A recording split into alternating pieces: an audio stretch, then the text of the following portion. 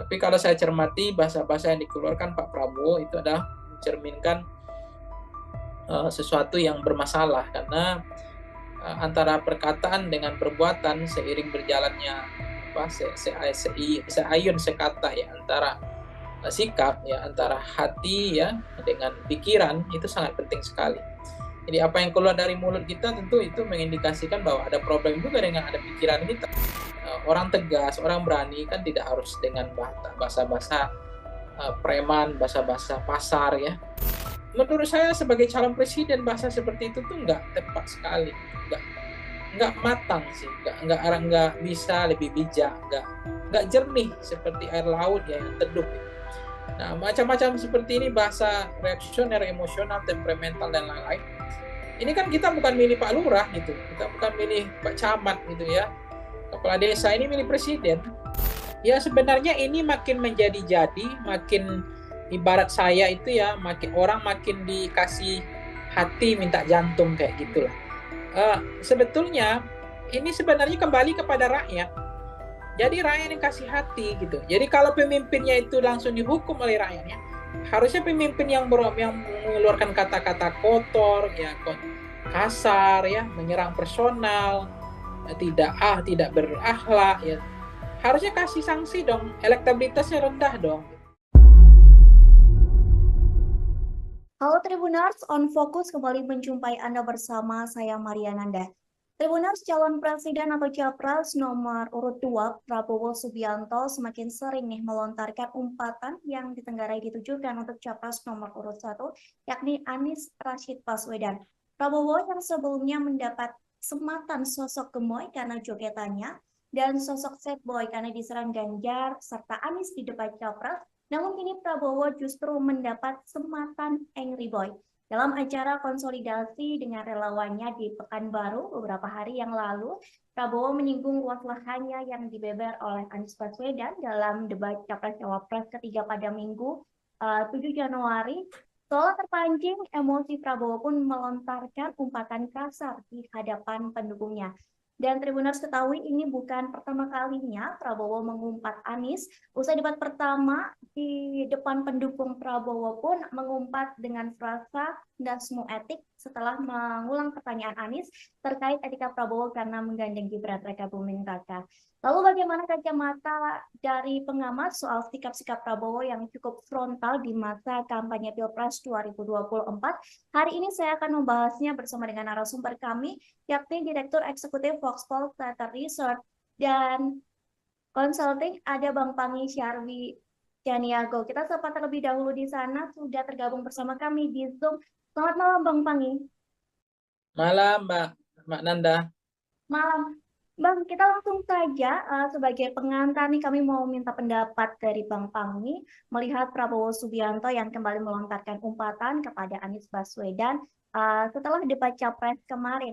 Mengingat Bang, ini bukan pertama kalinya Prabowo melontarkan kata-kata kasar. Sebelumnya juga tadi sudah saya sampaikan bahwa Prabowo sempat melontarkan frasa mohon maaf dan semua etik. Gimana pandangan Bang Pangi melihat lontaran-lontaran atau umpatan kata kasar dari Prabowo ini, Bang? Iya, ini sebenarnya umpatan seperti ini Mbak Nanda itu kembali kepada publik ya, masyarakat ya.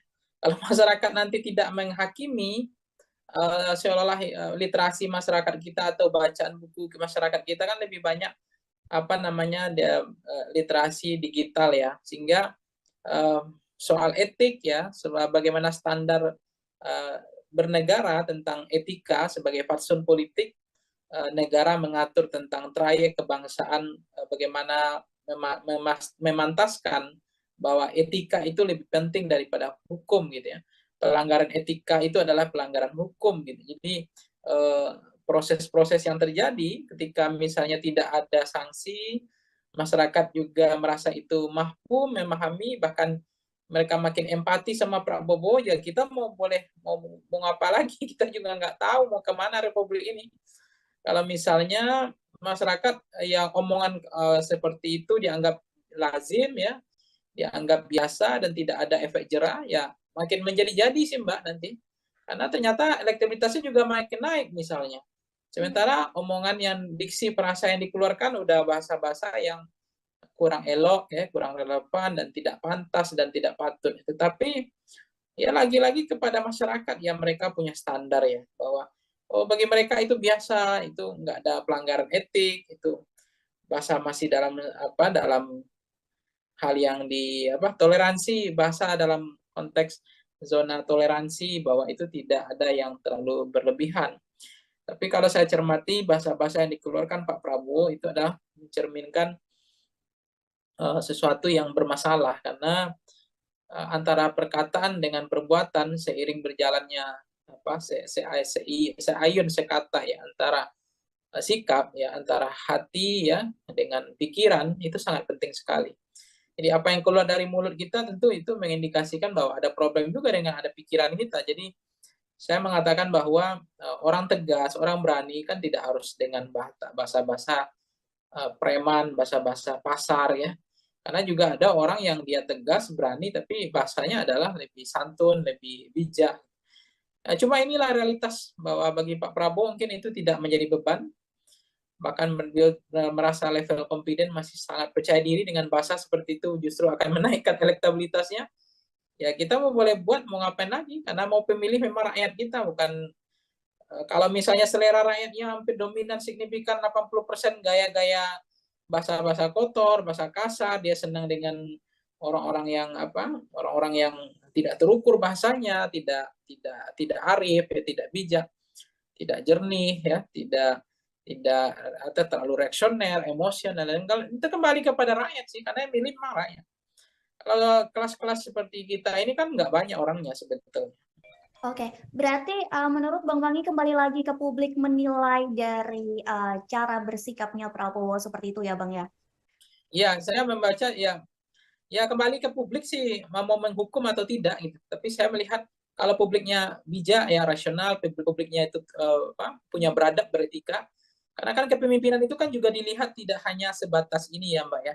Melihat karena soal figur ya, soal person, seseorang tidak hanya terbuai oleh apa istilahnya dalam konteks ini, ya setahu saya harus dipahami juga yang terjadi apa namanya ya, ya jangan tergiur ya, apa yang disampaikan Bu Mega kan itu juga benar, jangan terkecoh ya oleh sosok yang yang pikiran dan hatinya tidak satu gitu.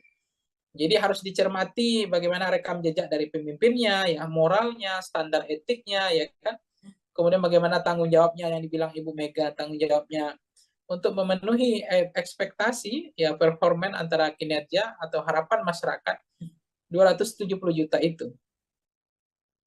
Oke, Bang, menyinggung masalah penilaian dari publik, setelah debat ketiga ini, justru publik banyak yang menaruh simpati kepada Prabowo karena menjadi objek serangan dari Anies Baswedan maupun Ganjar dari debat tersebut. Hingga Prabowo ini mendapat sematan sad boy begitu Bang di mata publik. Namun dalam hitungan jam image itu berubah karena Prabowo meluapkan emosinya saat dia bertemu dengan pendukungnya. Perubahan sikap Prabowo yang signifikan ini apakah cukup berpengaruh Bang untuk pemilih? Apakah nantinya mereka akan memilih Prabowo atau tidak dengan citra Prabowo yang berubah secara drastis? Ya sebenarnya sederhana ya Mbak Nanda, bahwa kepemimpinan yang hadir hari ini itu mencerminkan, merepresentasikan sampling frame dari rakyatnya. Jadi rakyat hari ini itu adalah sampel dari pemimpinnya.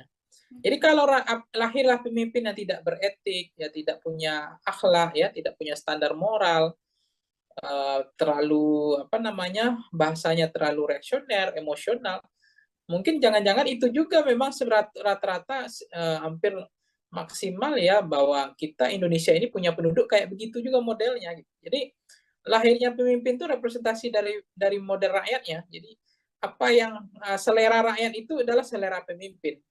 Jadi lahirnya pemimpin kita semacam itu adalah jangan-jangan itulah rakyat kita gitu. Jadi saya nggak tahu ya bagaimana rakyat Indonesia itu sekarang, karena memang jangan-jangan memang mereka nggak membaca lagi, ya baca buku yang baca hal-hal yang lebih dalam ya, mereka kan gimmick-gimmick, baca yang dangkal-dangkal, yang sederhana-sederhana ya, kemudian mereka lebih banyak preferensinya adalah media sosial gitu, jadi sangat setengah-setengah ya, jadi nggak dalam. Jadi cara pandang, cara pikirnya juga sangat singkat, pendek, dan berpikir tidak mau maju gitu. Jadi misalnya ya apa yang terjadi, kembali ke pertanyaan yang Nanda tadi, misalnya apa yang terjadi ya, ya itu yang kita ada kegelisahan sebenarnya. Memang di samping rakyat Indonesia dikatakan orangnya adalah pemaaf ya, pelupa, kemudian mudah untuk berempati gitu ya, kemudian tiba-tiba ada orang yang seolah-olah terzolimi, kemudian dia dengan mudah karena itu dimodifikasi, dirancang, didesain, dicitrakan seolah-olah terzolimi misalnya. Kemudian publik beramai-ramai berempati. Itu mudah sekali untuk berempati, untuk membantu, untuk justru tersentuh gitu ya ketika ada orang yang dikeroyok, ada orang yang dirujak, ada orang yang babak belur gitu ya. Apalagi penilaian dikasih oleh Anies, dikasih Mas Anies kasih apa namanya nilai 11 dari 100, kemudian Mas Ganjar kasih 10 dari ngasih 5 dari 10 gitu. Seolah-olah dia apa menjadi publik kasihan lihat Prabowo, tapi ternyata di belakang panggungnya ada pertemuan di pertemuan lain kok ngomongnya berulang lagi bahasa yang menurut saya sebagai calon presiden bahasa seperti itu tuh nggak tepat sekali gitu, nggak matang sih, nggak bisa lebih bijak, nggak jernih seperti air laut ya yang teduh gitu. Nah, macam-macam seperti ini bahasa reaksioner, emosional, temperamental dan lain-lain. Ini kan kita bukan milih Pak Lurah gitu, kita bukan milih Pak Camat gitu ya. Kepala desa ini milih presiden. Omongannya dengan perkataannya itu dilihat ya. Kemudian beririsannya antara hati dengan pikirannya, nggak boleh ada yang kemudian apa istilahnya omongannya lain, perbuatannya lain gitu ya. Sen ke kanan, beloknya ke kiri. Nah, pemimpin seperti ini jangan-jangan ya mencerminkan rakyatnya juga gitu. Jadi kita nggak bisa menyalahkan pemimpinnya sih, Mbak. Buktinya dinasti dianggap di mereka toleransi, bagi mereka dimaafkan itu biasa. Dan bagi mereka jangan-jangan toleransi itu tidak jadi masalah gitu. Sesuatu yang ya bukan saya pesimis ya, tapi pemimpinnya itu lahir, ya rakyatnya menilai itu dinasti itu ya isu elit. Dan bagi kami dinasti itu ya nggak mau bodoh. Mau siapapun memimpin nasib kami begini, artinya nggak akan mengubah nasib lah gitu kan. Kemudian bicara perpanjangan masa jabatan presiden, mereka adem ayam aja, tenang-tenang aja gitu, nggak ada yang protes, nggak ada yang kritik, hanya ada kelompok kepentingan saja, kelompok-kelompok NGO, kelompok-kelompok aktivis demokrasi, pro demokrasi yang bersuara ya. Kemudian ada misalnya konteks banyak hal ya yang masyarakat memang apa mentoleransi gitu atau menghalalkan, membolehkan sikap-sikap yang dipertontonkan itu. Nah, saya mengatakan, saya tidak pernah mengatakan rakyat Indonesia itu adalah rakyat yang tidak bermoral, tidak beretika, tidak punya standar. Tapi saya juga berkeyakinan bahwa lahirnya pemimpin hari ini itulah gambaran dari itulah gambaran perilaku rakyat kita kebanyakan hari ini. Baik, Bang, setelah Prabowo mengumpat dan berkata kasar yang diduga ditujukan untuk Anies Baswedan, Anies sendiri pun merespon umpatan itu dengan mengucapkan matur nuwun atau terima kasih.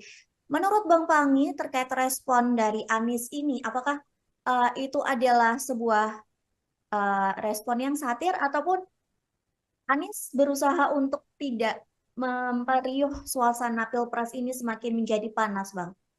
Dengan kata lain, mencari kata aman.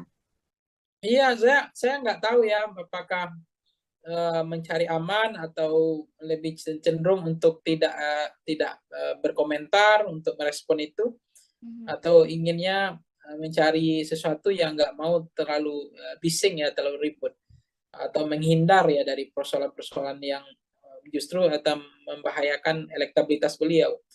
Jadi tidak perlu merespon hal-hal semacam itu. Jadi saya memahami bahwa apa yang terjadi Pak Anies misalnya dengan konteks tadi ya, kasus tadi merasa tidak ada masalah, bahwa beliau juga tidak mau terlalu baper ya untuk menghadapi apa yang terjadi, ya saya pikir itu biasa saja. Jadi Pak Anies melihat ya sudah mengikhlaskan, sudah mentuluskan bahwa menjadi pejabat publik kan sebenarnya memang kita nggak boleh baper ya. Kita menjadi pejabat publik ini harus siap dikuliti ya. Ya itu soal tanah itu tuh biasa, menjadi pemimpin ya orang akan tahu dikuliti, jangankan tanah.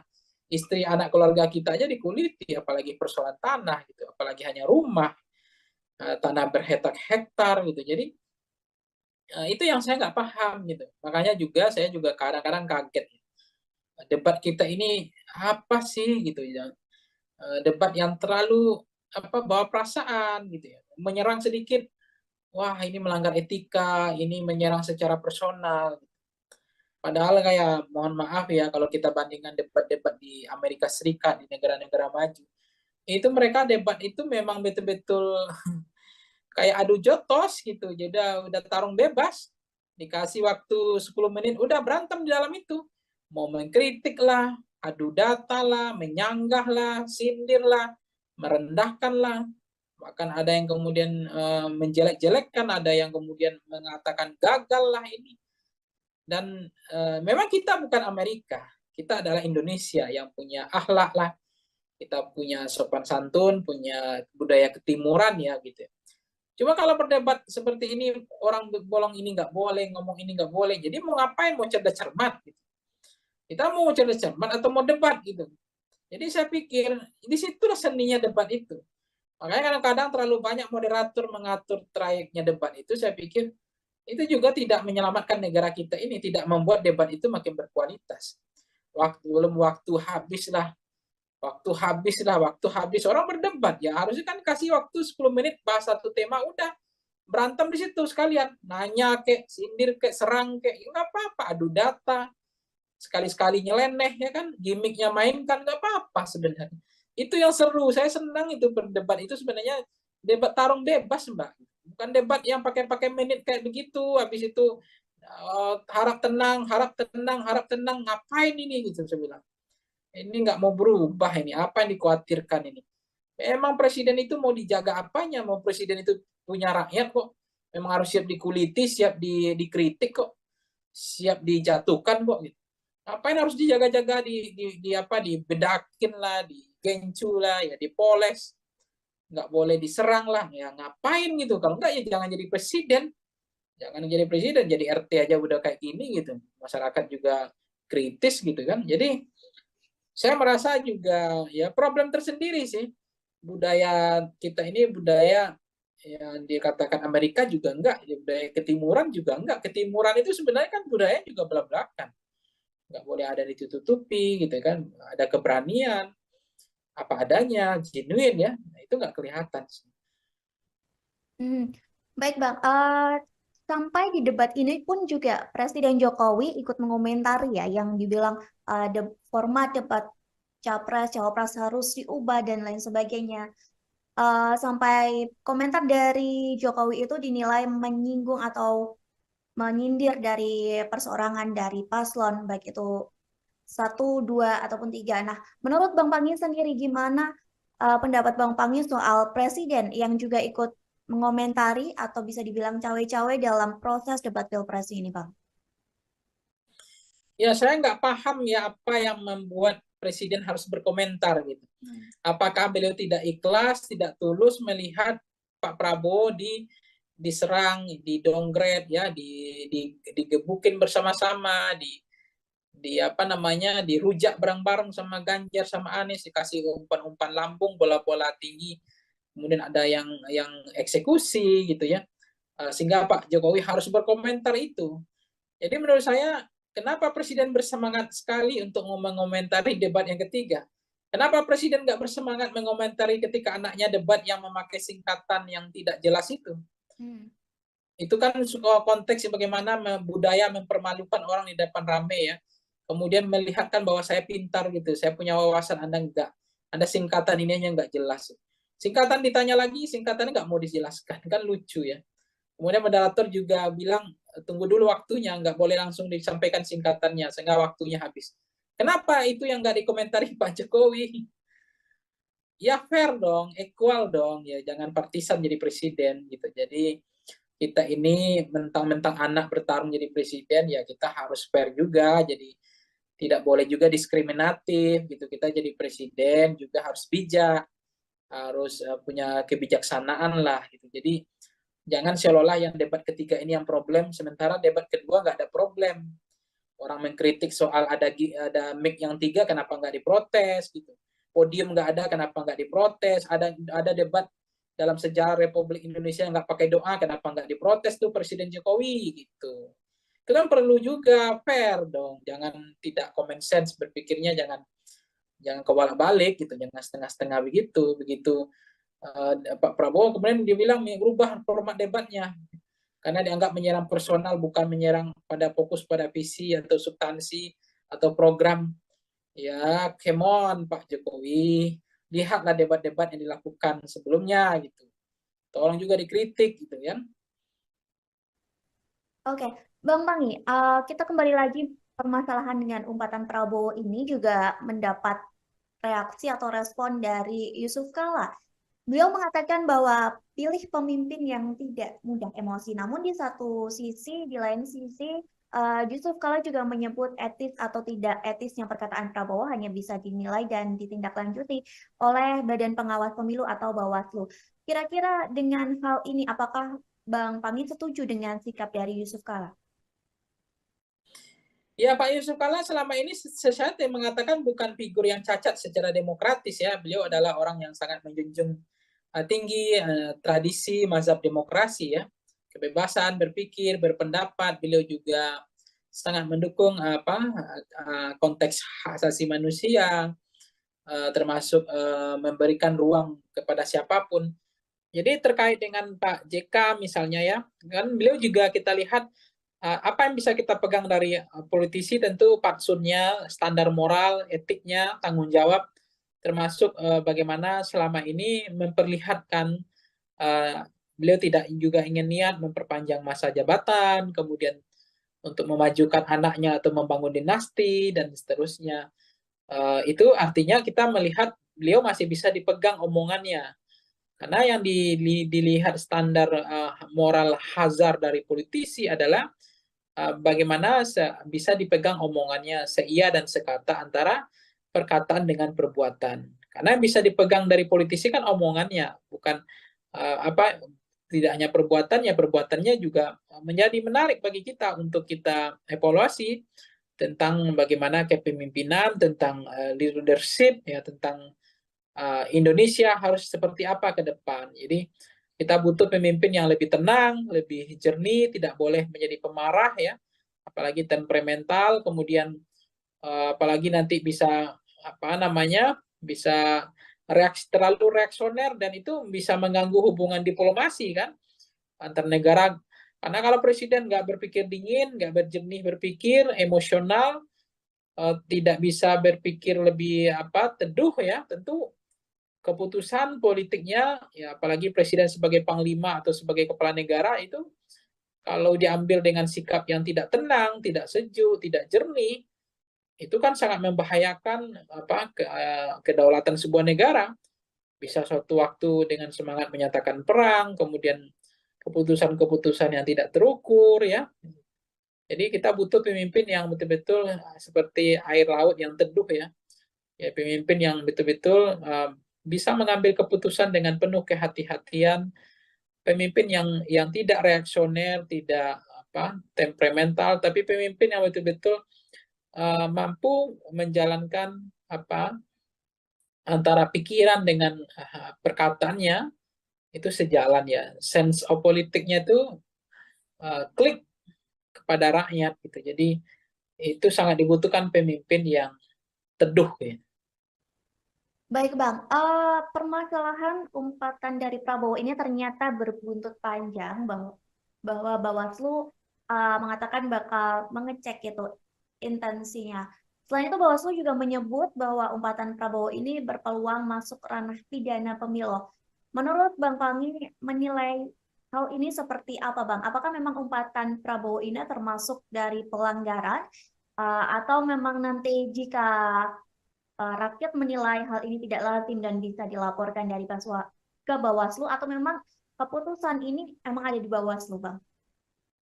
Iya, maka memang ini lagi marak ya, lagi musim ya, lapor melapor gitu ya, pengaduan ke Bawaslu, ke polisi. Cuma bagi saya ini untuk apa gitu.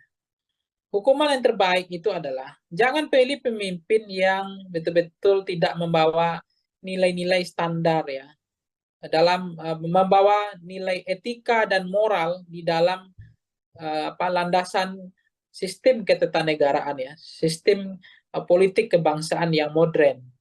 Itu bagaimana kita akhlak ya, tata tata krama, tata moral ya, tata etika dan seterusnya. Jadi ya udahlah, ngapain gitu ya, ngadu mengadu ya, saling melaporkan, ini untuk apa gitu. Jadi saya pikir ya udahlah, itu nggak terlalu penting sih menurut saya. Sekarang rakyatnya maunya apa itu aja. Kalau rakyat maunya ya, yang ingin pemimpin yang baik, ya rakyat harusnya melakukan kontemplasi gitu. Saya nggak mengatakan rakyat itu tidak punya kemimpinan, tidak punya kemampuan untuk menseleksi pemimpin yang baik. Tapi faktanya hari ini kan yang terpilih adalah londo-londo ireng gitu kan, pemimpin-pemimpin yang pengkhianat gitu, pemimpin yang tidak jahat sama rakyatnya. Karena apa? Karena rakyatnya tidak selektif. Jadi sangat mudah terpengaruh oleh transaksional pragmatis, fakta food buying ya, kemudian money politik ya, kemudian beli putus suara dan lebih senang belanja suara ketimbang belanja program dan kegiatan dan seterusnya dan seterusnya. Inilah realitas, inilah fakta yang terjadi hari ini. Jadi saya pikir menjadi penting bagi kita hukuman yang terbaik itu adalah hukuman dari rakyat ketimbang ya soal tanding-tanding mengadukan ke Bawaslu, tanding-tanding mengadu ke Bareskrim lah, apakah omongan itu tindak pidana yang disampaikan Pak Prabowo, apakah memenuhi unsur hanya etika, karena selama ini memang pelanggaran etika itu sebetulnya adalah pelanggaran hukum, karena hukum itu masih di bawah etika sebetulnya. Walaupun dalam ketatanegaraan orang sering mengatakan, oh kalau tidak melanggar hukum ya tidak ada masalah. Kalau etika ya nggak perlu ditindak, tidak ada sanksi dan tidak ada pidananya. Hmm. Terkait menjadi peluang pelanggaran pemilu, TKN dari Prabowo Gibran sendiri percaya diri nih Bang, atau pede bahwa umpatan itu tidak mengandung unsur penghinaan. Bahkan hari ini Prabowo kembali lagi menggunakan kata kasar ketika beliau kampanye di Bengkulu. Bahkan relawan Prabowo sendiri juga ikut meneriakan kata kasar tersebut.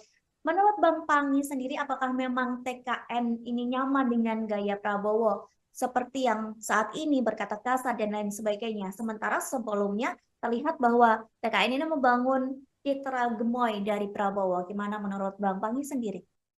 Ya sebenarnya ini makin menjadi-jadi, makin ibarat saya itu ya, orang makin dikasih hati minta jantung kayak gitulah. Sebetulnya ini sebenarnya kembali kepada rakyat. Jadi rakyat yang kasih hati gitu. Jadi kalau pemimpinnya itu langsung dihukum oleh rakyatnya, harusnya pemimpin yang mengeluarkan kata-kata kotor, ya kasar, ya menyerang personal, tidak berakhlak, ya harusnya kasih sanksi dong, elektabilitasnya rendah dong. Hmm. Tapi kenapa elektabilitas semakin naik? Justru ketika dia mengeluarkan kata kotor, menyerang, menyindir dengan sindiran yang tidak pantas gitu ya. Kemudian meremehkan gitu, bahkan mengeledek gitu semua standar-standar yang negara punya bagian dari etika atau fatsun politik. Karena memang rakyat nggak menghukum, jadi makin menjadi-jadi gitu. Nah, kalau rakyat menghukum, tentu dia akan berpikir ulang kan, daripada elektabilitasnya turun, daripada kalah, tentu dia akan mengelola diksi frasa yang mengatur trayek cara berkata yang baik misalnya. Tapi nggak dilakukan karena oh ternyata dengan gaya begini juga masyarakat senang. Oh justru dengan berkata kotor elektabilitas saya makin naik. Nah kan itu yang menarik sekarang. Itulah fakta, itu realitas bagaimana sekarang ya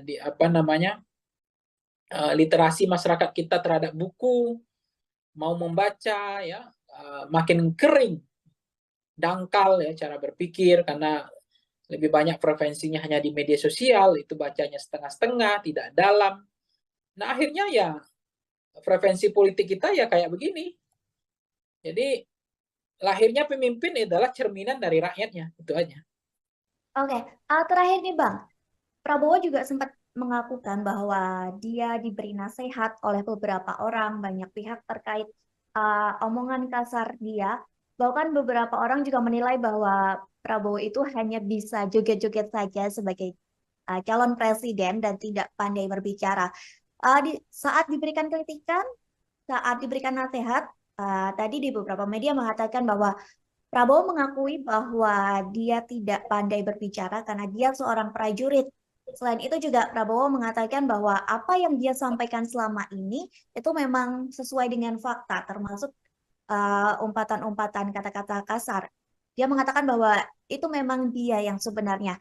Menurut dari Bang Pangi, apakah selanjutnya Prabowo akan meneruskan citra dari Prabowo dengan kata-kata kasarnya atau kembali lagi dengan Prabowo gemoy atau justru ada sesuatu kejutan yang akan diberikan dari tim Prabowo dan Gibran, Bang? Ya, tentu apakah akan kembali kepada aslinya yang seperti apa, saya nggak tahu apakah aslinya gemoy, apakah aslinya yang suka dengan menampilkan degalan bahasa-bahasa yang kotor, yang kasar, yang tidak tepat itu yang aslinya panggung depan atau degalan politiknya, atau adalah ada panggung atau wajah topeng lain, saya nggak tahu ya. Kan seorang pemimpin itu juga nggak bagus ya, lebih baik itu jujur ya, genuine ya, tidak dibedakin, tidak dipoles, tidak digencuin gitu. Jadi apa adanya itu sebenarnya bagus. Karena kita nggak mau terpilih pemimpin yang karena korban pencitraan, seolah berpihak pada rakyat, seolah dia sayang sama rakyatnya, seolah dia pemimpin yang mencintai rakyat, tapi pada saat yang sama harga sembako naik, listrik naik, ya pajak naik, gas naik, kemudian biaya pendidikan naik, biaya sekolah naik, setiap kita pulang kampung ya harga tiket naik, nggak tanggung-tanggung gitu. Nah itu apakah itu adalah cerminan, apakah itu adalah pemimpin yang berpihak pada rakyat dari konteks kebijakan. Jadi apa yang terjadi sekarang adalah kita memahami betul bahwa konteks pemimpin presiden hari ini kita sudah melihat mereka sangat terlalu percaya diri, level confident. Jadi karena semakin percaya diri, jadi umpatan cara ngomongnya nggak mau memperbaiki, dia ingin senang dengan berkata kotor, kasar, mengejek gitu ya. Itu terlalu percaya diri Mbak, karena selama ini itu tidak menggerus elektabilitasnya. Dia merasa elektabilitasnya makin naik. Nah, itu yang membuat mereka akhirnya terjebak sebetulnya orang yang terlalu overconfident, ya dia merasa apa yang dilakukan tidak ada yang salah. Dan tidak ada juga hukuman, tidak ada juga sanksi. Nah, toh elektabilitas saya makin tinggi gitu. Dengan perangai degalan politik yang saya tampilkan di panggung depan dengan model-model seperti ini. Nah, itulah faktanya. Baik Bang Pangi, nanti kita akan menantikan bersama-sama ya Bang. Tribuners juga di rumah menantikan seperti apakah sikap kedepannya yang akan diambil dari Prabowo Subianto dan TKN menjelang pemilu yang akan dilaksanakan serentak pada Februari mendatang. Kita nantikan apakah Prabowo akan merubah citranya, tetap mempertahankan image gemoy atau dengan ciri khas aslinya. Kita akan menantikan hal itu semua dan sekali lagi terima kasih Bang Pangi sudah berkenan bergabung bersama kami hari ini. Sukses terus Bang, semoga kita bisa berjumpa di lain kesempatan. Baik Tribunal, terima kasih sudah menyaksikan Tribun on Focus hari ini. Nantikan topik pembahasan politik yang lebih seru lagi bersama dengan kami. Akhir kata saya Mariana dan kru yang petugas pamit undur diri. Terima kasih dan sampai jumpa. Download Tribun X sekarang. Menghadirkan lokal menjadi Indonesia. Tapi kalau saya cermati bahasa-bahasa yang dikeluarkan Pak Prabowo itu adalah mencerminkan sesuatu yang bermasalah karena antara perkataan dengan perbuatan seiring berjalannya seayun sekata ya antara sikap ya antara hati ya dengan pikiran itu sangat penting sekali. Jadi apa yang keluar dari mulut kita tentu itu mengindikasikan bahwa ada problem juga dengan ada pikiran kita. Orang tegas, orang berani kan tidak harus dengan bahasa-bahasa preman, bahasa-bahasa pasar ya. Menurut saya sebagai calon presiden bahasa seperti itu tuh nggak tepat sekali, nggak matang sih, nggak bisa lebih bijak, nggak jernih seperti air laut ya yang teduh. Nah, macam-macam seperti ini, bahasa reaksioner, emosional, temperamental, dan lain-lain. Ini kan kita bukan milih Pak Lurah gitu, kita bukan milih Pak Camat gitu ya. Kepala desa ini milih presiden. Ya sebenarnya ini makin menjadi-jadi, makin ibarat saya itu ya, orang makin dikasih hati minta jantung kayak gitulah. Sebetulnya ini sebenarnya kembali kepada rakyat. Jadi rakyat yang kasih hati gitu. Jadi kalau pemimpinnya itu langsung dihukum oleh rakyatnya, harusnya pemimpin yang mengeluarkan kata-kata kotor, ya kasar, ya menyerang personal, tidak berakhlak, ya harusnya kasih sanksi dong. Elektabilitasnya rendah dong. Halo Tribuners, On Focus kembali menjumpai Anda bersama saya Maria Nanda. Tribuners, calon presiden atau capres nomor urut 2 Prabowo Subianto semakin sering melontarkan umpatan yang ditenggarai ditujukan untuk capres nomor urut 1, yakni Anies Rashid Baswedan. Prabowo yang sebelumnya mendapat sematan sosok gemoy karena jogetannya dan sosok sad boy karena diserang Ganjar serta Anies di debat capres, namun kini Prabowo justru mendapat sematan angry boy. Dalam acara konsolidasi dengan relawannya di Pekanbaru beberapa hari yang lalu, Prabowo menyinggung luas lahannya yang dibeber oleh Anies Baswedan dalam debat Capres-Cawapres ketiga pada Minggu 7 Januari. Seolah terpancing, emosi Prabowo pun melontarkan umpatan kasar di hadapan pendukungnya. Dan Tribuners ketahui ini bukan pertama kalinya Prabowo mengumpat Anies. Usai debat pertama di depan pendukung Prabowo pun mengumpat dengan frasa dasmu etik setelah mengulang pertanyaan Anies terkait etika Prabowo karena menggandeng Gibran Raka Buming Raka. Lalu bagaimana kacamata dari pengamat soal sikap-sikap Prabowo yang cukup frontal di masa kampanye Pilpres 2024? Hari ini saya akan membahasnya bersama dengan narasumber kami, yakni Direktur Eksekutif Voxpol Data Research dan Consulting, ada Bang Pangi Syarwi Janiago. Kita sapa terlebih dahulu di sana, sudah tergabung bersama kami di Zoom. Selamat malam Bang Pangi. Malam Mbak Nanda. Malam. Bang, kita langsung saja sebagai pengantar nih kami mau minta pendapat dari Bang Pangi melihat Prabowo Subianto yang kembali melontarkan umpatan kepada Anies Baswedan setelah debat Capres kemarin. Mengingat Bang, ini bukan pertama kalinya Prabowo melontarkan kata-kata kasar. Sebelumnya juga tadi sudah saya sampaikan bahwa Prabowo sempat melontarkan frasa mohon maaf dasmu etik. Gimana pandangan Bang Pangi melihat lontaran-lontaran atau umpatan kata kasar dari Prabowo ini, Bang? Iya, ini sebenarnya umpatan seperti ini menanda itu kembali kepada publik ya, masyarakat ya. Kalau masyarakat nanti tidak menghakimi, seolah-olah literasi masyarakat kita atau bacaan buku masyarakat kita kan lebih banyak literasi digital ya, sehingga soal etik ya, bagaimana standar bernegara tentang etika sebagai fatsun politik, negara mengatur tentang trayek kebangsaan, bagaimana memantaskan bahwa etika itu lebih penting daripada hukum gitu ya. Pelanggaran etika itu adalah pelanggaran hukum gitu. Jadi proses-proses yang terjadi ketika misalnya tidak ada sanksi, masyarakat juga merasa itu mahfum, memahami, bahkan mereka makin empati sama Prabowo, ya kita mau apa lagi, kita juga nggak tahu mau kemana Republik ini.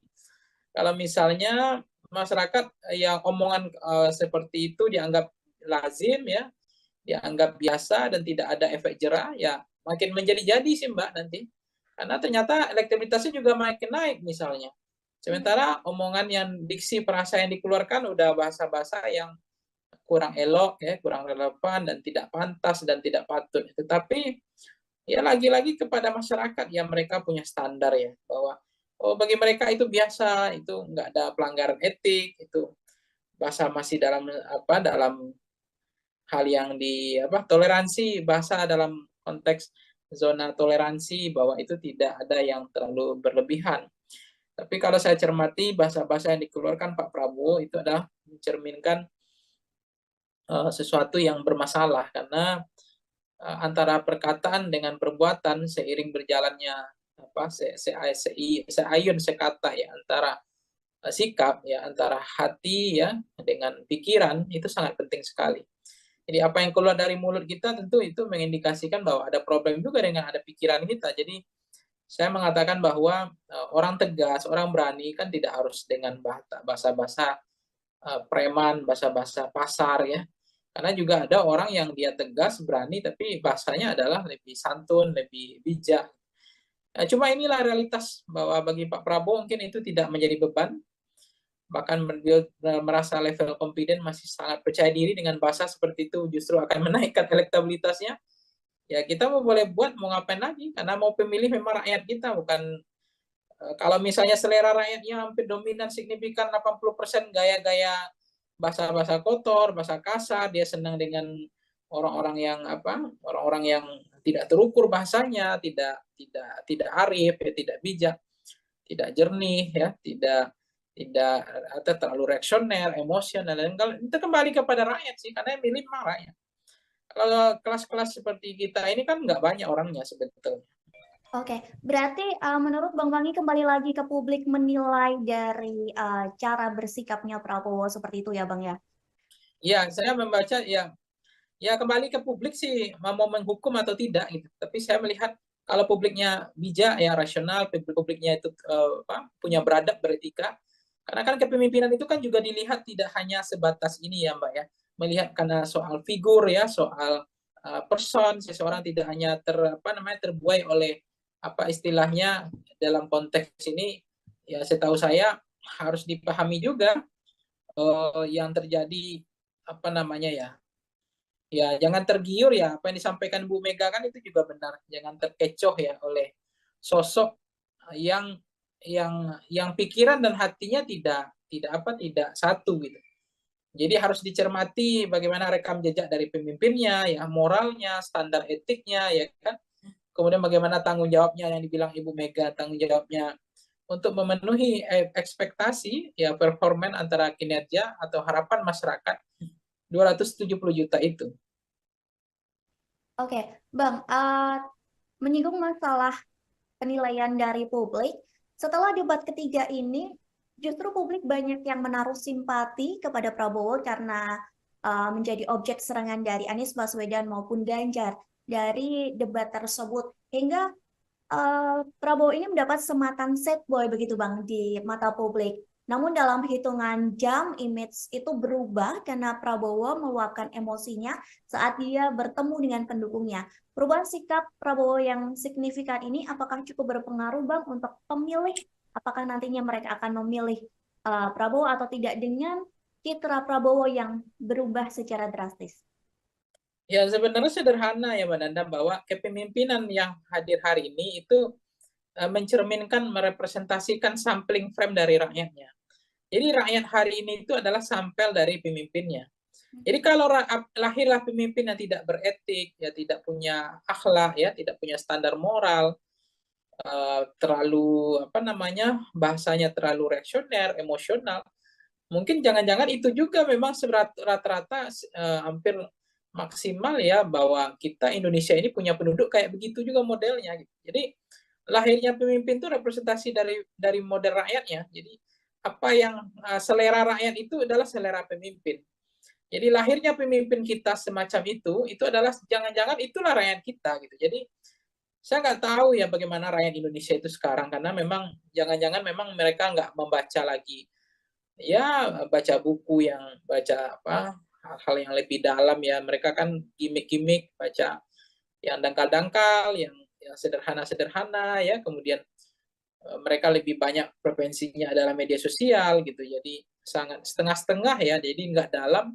Jadi cara pandang, cara pikirnya juga sangat singkat, pendek, dan berpikir tidak mau maju gitu. Jadi misalnya ya apa yang terjadi, kembali ke pertanyaan yang Mbak Nanda tadi, misalnya apa yang terjadi ya itu yang kita ada kegelisahan sebenarnya. Memang di samping rakyat Indonesia dikatakan orangnya adalah pemaaf ya, pelupa, kemudian mudah untuk berempati gitu ya, kemudian tiba-tiba ada orang yang seolah-olah terzolimi, kemudian dia dengan mudah karena itu dimodifikasi, dirancang, didesain, dicitrakan seolah-olah terzolimi misalnya. Kemudian publik beramai-ramai berempati, itu mudah sekali untuk berempati, untuk membantu, untuk justru tersentuh gitu ya, ketika ada orang yang dikeroyok, ada orang yang dirujak, ada orang yang babak belur gitu ya, apalagi penilaian dikasih oleh Anies, dikasih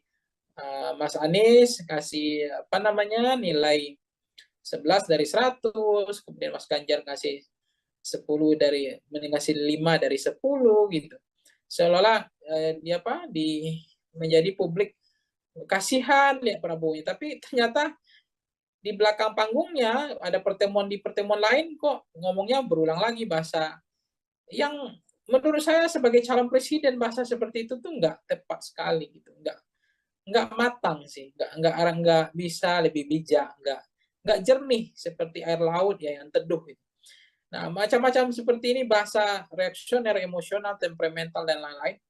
Ini kan kita bukan milih Pak Lurah gitu, kita bukan milih Pak Camat gitu ya. Kepala desa ini milih presiden. Omongannya dengan perkataannya itu dilihat ya. Kemudian beririsannya antara hati dengan pikirannya, nggak boleh ada yang kemudian apa istilahnya omongannya lain, perbuatannya lain gitu ya. Sen ke kanan, beloknya ke kiri. Nah, pemimpin seperti ini jangan-jangan ya mencerminkan rakyatnya juga gitu. Jadi kita nggak bisa menyalahkan pemimpinnya sih, Mbak. Buktinya dinasti dianggap di mereka toleransi, bagi mereka dimaafkan itu biasa. Dan bagi mereka jangan-jangan toleransi itu tidak jadi masalah gitu. Sesuatu yang ya bukan saya pesimis ya, tapi pemimpinnya itu lahir, ya rakyatnya menilai itu, dinasti itu ya isu elit. Dan bagi kami dinasti itu ya nggak mau bodoh. Mau siapapun memimpin nasib kami begini, artinya nggak akan mengubah nasib lah gitu kan.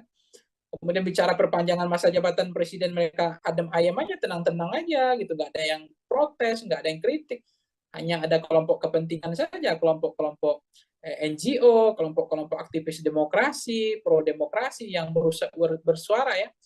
Kemudian ada misalnya konteks banyak hal ya yang masyarakat memang mentoleransi gitu atau menghalalkan, membolehkan sikap-sikap yang dipertontonkan itu. Nah, saya tidak pernah mengatakan rakyat Indonesia itu adalah rakyat yang tidak bermoral, tidak beretika, tidak punya standar.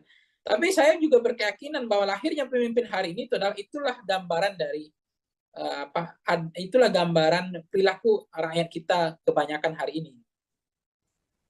Baik, Bang, setelah Prabowo mengumpat dan berkata kasar yang diduga ditujukan untuk Anies Baswedan, Anies sendiri pun merespon umpatan itu dengan mengucapkan matur nuwun atau terima kasih. Menurut Bang Pangi terkait respon dari Anies ini, apakah itu adalah sebuah respon yang satir ataupun Anies berusaha untuk tidak memperiuh suasana Pilpres ini semakin menjadi panas, Bang? Dengan kata lain, mencari kata aman. Iya, saya nggak tahu ya apakah mencari aman atau lebih cenderung untuk tidak berkomentar untuk merespon itu, atau inginnya mencari sesuatu yang nggak mau terlalu bising ya, terlalu ribut, atau menghindar ya dari persoalan-persoalan yang justru atau membahayakan elektabilitas beliau. Jadi dianggap tidak perlu merespon hal-hal semacam itu. Jadi saya memahami bahwa apa yang terjadi Pak Anies misalnya dengan konteks tadi ya, kasus tadi merasa tidak ada masalah, bahwa beliau juga tidak mau terlalu baper ya untuk menghadapi apa yang terjadi, ya saya pikir itu biasa saja. Jadi Pak Anies melihat ya sudah mengikhlaskan, sudah mentuluskan bahwa menjadi pejabat publik kan sebenarnya memang kita nggak boleh baper ya. Kita menjadi pejabat publik ini harus siap dikuliti ya. Ya itu soal tanah itu tuh biasa, menjadi pemimpin ya orang akan tahu dikuliti, jangankan tanah. Istri anak keluarga kita aja dikuliti, apalagi persoalan tanah gitu, apalagi hanya rumah, tanah berhektar-hektar gitu. Jadi itu yang saya nggak paham gitu. Makanya saya juga kadang-kadang kaget. Debat kita ini apa sih gitu ya? Debat yang terlalu bawa perasaan gitu ya, menyerang sedikit, wah ini melanggar etika, ini menyerang secara personal. Padahal kayak mohon maaf ya kalau kita bandingkan debat-debat di Amerika Serikat, di negara-negara maju, itu mereka debat itu memang betul-betul kayak adu jotos gitu. Jadi udah tarung bebas, dikasih waktu 10 menit udah berantem di dalam itu. Mau mengkritik lah, adu data lah, menyanggah lah, sindir lah, merendahkan lah. Bahkan ada yang kemudian menjelek-jelekkan, ada yang kemudian mengatakan gagal lah ini. Dan memang kita bukan Amerika, kita adalah Indonesia yang punya akhlak lah, kita punya sopan santun, punya budaya ketimuran ya gitu. Cuma kalau berdebat seperti ini, orang bolong ini nggak boleh, ngomong ini nggak boleh. Jadi mau ngapain? Mau cerdas cermat? Gitu. Kita mau cerdas cermat atau mau debat gitu. Jadi saya pikir di situlah seninya debat itu. Makanya kadang-kadang terlalu banyak moderator mengatur trayeknya debat itu, saya pikir itu juga tidak menyelamatkan negara kita ini, tidak membuat debat itu makin berkualitas. Waktu habis orang berdebat ya harusnya kan kasih waktu 10 menit bahas satu tema udah berantem di situ sekalian, nanya kek, sindir kek, serang kek, ya nggak apa-apa, adu data, sekali-sekali nyeleneh ya kan, gimmicknya mainkan nggak apa-apa sebenarnya. Itu yang seru, saya senang itu berdebat itu sebenarnya debat tarung bebas Mbak, bukan debat yang pakai menit kayak begitu, habis itu harap tenang, harap tenang, harap tenang, ngapain ini gitu saya bilang. Ini nggak mau berubah ini, apa yang dikhawatirkan ini? Emang presiden itu mau dijaga apanya? Mau presiden itu punya rakyat kok. Memang harus siap dikuliti, siap dikritik kok, siap dijatuhkan kok. Gitu.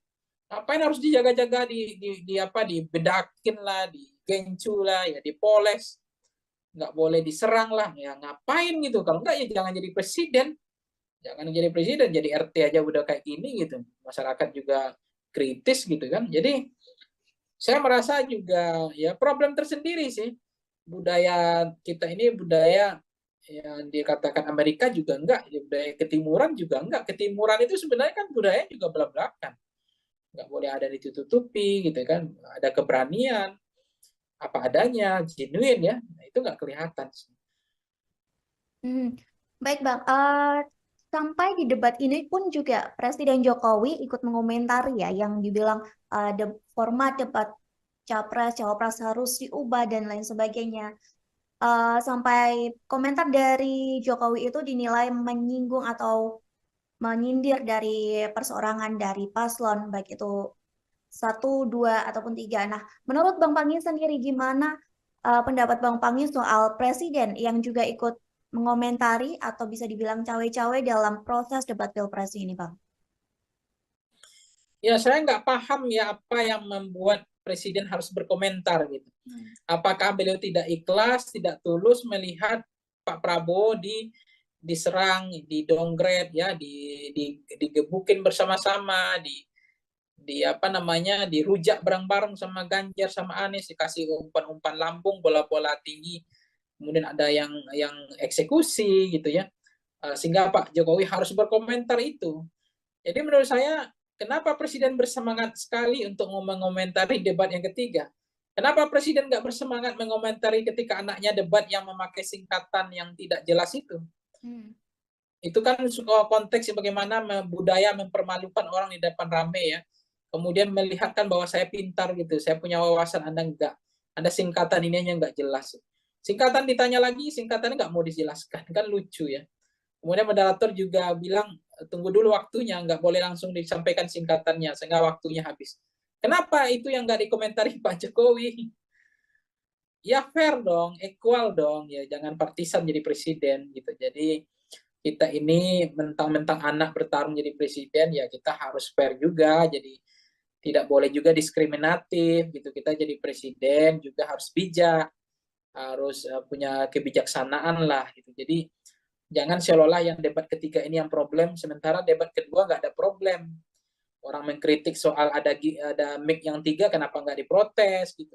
Podium nggak ada, kenapa nggak diprotes. Ada debat dalam sejarah Republik Indonesia yang nggak pakai doa, kenapa nggak diprotes tuh Presiden Jokowi gitu. Itu kan perlu juga fair dong, jangan tidak common sense berpikirnya, jangan kebalik-balik gitu, jangan setengah-setengah begitu. Pak Prabowo kemudian dibilang merubah format debatnya. karena dianggap menyerang personal, bukan menyerang pada fokus pada visi atau substansi atau program. Ya, come on Pak Jokowi, lihatlah debat-debat yang dilakukan sebelumnya gitu. Tolong juga dikritik gitu ya. Oke, Bang Pangi, kita kembali lagi permasalahan dengan umpatan Prabowo ini juga mendapat reaksi atau respon dari Yusuf Kala. Beliau mengatakan bahwa pilih pemimpin yang tidak mudah emosi. Namun di satu sisi, di lain sisi, Yusuf Kala juga menyebut etis atau tidak etisnya perkataan Prabowo hanya bisa dinilai dan ditindaklanjuti oleh Badan Pengawas Pemilu atau Bawaslu. Kira-kira dengan hal ini, apakah Bang Pangi setuju dengan sikap dari Yusuf Kala? Ya, Pak Yusuf Kala selama ini saya mengatakan bukan figur yang cacat secara demokratis ya. Beliau adalah orang yang sangat menjunjung tinggi tradisi mazhab demokrasi ya. Kebebasan berpikir, berpendapat. Beliau juga sangat mendukung konteks hak asasi manusia, termasuk memberikan ruang kepada siapapun. Jadi terkait dengan Pak JK misalnya ya, kan beliau juga kita lihat apa yang bisa kita pegang dari politisi, tentu fatsunnya, standar moral, etiknya, tanggung jawab, termasuk bagaimana selama ini memperlihatkan beliau tidak juga ingin niat memperpanjang masa jabatan, kemudian untuk memajukan anaknya atau membangun dinasti dan seterusnya. Itu artinya kita melihat beliau masih bisa dipegang omongannya.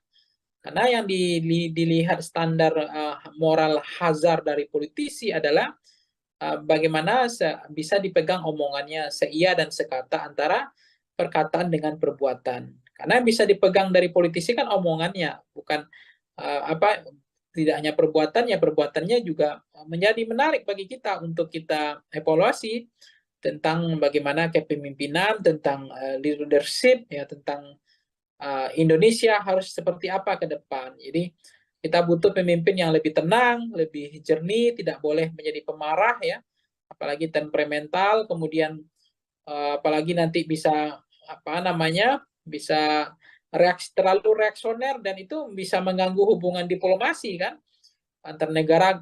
Karena kalau presiden nggak berpikir dingin, nggak berjernih berpikir, emosional, tidak bisa berpikir lebih teduh ya, tentu keputusan politiknya ya, apalagi presiden sebagai panglima atau sebagai kepala negara itu kalau diambil dengan sikap yang tidak tenang, tidak sejuk, tidak jernih, itu kan sangat membahayakan kedaulatan sebuah negara. Bisa suatu waktu dengan semangat menyatakan perang, kemudian keputusan-keputusan yang tidak terukur ya. Jadi kita butuh pemimpin yang betul-betul seperti air laut yang teduh ya. Ya, pemimpin yang betul-betul bisa mengambil keputusan dengan penuh kehati-hatian, pemimpin yang tidak reaksioner, tidak temperamental, tapi pemimpin yang betul-betul mampu menjalankan antara pikiran dengan perkataannya itu sejalan ya. Sense of politiknya itu klik kepada rakyat gitu. Jadi itu sangat dibutuhkan pemimpin yang teduh ya. Baik Bang, permasalahan umpatan dari Prabowo ini ternyata berbuntut panjang bahwa Bawaslu mengatakan bakal mengecek itu intensinya. Selain itu Bawaslu juga menyebut bahwa umpatan Prabowo ini berpeluang masuk ranah pidana pemilu. Menurut Bang Pangi menilai hal ini seperti apa Bang? Apakah memang umpatan Prabowo ini termasuk dari pelanggaran atau memang nanti jika rakyat menilai hal ini tidak lazim dan bisa dilaporkan dari ke Bawaslu atau memang keputusan ini emang ada di Bawaslu, Bang? Iya, maka memang ini lagi marak ya, lagi musim ya, lapor-melapor gitu ya. Pengaduan ke Bawaslu, ke polisi. Cuma bagi saya ini untuk apa gitu. Hukuman yang terbaik itu adalah jangan pilih pemimpin yang betul-betul tidak membawa nilai-nilai standar ya. Dalam membawa nilai etika dan moral di dalam landasan sistem ketatanegaraan ya, sistem politik kebangsaan yang modern.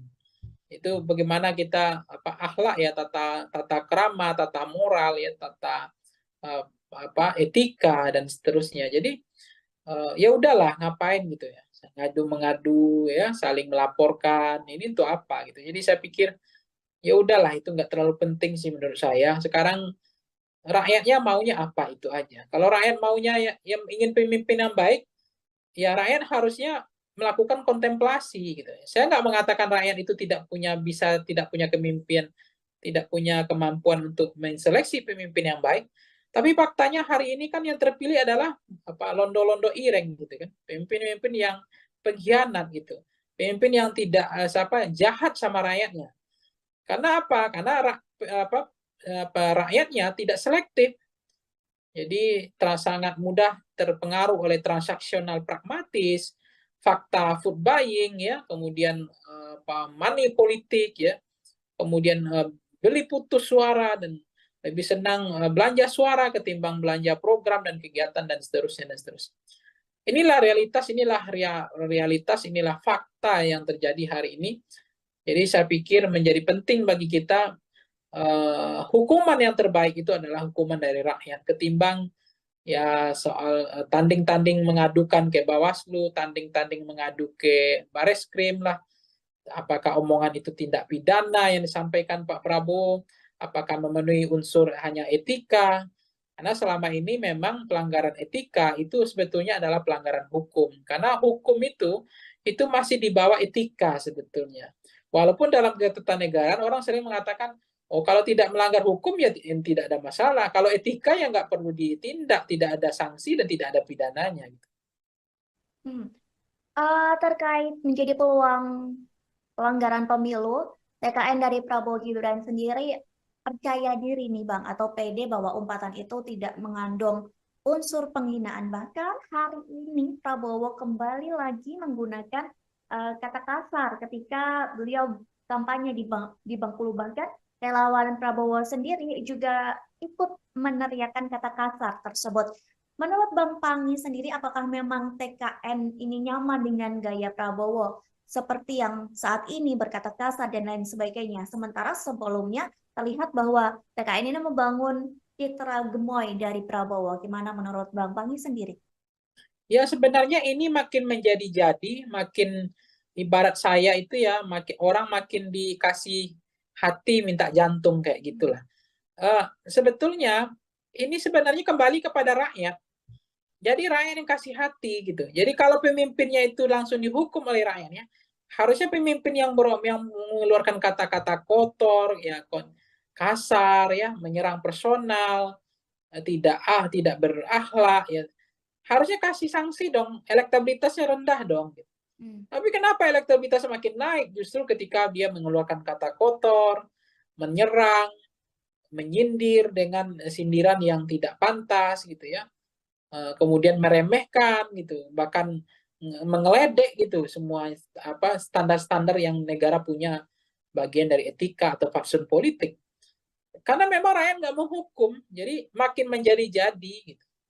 Nah, kalau rakyat menghukum, tentu dia akan berpikir ulang kan, daripada elektabilitasnya turun, daripada kalah, tentu dia akan mengelola diksi frasa yang mengatur trayek cara berkata yang baik misalnya. Tapi nggak dilakukan karena ternyata dengan gaya begini juga masyarakat senang. Justru dengan berkata kotor elektabilitas saya makin naik. Nah kan itu yang menarik sekarang. Itulah fakta, itu realitas bagaimana sekarang ya literasi masyarakat kita terhadap buku, mau membaca ya makin kering, dangkal ya cara berpikir karena lebih banyak preferensinya hanya di media sosial, itu bacanya setengah-setengah, tidak dalam.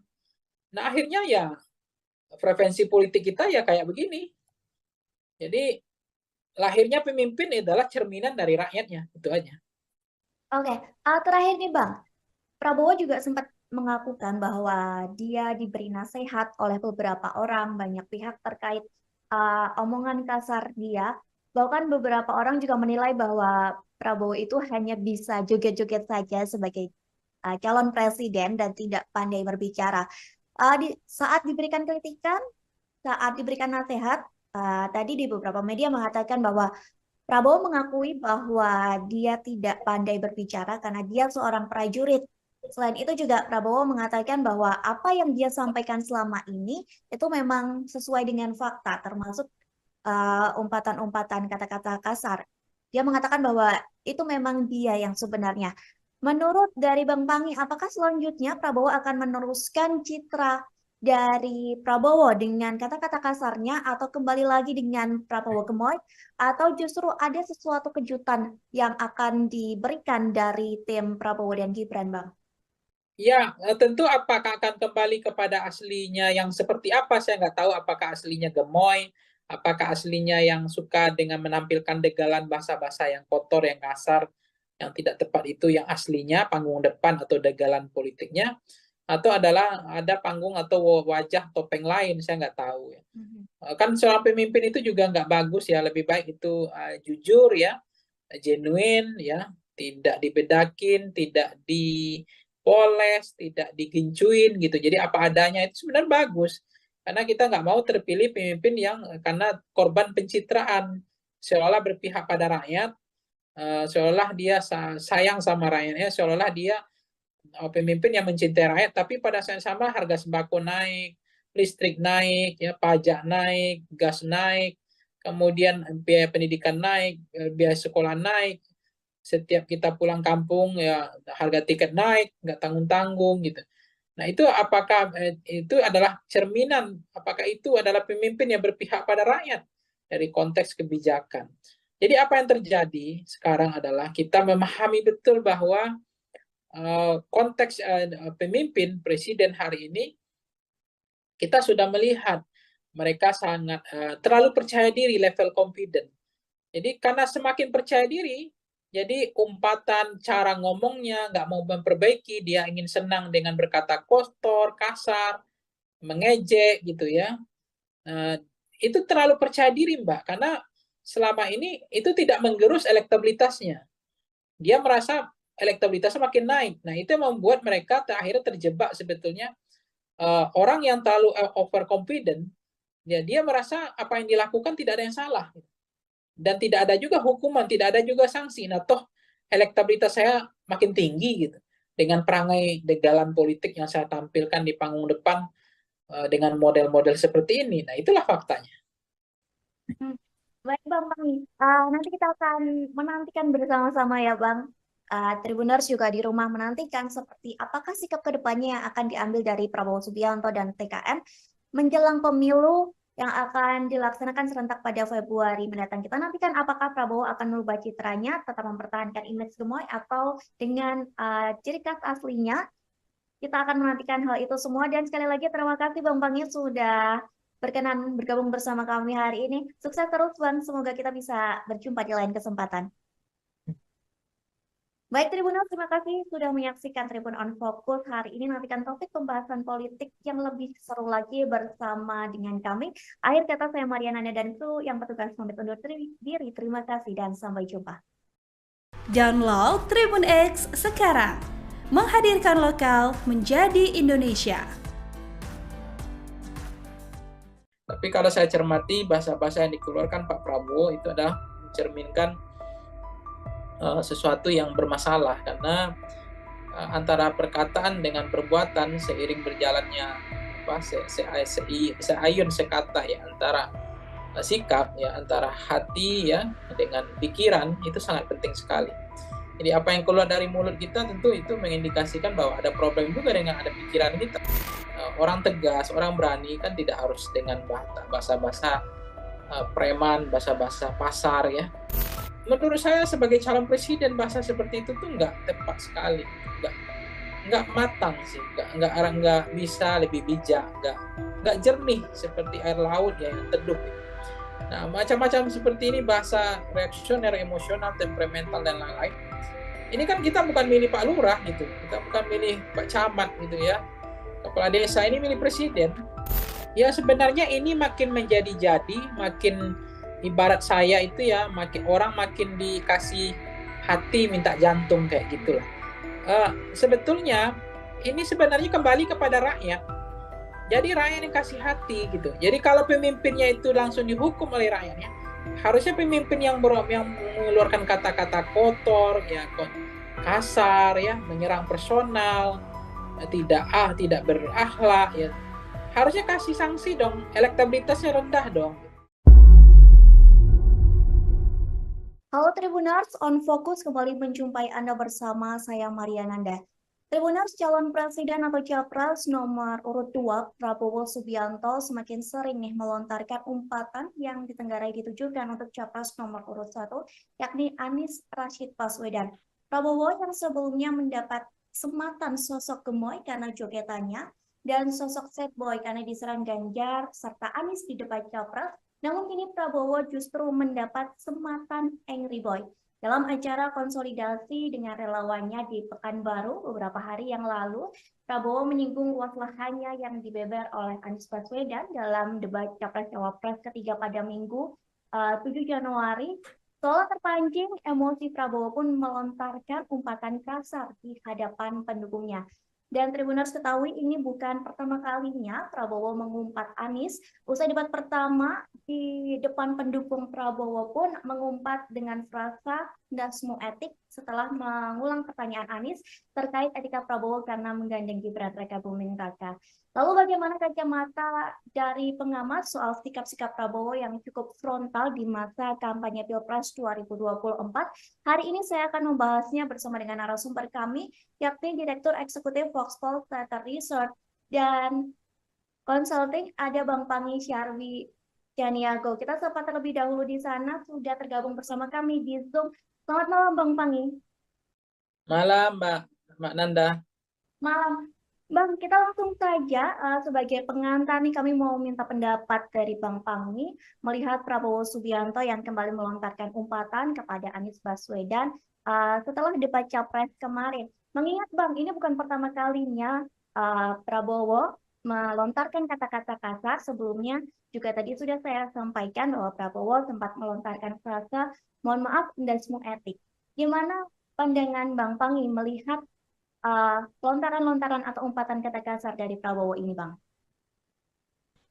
Iya, ini sebenarnya umpatan seperti ini menanda itu kembali kepada publik ya, masyarakat ya. Kalau masyarakat nanti tidak menghakimi, seolah-olah literasi masyarakat kita atau bacaan buku ke masyarakat kita kan lebih banyak apa namanya literasi digital ya, sehingga soal etik ya, bagaimana standar bernegara tentang etika sebagai fatsun politik, negara mengatur tentang trayek kebangsaan, bagaimana memantaskan bahwa etika itu lebih penting daripada hukum gitu ya. Pelanggaran etika itu adalah pelanggaran hukum gitu. Jadi proses-proses yang terjadi ketika misalnya tidak ada sanksi, masyarakat juga merasa itu mampu memahami, bahkan mereka makin empati sama Prabowo, ya kita mau apa lagi, kita juga nggak tahu mau kemana Republik ini. Kalau misalnya masyarakat yang omongan seperti itu dianggap lazim ya, dianggap biasa dan tidak ada efek jerah, ya makin menjadi-jadi sih Mbak nanti. Karena ternyata elektabilitasnya juga makin naik misalnya. Sementara omongan yang diksi perasa yang dikeluarkan udah bahasa-bahasa yang kurang elok ya, kurang relevan dan tidak pantas dan tidak patut. Tetapi ya lagi-lagi kepada masyarakat yang mereka punya standar ya, bahwa oh bagi mereka itu biasa, itu nggak ada pelanggaran etik, itu bahasa masih dalam dalam hal yang toleransi, bahasa dalam konteks zona toleransi, bahwa itu tidak ada yang terlalu berlebihan. Tapi kalau saya cermati bahasa-bahasa yang dikeluarkan Pak Prabowo itu adalah mencerminkan sesuatu yang bermasalah, karena antara perkataan dengan perbuatan seiring berjalannya seayun sekata ya, antara sikap ya, antara hati ya dengan pikiran itu sangat penting sekali. Jadi apa yang keluar dari mulut kita tentu itu mengindikasikan bahwa ada problem juga dengan ada pikiran kita. Jadi saya mengatakan bahwa orang tegas, orang berani kan tidak harus dengan bahasa-bahasa preman, bahasa-bahasa pasar ya. Karena juga ada orang yang dia tegas, berani, tapi bahasanya adalah lebih santun, lebih bijak. Cuma inilah realitas bahwa bagi Pak Prabowo mungkin itu tidak menjadi beban. Bahkan beliau merasa level confident masih sangat percaya diri dengan bahasa seperti itu justru akan menaikkan elektabilitasnya. ya kita mau boleh buat, mau ngapain lagi, karena mau pemilih memang rakyat kita, bukan kalau misalnya selera rakyatnya hampir dominan signifikan 80% gaya-gaya bahasa-bahasa kotor, bahasa kasar, dia senang dengan orang-orang yang orang-orang yang tidak terukur bahasanya, tidak arif, ya, tidak bijak, tidak jernih, ya, tidak atau terlalu reaksioner, emosional, dan kalau itu kembali kepada rakyat sih, karena yang milih memang rakyat. Kalau kelas-kelas seperti kita ini kan nggak banyak orangnya sebetulnya. Oke, berarti menurut Bang Bangi kembali lagi ke publik menilai dari cara bersikapnya Prabowo seperti itu ya Bang ya? Ya, saya membaca ya kembali ke publik sih mau menghukum atau tidak gitu. Tapi saya melihat kalau publiknya bijak ya rasional, publiknya itu punya beradab, beretika. Karena kan kepemimpinan itu kan juga dilihat tidak hanya sebatas ini ya Mbak ya. Melihat karena soal figur ya, soal person, seseorang tidak hanya terbuai oleh apa istilahnya dalam konteks ini ya setahu saya harus dipahami juga yang terjadi apa namanya ya jangan tergiur ya apa yang disampaikan Bu Mega kan itu juga benar, jangan terkecoh ya oleh sosok yang yang pikiran dan hatinya tidak satu gitu. Jadi harus dicermati bagaimana rekam jejak dari pemimpinnya, ya moralnya, standar etiknya, ya kan. Kemudian bagaimana tanggung jawabnya yang dibilang Ibu Mega, tanggung jawabnya untuk memenuhi ekspektasi ya performan antara kinerja atau harapan masyarakat 270 juta itu. Oke, Bang, menyinggung masalah penilaian dari publik, setelah debat ketiga ini, justru publik banyak yang menaruh simpati kepada Prabowo karena menjadi objek serangan dari Anies Baswedan maupun Ganjar dari debat tersebut. Hingga Prabowo ini mendapat sematan sad boy begitu Bang di mata publik. Namun dalam hitungan jam image itu berubah karena Prabowo meluapkan emosinya saat dia bertemu dengan pendukungnya. Perubahan sikap Prabowo yang signifikan ini apakah cukup berpengaruh Bang untuk pemilih? Apakah nantinya mereka akan memilih Prabowo atau tidak dengan citra Prabowo yang berubah secara drastis? Ya sebenarnya sederhana ya Mbak Nanda bahwa kepemimpinan yang hadir hari ini itu mencerminkan, merepresentasikan sampling frame dari rakyatnya. Jadi rakyat hari ini itu adalah sampel dari pemimpinnya. Jadi kalau lahirlah pemimpin yang tidak beretik, ya tidak punya akhlak, ya tidak punya standar moral, terlalu bahasanya terlalu reaksioner, emosional, mungkin jangan-jangan itu juga memang rata-rata hampir maksimal ya bahwa kita Indonesia ini punya penduduk kayak begitu juga modelnya. Gitu. Jadi lahirnya pemimpin itu representasi dari model rakyatnya. Jadi apa yang selera rakyat itu adalah selera pemimpin. Jadi lahirnya pemimpin kita semacam itu adalah jangan-jangan itulah rakyat kita gitu. Jadi saya nggak tahu ya bagaimana rakyat Indonesia itu sekarang karena memang jangan-jangan memang mereka nggak membaca lagi ya baca buku yang baca hal-hal yang lebih dalam ya mereka kan gimmick-gimmick baca yang dangkal-dangkal yang sederhana-sederhana ya kemudian mereka lebih banyak preferensinya adalah media sosial gitu jadi sangat setengah-setengah ya jadi nggak dalam jadi cara pandang cara pikirnya juga sangat singkat pendek dan berpikir tidak mau maju gitu jadi misalnya ya apa yang terjadi kembali ke pertanyaan yang Nanda tadi misalnya apa yang terjadi ya itu yang kita ada kegelisahan sebenarnya memang di samping rakyat Indonesia dikatakan orangnya adalah pemaaf ya pelupa kemudian mudah untuk berempati gitu ya kemudian tiba-tiba ada orang yang seolah-olah terzolimi kemudian dia dengan mudah karena itu dimodifikasi dirancang didesain dicitrakan seolah-olah terzolimi misalnya kemudian publik beramai-ramai berempati itu mudah sekali untuk berempati untuk membantu untuk justru tersentuh gitu ya ketika ada orang yang dikeroyok ada orang yang dirujak ada orang yang babak belur gitu ya apalagi penilaian dikasih oleh Anies dikasih Mas Anies kasih nilai 11 dari 100 kemudian Mas Ganjar kasih 10 dari mengasih 5 dari 10 gitu seolah-olah menjadi publik kasihan lihat Prabowo tapi ternyata di belakang panggungnya ada pertemuan di pertemuan lain kok ngomongnya berulang lagi bahasa yang menurut saya sebagai calon presiden bahasa seperti itu tuh nggak tepat sekali gitu, nggak matang sih, nggak bisa lebih bijak, nggak jernih seperti air laut ya yang teduh gitu. Nah, macam-macam seperti ini bahasa reaksioner, emosional, temperamental dan lain-lain. Ini kan kita bukan milih Pak Lurah gitu, kita bukan milih Pak Camat gitu ya, kepala desa, ini milih presiden. Omongannya dengan perkataannya itu dilihat, ya. Kemudian beririsannya antara hati dengan pikirannya, nggak boleh ada yang kemudian apa istilahnya omongannya lain, perbuatannya lain gitu ya. Sen ke kanan, beloknya ke kiri. Nah, pemimpin seperti ini jangan-jangan ya mencerminkan rakyatnya juga gitu. Jadi kita nggak bisa menyalahkan pemimpinnya sih, Mbak.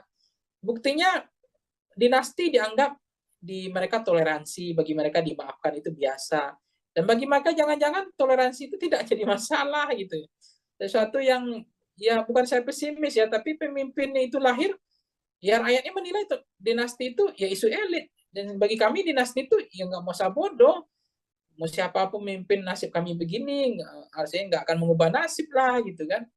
Kemudian bicara perpanjangan masa jabatan presiden, mereka adem ayam aja, tenang-tenang aja gitu, nggak ada yang protes, nggak ada yang kritik, hanya ada kelompok kepentingan saja, kelompok-kelompok NGO, kelompok-kelompok aktivis demokrasi, pro demokrasi yang bersuara ya.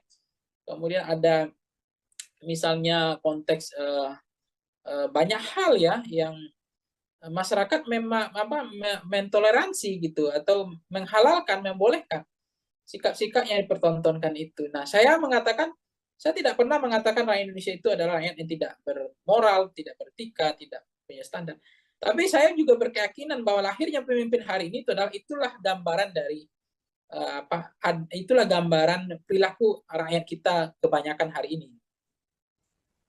Baik, Bang, setelah Prabowo mengumpat dan berkata kasar yang diduga ditujukan untuk Anies Baswedan, Anies sendiri pun merespon umpatan itu dengan mengucapkan matur nuwun atau terima kasih. Menurut Bang Pangi terkait respon dari Anies ini, apakah itu adalah sebuah respon yang satir ataupun Anies berusaha untuk tidak memperiuh suasana Pilpres ini semakin menjadi panas, Bang? Dengan kata lain, mencari kata aman. Iya, saya nggak tahu ya apakah mencari aman atau lebih cenderung untuk tidak berkomentar untuk merespon itu, atau inginnya mencari sesuatu yang nggak mau terlalu bising ya, terlalu ribut, atau menghindar ya dari persoalan-persoalan yang justru atau membahayakan elektabilitas beliau. Jadi tidak perlu merespon hal-hal semacam itu. Jadi saya memahami bahwa apa yang terjadi Pak Anies misalnya dengan konteks tadi ya, kasus tadi, merasa tidak ada masalah, bahwa beliau juga tidak mau terlalu baper ya untuk menghadapi apa yang terjadi, ya saya pikir itu biasa saja. Jadi Pak Anies melihat ya sudah mengikhlaskan, sudah mentuluskan bahwa menjadi pejabat publik kan sebenarnya memang kita nggak boleh baper ya. Kita menjadi pejabat publik ini harus siap dikuliti ya. Ya itu soal tanah itu tuh biasa, menjadi pemimpin ya orang akan tahu dikuliti, jangankan tanah. Istri anak keluarga kita aja dikuliti, apalagi persoalan tanah gitu, apalagi hanya rumah, tanah berhektar-hektar gitu. Jadi itu yang saya nggak paham gitu. Makanya saya juga kadang-kadang kaget. Debat kita ini apa sih gitu ya? Debat yang terlalu bawa perasaan gitu ya, menyerang sedikit, wah ini melanggar etika, ini menyerang secara personal. Padahal kayak mohon maaf ya kalau kita bandingkan debat-debat di Amerika Serikat, di negara-negara maju, itu mereka debat itu memang betul-betul kayak adu jotos gitu. Jadi udah tarung bebas, dikasih waktu 10 menit udah berantem di dalam itu. Mau mengkritik lah, adu data lah, menyanggah lah, sindir lah, merendahkan lah. Bahkan ada yang kemudian menjelek-jelekkan, ada yang kemudian mengatakan gagal lah ini.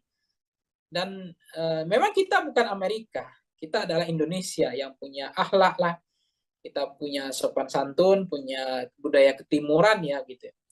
Cuma kalau berdebat seperti ini, orang bolong ini nggak boleh, ngomong ini nggak boleh. Jadi mau ngapain? Mau cerdas cermat? Gitu. Kita mau cerdas cermat atau mau debat gitu. Jadi saya pikir di situlah seninya debat itu. Makanya kadang-kadang terlalu banyak moderator mengatur trayeknya debat itu, saya pikir itu juga tidak menyelamatkan negara kita ini, tidak membuat debat itu makin berkualitas. Waktu habis orang berdebat ya, harusnya kan kasih waktu 10 menit bahas satu tema, udah berantem di situ sekalian, nanya kek, sindir kek, serang kek, ya nggak apa-apa, adu data, sekali-sekali nyeleneh ya kan, gimmicknya mainkan, nggak apa-apa sebenarnya. Itu yang seru, saya senang itu berdebat itu sebenarnya, debat tarung bebas Mbak, bukan debat yang pakai menit kayak begitu, habis itu harap tenang, ngapain ini gitu saya bilang. Ini nggak mau berubah ini, apa yang dikhawatirkan ini. Memang presiden itu mau dijaga apanya, mau presiden itu punya rakyat kok. Memang harus siap dikuliti, siap dikritik kok, siap dijatuhkan kok. Gitu. Ngapain harus dijaga-jaga, dibedakin lah, digencu lah, ya dipoles. Nggak boleh diserang lah, ya ngapain gitu. Kalau nggak ya jangan jadi presiden.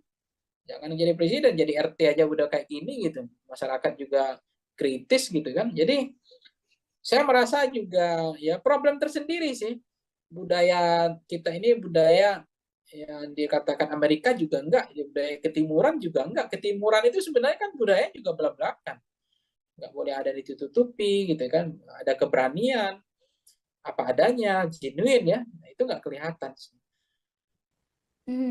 Baik Bang, sampai di debat ini pun juga Presiden Jokowi ikut mengomentari ya yang dibilang format debat capres cawapres harus diubah dan lain sebagainya. Sampai komentar dari Jokowi itu dinilai menyinggung atau menyindir dari perseorangan dari paslon, baik itu 1, 2, ataupun 3. Nah, menurut Bang Pangi sendiri gimana pendapat Bang Pangi soal presiden yang juga ikut mengomentari atau bisa dibilang cawe-cawe dalam proses debat pilpres ini, Bang? Ya saya nggak paham ya apa yang membuat presiden harus berkomentar gitu. Apakah beliau tidak ikhlas, tidak tulus melihat Pak Prabowo diserang, didongret ya, digebukin bersama-sama, dirujak bareng-bareng sama Ganjar sama Anies, dikasih umpan-umpan lambung, bola-bola tinggi, kemudian ada yang eksekusi gitu ya, sehingga Pak Jokowi harus berkomentar itu. Jadi menurut saya, kenapa presiden bersemangat sekali untuk mengomentari debat yang ketiga? Kenapa presiden nggak bersemangat mengomentari ketika anaknya debat yang memakai singkatan yang tidak jelas itu? Itu kan konteks bagaimana budaya mempermalukan orang di depan rame ya. Kemudian melihatkan bahwa saya pintar gitu, saya punya wawasan, Anda enggak. Anda singkatan ini yang enggak jelas. Singkatan ditanya lagi, singkatannya enggak mau dijelaskan, kan lucu ya. Kemudian moderator juga bilang, tunggu dulu waktunya, enggak boleh langsung disampaikan singkatannya, sehingga waktunya habis. Kenapa itu yang enggak dikomentari Pak Jokowi? Ya fair dong, equal dong, ya jangan partisan jadi presiden gitu. Jadi kita ini mentang-mentang anak bertarung jadi presiden, ya kita harus fair juga, jadi tidak boleh juga diskriminatif gitu. Kita jadi presiden juga harus bijak, harus punya kebijaksanaan lah gitu. Jadi jangan seolah-olah yang debat ketiga ini yang problem, sementara debat kedua nggak ada problem. Orang mengkritik soal ada mic yang 3, kenapa nggak diprotes gitu. Podium nggak ada, kenapa nggak diprotes. Ada debat dalam sejarah Republik Indonesia yang nggak pakai doa, kenapa nggak diprotes tuh Presiden Jokowi gitu. Itu kan perlu juga fair dong, jangan tidak common sense berpikirnya, jangan kebalik-balik gitu, jangan setengah-setengah begitu Pak Prabowo kemudian dibilang merubah format debatnya karena dianggap menyerang personal, bukan menyerang pada fokus pada visi atau substansi atau program. Ya come on Pak Jokowi, lihatlah debat-debat yang dilakukan sebelumnya gitu, tolong juga dikritik gitu ya. Oke, Bang Pangi, kita kembali lagi permasalahan dengan umpatan Prabowo ini juga mendapat reaksi atau respon dari Yusuf Kala. Beliau mengatakan bahwa pilih pemimpin yang tidak mudah emosi. Namun di satu sisi, di lain sisi, Yusuf Kala juga menyebut etis atau tidak etisnya perkataan Prabowo hanya bisa dinilai dan ditindaklanjuti oleh Badan Pengawas Pemilu atau Bawaslu. Kira-kira dengan hal ini, apakah Bang Panggi setuju dengan sikap dari Yusuf Kala? Ya, Pak Yusuf Kalla selama ini sesuatu yang mengatakan bukan figur yang cacat secara demokratis ya. Beliau adalah orang yang sangat menjunjung tinggi tradisi mazhab demokrasi ya. Kebebasan berpikir, berpendapat. Beliau juga sangat mendukung konteks hak asasi manusia, termasuk memberikan ruang kepada siapapun. Jadi terkait dengan Pak JK misalnya ya, kan beliau juga kita lihat apa yang bisa kita pegang dari politisi, tentu fatsunnya, standar moral, etiknya, tanggung jawab, termasuk bagaimana selama ini memperlihatkan beliau tidak juga ingin niat memperpanjang masa jabatan, kemudian untuk memajukan anaknya atau membangun dinasti dan seterusnya. Itu artinya kita melihat beliau masih bisa dipegang omongannya. Karena yang dilihat standar moral hazard dari politisi adalah bagaimana bisa dipegang omongannya seia dan sekata antara perkataan dengan perbuatan. Karena yang bisa dipegang dari politisi kan omongannya, bukan tidak hanya perbuatannya, perbuatannya juga menjadi menarik bagi kita untuk kita evaluasi tentang bagaimana kepemimpinan, tentang leadership, ya tentang Indonesia harus seperti apa ke depan. Jadi kita butuh pemimpin yang lebih tenang, lebih jernih, tidak boleh menjadi pemarah ya, apalagi temperamental, kemudian apalagi nanti bisa bisa terlalu reaksioner dan itu bisa mengganggu hubungan diplomasi kan antar negara.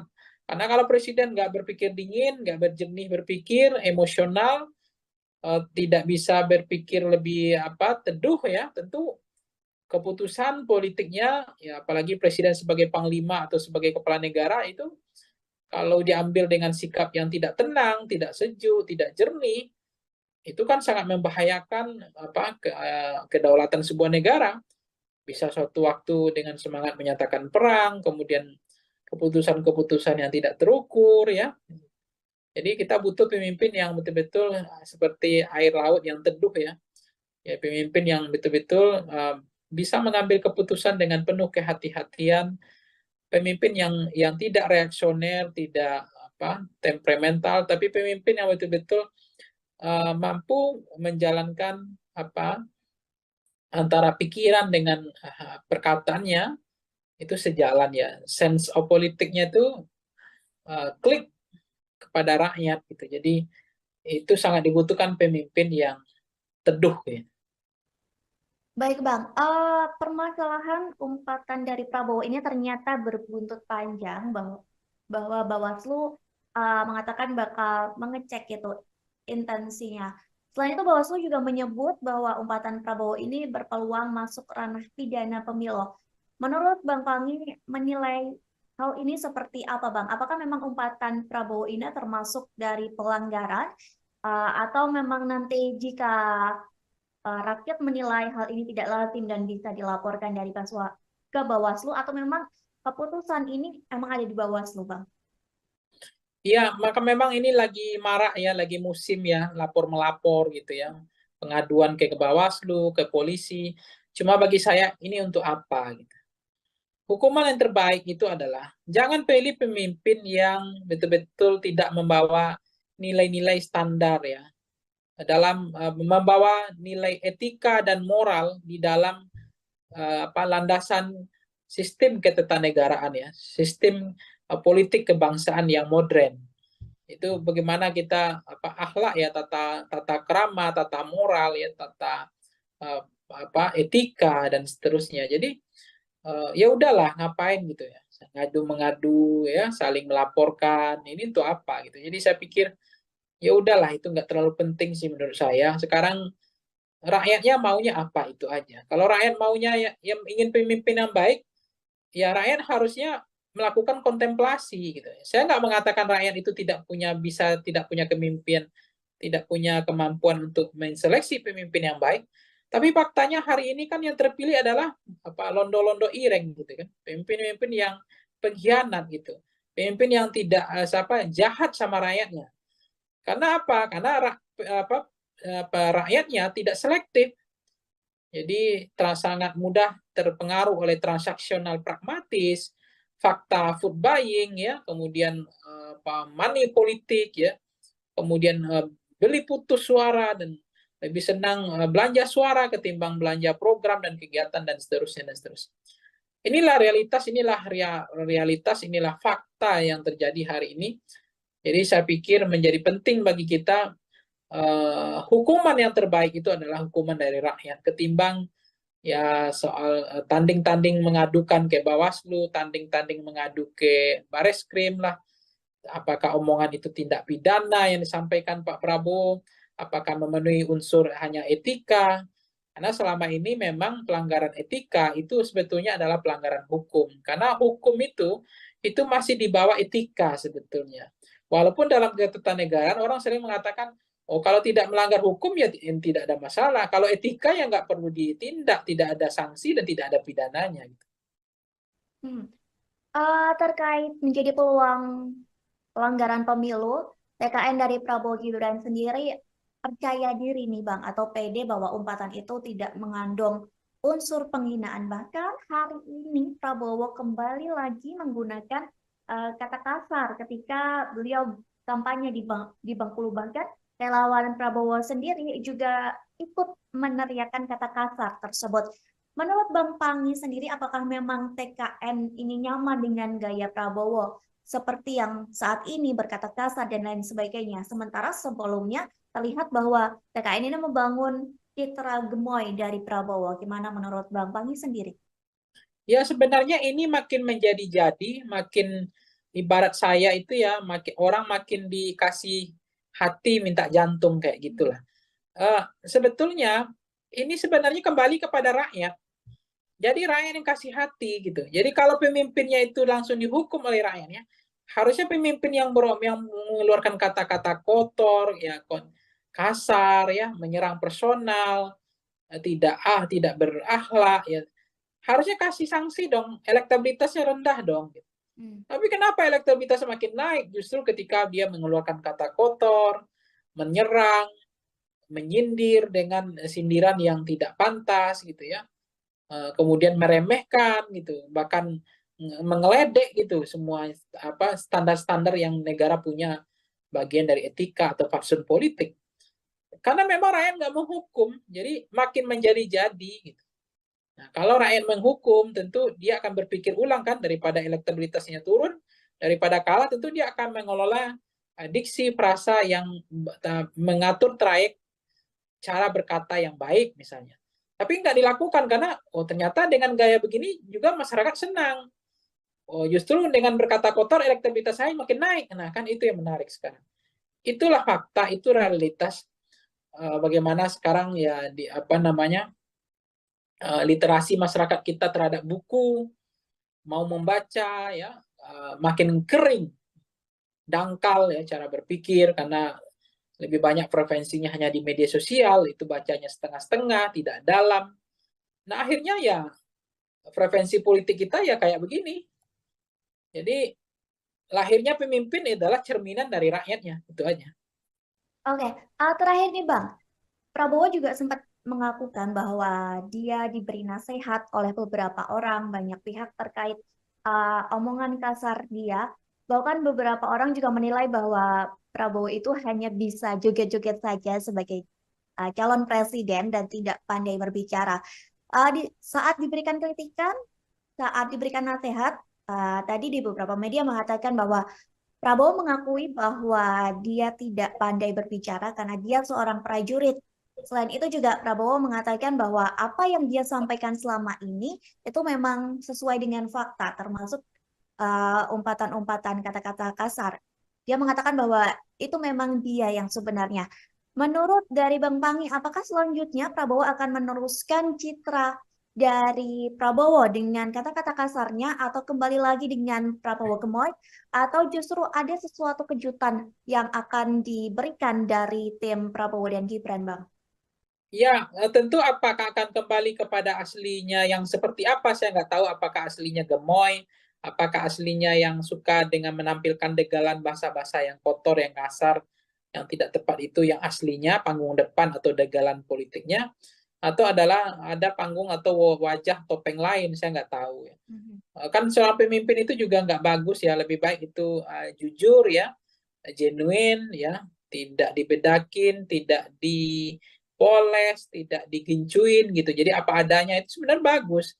Karena kita nggak mau terpilih pemimpin yang karena korban pencitraan, seolah berpihak pada rakyat, seolah dia sayang sama rakyatnya, seolah dia pemimpin yang mencintai rakyat, tapi pada saat yang sama harga sembako naik, listrik naik, ya pajak naik, gas naik, kemudian biaya pendidikan naik, biaya sekolah naik, setiap kita pulang kampung ya harga tiket naik, nggak tanggung-tanggung gitu.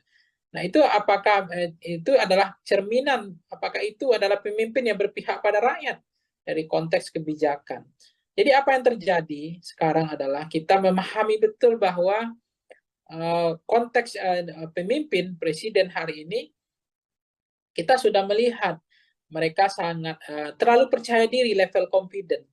Jadi karena semakin percaya diri, jadi umpatan cara ngomongnya nggak mau memperbaiki, dia ingin senang dengan berkata kotor, kasar, mengejek gitu ya.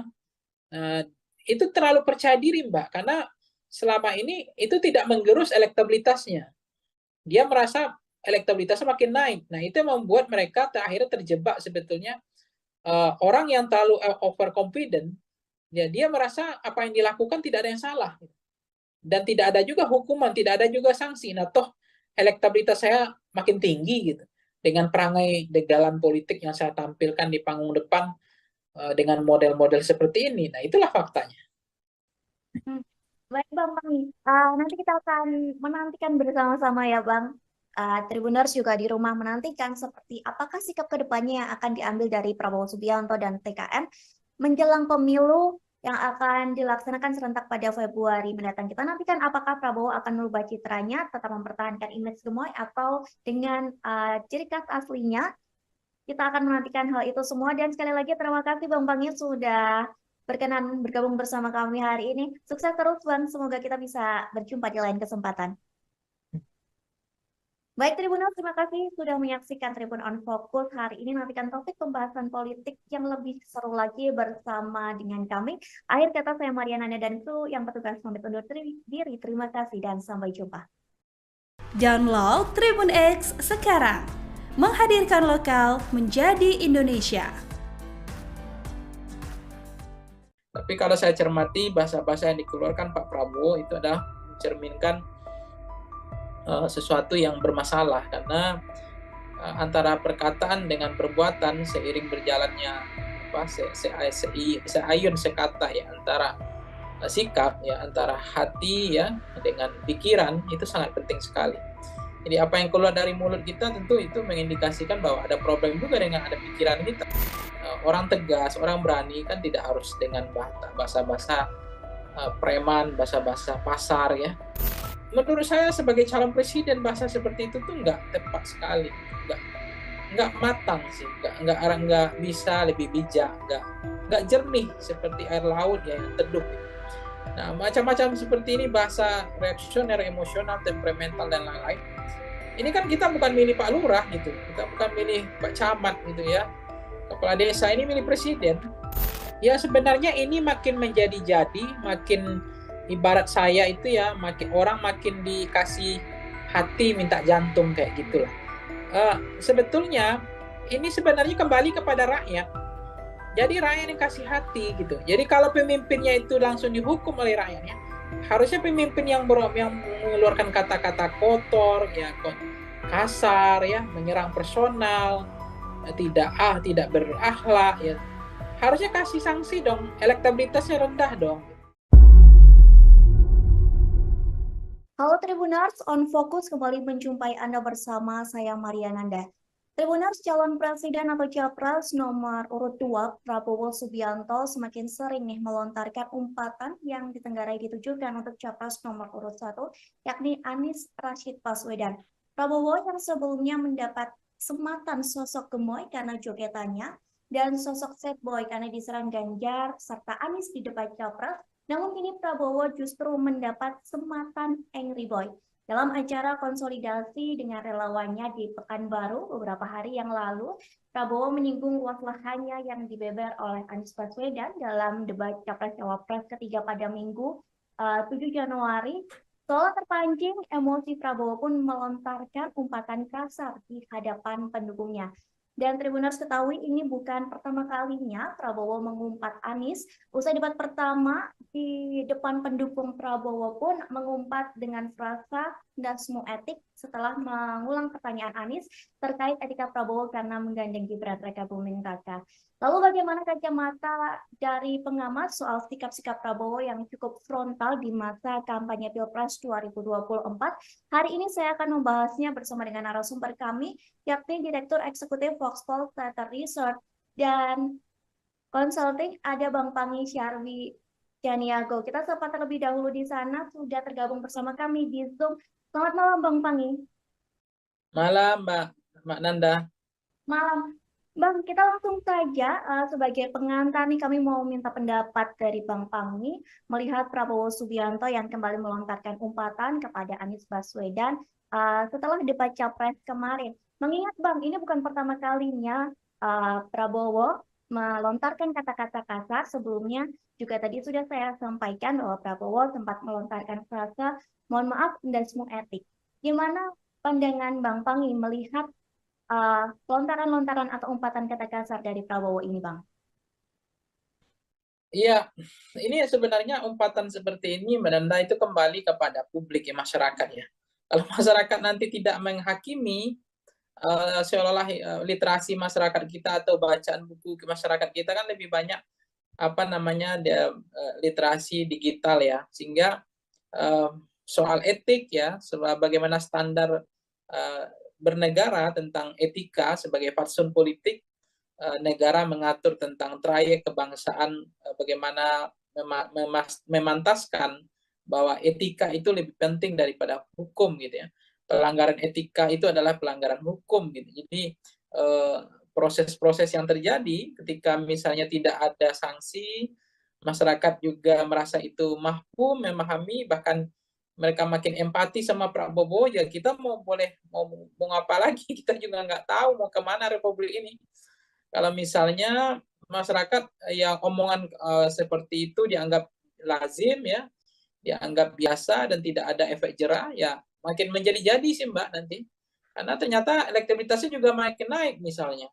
Sementara omongan yang diksi perasa yang dikeluarkan udah bahasa-bahasa yang kurang elok ya, kurang relevan dan tidak pantas dan tidak patut. Tetapi ya lagi-lagi kepada masyarakat yang mereka punya standar ya, bahwa bagi mereka itu biasa, itu nggak ada pelanggaran etik, itu bahasa masih dalam hal yang toleransi, bahasa dalam konteks zona toleransi, bahwa itu tidak ada yang terlalu berlebihan. Tapi kalau saya cermati bahasa-bahasa yang dikeluarkan Pak Prabowo itu adalah mencerminkan sesuatu yang bermasalah, karena antara perkataan dengan perbuatan seiring berjalannya seayun sekata ya, antara sikap ya, antara hati ya dengan pikiran, itu sangat penting sekali. Jadi apa yang keluar dari mulut kita tentu itu mengindikasikan bahwa ada problem juga dengan ada pikiran kita. Jadi saya mengatakan bahwa orang tegas, orang berani kan tidak harus dengan bahasa-bahasa preman, bahasa-bahasa pasar ya. Karena juga ada orang yang dia tegas, berani, tapi bahasanya adalah lebih santun, lebih bijak. Cuma inilah realitas bahwa bagi Pak Prabowo mungkin itu tidak menjadi beban. Bahkan dia merasa level confident masih sangat percaya diri dengan bahasa seperti itu justru akan menaikkan elektabilitasnya. Ya kita mau boleh buat, mau ngapain lagi? Karena mau pemilih memang rakyat kita, bukan kalau misalnya selera rakyatnya hampir dominan signifikan 80% gaya-gaya bahasa-bahasa kotor, bahasa kasar, dia senang dengan orang-orang yang tidak terukur bahasanya, tidak arif, ya, tidak bijak, tidak jernih, ya, tidak atau terlalu reaksioner, emosional, dan kalau itu kembali kepada rakyat sih, karena yang milih memang rakyat. Kalau kelas-kelas seperti kita ini kan nggak banyak orangnya sebetulnya. Oke, berarti menurut Bang Pangi kembali lagi ke publik menilai dari cara bersikapnya Prabowo seperti itu ya Bang ya? Ya, saya membaca ya Ya kembali ke publik sih mau menghukum atau tidak gitu. Tapi saya melihat kalau publiknya bijak ya rasional, publiknya itu punya beradab, beretika. Karena kan kepemimpinan itu kan juga dilihat tidak hanya sebatas ini ya Mbak ya. Melihat karena soal figur ya, soal person, seseorang tidak hanya terbuai oleh apa istilahnya dalam konteks ini ya setahu saya harus dipahami juga yang terjadi apa namanya ya. Ya, jangan tergiur ya. Apa yang disampaikan Bu Mega kan itu juga benar. Jangan terkecoh ya oleh sosok yang yang pikiran dan hatinya tidak satu gitu. Jadi harus dicermati bagaimana rekam jejak dari pemimpinnya, ya moralnya, standar etiknya, ya kan. Kemudian bagaimana tanggung jawabnya yang dibilang Ibu Mega, tanggung jawabnya untuk memenuhi ekspektasi ya performan antara kinerja atau harapan masyarakat 270 juta itu. Oke, Bang, menyinggung masalah penilaian dari publik, setelah debat ketiga ini, justru publik banyak yang menaruh simpati kepada Prabowo karena menjadi objek serangan dari Anies Baswedan maupun Ganjar dari debat tersebut. Hingga Prabowo ini mendapat sematan sad boy begitu Bang di mata publik. Namun dalam hitungan jam image itu berubah karena Prabowo meluapkan emosinya saat dia bertemu dengan pendukungnya. Perubahan sikap Prabowo yang signifikan ini apakah cukup berpengaruh Bang untuk pemilih? Apakah nantinya mereka akan memilih Prabowo atau tidak dengan citra Prabowo yang berubah secara drastis? Ya sebenarnya sederhana ya Mbak Nanda bahwa kepemimpinan yang hadir hari ini itu mencerminkan, merepresentasikan sampling frame dari rakyatnya. Jadi rakyat hari ini itu adalah sampel dari pemimpinnya. Jadi kalau lahirlah pemimpin yang tidak beretik, ya tidak punya akhlak, ya tidak punya standar moral, terlalu apa namanya bahasanya terlalu reaksioner, emosional, mungkin jangan-jangan itu juga memang rata-rata hampir maksimal ya bahwa kita Indonesia ini punya penduduk kayak begitu juga modelnya. Gitu. Jadi lahirnya pemimpin itu representasi dari model rakyatnya. Jadi apa yang selera rakyat itu adalah selera pemimpin.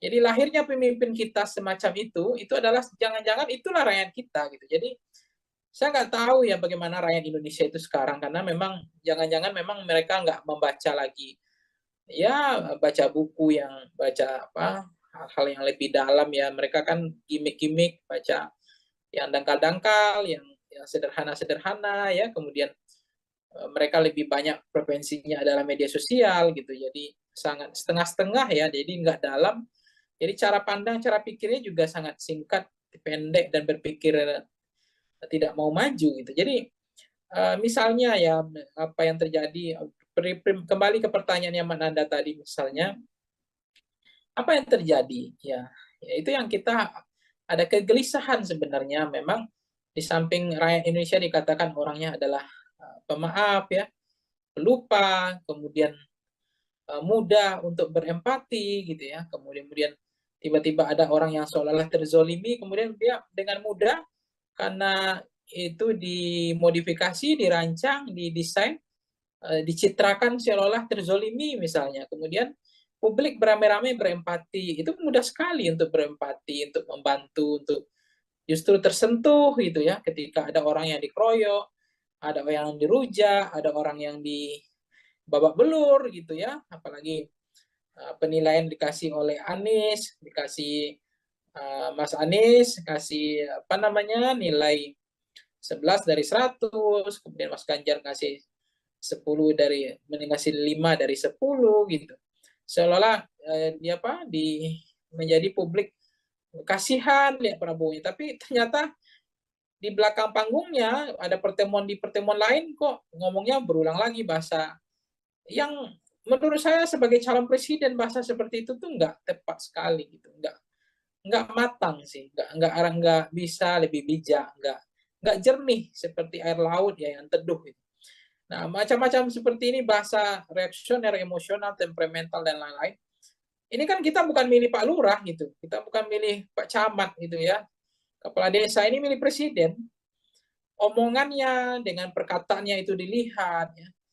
Kemudian beririsannya antara hati dengan pikirannya nggak boleh ada yang kemudian apa istilahnya omongannya lain, perbuatannya lain gitu ya. Sen ke kanan, beloknya ke kiri. Nah, pemimpin seperti ini jangan-jangan ya mencerminkan rakyatnya juga gitu. Jadi kita nggak bisa menyalahkan pemimpinnya sih, Mbak. Buktinya dinasti dianggap di mereka toleransi, bagi mereka dimaafkan itu biasa. Dan bagi mereka jangan-jangan toleransi itu tidak jadi masalah gitu. Sesuatu yang ya bukan saya pesimis ya, tapi pemimpinnya itu lahir, ya rakyatnya menilai itu dinasti itu ya isu elit. Dan bagi kami dinasti itu ya nggak mau bodoh. Mau siapapun memimpin nasib kami begini, artinya nggak akan mengubah nasib lah gitu kan. Kemudian bicara perpanjangan masa jabatan presiden, mereka adem ayam aja, tenang-tenang aja gitu, nggak ada yang protes, nggak ada yang kritik, hanya ada kelompok kepentingan saja, kelompok-kelompok NGO, kelompok-kelompok aktivis demokrasi, pro demokrasi yang bersuara ya. Kemudian ada misalnya konteks banyak hal ya yang masyarakat memang apa mentoleransi gitu atau menghalalkan, membolehkan sikap-sikap yang dipertontonkan itu. Nah, saya mengatakan, saya tidak pernah mengatakan rakyat Indonesia itu adalah rakyat yang tidak bermoral, tidak beretika, tidak punya standar. Tapi saya juga berkeyakinan bahwa lahirnya pemimpin hari ini itulah gambaran dari itulah gambaran perilaku rakyat kita kebanyakan hari ini. Baik, Bang, setelah Prabowo mengumpat dan berkata kasar yang diduga ditujukan untuk Anies Baswedan, Anies sendiri pun merespon umpatan itu dengan mengucapkan matur nuwun atau terima kasih. Menurut Bang Pangi terkait respon dari Anies ini, apakah itu adalah sebuah respon yang satir ataupun Anies berusaha untuk tidak memperiuh suasana Pilpres ini semakin menjadi panas, Bang? Dengan kata lain, mencari kata aman. Iya, saya nggak tahu ya apakah mencari aman atau lebih cenderung untuk tidak berkomentar untuk merespon itu, atau inginnya mencari sesuatu yang nggak mau terlalu bising ya, terlalu ribut, atau menghindar ya dari persoalan-persoalan yang justru atau membahayakan elektabilitas beliau. Jadi dianggap tidak perlu merespon hal-hal semacam itu. Jadi saya memahami bahwa apa yang terjadi Pak Anies misalnya dengan konteks tadi ya, kasus tadi merasa tidak ada masalah, bahwa beliau juga tidak mau terlalu baper ya untuk menghadapi apa yang terjadi, ya saya pikir itu biasa saja. Jadi Pak Anies melihat ya sudah mengikhlaskan, sudah mentuluskan bahwa menjadi pejabat publik kan sebenarnya memang kita nggak boleh baper ya. Kita menjadi pejabat publik ini harus siap dikuliti ya. Ya itu soal tanah itu tuh biasa, menjadi pemimpin ya orang akan tahu dikuliti, jangankan tanah. Istri anak keluarga kita aja dikuliti, apalagi persoalan tanah gitu, apalagi hanya rumah, tanah berhektar-hektar gitu. Jadi itu yang saya nggak paham gitu. Makanya saya juga kadang-kadang kaget. Debat kita ini apa sih gitu ya? Debat yang terlalu bawa perasaan gitu ya, menyerang sedikit, wah ini melanggar etika, ini menyerang secara personal. Padahal kayak mohon maaf ya kalau kita bandingkan debat-debat di Amerika Serikat, di negara-negara maju, itu mereka debat itu memang betul-betul kayak adu jotos gitu. Jadi udah tarung bebas, dikasih waktu 10 menit udah berantem di dalam itu. Mau mengkritik lah, adu data lah, menyanggah lah, sindir lah, merendahkan lah. Bahkan ada yang kemudian menjelek-jelekkan, ada yang kemudian mengatakan gagal lah ini. Dan memang kita bukan Amerika, kita adalah Indonesia yang punya akhlak lah, kita punya sopan santun, punya budaya ketimuran ya gitu. Cuma kalau berdebat seperti ini, orang bolong ini nggak boleh, ngomong ini nggak boleh, jadi mau ngapain, mau cerdas cermat gitu. Kita mau cerdas cermat atau mau debat gitu. Jadi saya pikir di situlah seninya debat itu. Makanya kadang-kadang terlalu banyak moderator mengatur trayeknya debat itu, saya pikir itu juga tidak menyelamatkan negara kita ini, tidak membuat debat itu makin berkualitas. Waktu habis orang berdebat ya, harusnya kan kasih waktu 10 menit bahas satu tema, udah berantem di situ sekalian, nanya kek, sindir kek, serang kek, ya nggak apa-apa, adu data, sekali-sekali nyeleneh ya kan, gimmicknya mainkan nggak apa-apa sebenarnya. Itu yang seru. Saya senang itu berdebat itu sebenarnya debat tarung bebas, Mbak. Bukan debat yang pakai menit kayak begitu. Habis itu harap tenang, harap tenang, harap tenang. Ngapain ini gitu saya bilang. Ini nggak mau berubah ini. Apa yang dikhawatirkan ini? Emang presiden itu mau dijaga apanya? Mau presiden itu punya rakyat kok.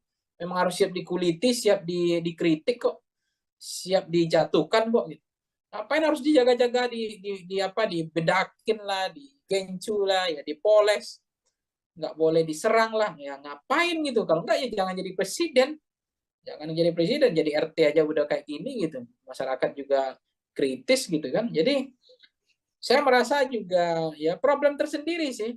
Budaya kita ini budaya yang dikatakan Amerika juga enggak, ya budaya ketimuran juga enggak. Ketimuran itu sebenarnya kan budaya juga belak-belakan.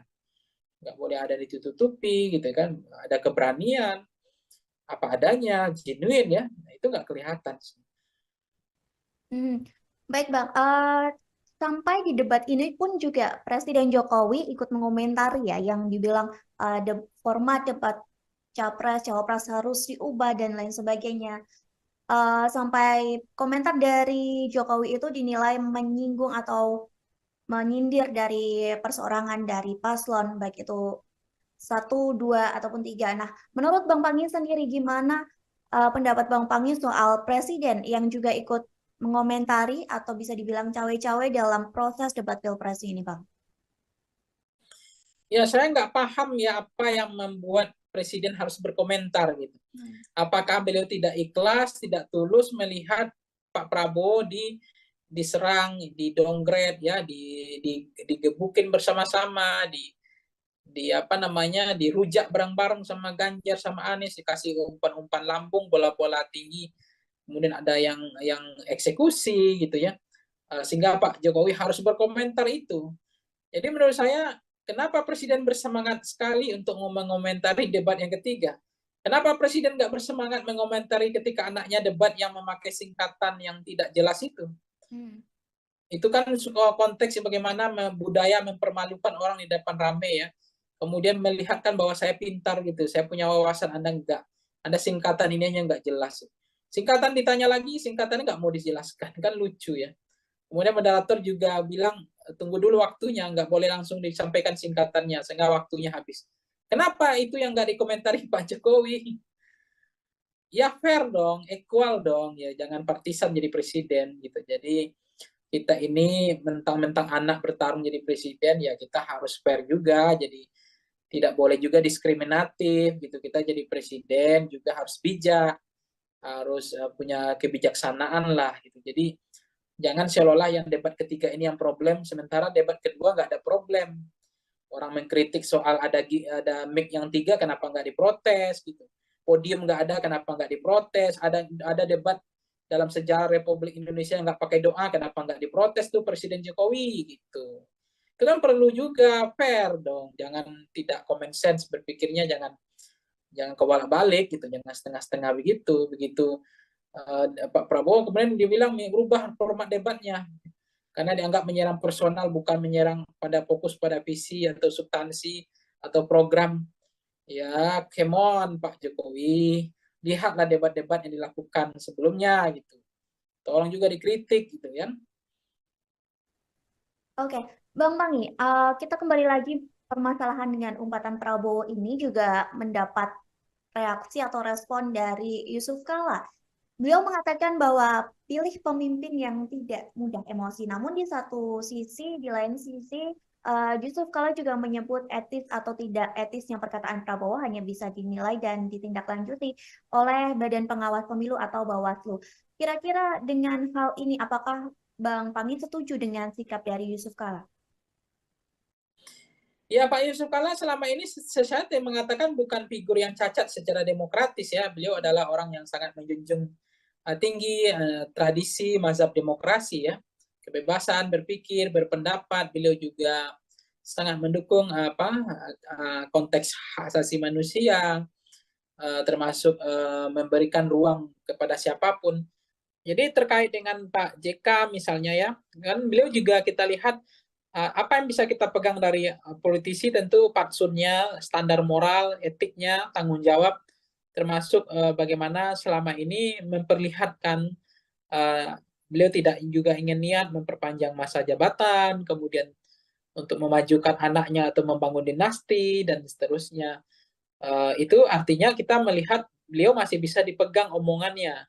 Karena yang dilihat standar moral hazard dari politisi adalah bagaimana bisa dipegang omongannya seia dan sekata antara perkataan dengan perbuatan. Karena bisa dipegang dari politisi kan omongannya, bukan tidak hanya perbuatannya, perbuatannya juga menjadi menarik bagi kita untuk kita evaluasi tentang bagaimana kepemimpinan, tentang leadership, ya, tentang Indonesia harus seperti apa ke depan. Jadi kita butuh pemimpin yang lebih tenang, lebih jernih, tidak boleh menjadi pemarah, ya, apalagi temperamental, kemudian apalagi nanti bisa bisa terlalu reaksioner, dan itu bisa mengganggu hubungan diplomasi kan antar negara. Karena kalau presiden nggak berpikir dingin, nggak berjernih berpikir, emosional, tidak bisa berpikir lebih teduh, ya, tentu keputusan politiknya, ya, apalagi presiden sebagai panglima atau sebagai kepala negara, itu kalau diambil dengan sikap yang tidak tenang, tidak sejuk, tidak jernih, itu kan sangat membahayakan kedaulatan sebuah negara. Bisa suatu waktu dengan semangat menyatakan perang, kemudian keputusan-keputusan yang tidak terukur, ya. Jadi kita butuh pemimpin yang betul-betul seperti air laut yang teduh, ya. Ya, pemimpin yang betul-betul bisa mengambil keputusan dengan penuh kehati-hatian, pemimpin yang tidak reaksioner, tidak temperamental, tapi pemimpin yang betul-betul mampu menjalankan antara pikiran dengan perkataannya itu sejalan, ya. Sense of politiknya itu klik kepada rakyat gitu. Jadi itu sangat dibutuhkan pemimpin yang teduh, ya. Baik Bang, permasalahan umpatan dari Prabowo ini ternyata berbuntut panjang bahwa Bawaslu mengatakan bakal mengecek itu intensinya. Selain itu Bawaslu juga menyebut bahwa umpatan Prabowo ini berpeluang masuk ranah pidana pemilu. Menurut Bang Fahmi menilai hal ini seperti apa Bang? Apakah memang umpatan Prabowo ini termasuk dari pelanggaran atau memang nanti jika rakyat menilai hal ini tidak lazim dan bisa dilaporkan dari ke Bawaslu, atau memang keputusan ini emang ada di Bawaslu, Bang? Iya, maka memang ini lagi marak, ya, lagi musim, ya, lapor-melapor gitu, ya. Pengaduan ke Bawaslu, ke polisi.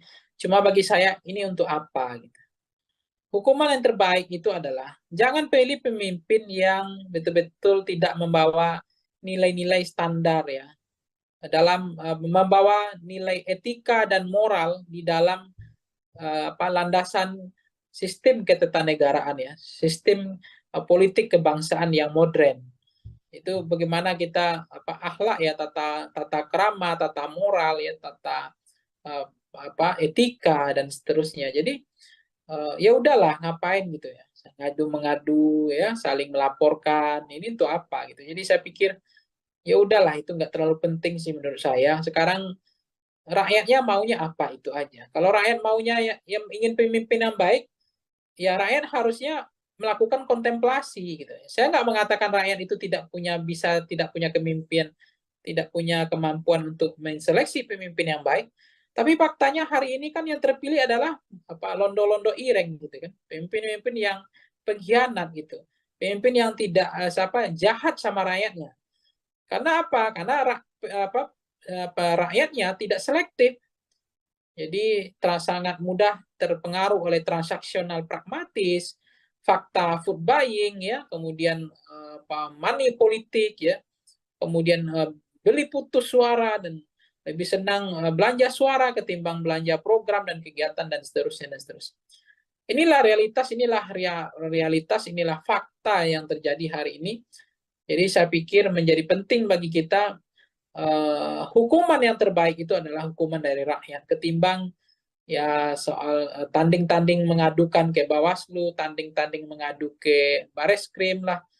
Apakah omongan itu tindak pidana yang disampaikan Pak Prabowo? Apakah memenuhi unsur hanya etika? Karena selama ini memang pelanggaran etika itu sebetulnya adalah pelanggaran hukum. Karena hukum itu masih di bawah etika sebetulnya. Walaupun dalam ketatanegaraan orang sering mengatakan, oh kalau tidak melanggar hukum ya tidak ada masalah. Kalau etika ya nggak perlu ditindak, tidak ada sanksi dan tidak ada pidananya. Hmm. Terkait menjadi peluang pelanggaran pemilu, TKN dari Prabowo Gibran sendiri percaya diri nih Bang, atau pede bahwa umpatan itu tidak mengandung unsur penghinaan. Bahkan hari ini Prabowo kembali lagi menggunakan kata kasar ketika beliau kampanye di Bengkulu. Bahkan relawan Prabowo sendiri juga ikut meneriakan kata kasar tersebut. Menurut Bang Pangi sendiri, apakah memang TKN ini nyaman dengan gaya Prabowo? Seperti yang saat ini berkata kasar dan lain sebagainya. Sementara sebelumnya terlihat bahwa TKN ini membangun citra gemoy dari Prabowo. Gimana menurut Bang Pangi sendiri? Ya sebenarnya ini makin menjadi-jadi, makin ibarat saya itu ya, orang makin dikasih hati minta jantung kayak gitulah. Sebetulnya ini sebenarnya kembali kepada rakyat. Jadi rakyat yang kasih hati gitu. Jadi kalau pemimpinnya itu langsung dihukum oleh rakyatnya, harusnya pemimpin yang mengeluarkan kata-kata kotor, ya kasar, ya menyerang personal, tidak berakhlak, ya harusnya kasih sanksi dong, elektabilitasnya rendah dong. Tapi kenapa elektabilitasnya makin naik? Justru ketika dia mengeluarkan kata kotor, menyerang, menyindir dengan sindiran yang tidak pantas gitu ya. Kemudian meremehkan gitu, bahkan mengeledek gitu semua standar-standar yang negara punya bagian dari etika atau fatsun politik. Karena memang rakyat nggak menghukum, jadi makin menjadi-jadi gitu. Nah, kalau rakyat menghukum, tentu dia akan berpikir ulang kan, daripada elektabilitasnya turun, daripada kalah, tentu dia akan mengelola diksi frasa yang mengatur trayek cara berkata yang baik misalnya. Tapi nggak dilakukan karena ternyata dengan gaya begini juga masyarakat senang. Justru dengan berkata kotor elektabilitas saya makin naik. Nah kan itu yang menarik sekarang. Itulah fakta, itu realitas bagaimana sekarang ya literasi masyarakat kita terhadap buku, mau membaca ya makin kering, dangkal ya cara berpikir karena lebih banyak preferensinya hanya di media sosial, itu bacanya setengah-setengah, tidak dalam. Nah akhirnya ya preferensi politik kita ya kayak begini. Jadi lahirnya pemimpin adalah cerminan dari rakyatnya, itu aja. Oke, terakhir nih Bang, Prabowo juga sempat mengakukan bahwa dia diberi nasihat oleh beberapa orang, banyak pihak terkait omongan kasar dia. Bahkan beberapa orang juga menilai bahwa Prabowo itu hanya bisa joget-joget saja sebagai calon presiden dan tidak pandai berbicara. Saat diberikan kritikan, saat diberikan nasihat, tadi di beberapa media mengatakan bahwa Prabowo mengakui bahwa dia tidak pandai berbicara karena dia seorang prajurit. Selain itu juga Prabowo mengatakan bahwa apa yang dia sampaikan selama ini itu memang sesuai dengan fakta, termasuk umpatan-umpatan kata-kata kasar. Dia mengatakan bahwa itu memang dia yang sebenarnya. Menurut dari Bang Pangi, apakah selanjutnya Prabowo akan meneruskan citra dari Prabowo dengan kata-kata kasarnya atau kembali lagi dengan Prabowo gemoy atau justru ada sesuatu kejutan yang akan diberikan dari tim Prabowo dan Gibran, Bang? Ya, tentu apakah akan kembali kepada aslinya yang seperti apa, saya nggak tahu apakah aslinya gemoy, apakah aslinya yang suka dengan menampilkan degalan bahasa-bahasa yang kotor, yang kasar, yang tidak tepat itu yang aslinya, panggung depan atau degalan politiknya, atau adalah ada panggung atau wajah topeng lain, saya nggak tahu ya. Kan seorang pemimpin itu juga nggak bagus ya, lebih baik itu jujur ya, genuine ya, tidak dibedakin, tidak dipoles, tidak digincuin gitu. Jadi apa adanya itu sebenarnya bagus. Karena kita nggak mau terpilih pemimpin yang karena korban pencitraan, seolah berpihak pada rakyat, seolah dia sayang sama rakyatnya, seolah dia pemimpin yang mencintai rakyat, tapi pada saat yang sama harga sembako naik, listrik naik, ya pajak naik, gas naik, kemudian biaya pendidikan naik, biaya sekolah naik, setiap kita pulang kampung ya harga tiket naik, nggak tanggung-tanggung gitu. Nah, itu apakah itu adalah cerminan, apakah itu adalah pemimpin yang berpihak pada rakyat dari konteks kebijakan. Jadi apa yang terjadi sekarang adalah kita memahami betul bahwa konteks pemimpin presiden hari ini kita sudah melihat mereka sangat terlalu percaya diri, level confident. Jadi karena semakin percaya diri, jadi umpatan cara ngomongnya nggak mau memperbaiki, dia ingin senang dengan berkata kotor, kasar, mengejek gitu ya. Nah, itu terlalu percaya diri Mbak, karena selama ini itu tidak menggerus elektabilitasnya. Dia merasa elektabilitasnya makin naik. Nah, itu yang membuat mereka akhirnya terjebak sebetulnya orang yang terlalu overconfident, ya dia merasa apa yang dilakukan tidak ada yang salah dan tidak ada juga hukuman, tidak ada juga sanksi. Nah, toh elektabilitas saya makin tinggi gitu dengan perangai dalam politik yang saya tampilkan di panggung depan dengan model-model seperti ini. Nah, itulah faktanya. Baik Bang Pangi, nanti kita akan menantikan bersama-sama ya Bang. Tribuners juga di rumah menantikan seperti apakah sikap kedepannya yang akan diambil dari Prabowo Subianto dan TKN menjelang pemilu yang akan dilaksanakan serentak pada Februari mendatang. Kita nantikan apakah Prabowo akan merubah citranya, tetap mempertahankan image gemoy, atau dengan ciri khas aslinya. Kita akan menantikan hal itu semua. Dan sekali lagi terima kasih Bang Pangi sudah berkenan bergabung bersama kami hari ini. Sukses terus Bang, semoga kita bisa berjumpa di lain kesempatan. Baik Tribuners, terima kasih sudah menyaksikan Tribun on Focus. Hari ini nantikan topik pembahasan politik yang lebih seru lagi bersama dengan kami. Akhir kata saya Mariana dan kru yang bertugas pamit undur diri. Terima kasih dan sampai jumpa. Download Tribun X sekarang. Menghadirkan lokal menjadi Indonesia. Tapi kalau saya cermati bahasa-bahasa yang dikeluarkan Pak Prabowo itu adalah mencerminkan sesuatu yang bermasalah karena antara perkataan dengan perbuatan seiring berjalannya seayun sekata ya antara sikap ya antara hati ya dengan pikiran itu sangat penting sekali. Jadi apa yang keluar dari mulut kita tentu itu mengindikasikan bahwa ada problem juga dengan ada pikiran kita. Orang tegas, orang berani kan tidak harus dengan bahasa-bahasa preman, bahasa-bahasa pasar ya.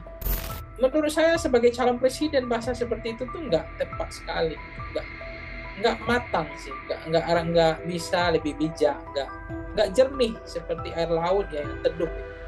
Nah macam-macam seperti ini bahasa reaksioner, emosional, temperamental dan lain-lain. Ini kan kita bukan milih Pak Lurah gitu, kita bukan milih Pak Camat gitu ya, kepala desa ini milih presiden. Ya sebenarnya ini makin menjadi-jadi, makin ibarat saya itu ya makin dikasih hati minta jantung kayak gitulah. Sebetulnya ini sebenarnya kembali kepada rakyat. Jadi rakyat yang kasih hati gitu. Jadi kalau pemimpinnya itu langsung dihukum oleh rakyatnya, harusnya pemimpin yang mengeluarkan kata-kata kotor, ya kasar, ya menyerang personal, tidak berakhlak, ya harusnya kasih sanksi dong. Elektabilitasnya rendah dong. Halo Tribuners, on Focus kembali menjumpai Anda bersama saya Mariananda. Tribuners, calon presiden atau capres nomor urut 2 Prabowo Subianto semakin sering nih melontarkan umpatan yang ditenggarai ditujukan untuk capres nomor urut 1, yakni Anies Rashid Baswedan. Prabowo yang sebelumnya mendapat sematan sosok gemoy karena jogetannya dan sosok sad boy karena diserang Ganjar serta Anies di debat capres. Namun kini Prabowo justru mendapat sematan angry boy. Dalam acara konsolidasi dengan relawannya di Pekanbaru beberapa hari yang lalu, Prabowo menyinggung luas lahannya yang dibeber oleh Anies Baswedan dalam debat Capres-Cawapres ketiga pada Minggu 7 Januari. Seolah terpancing, emosi Prabowo pun melontarkan umpatan kasar di hadapan pendukungnya. Dan Tribuners ketahui ini bukan pertama kalinya Prabowo mengumpat Anies. Usai debat pertama di depan pendukung Prabowo pun mengumpat dengan frasa dasmu etik setelah mengulang pertanyaan Anies terkait etika Prabowo karena menggandeng Gibran Raka Buming Raka. Lalu bagaimana kacamata dari pengamat soal sikap-sikap Prabowo yang cukup frontal di masa kampanye Pilpres 2024? Hari ini saya akan membahasnya bersama dengan narasumber kami, yakni Direktur Eksekutif Foxpol Theater Research dan Consulting, ada Bang Pangi Syarwi Janiago. Kita sapa terlebih dahulu di sana, sudah tergabung bersama kami di Zoom. Selamat malam Bang Pangi. Malam Mbak Nanda. Malam. Bang, kita langsung saja sebagai pengantar nih kami mau minta pendapat dari Bang Pangi melihat Prabowo Subianto yang kembali melontarkan umpatan kepada Anies Baswedan setelah debat Capres kemarin. Mengingat Bang, ini bukan pertama kalinya Prabowo melontarkan kata-kata kasar. Sebelumnya juga tadi sudah saya sampaikan bahwa Prabowo sempat melontarkan frasa mohon maaf dasmu etik. Gimana pandangan Bang Pangi melihat lontaran-lontaran atau umpatan kata kasar dari Prabowo ini, Bang? Iya, ini sebenarnya umpatan seperti ini menanda itu kembali kepada publik ya, masyarakat ya. Kalau masyarakat nanti tidak menghakimi, seolah-olah literasi masyarakat kita atau bacaan buku ke masyarakat kita kan lebih banyak apa namanya literasi digital ya, sehingga soal etik ya, bagaimana standar bernegara tentang etika sebagai fatsun politik, negara mengatur tentang trayek kebangsaan, bagaimana memantaskan bahwa etika itu lebih penting daripada hukum gitu ya. Pelanggaran etika itu adalah pelanggaran hukum gitu. Jadi proses-proses yang terjadi ketika misalnya tidak ada sanksi, masyarakat juga merasa itu mampu memahami, bahkan mereka makin empati sama Prabowo, ya kita mau apa lagi, kita juga nggak tahu mau kemana Republik ini. Kalau misalnya masyarakat yang omongan seperti itu dianggap lazim ya, dianggap biasa dan tidak ada efek jerah, ya makin menjadi-jadi sih Mbak nanti. Karena ternyata elektabilitasnya juga makin naik misalnya. Sementara omongan yang diksi perasa yang dikeluarkan udah bahasa-bahasa yang kurang elok ya, kurang relevan dan tidak pantas dan tidak patut. Tetapi ya lagi-lagi kepada masyarakat yang mereka punya standar ya, bahwa bagi mereka itu biasa, itu nggak ada pelanggaran etik, itu bahasa masih dalam hal yang toleransi, bahasa dalam konteks zona toleransi, bahwa itu tidak ada yang terlalu berlebihan. Tapi kalau saya cermati bahasa-bahasa yang dikeluarkan Pak Prabowo itu adalah mencerminkan sesuatu yang bermasalah, karena antara perkataan dengan perbuatan seiring berjalannya seayun sekata ya, antara sikap ya, antara hati ya dengan pikiran, itu sangat penting sekali. Jadi apa yang keluar dari mulut kita tentu itu mengindikasikan bahwa ada problem juga dengan ada pikiran kita. Jadi saya mengatakan bahwa orang tegas, orang berani kan tidak harus dengan bahasa-bahasa preman, bahasa-bahasa pasar ya. Karena juga ada orang yang dia tegas, berani, tapi bahasanya adalah lebih santun, lebih bijak. Nah, cuma inilah realitas bahwa bagi Pak Prabowo mungkin itu tidak menjadi beban. Bahkan beliau merasa level confident masih sangat percaya diri dengan bahasa seperti itu justru akan menaikkan elektabilitasnya. Ya kita mau boleh buat, mau ngapain lagi? Karena mau pemilih memang rakyat kita, bukan kalau misalnya selera rakyatnya hampir dominan signifikan 80% gaya-gaya bahasa-bahasa kotor, bahasa kasar, dia senang dengan orang-orang yang orang-orang yang tidak terukur bahasanya, tidak arif, ya, tidak bijak, tidak jernih, ya, tidak atau terlalu reaksioner, emosional, dan itu kembali kepada rakyat sih, karena yang milih memang rakyat. Kalau kelas-kelas seperti kita ini kan nggak banyak orangnya sebetulnya. Oke, berarti menurut Bang Pangi kembali lagi ke publik menilai dari cara bersikapnya Prabowo seperti itu ya Bang ya? Ya, saya membaca ya kembali ke publik sih mau menghukum atau tidak gitu. Tapi saya melihat kalau publiknya bijak ya, rasional, publiknya itu punya beradab, beretika. Karena kan kepemimpinan itu kan juga dilihat tidak hanya sebatas ini ya Mbak ya. Melihat karena soal figur ya, soal person, seseorang tidak hanya terbuai oleh apa istilahnya dalam konteks ini ya, setahu saya harus dipahami juga yang terjadi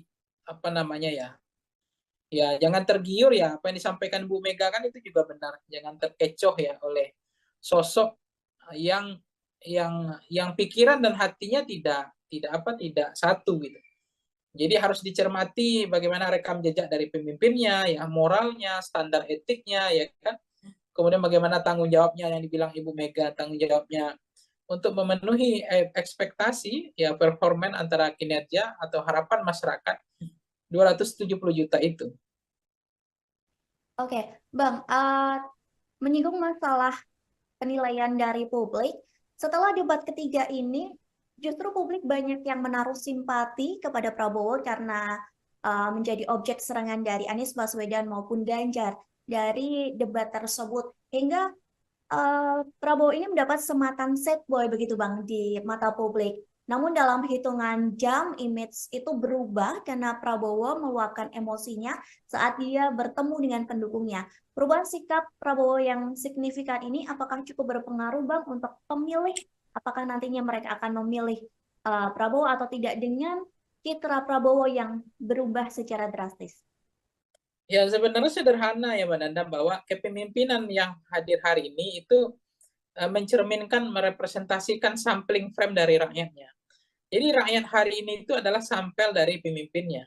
Jadi kalau lahirlah pemimpin yang tidak beretik, ya tidak punya akhlak, ya tidak punya standar moral, terlalu apa namanya bahasanya terlalu reaksioner, emosional, mungkin jangan-jangan itu juga memang rata-rata hampir maksimal ya bahwa kita Indonesia ini punya penduduk kayak begitu juga modelnya. Gitu. Jadi lahirnya pemimpin itu representasi dari model rakyatnya. Jadi apa yang selera rakyat itu adalah selera pemimpin.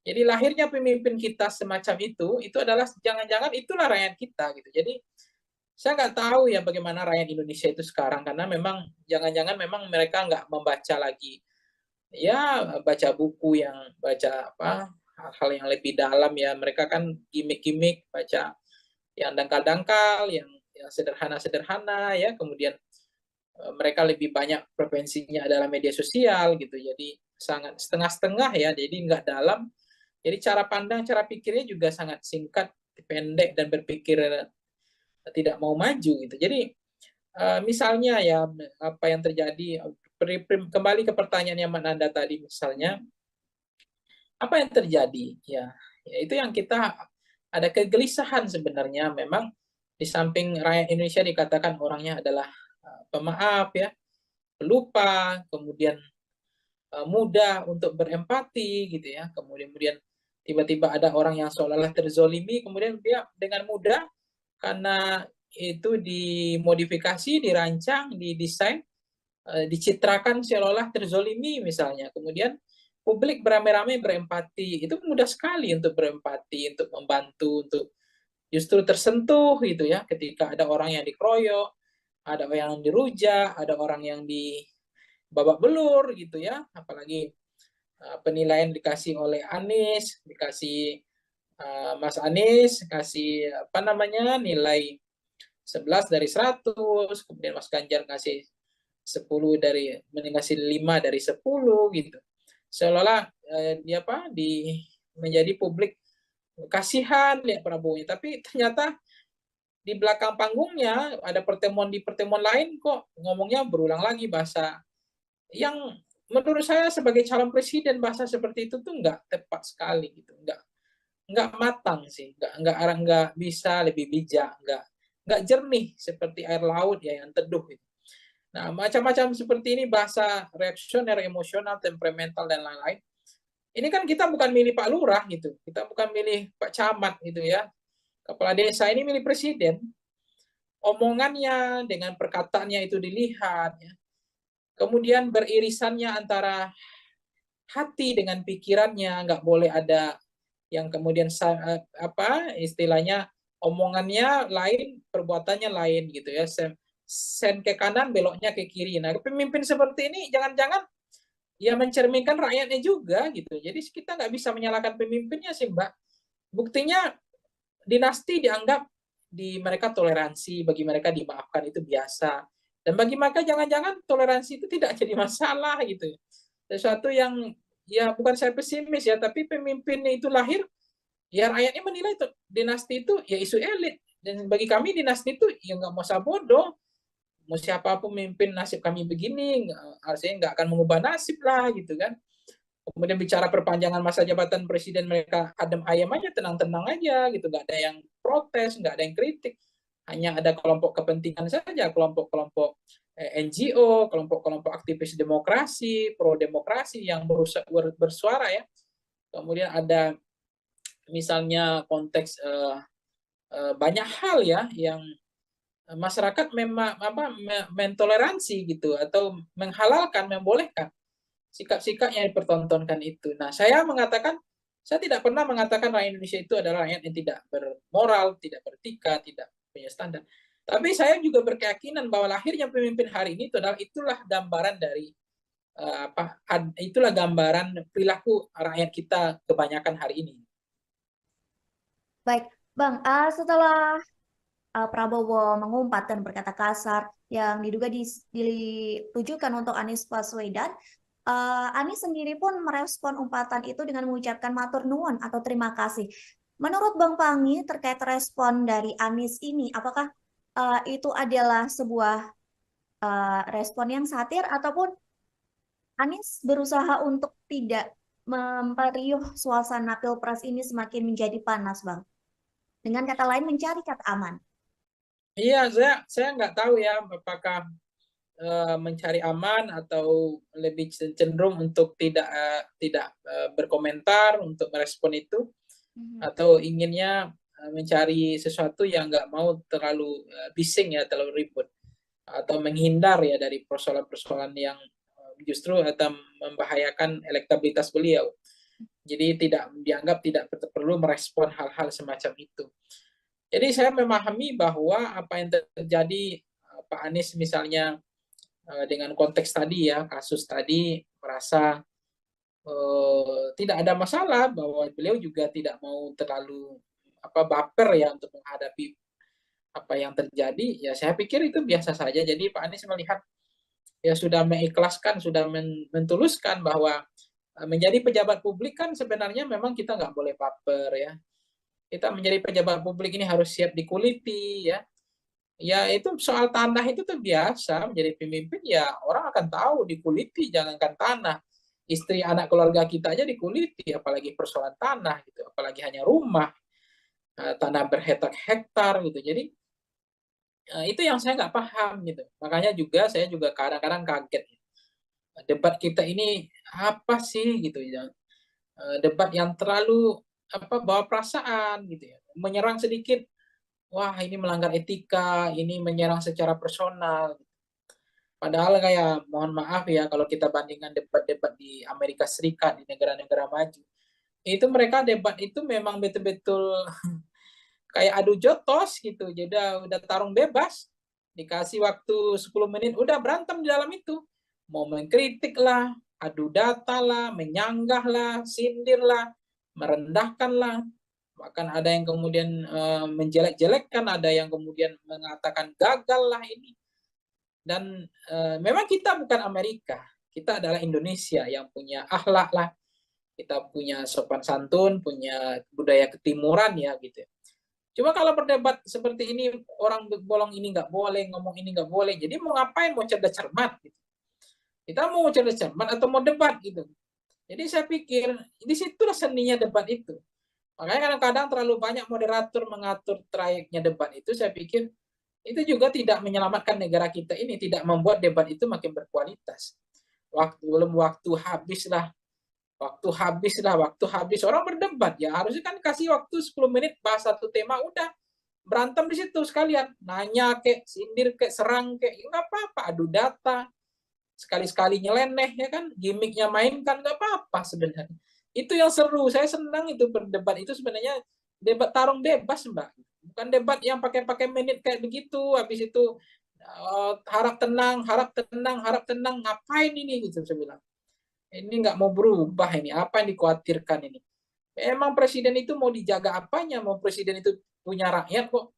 Memang harus siap dikuliti, siap dikritik kok, siap dijatuhkan kok. Gitu. Apain harus dijaga-jaga, dibedakin lah, digencu lah, ya dipoles.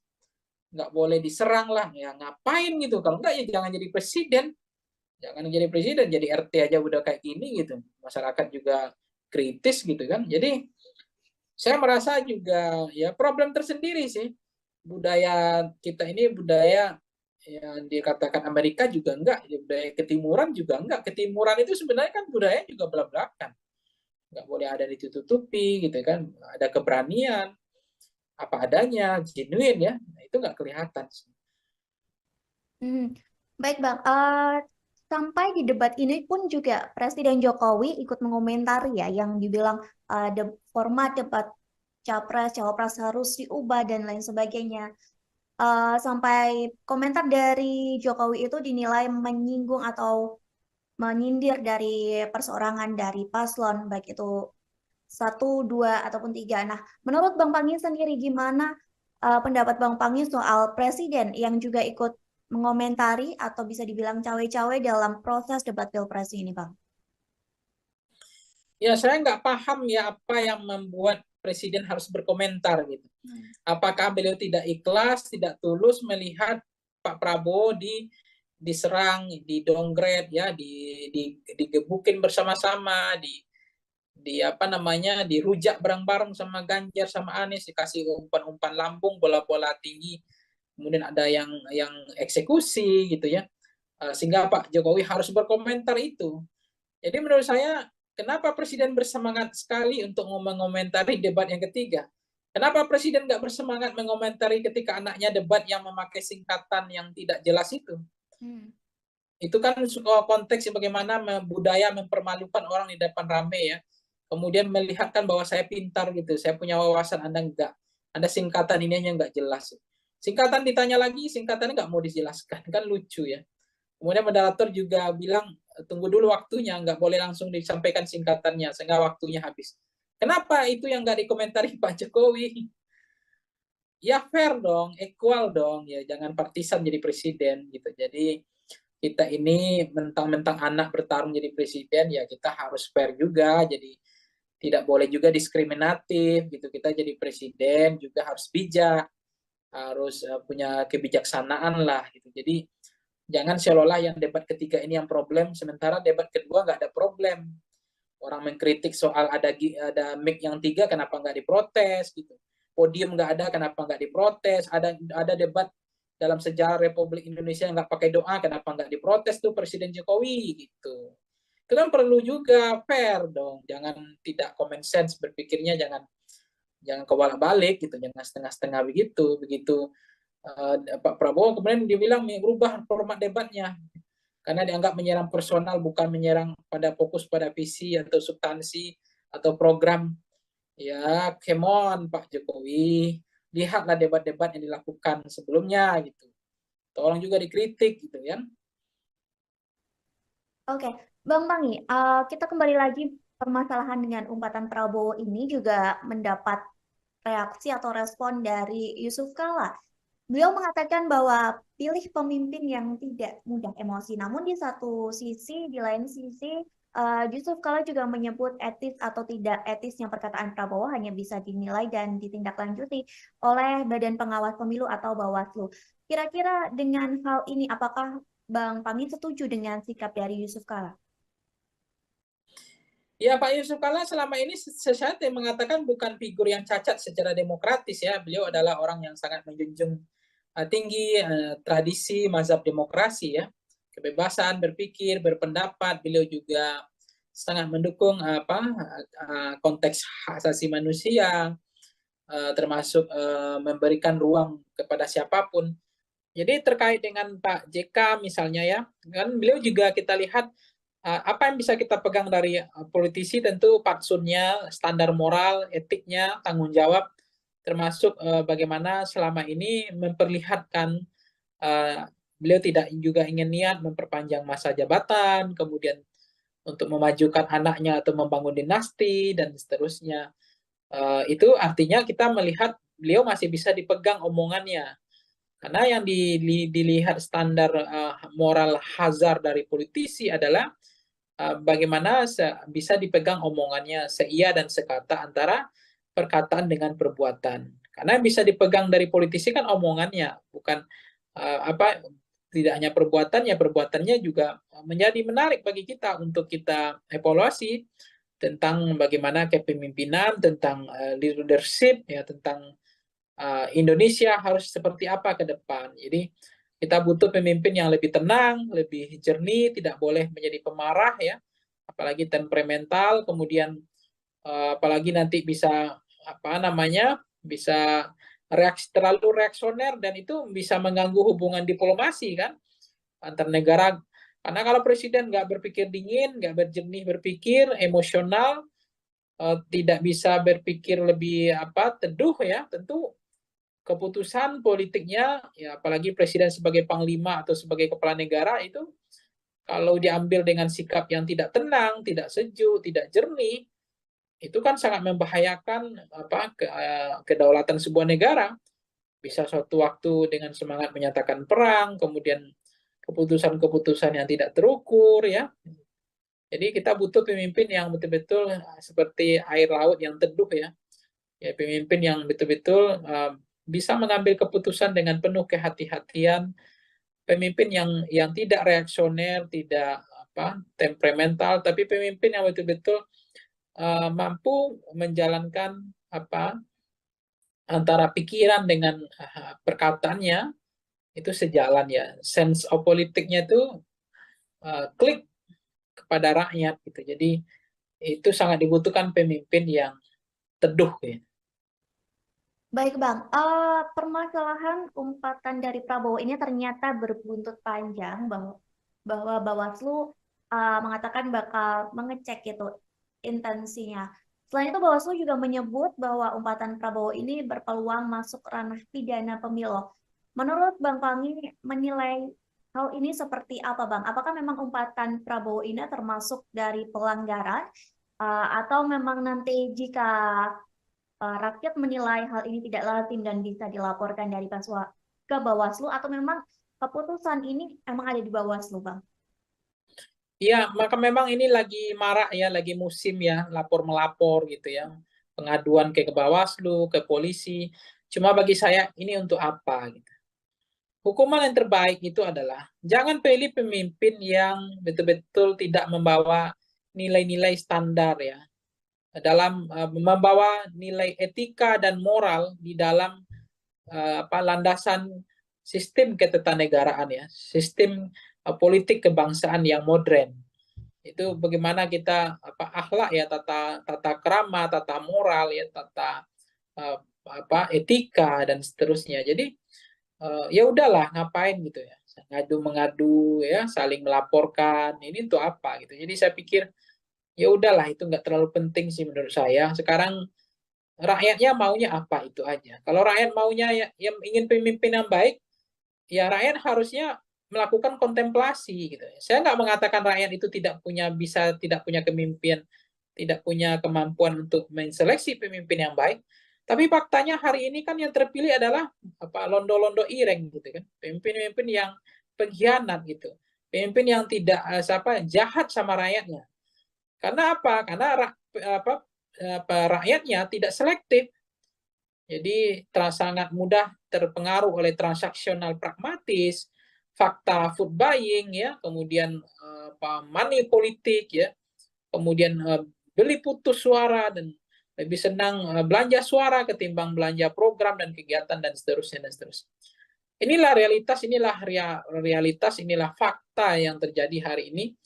Jadi saya pikir menjadi penting bagi kita hukuman yang terbaik itu adalah hukuman dari rakyat, ketimbang ya soal tanding-tanding mengadukan ke Bawaslu, tanding-tanding mengadu ke Bareskrim lah. Apakah omongan itu tindak pidana yang disampaikan Pak Prabowo? Apakah memenuhi unsur hanya etika? Karena selama ini memang pelanggaran etika itu sebetulnya adalah pelanggaran hukum. Karena hukum itu masih di bawah etika sebetulnya. Walaupun dalam ketatanegaraan orang sering mengatakan, oh kalau tidak melanggar hukum ya tidak ada masalah. Kalau etika ya nggak perlu ditindak, tidak ada sanksi dan tidak ada pidananya. Terkait menjadi peluang pelanggaran pemilu, TKN dari Prabowo Gibran sendiri percaya diri nih Bang, atau pede bahwa umpatan itu tidak mengandung unsur penghinaan. Bahkan hari ini Prabowo kembali lagi menggunakan kata kasar ketika beliau kampanye di Bengkulu. Bahkan relawan Prabowo sendiri juga ikut meneriakan kata kasar tersebut. Menurut Bang Pangi sendiri, apakah memang TKN ini nyaman dengan gaya Prabowo seperti yang saat ini berkata kasar dan lain sebagainya? Sementara sebelumnya terlihat bahwa TKN ini membangun citra gemoy dari Prabowo. Gimana menurut Bang Pangi sendiri? Ya sebenarnya ini makin menjadi-jadi, makin ibarat saya itu ya, orang makin dikasih hati minta jantung kayak gitulah. Sebetulnya ini sebenarnya kembali kepada rakyat. Jadi rakyat yang kasih hati gitu. Jadi kalau pemimpinnya itu langsung dihukum oleh rakyatnya, harusnya pemimpin yang mengeluarkan kata-kata kotor, ya kasar, ya menyerang personal, tidak berakhlak, ya harusnya kasih sanksi dong. Elektabilitasnya rendah dong. Tapi kenapa elektabilitasnya makin naik? Justru ketika dia mengeluarkan kata kotor, menyerang, menyindir dengan sindiran yang tidak pantas gitu ya.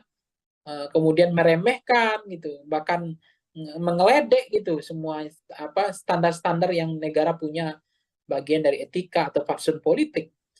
Karena memang rakyat nggak menghukum, jadi makin menjadi-jadi gitu.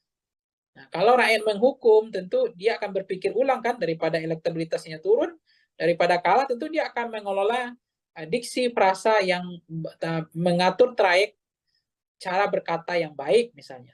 Tapi nggak dilakukan karena ternyata dengan gaya begini juga masyarakat senang. Justru dengan berkata kotor elektabilitas saya makin naik. Nah kan itu yang menarik sekarang. Itulah fakta, itu realitas bagaimana sekarang ya literasi masyarakat kita terhadap buku, mau membaca ya makin kering, dangkal ya cara berpikir karena lebih banyak preferensinya hanya di media sosial, itu bacanya setengah-setengah, tidak dalam. Nah akhirnya ya preferensi politik kita ya kayak begini. Jadi lahirnya pemimpin adalah cerminan dari rakyatnya, itu aja. Oke, terakhir nih Bang, Prabowo juga sempat mengakukan bahwa dia diberi nasihat oleh beberapa orang, banyak pihak terkait omongan kasar dia. Bahkan beberapa orang juga menilai bahwa Prabowo itu hanya bisa joget-joget saja sebagai calon presiden dan tidak pandai berbicara. Saat diberikan kritikan, saat diberikan nasihat, tadi di beberapa media mengatakan bahwa Prabowo mengakui bahwa dia tidak pandai berbicara karena dia seorang prajurit. Selain itu juga Prabowo mengatakan bahwa apa yang dia sampaikan selama ini itu memang sesuai dengan fakta, termasuk umpatan-umpatan kata-kata kasar. Dia mengatakan bahwa itu memang dia yang sebenarnya. Menurut dari Bang Pangi, apakah selanjutnya Prabowo akan meneruskan citra dari Prabowo dengan kata-kata kasarnya atau kembali lagi dengan Prabowo gemoy atau justru ada sesuatu kejutan yang akan diberikan dari tim Prabowo dan Gibran, Bang? Ya, tentu apakah akan kembali kepada aslinya yang seperti apa, saya nggak tahu apakah aslinya gemoy, apakah aslinya yang suka dengan menampilkan degalan bahasa-bahasa yang kotor, yang kasar, yang tidak tepat itu yang aslinya, panggung depan atau degalan politiknya, atau adalah ada panggung atau wajah topeng lain, saya nggak tahu ya. Kan seorang pemimpin itu juga nggak bagus ya, lebih baik itu jujur ya, genuine ya, tidak dibedakin, tidak dipoles, tidak digincuin gitu. Jadi apa adanya itu sebenarnya bagus. Karena kita nggak mau terpilih pemimpin yang karena korban pencitraan, seolah berpihak pada rakyat, seolah dia sayang sama rakyatnya, seolah dia pemimpin yang mencintai rakyat, tapi pada saat yang sama harga sembako naik, listrik naik, ya pajak naik, gas naik, kemudian biaya pendidikan naik, biaya sekolah naik, setiap kita pulang kampung ya harga tiket naik, nggak tanggung-tanggung gitu. Nah itu apakah itu adalah cerminan, apakah itu adalah pemimpin yang berpihak pada rakyat dari konteks kebijakan. Jadi apa yang terjadi sekarang adalah kita memahami betul bahwa konteks pemimpin presiden hari ini kita sudah melihat mereka sangat terlalu percaya diri, level confident. Jadi karena semakin percaya diri, jadi umpatan cara ngomongnya nggak mau memperbaiki, dia ingin senang dengan berkata kotor, kasar, mengejek gitu ya. Itu terlalu percaya diri, Mbak, karena selama ini itu tidak menggerus elektabilitasnya. Dia merasa elektabilitasnya makin naik. Nah, itu yang membuat mereka akhirnya terjebak sebetulnya. Orang yang terlalu overconfident, ya dia merasa apa yang dilakukan tidak ada yang salah. Dan tidak ada juga hukuman, tidak ada juga sanksi. Nah, toh elektabilitas saya makin tinggi gitu. Dengan perangai dalam politik yang saya tampilkan di panggung depan, dengan model-model seperti ini. Nah, itulah faktanya. Baik Bang Pangi, nanti kita akan menantikan bersama-sama ya Bang. Tribuners juga di rumah menantikan seperti apakah sikap kedepannya yang akan diambil dari Prabowo Subianto dan TKN menjelang pemilu yang akan dilaksanakan serentak pada Februari mendatang. Kita nantikan apakah Prabowo akan merubah citranya, tetap mempertahankan image gemoy, atau dengan ciri khas aslinya. Kita akan menantikan hal itu semua, dan sekali lagi terima kasih Bang Pangi sudah berkenan bergabung bersama kami hari ini. Sukses terus Bang, semoga kita bisa berjumpa di lain kesempatan. Baik Tribuners, terima kasih sudah menyaksikan Tribun on Focus. Hari ini nantikan topik pembahasan politik yang lebih seru lagi bersama dengan kami. Akhir kata saya Mariana dan kru yang bertugas pamit undur diri. Terima kasih dan sampai jumpa. Download Tribun X sekarang. Menghadirkan lokal menjadi Indonesia. Tapi kalau saya cermati bahasa-bahasa yang dikeluarkan Pak Prabowo itu adalah mencerminkan sesuatu yang bermasalah, karena antara perkataan dengan perbuatan seiring berjalannya seayun sekata ya, antara sikap ya, antara hati ya dengan pikiran, itu sangat penting sekali. Jadi apa yang keluar dari mulut kita tentu itu mengindikasikan bahwa ada problem juga dengan ada pikiran kita. Orang tegas, orang berani kan tidak harus dengan bahasa-bahasa preman, bahasa-bahasa pasar ya. Menurut saya sebagai calon presiden bahasa seperti itu tuh nggak tepat sekali, nggak matang sih, nggak bisa lebih bijak, nggak jernih seperti air laut ya yang teduh. Nah, macam-macam seperti ini, bahasa reaksioner, emosional, temperamental dan lain-lain. Ini kan kita bukan milih Pak Lurah gitu, kita bukan milih Pak Camat gitu ya, kepala desa, ini milih presiden. Ya sebenarnya ini makin menjadi-jadi, makin ibarat saya itu ya, makin dikasih hati minta jantung kayak gitulah. Sebetulnya ini sebenarnya kembali kepada rakyat. Jadi rakyat yang kasih hati gitu. Jadi kalau pemimpinnya itu langsung dihukum oleh rakyatnya, harusnya pemimpin yang mengeluarkan kata-kata kotor, ya kasar, ya menyerang personal, tidak berakhlak, ya harusnya kasih sanksi dong. Elektabilitasnya rendah dong. Halo Tribuners, on Focus kembali menjumpai Anda bersama saya Mariananda. Tribuners, calon presiden atau capres nomor urut 2 Prabowo Subianto semakin sering melontarkan umpatan yang ditenggarai ditujukan untuk capres nomor urut 1, yakni Anies Rashid Baswedan. Prabowo yang sebelumnya mendapat sematan sosok gemoy karena jogetannya dan sosok sad boy karena diserang Ganjar serta Anies di debat capres. Namun kini Prabowo justru mendapat sematan angry boy.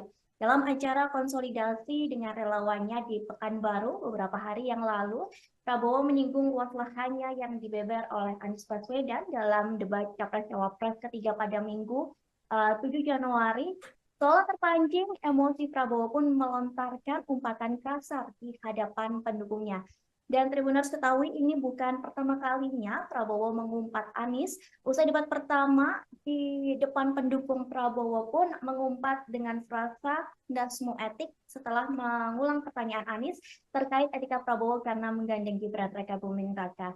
Lalu bagaimana kacamata dari pengamat soal sikap-sikap Prabowo yang cukup frontal di masa kampanye Pilpres 2024? Hari ini saya akan membahasnya bersama dengan narasumber kami, yakni Direktur Eksekutif Voxpol Data Research dan Consulting, ada Bang Pangi Syarwi Janiago. Kita sapa terlebih dahulu di sana, sudah tergabung bersama kami di Zoom.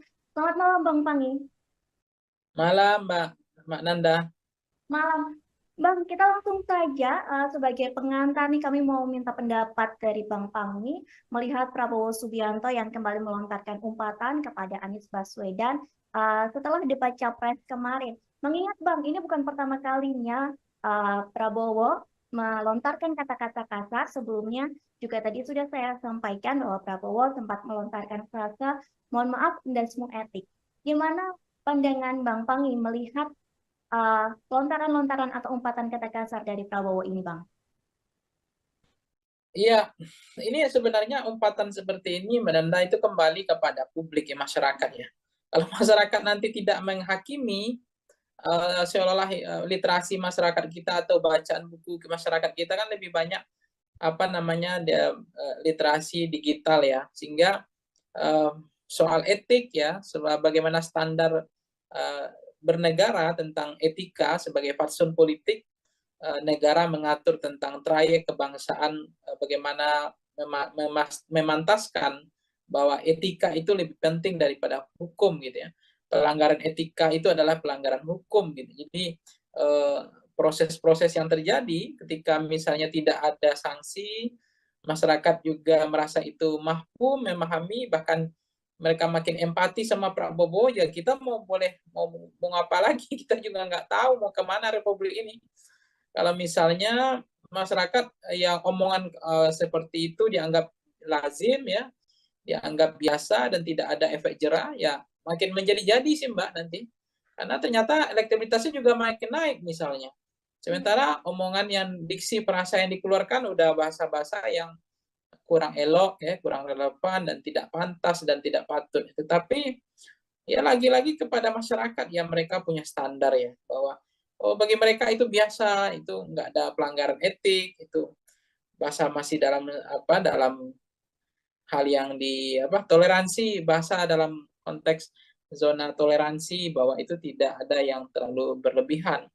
Tapi kalau saya cermati bahasa-bahasa yang dikeluarkan Pak Prabowo itu adalah mencerminkan sesuatu yang bermasalah, karena antara perkataan dengan perbuatan seiring berjalannya seayun sekata ya, antara sikap ya, antara hati ya dengan pikiran, itu sangat penting sekali.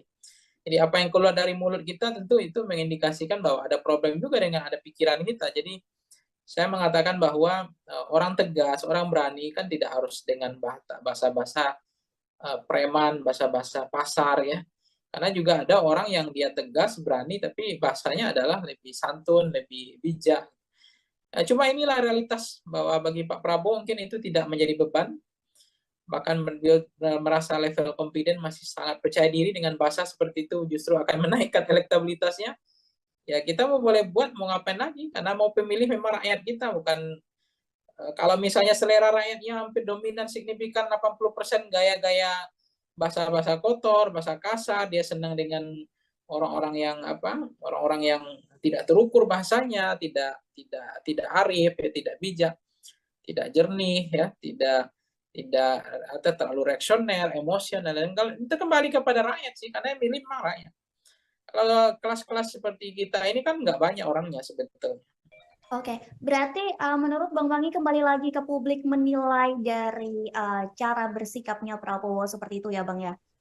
Ya, saya membaca ya kembali ke publik sih mau menghukum atau tidak gitu. Tapi saya melihat kalau publiknya bijak ya, rasional, publiknya itu punya beradab, beretika. Karena kan kepemimpinan itu kan juga dilihat tidak hanya sebatas ini ya Mbak ya. Melihat karena soal figur ya, soal person, seseorang tidak hanya terbuai oleh apa istilahnya dalam konteks ini, ya setahu saya harus dipahami juga yang terjadi apa namanya ya jangan tergiur ya, apa yang disampaikan Bu Mega kan itu juga benar, jangan terkecoh ya oleh sosok yang yang pikiran dan hatinya tidak satu gitu. Jadi harus dicermati bagaimana rekam jejak dari pemimpinnya ya, moralnya, standar etiknya ya kan. Kemudian bagaimana tanggung jawabnya yang dibilang Ibu Mega, tanggung jawabnya untuk memenuhi ekspektasi ya, performan antara kinerja atau harapan masyarakat 270 juta itu.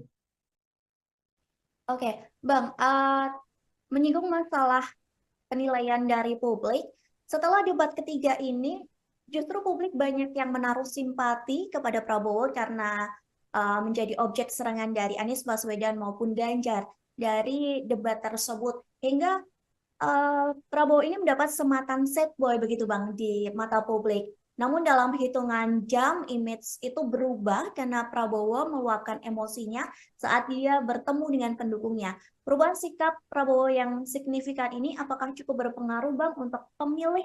Apakah nantinya mereka akan memilih Prabowo atau tidak dengan citra Prabowo yang berubah secara drastis?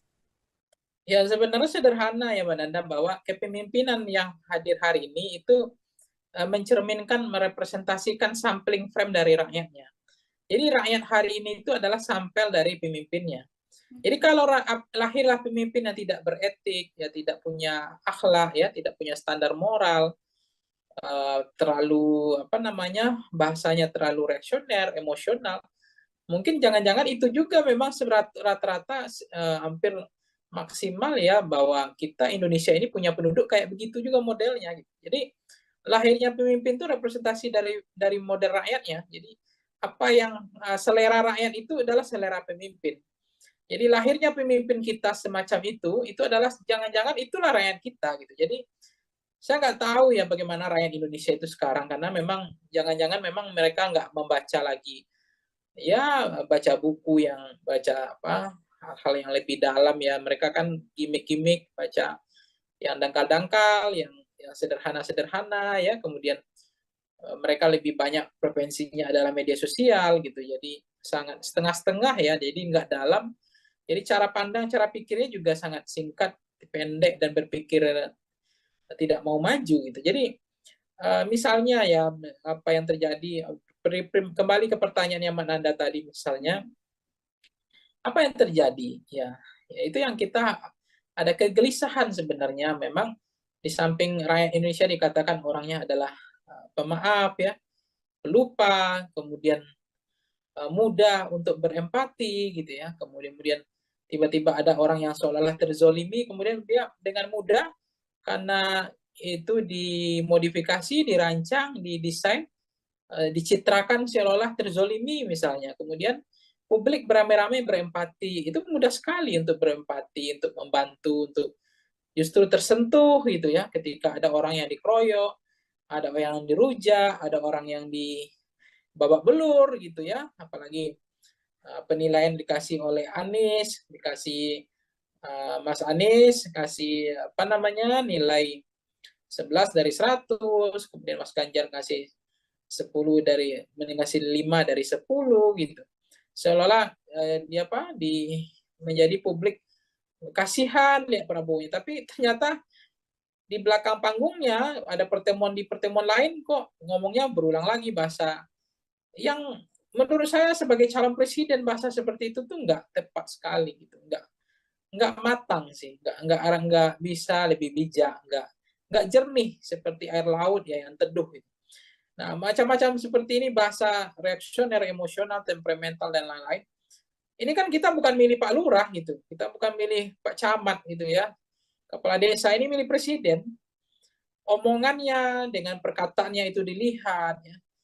Kemudian beririsannya antara hati dengan pikirannya, nggak boleh ada yang kemudian apa istilahnya, omongannya lain, perbuatannya lain gitu ya. Sen ke kanan, beloknya ke kiri. Nah, pemimpin seperti ini jangan-jangan ya mencerminkan rakyatnya juga gitu. Jadi kita nggak bisa menyalahkan pemimpinnya sih, Mbak. Buktinya dinasti dianggap di mereka toleransi, bagi mereka dimaafkan itu biasa. Dan bagi mereka jangan-jangan toleransi itu tidak jadi masalah gitu. Sesuatu yang ya bukan saya pesimis ya, tapi pemimpinnya itu lahir, ya rakyatnya menilai itu dinasti itu ya isu elit. Dan bagi kami dinasti itu ya nggak mau bodoh. Mau siapapun memimpin nasib kami begini, artinya nggak akan mengubah nasib lah gitu kan. Kemudian bicara perpanjangan masa jabatan presiden, mereka adem ayam aja, tenang-tenang aja gitu, nggak ada yang protes, nggak ada yang kritik, hanya ada kelompok kepentingan saja, kelompok-kelompok NGO, kelompok-kelompok aktivis demokrasi, pro demokrasi yang bersuara ya. Kemudian ada misalnya konteks banyak hal ya yang masyarakat memang mentoleransi gitu, atau menghalalkan, membolehkan sikap-sikap yang dipertontonkan itu. Nah, saya tidak pernah mengatakan rakyat Indonesia itu adalah rakyat yang tidak bermoral, tidak beretika, tidak punya standar. Tapi saya juga berkeyakinan bahwa lahirnya pemimpin hari ini itulah gambaran dari itulah gambaran perilaku rakyat kita kebanyakan hari ini. Baik, Bang, setelah Prabowo mengumpat dan berkata kasar yang diduga ditujukan untuk Anies Baswedan, Anies sendiri pun merespon umpatan itu dengan mengucapkan matur nuwun atau terima kasih. Menurut Bang Pangi terkait respon dari Anies ini, apakah itu adalah sebuah respon yang satir ataupun Anies berusaha untuk tidak memperiuh suasana Pilpres ini semakin menjadi panas, Bang? Dengan kata lain, mencari kata aman. Iya, saya nggak tahu ya apakah mencari aman atau lebih cenderung untuk tidak berkomentar untuk merespon itu, atau inginnya mencari sesuatu yang nggak mau terlalu bising ya, terlalu ribut, atau menghindar ya dari persoalan-persoalan yang justru atau membahayakan elektabilitas beliau. Jadi dianggap tidak perlu merespon hal-hal semacam itu. Jadi saya memahami bahwa apa yang terjadi Pak Anies misalnya dengan konteks tadi ya, kasus tadi merasa tidak ada masalah, bahwa beliau juga tidak mau terlalu baper ya untuk menghadapi apa yang terjadi, ya saya pikir itu biasa saja. Jadi Pak Anies melihat ya sudah mengikhlaskan, sudah mentuluskan bahwa menjadi pejabat publik kan sebenarnya memang kita nggak boleh baper ya. Kita menjadi pejabat publik ini harus siap dikuliti ya. Ya itu soal tanah itu tuh biasa, menjadi pemimpin ya orang akan tahu dikuliti, jangankan tanah. Istri anak keluarga kita aja dikuliti, apalagi persoalan tanah gitu, apalagi hanya rumah, tanah berhektar-hektar gitu. Jadi itu yang saya nggak paham gitu. Makanya saya juga kadang-kadang kaget. Debat kita ini apa sih gitu ya? Debat yang terlalu bawa perasaan gitu ya, menyerang sedikit, wah ini melanggar etika, ini menyerang secara personal. Padahal kayak mohon maaf ya kalau kita bandingkan debat-debat di Amerika Serikat, di negara-negara maju, itu mereka debat itu memang betul-betul kayak adu jotos gitu. Jadi udah tarung bebas, dikasih waktu 10 menit udah berantem di dalam itu. Mau mengkritik lah, adu data lah, menyanggah lah, sindir lah, merendahkan lah. Bahkan ada yang kemudian menjelek-jelekkan, ada yang kemudian mengatakan gagal lah ini. Dan memang kita bukan Amerika, kita adalah Indonesia yang punya akhlak lah, kita punya sopan santun, punya budaya ketimuran ya gitu. Cuma kalau berdebat seperti ini, orang bolong ini nggak boleh, ngomong ini nggak boleh. Jadi mau ngapain? Mau cerdas cermat? Gitu. Kita mau cerdas cermat atau mau debat gitu. Jadi saya pikir di situlah seninya debat itu. Makanya kadang-kadang terlalu banyak moderator mengatur trayeknya debat itu, saya pikir itu juga tidak menyelamatkan negara kita ini, tidak membuat debat itu makin berkualitas. Waktu habis lah, waktu habis orang berdebat ya, harusnya kan kasih waktu 10 menit bahas satu tema, udah berantem di situ sekalian, nanya kek, sindir kek, serang kek, ya nggak apa-apa, adu data, sekali-sekali nyeleneh ya kan, gimmicknya mainkan, nggak apa-apa sebenarnya. Itu yang seru, saya senang itu berdebat itu sebenarnya, debat tarung bebas Mbak, bukan debat yang pakai menit kayak begitu, habis itu harap tenang, ngapain ini gitu saya bilang. Ini nggak mau berubah ini, apa yang dikhawatirkan ini. Memang presiden itu mau dijaga apanya, mau presiden itu punya rakyat kok. Memang harus siap dikuliti, siap dikritik kok, siap dijatuhkan kok. Gitu. Apain harus dijaga-jaga, dibedakin lah, digencu lah, ya dipoles. Nggak boleh diserang lah, ya ngapain gitu. Kalau nggak ya jangan jadi presiden. Jangan jadi presiden, jadi RT aja udah kayak gini gitu. Masyarakat juga kritis gitu kan. Jadi saya merasa juga ya problem tersendiri sih. Budaya kita ini budaya yang dikatakan Amerika juga enggak, ya budaya ketimuran juga enggak. Ketimuran itu sebenarnya kan budaya juga belak-belakan. Enggak boleh ada ditutupi gitu kan. Ada keberanian, apa adanya, genuine ya. Nah, itu enggak kelihatan sih.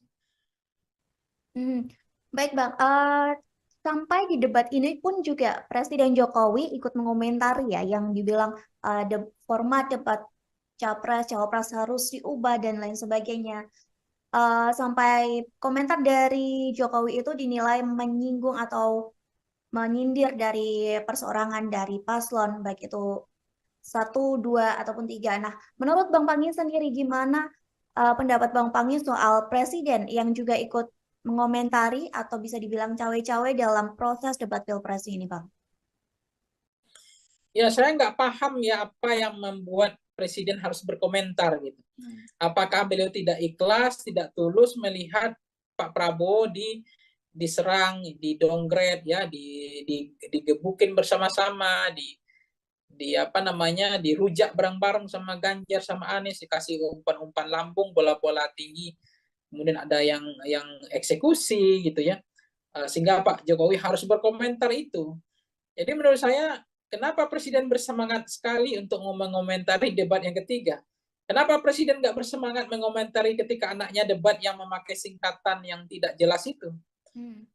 Itu kan konteks bagaimana budaya mempermalukan orang di depan rame ya. Kemudian melihatkan bahwa saya pintar gitu, saya punya wawasan, Anda enggak. Ada singkatan ini yang nggak jelas. Singkatan ditanya lagi, singkatannya nggak mau dijelaskan, kan lucu ya. Kemudian moderator juga bilang, tunggu dulu waktunya, nggak boleh langsung disampaikan singkatannya, sehingga waktunya habis. Kenapa itu yang nggak dikomentari Pak Jokowi? Ya fair dong, equal dong, ya jangan partisan jadi presiden gitu. Jadi kita ini mentang-mentang anak bertarung jadi presiden, ya kita harus fair juga, jadi tidak boleh juga diskriminatif gitu. Kita jadi presiden juga harus bijak, harus punya kebijaksanaan lah gitu. Jadi jangan seolah-olah yang debat ketiga ini yang problem, sementara debat kedua nggak ada problem. Orang mengkritik soal ada mic yang 3, kenapa nggak diprotes gitu. Podium nggak ada, kenapa nggak diprotes. Ada debat dalam sejarah Republik Indonesia yang nggak pakai doa, kenapa nggak diprotes tuh Presiden Jokowi gitu.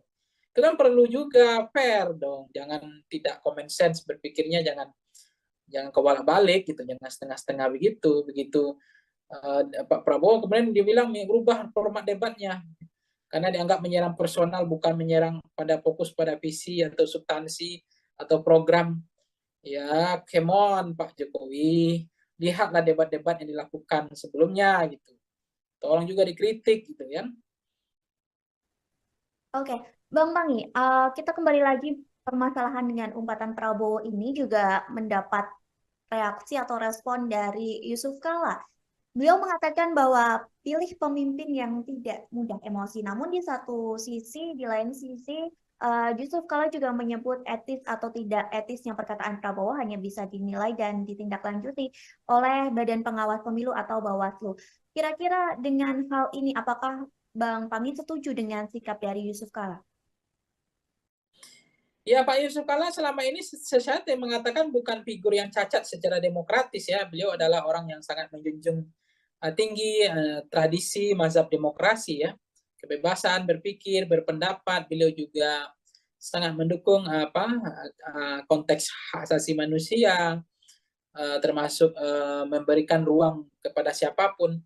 Jadi terkait dengan Pak JK misalnya ya, kan beliau juga kita lihat apa yang bisa kita pegang dari politisi, tentu fatsunnya, standar moral, etiknya, tanggung jawab, termasuk bagaimana selama ini memperlihatkan beliau tidak juga ingin niat memperpanjang masa jabatan, kemudian untuk memajukan anaknya atau membangun dinasti dan seterusnya. Itu artinya kita melihat beliau masih bisa dipegang omongannya. Karena yang dilihat standar moral hazard dari politisi adalah bagaimana bisa dipegang omongannya seia dan sekata antara perkataan dengan perbuatan. Karena yang bisa dipegang dari politisi kan omongannya, bukan tidak hanya perbuatannya, perbuatannya juga menjadi menarik bagi kita untuk kita evaluasi tentang bagaimana kepemimpinan, tentang leadership, ya, tentang Indonesia harus seperti apa ke depan. Jadi kita butuh pemimpin yang lebih tenang, lebih jernih, tidak boleh menjadi pemarah ya, apalagi temperamental, kemudian apalagi nanti bisa bisa terlalu reaksioner dan itu bisa mengganggu hubungan diplomasi kan antar negara.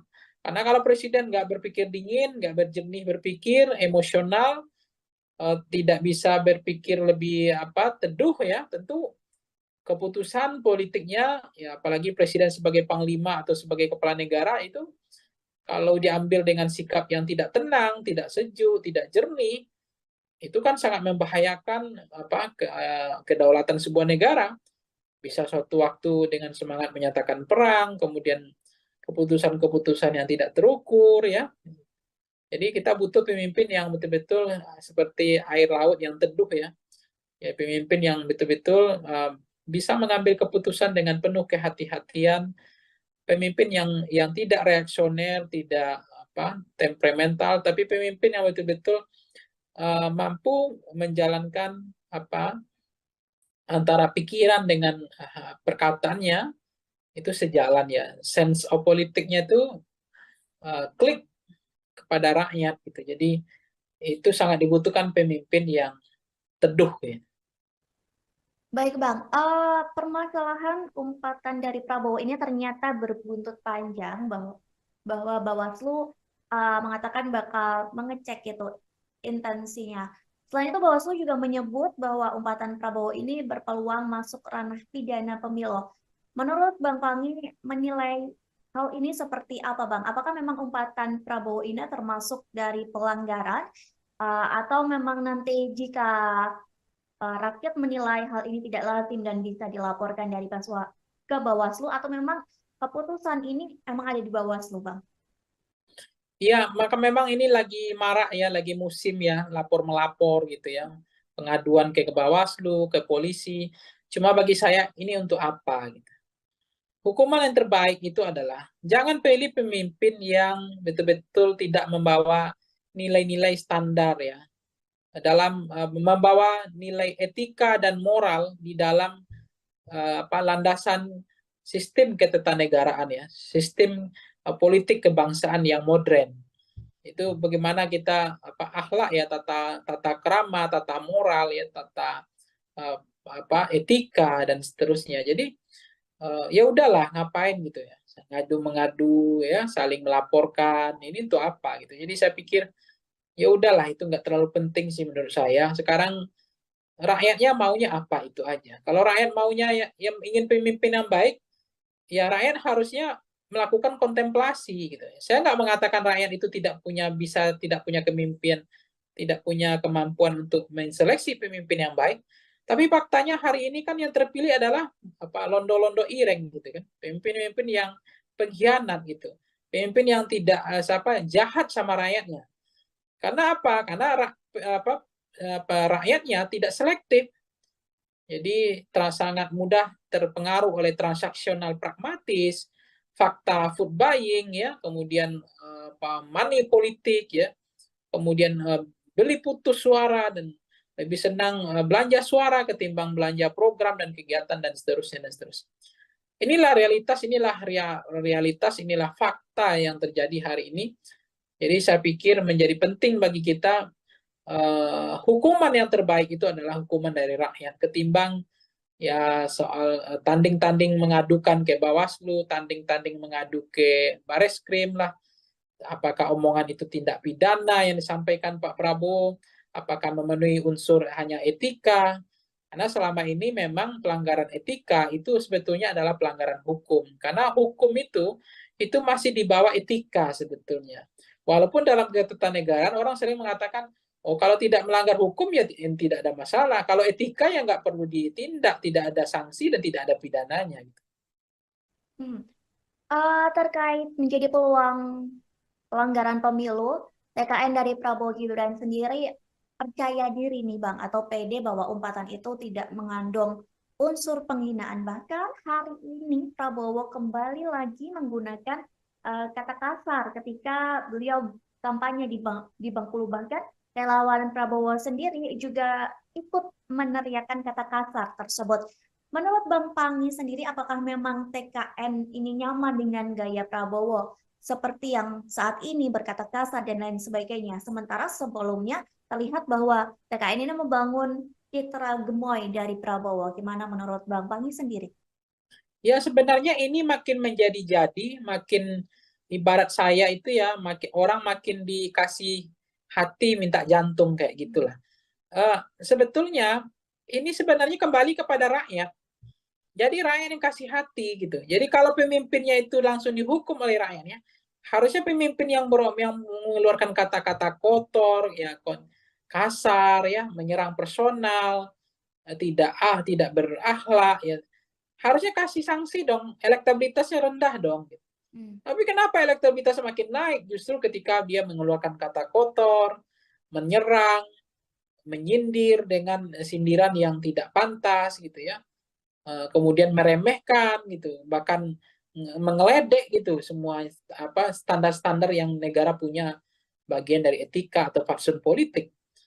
Karena memang rakyat nggak menghukum, jadi makin menjadi-jadi gitu. Nah, kalau rakyat menghukum, tentu dia akan berpikir ulang kan, daripada elektabilitasnya turun, daripada kalah, tentu dia akan mengelola diksi, frasa yang mengatur trayek cara berkata yang baik misalnya. Tapi nggak dilakukan karena, oh ternyata dengan gaya begini juga masyarakat senang. Oh justru dengan berkata kotor elektabilitas saya makin naik. Nah kan itu yang menarik sekarang. Itulah fakta, itu realitas bagaimana sekarang ya di apa namanya literasi masyarakat kita terhadap buku, mau membaca ya makin kering, dangkal ya cara berpikir karena lebih banyak preferensinya hanya di media sosial, itu bacanya setengah-setengah, tidak dalam. Nah akhirnya ya preferensi politik kita ya kayak begini. Jadi lahirnya pemimpin adalah cerminan dari rakyatnya, itu aja. Oke, terakhir nih Bang, Prabowo juga sempat mengakukan bahwa dia diberi nasihat oleh beberapa orang, banyak pihak terkait omongan kasar dia. Bahkan beberapa orang juga menilai bahwa Prabowo itu hanya bisa joget-joget saja sebagai calon presiden dan tidak pandai berbicara. Saat diberikan kritikan, saat diberikan nasihat, tadi di beberapa media mengatakan bahwa Prabowo mengakui bahwa dia tidak pandai berbicara karena dia seorang prajurit. Selain itu juga Prabowo mengatakan bahwa apa yang dia sampaikan selama ini itu memang sesuai dengan fakta, termasuk umpatan-umpatan kata-kata kasar. Dia mengatakan bahwa itu memang dia yang sebenarnya. Menurut dari Bang Pangi, apakah selanjutnya Prabowo akan meneruskan citra dari Prabowo dengan kata-kata kasarnya atau kembali lagi dengan Prabowo gemoy atau justru ada sesuatu kejutan yang akan diberikan dari tim Prabowo dan Gibran, Bang? Ya, tentu apakah akan kembali kepada aslinya yang seperti apa, saya nggak tahu apakah aslinya gemoy, apakah aslinya yang suka dengan menampilkan degalan bahasa-bahasa yang kotor, yang kasar, yang tidak tepat itu yang aslinya, panggung depan atau degalan politiknya, atau adalah ada panggung atau wajah topeng lain, saya nggak tahu ya. Kan seorang pemimpin itu juga nggak bagus ya, lebih baik itu jujur ya, genuine ya, tidak dibedakin, tidak dipoles, tidak digincuin gitu. Jadi apa adanya itu sebenarnya bagus. Karena kita nggak mau terpilih pemimpin yang karena korban pencitraan, seolah berpihak pada rakyat, seolah dia sayang sama rakyatnya, seolah dia pemimpin yang mencintai rakyat, tapi pada saat yang sama harga sembako naik, listrik naik, ya pajak naik, gas naik, kemudian biaya pendidikan naik, biaya sekolah naik, setiap kita pulang kampung ya harga tiket naik, nggak tanggung-tanggung gitu. Nah itu apakah itu adalah cerminan, apakah itu adalah pemimpin yang berpihak pada rakyat dari konteks kebijakan. Jadi apa yang terjadi sekarang adalah kita memahami betul bahwa konteks pemimpin presiden hari ini kita sudah melihat mereka sangat terlalu percaya diri, level confident. Jadi karena semakin percaya diri, jadi umpatan cara ngomongnya nggak mau memperbaiki, dia ingin senang dengan berkata kotor, kasar, mengejek gitu ya. Itu terlalu percaya diri Mbak, karena selama ini itu tidak menggerus elektabilitasnya. Dia merasa elektabilitasnya makin naik. Nah, itu yang membuat mereka akhirnya terjebak sebetulnya orang yang terlalu overconfident, ya dia merasa apa yang dilakukan tidak ada yang salah. Dan tidak ada juga hukuman, tidak ada juga sanksi. Nah, toh elektabilitas saya makin tinggi gitu. Dengan perangai degalan politik yang saya tampilkan di panggung depan dengan model-model seperti ini. Nah, itulah faktanya. Baik Bang Pangi, nanti kita akan menantikan bersama-sama ya Bang.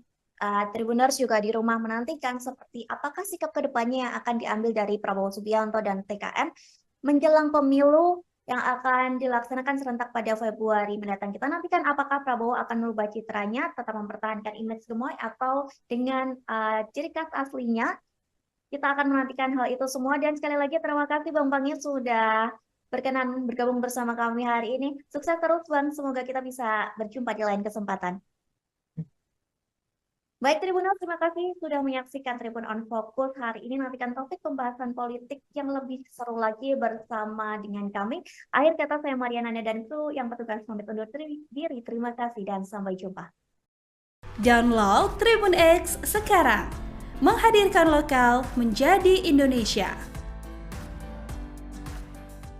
Tapi kalau saya cermati bahasa-bahasa yang dikeluarkan Pak Prabowo itu adalah mencerminkan sesuatu yang bermasalah, karena antara perkataan dengan perbuatan seiring berjalannya seayun sekata ya, antara sikap ya, antara hati ya dengan pikiran, itu sangat penting sekali. Jadi apa yang keluar dari mulut kita tentu itu mengindikasikan bahwa ada problem juga dengan ada pikiran kita. Orang tegas, orang berani kan tidak harus dengan bahasa-bahasa preman, bahasa-bahasa pasar ya. Menurut saya sebagai calon presiden bahasa seperti itu tuh nggak tepat sekali, nggak matang sih, nggak bisa lebih bijak, nggak jernih seperti air laut ya yang teduh. Nah macam-macam seperti ini, bahasa reaksioner, emosional, temperamental dan lain-lain. Ini kan kita bukan milih Pak Lurah gitu, kita bukan milih Pak Camat gitu ya, kepala desa, ini milih presiden. Ya sebenarnya ini makin menjadi-jadi, makin ibarat saya itu ya, orang makin dikasih hati minta jantung kayak gitulah. Sebetulnya ini sebenarnya kembali kepada rakyat. Jadi rakyat yang kasih hati gitu. Jadi kalau pemimpinnya itu langsung dihukum oleh rakyatnya, harusnya pemimpin yang mengeluarkan kata-kata kotor, ya kasar, ya menyerang personal, tidak berakhlak, ya harusnya kasih sanksi dong. Elektabilitasnya rendah dong. Halo Tribuners, on Focus kembali menjumpai Anda bersama saya Mariananda. Tribuners, calon presiden atau capres nomor urut 2 Prabowo Subianto semakin sering melontarkan umpatan yang ditenggarai ditujukan untuk capres nomor urut 1, yakni Anies Rashid Baswedan. Prabowo yang sebelumnya mendapat sematan sosok gemoy karena jogetannya dan sosok sad boy karena diserang Ganjar serta Anies di debat capres. Namun kini Prabowo justru mendapat sematan angry boy. Dalam acara konsolidasi dengan relawannya di Pekanbaru beberapa hari yang lalu, Prabowo menyinggung luas lahannya yang dibeber oleh Anies Baswedan dalam debat Capres-Cawapres ketiga pada Minggu 7 Januari. Seolah terpancing, emosi Prabowo pun melontarkan umpatan kasar di hadapan pendukungnya. Dan Tribuners ketahui ini bukan pertama kalinya Prabowo mengumpat Anies. Usai debat pertama di depan pendukung Prabowo pun mengumpat dengan frasa dasmu etik setelah mengulang pertanyaan Anies terkait etika Prabowo karena menggandeng Gibran Raka Buming Raka. Lalu bagaimana kacamata dari pengamat soal sikap-sikap Prabowo yang cukup frontal di masa kampanye Pilpres 2024? Hari ini saya akan membahasnya bersama dengan narasumber kami, yakni Direktur Eksekutif Foxpol Theater Research dan Consulting, ada Bang Pangi Syarwi Janiago. Kita sapa terlebih dahulu di sana, sudah tergabung bersama kami di Zoom. Selamat malam Bang Pangi. Malam Mbak Nanda. Malam. Bang, kita langsung saja sebagai pengantar nih kami mau minta pendapat dari Bang Pangi melihat Prabowo Subianto yang kembali melontarkan umpatan kepada Anies Baswedan setelah debat Capres kemarin. Mengingat Bang, ini bukan pertama kalinya Prabowo melontarkan kata-kata kasar. Sebelumnya juga tadi sudah saya sampaikan bahwa Prabowo sempat melontarkan frasa mohon maaf dasmu etik. Gimana pandangan Bang Pangi melihat lontaran-lontaran atau umpatan kata kasar dari Prabowo ini, Bang? Iya, ini sebenarnya umpatan seperti ini menanda itu kembali kepada publik ya, masyarakat ya. Kalau masyarakat nanti tidak menghakimi, seolah-olah literasi masyarakat kita atau bacaan buku ke masyarakat kita kan lebih banyak literasi digital ya, sehingga soal etik ya, bagaimana standar bernegara tentang etika sebagai fatsun politik, negara mengatur tentang trayek kebangsaan, bagaimana memantaskan bahwa etika itu lebih penting daripada hukum gitu ya. Pelanggaran etika itu adalah pelanggaran hukum gitu. Jadi proses-proses yang terjadi ketika misalnya tidak ada sanksi, masyarakat juga merasa itu mampu memahami, bahkan mereka makin empati sama Prabowo, ya kita mau ngapa lagi, kita juga nggak tahu mau kemana Republik ini. Kalau misalnya masyarakat yang omongan seperti itu dianggap lazim ya, dianggap biasa dan tidak ada efek jerah, ya makin menjadi-jadi sih Mbak nanti. Karena ternyata elektabilitasnya juga makin naik misalnya. Sementara omongan yang diksi perasa yang dikeluarkan udah bahasa-bahasa yang kurang elok ya, kurang relevan dan tidak pantas dan tidak patut. Tetapi ya lagi-lagi kepada masyarakat yang mereka punya standar ya, bahwa oh bagi mereka itu biasa, itu nggak ada pelanggaran etik, itu bahasa masih dalam hal yang toleransi, bahasa dalam konteks zona toleransi, bahwa itu tidak ada yang terlalu berlebihan. Tapi kalau saya cermati bahasa-bahasa yang dikeluarkan Pak Prabowo itu adalah mencerminkan sesuatu yang bermasalah, karena antara perkataan dengan perbuatan seiring berjalannya seayun sekata ya, antara sikap ya, antara hati ya dengan pikiran, itu sangat penting sekali. Jadi apa yang keluar dari mulut kita tentu itu mengindikasikan bahwa ada problem juga dengan ada pikiran kita. Jadi saya mengatakan bahwa orang tegas, orang berani kan tidak harus dengan bahasa-bahasa preman, bahasa-bahasa pasar ya. Karena juga ada orang yang dia tegas, berani, tapi bahasanya adalah lebih santun, lebih bijak. Cuma inilah realitas bahwa bagi Pak Prabowo mungkin itu tidak menjadi beban. Bahkan beliau merasa level confident masih sangat percaya diri dengan bahasa seperti itu justru akan menaikkan elektabilitasnya.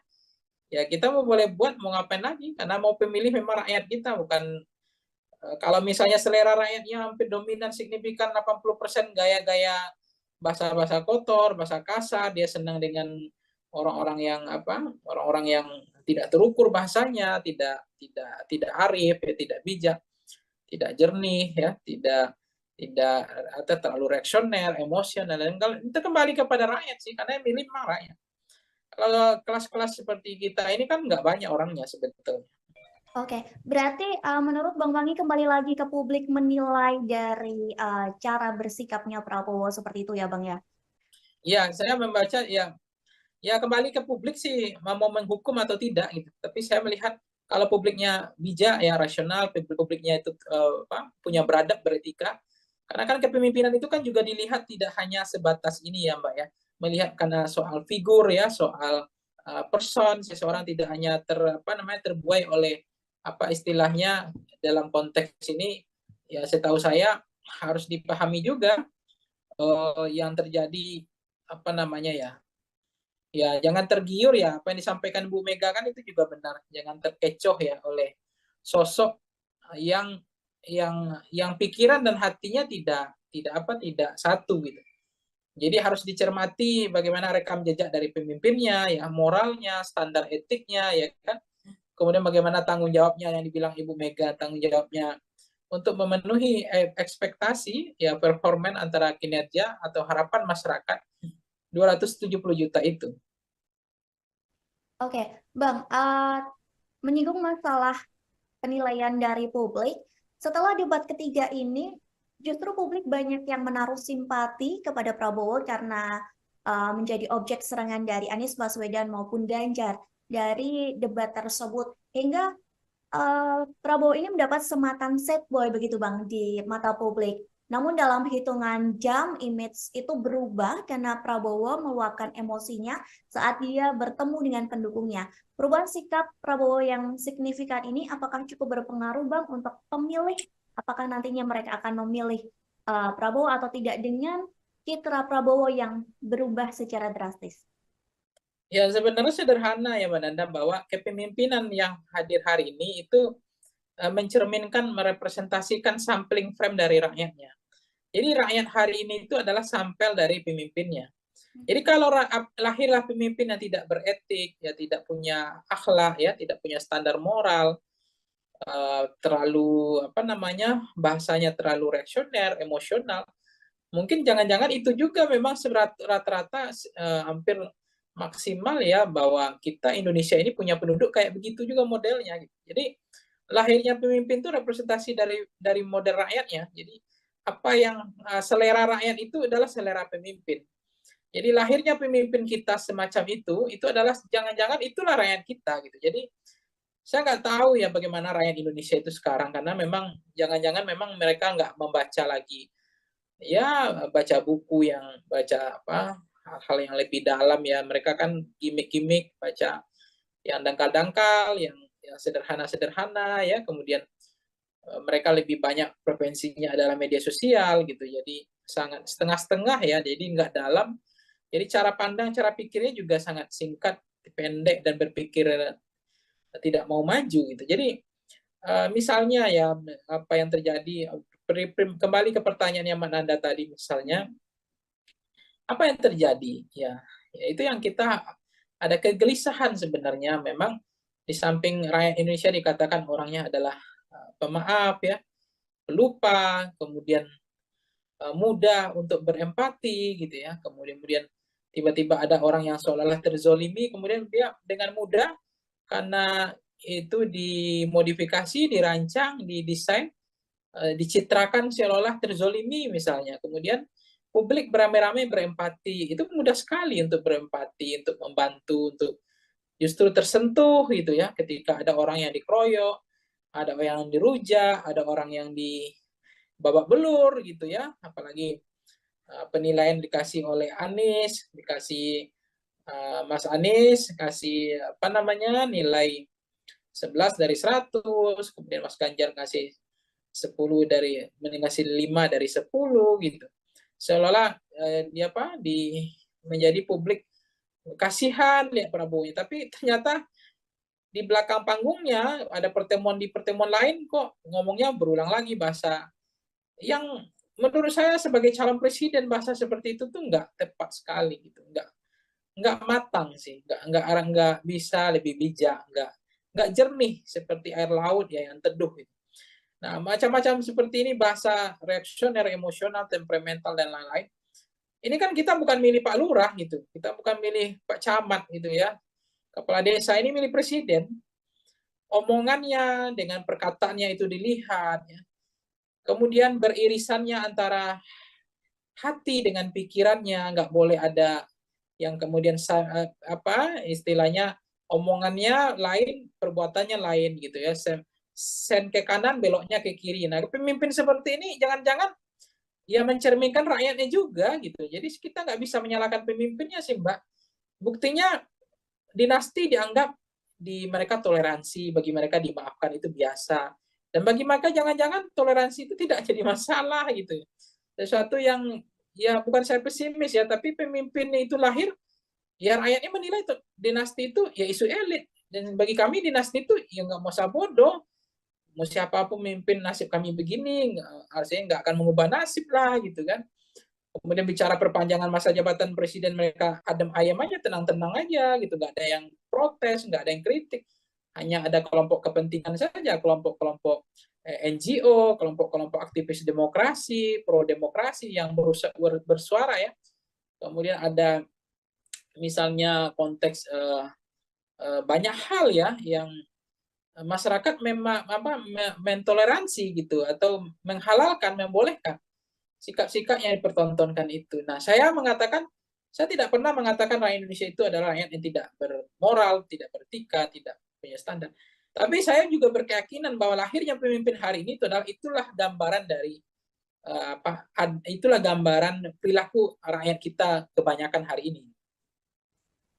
Baik, Bang, setelah Prabowo mengumpat dan berkata kasar yang diduga ditujukan untuk Anies Baswedan, Anies sendiri pun merespon umpatan itu dengan mengucapkan matur nuwun atau terima kasih. Menurut Bang Pangi terkait respon dari Anies ini, apakah itu adalah sebuah respon yang satir ataupun Anies berusaha untuk tidak memperiuh suasana Pilpres ini semakin menjadi panas, Bang? Dengan kata lain, mencari kata aman. Iya, saya nggak tahu ya apakah mencari aman atau lebih cenderung untuk tidak berkomentar untuk merespon itu, atau inginnya mencari sesuatu yang nggak mau terlalu bising ya, terlalu ribut, atau menghindar ya dari persoalan-persoalan yang justru atau membahayakan elektabilitas beliau. Jadi dianggap tidak perlu merespon hal-hal semacam itu. Jadi saya memahami bahwa apa yang terjadi Pak Anies misalnya dengan konteks tadi ya, kasus tadi, merasa tidak ada masalah, bahwa beliau juga tidak mau terlalu baper ya untuk menghadapi apa yang terjadi. Ya saya pikir itu biasa saja. Jadi Pak Anies melihat ya sudah mengikhlaskan, sudah mentuluskan bahwa menjadi pejabat publik kan sebenarnya memang kita nggak boleh baper ya. Kita menjadi pejabat publik ini harus siap dikuliti ya. Ya itu soal tanah itu tuh biasa, menjadi pemimpin ya orang akan tahu dikuliti, jangankan tanah. Istri anak keluarga kita aja dikuliti, apalagi persoalan tanah gitu, apalagi hanya rumah, tanah berhektar-hektar gitu. Jadi itu yang saya nggak paham gitu. Makanya juga saya juga kadang-kadang kaget. Debat kita ini apa sih gitu ya? Debat yang terlalu bawa perasaan gitu ya, menyerang sedikit, wah ini melanggar etika, ini menyerang secara personal. Padahal kayak mohon maaf ya kalau kita bandingkan debat-debat di Amerika Serikat, di negara-negara maju, itu mereka debat itu memang betul-betul kayak adu jotos gitu. Jadi udah tarung bebas, dikasih waktu 10 menit udah berantem di dalam itu. Mau mengkritik lah, adu data lah, menyanggah lah, sindir lah, merendahkan lah. Bahkan ada yang kemudian menjelek-jelekkan, ada yang kemudian mengatakan gagal lah ini. Dan memang kita bukan Amerika, kita adalah Indonesia yang punya akhlak lah, kita punya sopan santun, punya budaya ketimuran ya gitu. Cuma kalau berdebat seperti ini, orang bolong ini nggak boleh, ngomong ini nggak boleh. Jadi mau ngapain? Mau cerdas cermat? Gitu. Kita mau cerdas cermat atau mau debat gitu. Jadi saya pikir di situlah seninya debat itu. Makanya kadang-kadang terlalu banyak moderator mengatur trayeknya debat itu, saya pikir itu juga tidak menyelamatkan negara kita ini, tidak membuat debat itu makin berkualitas. Waktu habis orang berdebat ya, harusnya kan kasih waktu 10 menit bahas satu tema, udah berantem di situ sekalian, nanya kek, sindir kek, serang kek, nggak apa-apa, adu data, sekali-sekali nyeleneh ya kan, gimmicknya mainkan, nggak apa-apa sebenarnya. Itu yang seru, saya senang itu berdebat itu sebenarnya, debat tarung bebas Mbak, bukan debat yang pakai menit kayak begitu, habis itu harap tenang, ngapain ini gitu saya bilang. Ini nggak mau berubah ini, apa yang dikhawatirkan ini? Memang presiden itu mau dijaga apanya? Mau presiden itu punya rakyat kok. Memang harus siap dikuliti, siap dikritik kok, siap dijatuhkan kok. Gitu.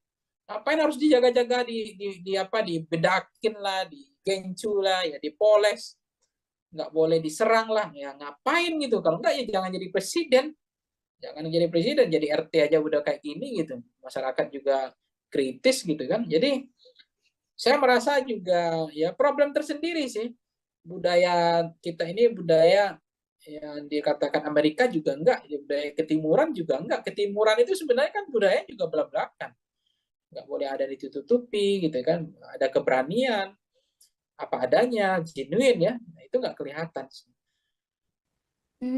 Baik Bang, sampai di debat ini pun juga Presiden Jokowi ikut mengomentari ya yang dibilang format debat capres cawapres harus diubah dan lain sebagainya. Sampai komentar dari Jokowi itu dinilai menyinggung atau menyindir dari perseorangan dari paslon, baik itu 1, 2, ataupun 3. Nah, menurut Bang Pangi sendiri gimana pendapat Bang Pangi soal presiden yang juga ikut mengomentari atau bisa dibilang cawe-cawe dalam proses debat pilpres ini, Bang? Ya saya nggak paham ya apa yang membuat presiden harus berkomentar gitu. Apakah beliau tidak ikhlas, tidak tulus melihat Pak Prabowo diserang, didongret ya, digebukin bersama-sama, dirujak bareng-bareng sama Ganjar sama Anies, dikasih umpan-umpan lambung, bola-bola tinggi, kemudian ada yang eksekusi gitu ya, sehingga Pak Jokowi harus berkomentar itu. Jadi menurut saya kenapa Presiden bersemangat sekali untuk mengomentari debat yang ketiga? Kenapa Presiden nggak bersemangat mengomentari ketika anaknya debat yang memakai singkatan yang tidak jelas itu? Itu kan konteks bagaimana budaya mempermalukan orang di depan rame ya. Kemudian melihatkan bahwa saya pintar gitu, saya punya wawasan, Anda enggak. Anda singkatan ini yang enggak jelas. Singkatan ditanya lagi, singkatannya enggak mau dijelaskan, kan lucu ya. Kemudian moderator juga bilang, tunggu dulu waktunya, enggak boleh langsung disampaikan singkatannya, sehingga waktunya habis. Kenapa itu yang enggak dikomentari Pak Jokowi? Ya fair dong, equal dong, ya jangan partisan jadi presiden gitu. Jadi kita ini mentang-mentang anak bertarung jadi presiden, ya kita harus fair juga, jadi tidak boleh juga diskriminatif gitu. Kita jadi presiden juga harus bijak, harus punya kebijaksanaan lah gitu. Jadi jangan seolah-olah yang debat ketiga ini yang problem, sementara debat kedua nggak ada problem. Orang mengkritik soal ada mic yang 3, kenapa nggak diprotes gitu. Podium nggak ada, kenapa nggak diprotes. Ada debat dalam sejarah Republik Indonesia yang nggak pakai doa, kenapa nggak diprotes tuh Presiden Jokowi gitu. Itu kan perlu juga fair dong, jangan tidak common sense berpikirnya, jangan kebalik-balik gitu, jangan setengah-setengah begitu. Pak Prabowo kemudian dibilang merubah format debatnya karena dianggap menyerang personal, bukan menyerang pada fokus pada visi atau substansi atau program. Ya, come on Pak Jokowi, lihatlah debat-debat yang dilakukan sebelumnya gitu. Tolong juga dikritik gitu ya. Oke, Bang Pangi, kita kembali lagi permasalahan dengan umpatan Prabowo ini juga mendapat reaksi atau respon dari Yusuf Kala. Beliau mengatakan bahwa pilih pemimpin yang tidak mudah emosi. Namun di satu sisi, di lain sisi, Yusuf Kala juga menyebut etis atau tidak etisnya perkataan Prabowo hanya bisa dinilai dan ditindaklanjuti oleh Badan Pengawas Pemilu atau Bawaslu. Kira-kira dengan hal ini, apakah Bang Pangi setuju dengan sikap dari Yusuf Kala? Ya, Pak Yusuf Kala selama ini saya mengatakan bukan figur yang cacat secara demokratis ya. Beliau adalah orang yang sangat menjunjung tinggi tradisi mazhab demokrasi ya. Kebebasan berpikir, berpendapat. Beliau juga sangat mendukung konteks hak asasi manusia, termasuk memberikan ruang kepada siapapun. Jadi terkait dengan Pak JK misalnya ya, kan beliau juga kita lihat apa yang bisa kita pegang dari politisi, tentu fatsunnya, standar moral, etiknya, tanggung jawab, termasuk bagaimana selama ini memperlihatkan beliau tidak juga ingin niat memperpanjang masa jabatan, kemudian untuk memajukan anaknya atau membangun dinasti, dan seterusnya. Itu artinya kita melihat beliau masih bisa dipegang omongannya. Karena yang dilihat standar moral hazard dari politisi adalah bagaimana bisa dipegang omongannya seia dan sekata antara perkataan dengan perbuatan. Karena yang bisa dipegang dari politisi kan omongannya, bukan tidak hanya perbuatannya, perbuatannya juga menjadi menarik bagi kita untuk kita evaluasi tentang bagaimana kepemimpinan, tentang leadership, ya, tentang Indonesia harus seperti apa ke depan. Jadi kita butuh pemimpin yang lebih tenang, lebih jernih, tidak boleh menjadi pemarah ya, apalagi temperamental, kemudian apalagi nanti bisa bisa terlalu reaksioner, dan itu bisa mengganggu hubungan diplomasi kan antar negara.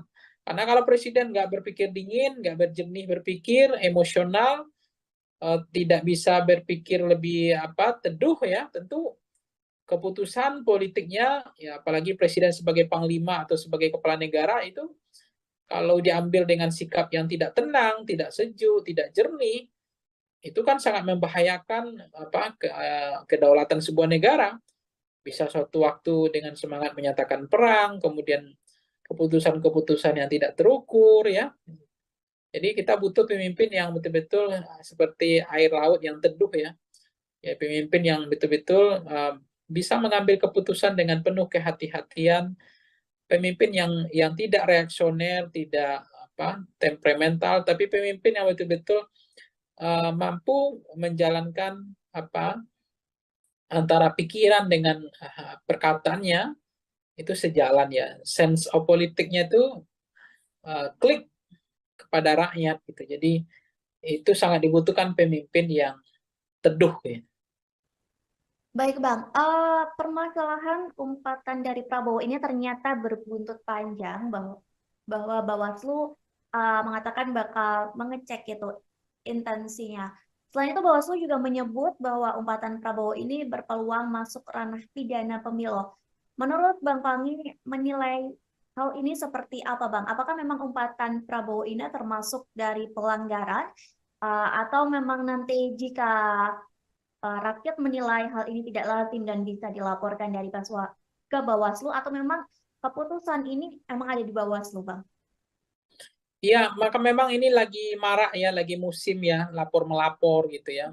Pengaduan ke Bawaslu, ke polisi. Cuma bagi saya ini untuk apa gitu. Hukuman yang terbaik itu adalah jangan pilih pemimpin yang betul-betul tidak membawa nilai-nilai standar ya. Dalam membawa nilai etika dan moral di dalam landasan sistem ketatanegaraan ya, sistem politik kebangsaan yang modern.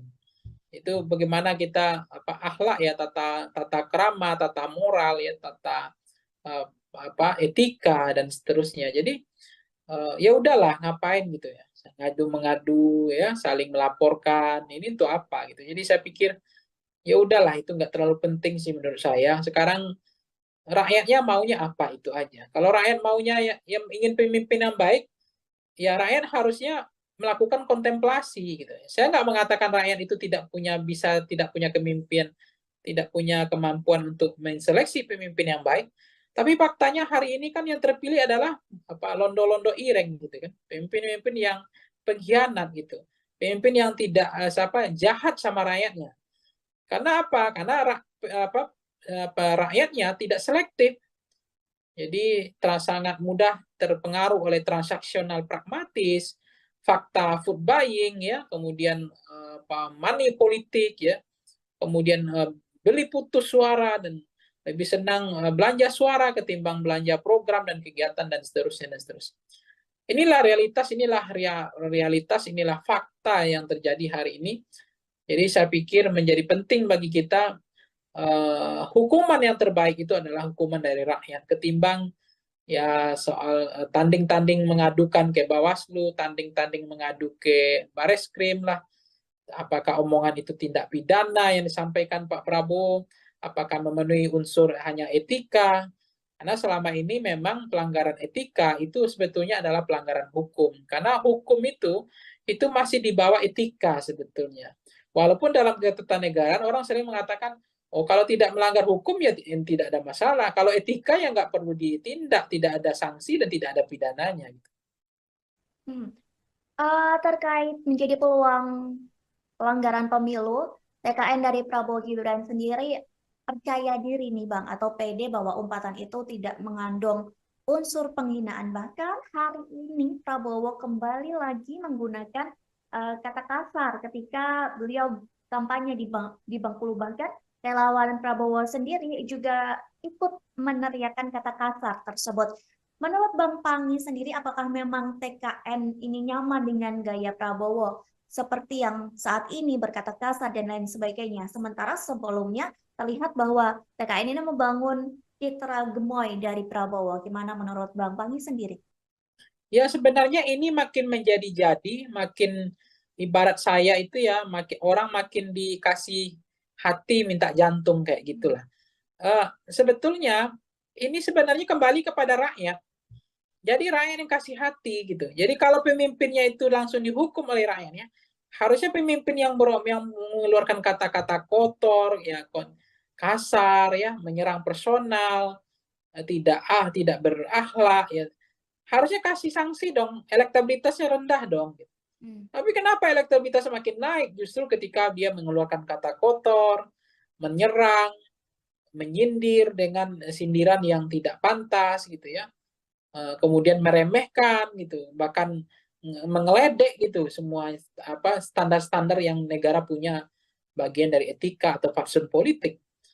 Karena memang rakyat nggak menghukum, jadi makin menjadi-jadi gitu. Nah, kalau rakyat menghukum, tentu dia akan berpikir ulang kan, daripada elektabilitasnya turun, daripada kalah, tentu dia akan mengelola diksi frasa yang mengatur trayek cara berkata yang baik misalnya. Tapi nggak dilakukan karena ternyata dengan gaya begini juga masyarakat senang. Justru dengan berkata kotor elektabilitas saya makin naik. Nah, kan itu yang menarik sekarang. Itulah fakta, itu realitas bagaimana sekarang ya literasi masyarakat kita terhadap buku, mau membaca ya makin kering, dangkal ya cara berpikir karena lebih banyak preferensinya hanya di media sosial, itu bacanya setengah-setengah, tidak dalam. Nah, akhirnya ya preferensi politik kita ya kayak begini. Jadi lahirnya pemimpin adalah cerminan dari rakyatnya, itu aja. Oke, terakhir nih Bang, Prabowo juga sempat mengakukan bahwa dia diberi nasihat oleh beberapa orang, banyak pihak terkait omongan kasar dia. Bahkan beberapa orang juga menilai bahwa Prabowo itu hanya bisa joget-joget saja sebagai calon presiden dan tidak pandai berbicara. Saat diberikan kritikan, saat diberikan nasihat, tadi di beberapa media mengatakan bahwa Prabowo mengakui bahwa dia tidak pandai berbicara karena dia seorang prajurit. Selain itu juga Prabowo mengatakan bahwa apa yang dia sampaikan selama ini itu memang sesuai dengan fakta, termasuk umpatan-umpatan kata-kata kasar. Dia mengatakan bahwa itu memang dia yang sebenarnya. Menurut dari Bang Pangi, apakah selanjutnya Prabowo akan meneruskan citra dari Prabowo dengan kata-kata kasarnya atau kembali lagi dengan Prabowo gemoy atau justru ada sesuatu kejutan yang akan diberikan dari tim Prabowo dan Gibran, Bang? Ya, tentu apakah akan kembali kepada aslinya yang seperti apa, saya nggak tahu apakah aslinya gemoy, apakah aslinya yang suka dengan menampilkan degalan bahasa-bahasa yang kotor, yang kasar, yang tidak tepat itu yang aslinya, panggung depan atau degalan politiknya, atau adalah ada panggung atau wajah topeng lain, saya nggak tahu ya.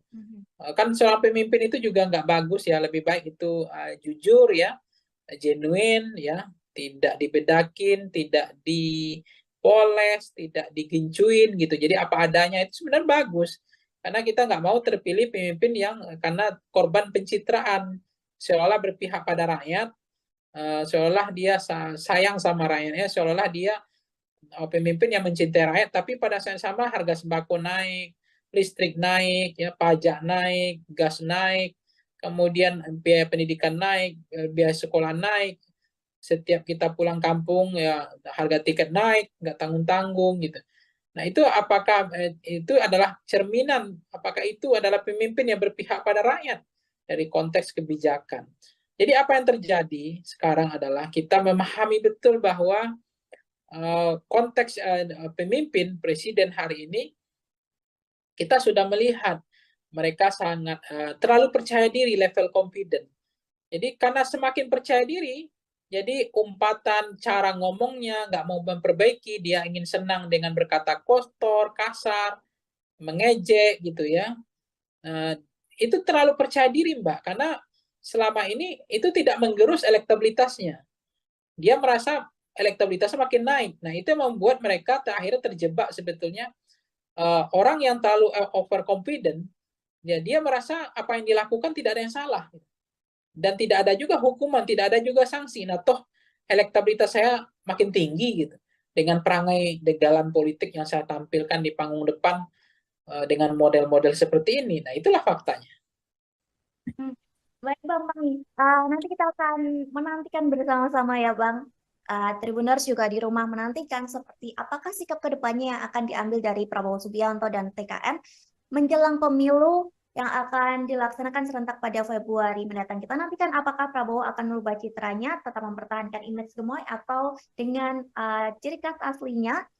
Kita akan menantikan hal itu semua. Dan sekali lagi terima kasih Bang Pangi sudah berkenan bergabung bersama kami hari ini. Sukses terus Bang, semoga kita bisa berjumpa di lain kesempatan.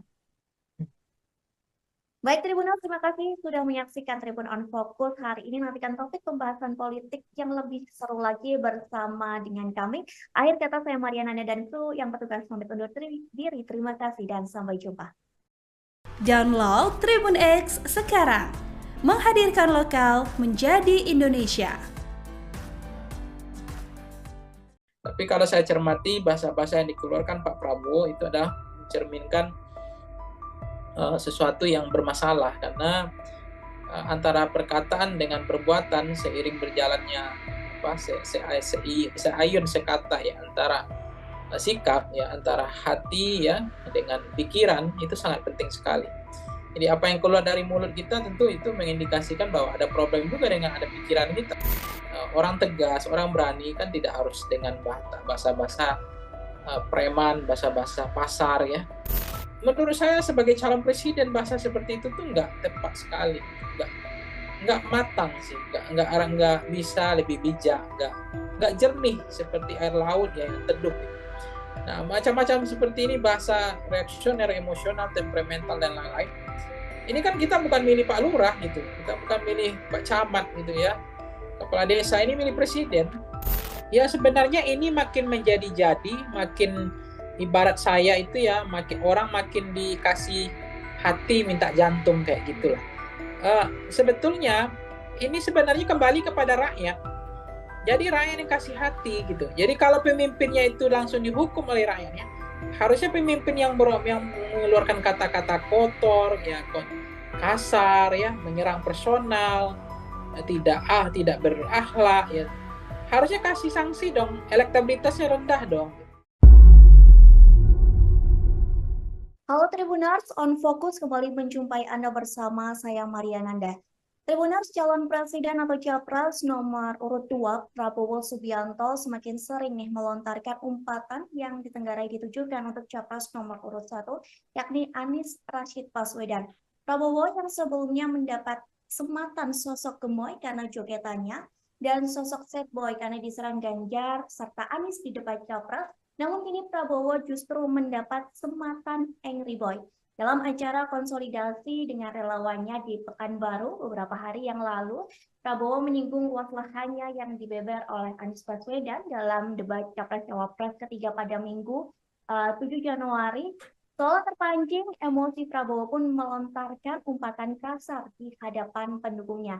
Dan Tribuners ketahui ini bukan pertama kalinya Prabowo mengumpat Anies. Usai debat pertama di depan pendukung Prabowo pun mengumpat dengan frasa dasmu etik setelah mengulang pertanyaan Anies terkait etika Prabowo karena menggandeng Gibran Raka Buming Raka. Lalu bagaimana kacamata dari pengamat soal sikap-sikap Prabowo yang cukup frontal di masa kampanye Pilpres 2024? Hari ini saya akan membahasnya bersama dengan narasumber kami, yakni Direktur Eksekutif Voxpol Data Research dan Consulting, ada Bang Pangi Syarwi Janiago. Kita sapa terlebih dahulu di sana, sudah tergabung bersama kami di Zoom. Selamat malam Bang Pangi. Malam Mbak Nanda. Malam. Bang, kita langsung saja sebagai pengantar nih kami mau minta pendapat dari Bang Pangi melihat Prabowo Subianto yang kembali melontarkan umpatan kepada Anies Baswedan setelah debat Capres kemarin. Mengingat Bang, ini bukan pertama kalinya Prabowo melontarkan kata-kata kasar. Sebelumnya juga tadi sudah saya sampaikan bahwa Prabowo sempat melontarkan frasa mohon maaf dasmu etik. Gimana pandangan Bang Pangi melihat lontaran-lontaran atau umpatan kata kasar dari Prabowo ini, Bang? Iya, ini sebenarnya umpatan seperti ini menanda itu kembali kepada publik ya, masyarakat ya. Kalau masyarakat nanti tidak menghakimi, seolah-olah literasi masyarakat kita atau bacaan buku masyarakat kita kan lebih banyak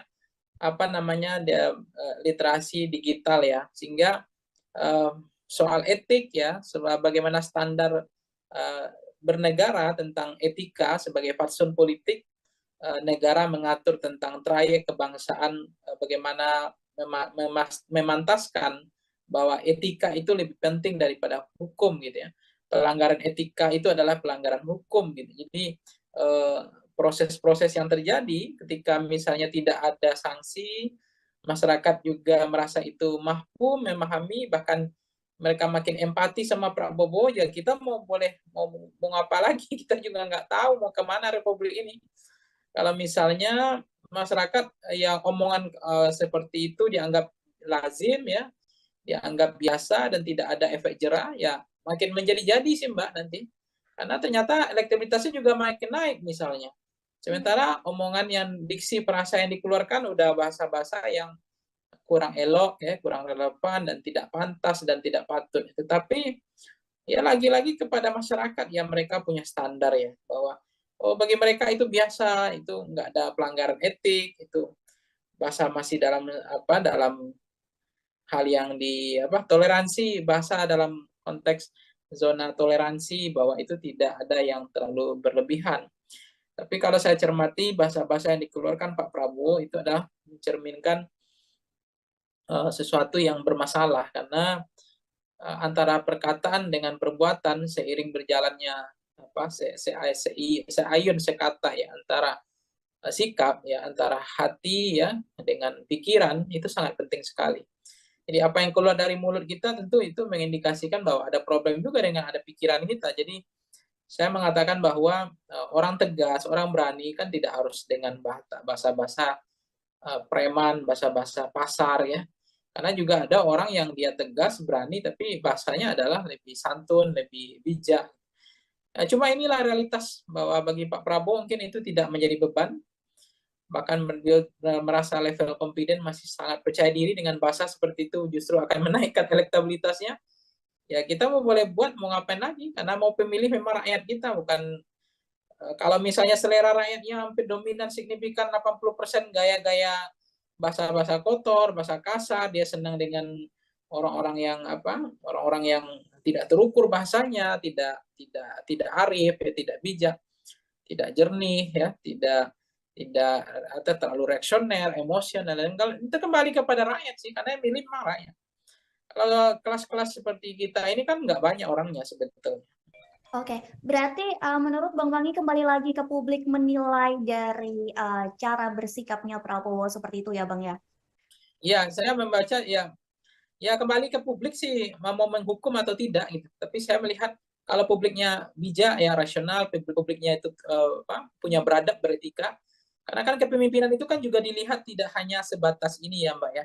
Melihat karena soal figur ya, soal person, seseorang tidak hanya terbuai oleh apa istilahnya dalam konteks ini, ya setahu saya harus dipahami juga yang terjadi ya, ya jangan tergiur ya, apa yang disampaikan Bu Mega kan itu juga benar, jangan terkecoh ya oleh sosok yang yang pikiran dan hatinya tidak satu gitu.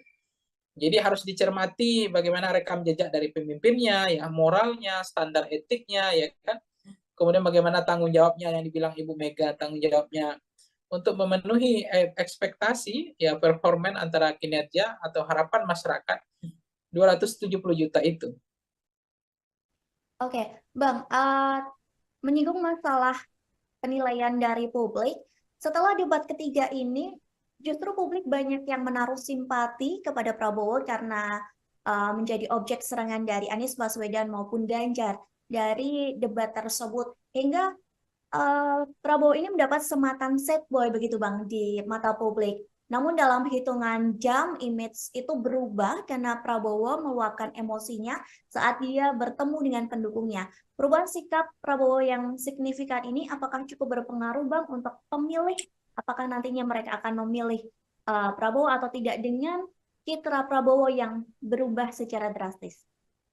Ya sebenarnya sederhana ya Mbak Nanda, bahwa kepemimpinan yang hadir hari ini itu mencerminkan, merepresentasikan sampling frame dari rakyatnya. Jadi rakyat hari ini itu adalah sampel dari pemimpinnya.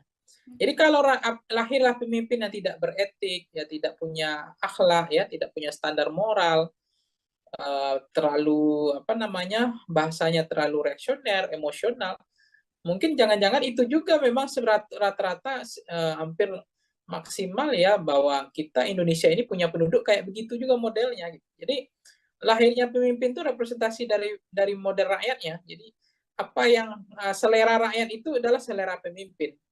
Jadi lahirnya pemimpin kita semacam itu adalah jangan-jangan itulah rakyat kita gitu. Jadi saya nggak tahu ya bagaimana rakyat Indonesia itu sekarang, karena memang jangan-jangan memang mereka nggak membaca lagi, ya baca buku yang baca hal-hal yang lebih dalam ya. Mereka kan gimmick-gimmick, baca yang dangkal-dangkal, yang sederhana-sederhana ya. Kemudian mereka lebih banyak preferensinya adalah media sosial gitu. Jadi sangat setengah-setengah ya, jadi nggak dalam. Jadi cara pandang, cara pikirnya juga sangat singkat, pendek, dan berpikir tidak mau maju gitu. Jadi misalnya ya apa yang terjadi, kembali ke pertanyaan yang Nanda tadi, misalnya apa yang terjadi ya, ya itu yang kita ada kegelisahan sebenarnya. Memang di samping rakyat Indonesia dikatakan orangnya adalah pemaaf ya, pelupa, kemudian mudah untuk berempati gitu ya, kemudian tiba-tiba ada orang yang seolah-olah terzolimi, kemudian dia dengan mudah karena itu dimodifikasi, dirancang, didesain, dicitrakan seolah-olah terzolimi misalnya, kemudian publik beramai-ramai berempati, itu mudah sekali untuk berempati, untuk membantu, untuk justru tersentuh gitu ya, ketika ada orang yang dikeroyok, ada orang yang dirujak, ada orang yang di babak belur gitu ya, apalagi penilaian dikasih oleh Anies, dikasih Mas Anies kasih apa namanya nilai 11 dari 100, kemudian Mas Ganjar kasih 10 dari ngasih 5 dari 10 gitu. Seolah-olah dia apa menjadi publik kasihan lihat Prabowo, tapi ternyata di belakang panggungnya ada pertemuan di pertemuan lain kok ngomongnya berulang lagi bahasa yang menurut saya sebagai calon presiden bahasa seperti itu tuh nggak tepat sekali gitu, nggak matang sih, nggak bisa lebih bijak, nggak jernih seperti air laut ya yang teduh gitu. Nah macam-macam seperti ini bahasa reaksioner, emosional, temperamental dan lain-lain. Ini kan kita bukan milih Pak Lurah gitu, kita bukan milih Pak Camat gitu ya, kepala desa ini milih presiden. Omongannya dengan perkataannya itu dilihat ya. Kemudian beririsannya antara hati dengan pikirannya, nggak boleh ada yang kemudian apa istilahnya omongannya lain, perbuatannya lain gitu ya. Sen ke kanan, beloknya ke kiri. Nah, pemimpin seperti ini jangan-jangan ya mencerminkan rakyatnya juga gitu. Jadi kita nggak bisa menyalahkan pemimpinnya sih, Mbak. Buktinya dinasti dianggap di mereka toleransi, bagi mereka dimaafkan itu biasa. Dan bagi mereka jangan-jangan toleransi itu tidak jadi masalah gitu. Sesuatu yang ya bukan saya pesimis ya, tapi pemimpinnya itu lahir, ya rakyatnya menilai itu dinasti itu ya isu elit. Dan bagi kami dinasti itu ya nggak mau bodoh. Mau siapapun memimpin nasib kami begini, artinya nggak akan mengubah nasib lah gitu kan. Kemudian bicara perpanjangan masa jabatan presiden, mereka adem ayam aja, tenang-tenang aja gitu, nggak ada yang protes, nggak ada yang kritik, hanya ada kelompok kepentingan saja, kelompok-kelompok NGO, kelompok-kelompok aktivis demokrasi, pro demokrasi yang bersuara ya. Kemudian ada misalnya konteks banyak hal ya yang masyarakat memang mentoleransi gitu atau menghalalkan, membolehkan sikap-sikap yang dipertontonkan itu. Nah, saya tidak pernah mengatakan rakyat Indonesia itu adalah rakyat yang tidak bermoral, tidak beretika, tidak punya standar. Tapi saya juga berkeyakinan bahwa lahirnya pemimpin hari ini itulah gambaran dari itulah gambaran perilaku rakyat kita kebanyakan hari ini. Baik, Bang, setelah Prabowo mengumpat dan berkata kasar yang diduga ditujukan untuk Anies Baswedan, Anies sendiri pun merespon umpatan itu dengan mengucapkan matur nuwun atau terima kasih. Menurut Bang Pangi terkait respon dari Anies ini, apakah itu adalah sebuah respon yang satir ataupun Anies berusaha untuk tidak memperiuh suasana Pilpres ini semakin menjadi panas, Bang? Dengan kata lain, mencari kata aman.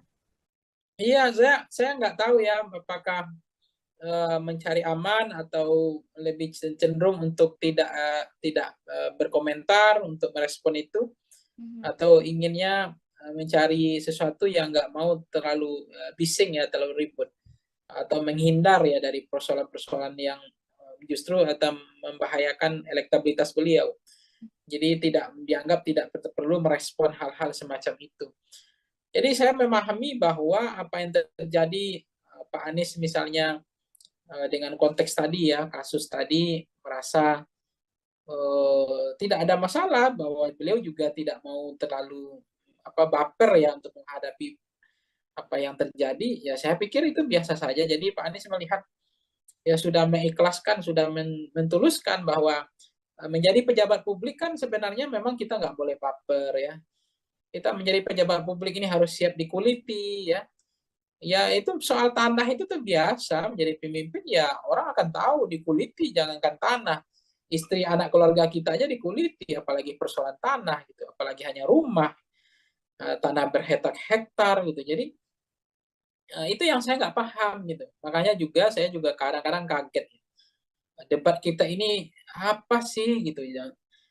Debat yang terlalu bawa perasaan gitu ya, menyerang sedikit, wah ini melanggar etika, ini menyerang secara personal.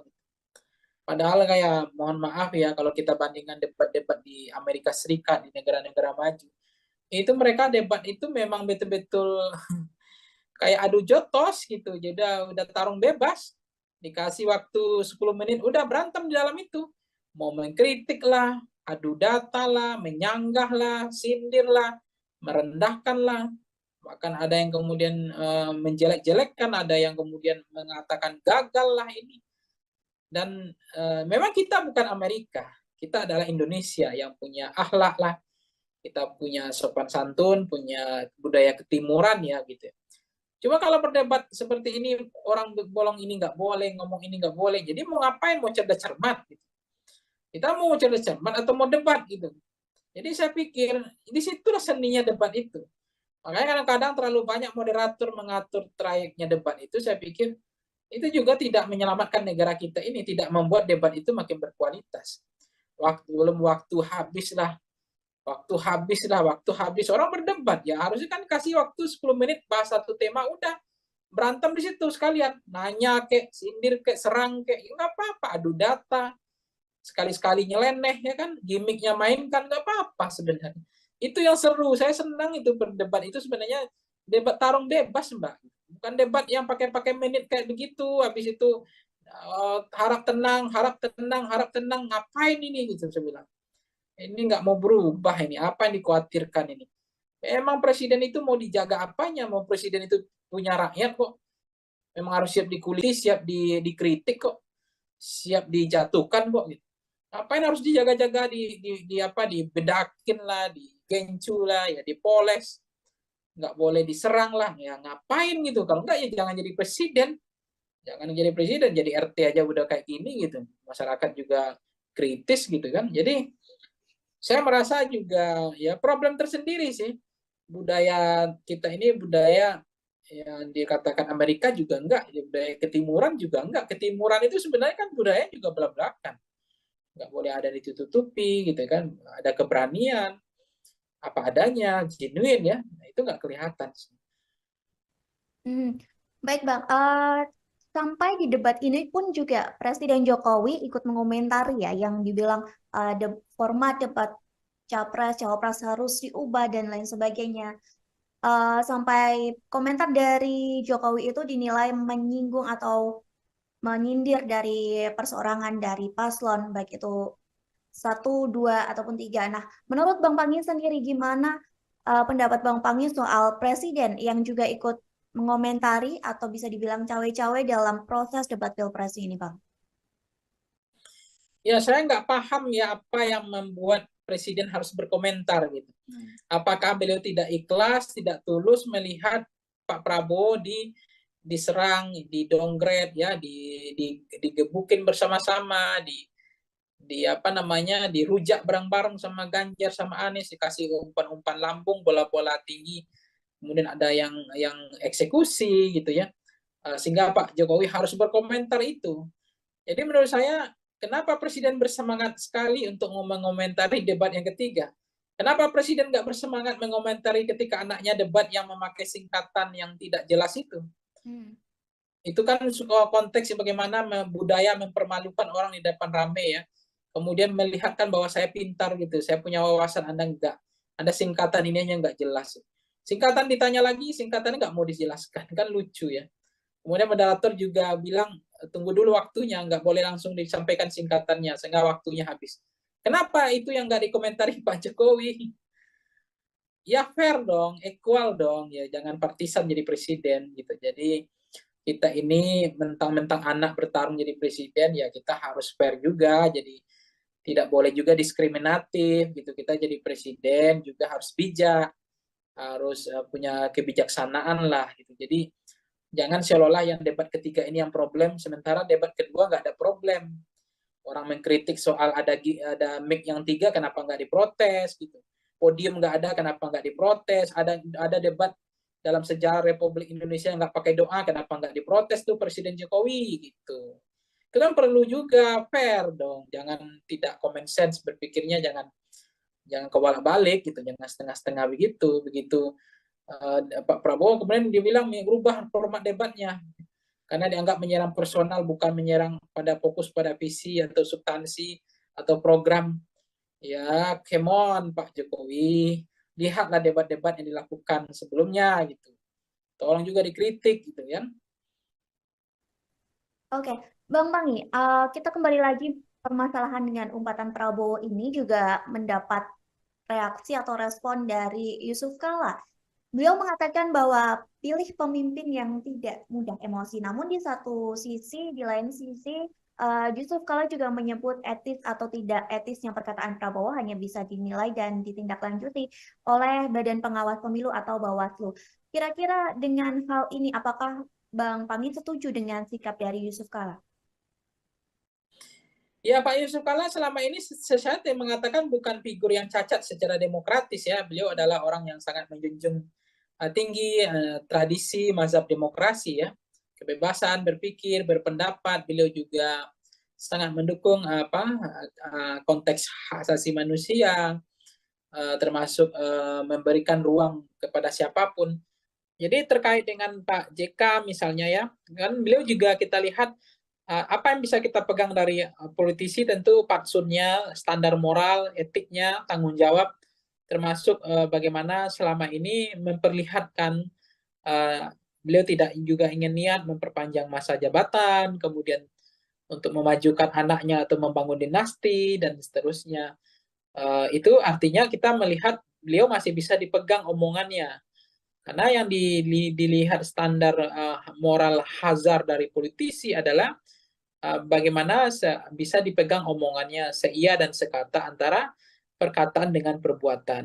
Karena yang bisa dipegang dari politisi kan omongannya, bukan tidak hanya perbuatannya, perbuatannya juga menjadi menarik bagi kita untuk kita evaluasi tentang bagaimana kepemimpinan, tentang leadership, ya, tentang Indonesia harus seperti apa ke depan. Jadi kita butuh pemimpin yang lebih tenang, lebih jernih, tidak boleh menjadi pemarah ya, apalagi temperamental, kemudian apalagi nanti bisa bisa terlalu reaksioner, dan itu bisa mengganggu hubungan diplomasi kan antar negara.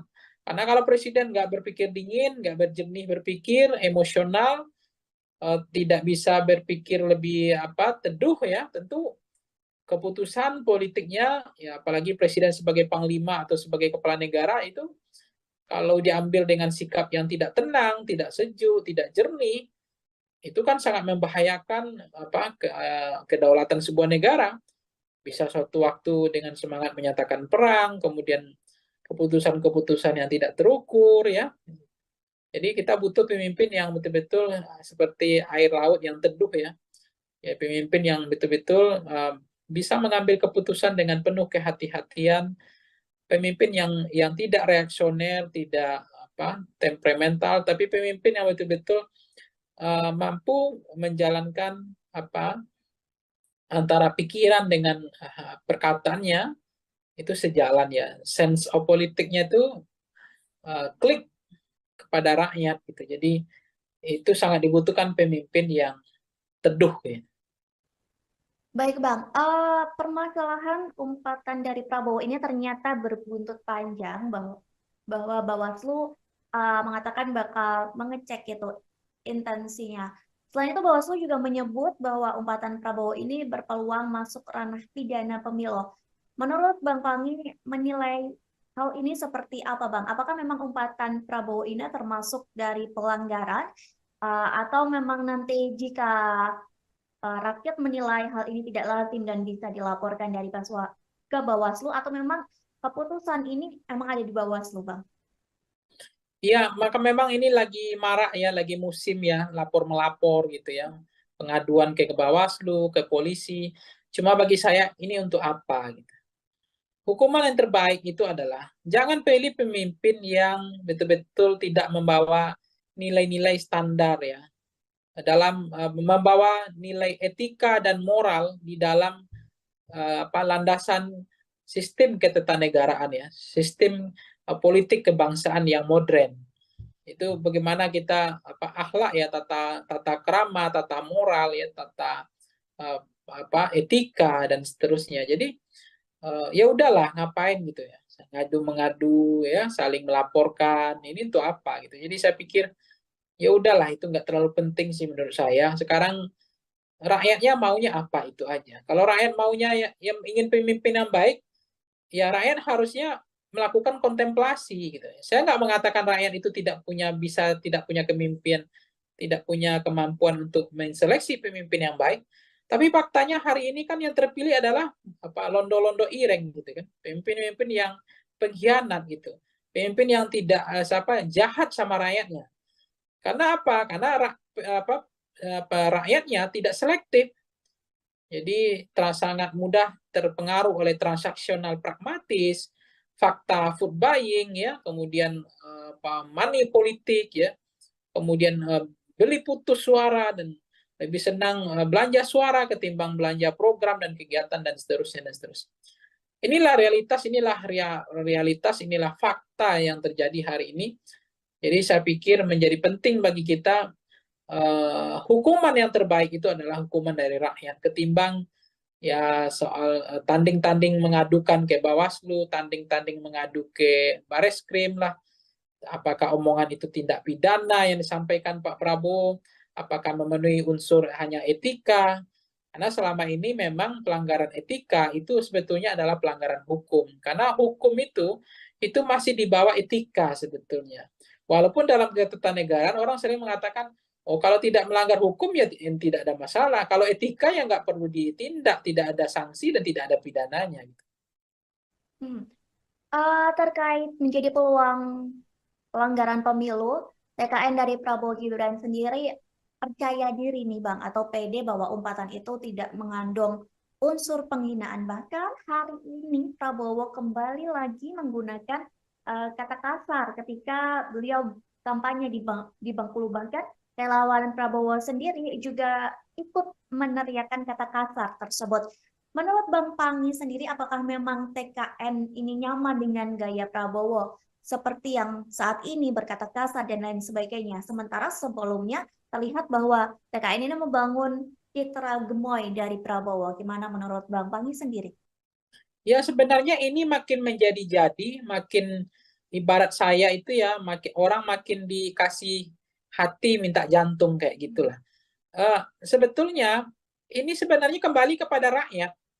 Jadi rakyat yang kasih hati gitu. Jadi kalau pemimpinnya itu langsung dihukum oleh rakyatnya, harusnya pemimpin yang mengeluarkan kata-kata kotor, ya kasar, ya menyerang personal, tidak berakhlak, ya harusnya kasih sanksi dong. Elektabilitasnya rendah dong. Tapi kenapa elektabilitasnya makin naik? Justru ketika dia mengeluarkan kata kotor, menyerang, menyindir dengan sindiran yang tidak pantas gitu ya. Kemudian meremehkan gitu, bahkan mengeledek gitu semua standar-standar yang negara punya bagian dari etika atau fatsun politik. Karena memang rakyat nggak menghukum, jadi makin menjadi-jadi gitu.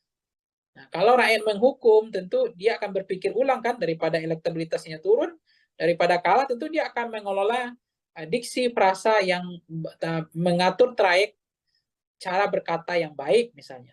Tapi nggak dilakukan karena ternyata dengan gaya begini juga masyarakat senang. Justru dengan berkata kotor elektabilitas saya makin naik. Nah kan itu yang menarik sekarang.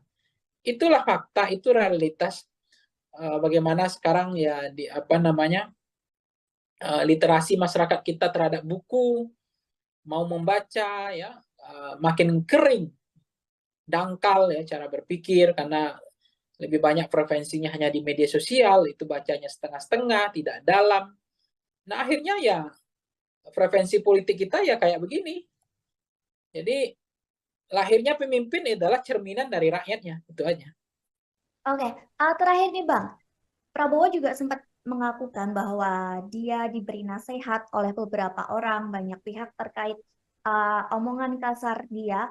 Bahkan beberapa orang juga menilai bahwa Prabowo itu hanya bisa joget-joget saja sebagai calon presiden dan tidak pandai berbicara. Saat diberikan kritikan, saat diberikan nasihat, tadi di beberapa media mengatakan bahwa Prabowo mengakui bahwa dia tidak pandai berbicara karena dia seorang prajurit.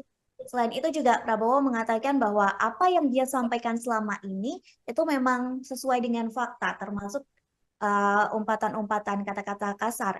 Dia mengatakan bahwa itu memang dia yang sebenarnya. Menurut dari Bang Pangi, apakah selanjutnya Prabowo akan meneruskan citra dari Prabowo dengan kata-kata kasarnya atau kembali lagi dengan Prabowo gemoy atau justru ada sesuatu kejutan yang akan diberikan dari tim Prabowo dan Gibran, Bang? Ya, tentu apakah akan kembali kepada aslinya yang seperti apa, saya nggak tahu apakah aslinya gemoy, apakah aslinya yang suka dengan menampilkan degalan bahasa-bahasa yang kotor, yang kasar, yang tidak tepat itu yang aslinya, panggung depan atau degalan politiknya, atau adalah ada panggung atau wajah topeng lain, saya nggak tahu ya. Kan seorang pemimpin itu juga nggak bagus ya, lebih baik itu jujur ya, genuine ya, tidak dibedakin, tidak dipoles, tidak digincuin gitu. Jadi apa adanya itu sebenarnya bagus. Karena kita nggak mau terpilih pemimpin yang karena korban pencitraan, seolah berpihak pada rakyat, seolah dia sayang sama rakyatnya, seolah dia pemimpin yang mencintai rakyat, tapi pada saat yang sama harga sembako naik, listrik naik, ya pajak naik, gas naik, kemudian biaya pendidikan naik, biaya sekolah naik, setiap kita pulang kampung ya harga tiket naik, nggak tanggung-tanggung gitu. Nah itu apakah itu adalah cerminan, apakah itu adalah pemimpin yang berpihak pada rakyat dari konteks kebijakan. Jadi apa yang terjadi sekarang adalah kita memahami betul bahwa konteks pemimpin presiden hari ini kita sudah melihat mereka sangat terlalu percaya diri, level confident. Jadi karena semakin percaya diri, jadi umpatan cara ngomongnya nggak mau memperbaiki, dia ingin senang dengan berkata kotor, kasar, mengejek gitu ya. Itu terlalu percaya diri Mbak, karena selama ini itu tidak menggerus elektabilitasnya. Dia merasa elektabilitasnya makin naik. Nah itu yang membuat mereka akhirnya terjebak sebetulnya orang yang terlalu overconfident, ya dia merasa apa yang dilakukan tidak ada yang salah. Dan tidak ada juga hukuman, tidak ada juga sanksi. Nah toh elektabilitas saya makin tinggi gitu. Dengan perangai degalan politik yang saya tampilkan di panggung depan dengan model-model seperti ini. Nah itulah faktanya. Baik Bang Pangi, nanti kita akan menantikan bersama-sama ya Bang. Tribuners juga di rumah menantikan seperti apakah sikap kedepannya yang akan diambil dari Prabowo Subianto dan TKN menjelang pemilu yang akan dilaksanakan serentak pada Februari mendatang. Kita nantikan apakah Prabowo akan merubah citranya, tetap mempertahankan image gemoy atau dengan ciri khas aslinya.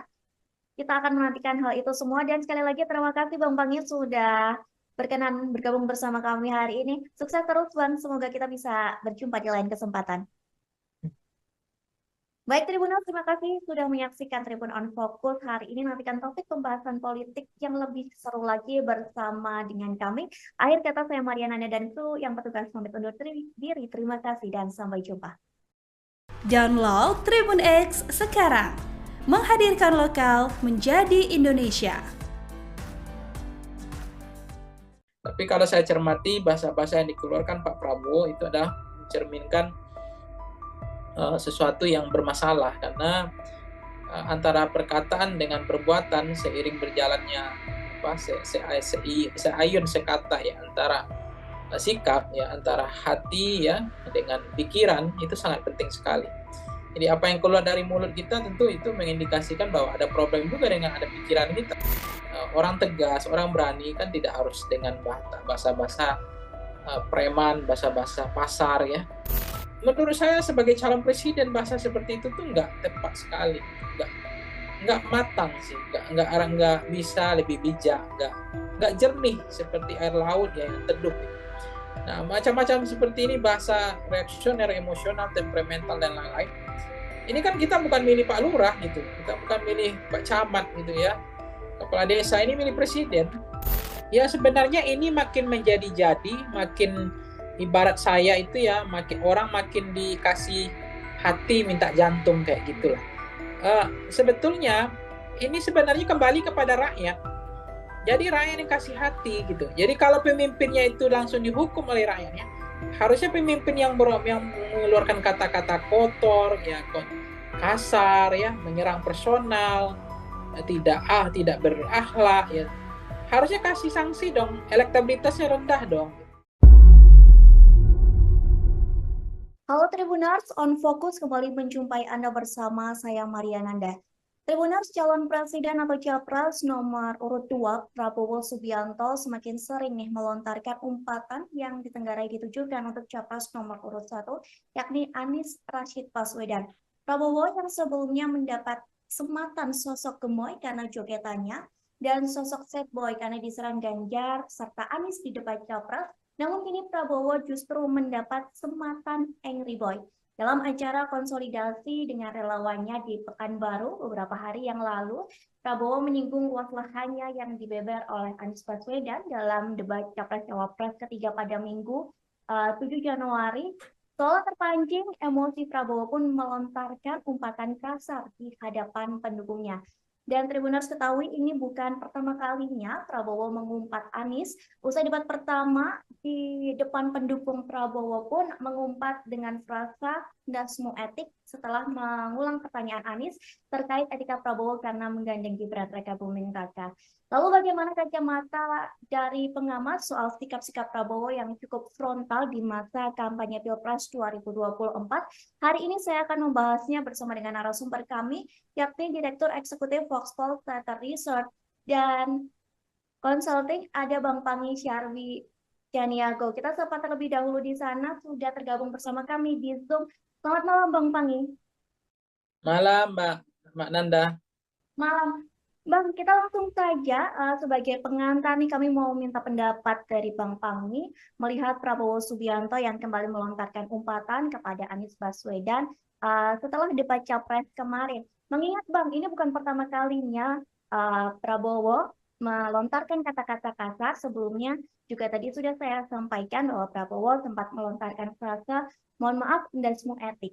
Gimana pandangan Bang Pangi melihat lontaran-lontaran atau umpatan kata kasar dari Prabowo ini, Bang? Iya, ini sebenarnya umpatan seperti ini Mbak Nanda itu kembali kepada publik ya, masyarakat ya. Kalau masyarakat nanti tidak menghakimi, seolah-olah literasi masyarakat kita atau bacaan buku ke masyarakat kita kan lebih banyak literasi digital ya, sehingga soal etik ya, bagaimana standar bernegara tentang etika sebagai fatsun politik, negara mengatur tentang trayek kebangsaan, bagaimana memantaskan bahwa etika itu lebih penting daripada hukum gitu ya. Pelanggaran etika itu adalah pelanggaran hukum gitu. Jadi proses-proses yang terjadi ketika misalnya tidak ada sanksi, masyarakat juga merasa itu mahfum, memahami, bahkan mereka makin empati sama Prabowo, ya kita mau apa lagi, kita juga nggak tahu mau kemana Republik ini. Kalau misalnya masyarakat yang omongan seperti itu dianggap lazim ya, dianggap biasa dan tidak ada efek jerah, ya makin menjadi-jadi sih Mbak nanti. Karena ternyata elektabilitasnya juga makin naik misalnya. Sementara omongan yang diksi perasa yang dikeluarkan udah bahasa-bahasa yang kurang elok ya, kurang relevan dan tidak pantas dan tidak patut. Tetapi ya lagi-lagi kepada masyarakat yang mereka punya standar ya, bahwa bagi mereka itu biasa, itu nggak ada pelanggaran etik, itu bahasa masih dalam hal yang toleransi, bahasa dalam konteks zona toleransi, bahwa itu tidak ada yang terlalu berlebihan. Tapi kalau saya cermati bahasa-bahasa yang dikeluarkan Pak Prabowo itu adalah mencerminkan sesuatu yang bermasalah, karena antara perkataan dengan perbuatan seiring berjalannya seayun sekata ya, antara sikap ya, antara hati ya dengan pikiran, itu sangat penting sekali. Jadi apa yang keluar dari mulut kita tentu itu mengindikasikan bahwa ada problem juga dengan ada pikiran kita. Jadi saya mengatakan bahwa orang tegas, orang berani kan tidak harus dengan bahasa-bahasa preman, bahasa-bahasa pasar ya. Karena juga ada orang yang dia tegas, berani, tapi bahasanya adalah lebih santun, lebih bijak. Cuma inilah realitas bahwa bagi Pak Prabowo mungkin itu tidak menjadi beban, bahkan beliau merasa level confident masih sangat percaya diri dengan bahasa seperti itu justru akan menaikkan elektabilitasnya. Ya kita mau boleh buat mau ngapain lagi, karena mau pemilih memang rakyat kita, bukan kalau misalnya selera rakyatnya hampir dominan signifikan 80% gaya-gaya bahasa-bahasa kotor, bahasa kasar, dia senang dengan orang-orang yang orang-orang yang tidak terukur bahasanya, tidak arif, ya, tidak bijak, tidak jernih, ya, tidak atau terlalu reaksioner, emosional, dan kalau itu kembali kepada rakyat sih, karena yang milih memang rakyat. Kalau kelas-kelas seperti kita ini kan nggak banyak orangnya sebetulnya. Oke, berarti menurut Bang Wangi kembali lagi ke publik menilai dari cara bersikapnya Prabowo seperti itu ya Bang ya? Ya, saya membaca ya kembali ke publik sih mau menghukum atau tidak gitu. Tapi saya melihat kalau publiknya bijak ya rasional, publiknya itu punya beradab, beretika. Karena kan kepemimpinan itu kan juga dilihat tidak hanya sebatas ini ya Mbak ya. Melihat karena soal figur ya, soal person, seseorang tidak hanya terbuai oleh apa istilahnya dalam konteks ini ya setahu saya harus dipahami juga yang terjadi apa namanya ya jangan tergiur ya apa yang disampaikan Bu Mega kan itu juga benar, jangan terkecoh ya oleh sosok yang yang pikiran dan hatinya tidak satu gitu. Jadi harus dicermati bagaimana rekam jejak dari pemimpinnya, ya moralnya, standar etiknya, ya kan. Kemudian bagaimana tanggung jawabnya yang dibilang Ibu Mega, tanggung jawabnya untuk memenuhi ekspektasi ya performan antara kinerja atau harapan masyarakat 270 juta itu. Oke, Bang, menyinggung masalah penilaian dari publik, setelah debat ketiga ini, justru publik banyak yang menaruh simpati kepada Prabowo karena menjadi objek serangan dari Anies Baswedan maupun Ganjar dari debat tersebut. Hingga Prabowo ini mendapat sematan sad boy begitu Bang di mata publik. Namun dalam hitungan jam image itu berubah karena Prabowo meluapkan emosinya saat dia bertemu dengan pendukungnya. Perubahan sikap Prabowo yang signifikan ini apakah cukup berpengaruh Bang untuk pemilih? Apakah nantinya mereka akan memilih Prabowo atau tidak dengan citra Prabowo yang berubah secara drastis? Ya sebenarnya sederhana ya Mbak Nanda, bahwa kepemimpinan yang hadir hari ini itu mencerminkan, merepresentasikan sampling frame dari rakyatnya. Jadi rakyat hari ini itu adalah sampel dari pemimpinnya. Jadi kalau lahirlah pemimpin yang tidak beretik, ya tidak punya akhlak, ya tidak punya standar moral, terlalu bahasanya terlalu reaksioner, emosional, mungkin jangan-jangan itu juga memang rata-rata hampir maksimal ya bahwa kita Indonesia ini punya penduduk kayak begitu juga modelnya. Jadi lahirnya pemimpin itu representasi dari model rakyatnya. Jadi apa yang selera rakyat itu adalah selera pemimpin. Jadi lahirnya pemimpin kita semacam itu adalah jangan-jangan itulah rakyat kita gitu. Jadi saya nggak tahu ya bagaimana rakyat Indonesia itu sekarang, karena memang jangan-jangan memang mereka nggak membaca lagi, ya baca buku yang baca hal-hal yang lebih dalam ya, mereka kan gimmick-gimmick, baca yang dangkal-dangkal, yang sederhana-sederhana ya, kemudian mereka lebih banyak preferensinya adalah media sosial gitu, jadi sangat setengah-setengah ya, jadi nggak dalam, jadi cara pandang, cara pikirnya juga sangat singkat, pendek, dan berpikir tidak mau maju gitu. Jadi misalnya ya apa yang terjadi, kembali ke pertanyaan yang Mbak Nanda tadi, misalnya apa yang terjadi ya itu yang kita ada kegelisahan sebenarnya. Memang di samping rakyat Indonesia dikatakan orangnya adalah pemaaf ya, pelupa, kemudian mudah untuk berempati gitu ya, kemudian tiba-tiba ada orang yang seolah-olah terzolimi, kemudian dia dengan mudah karena itu dimodifikasi, dirancang, didesain, dicitrakan seolah-olah terzolimi misalnya, kemudian publik beramai-ramai berempati. Itu mudah sekali untuk berempati, untuk membantu, untuk justru tersentuh gitu ya ketika ada orang yang dikeroyok, ada yang dirujak, ada orang yang di babak belur gitu ya, apalagi penilaian dikasih oleh Anies, dikasih Mas Anies kasih apa namanya nilai 11 dari 100, kemudian Mas Ganjar kasih 10 dari ngasih 5 dari 10 gitu.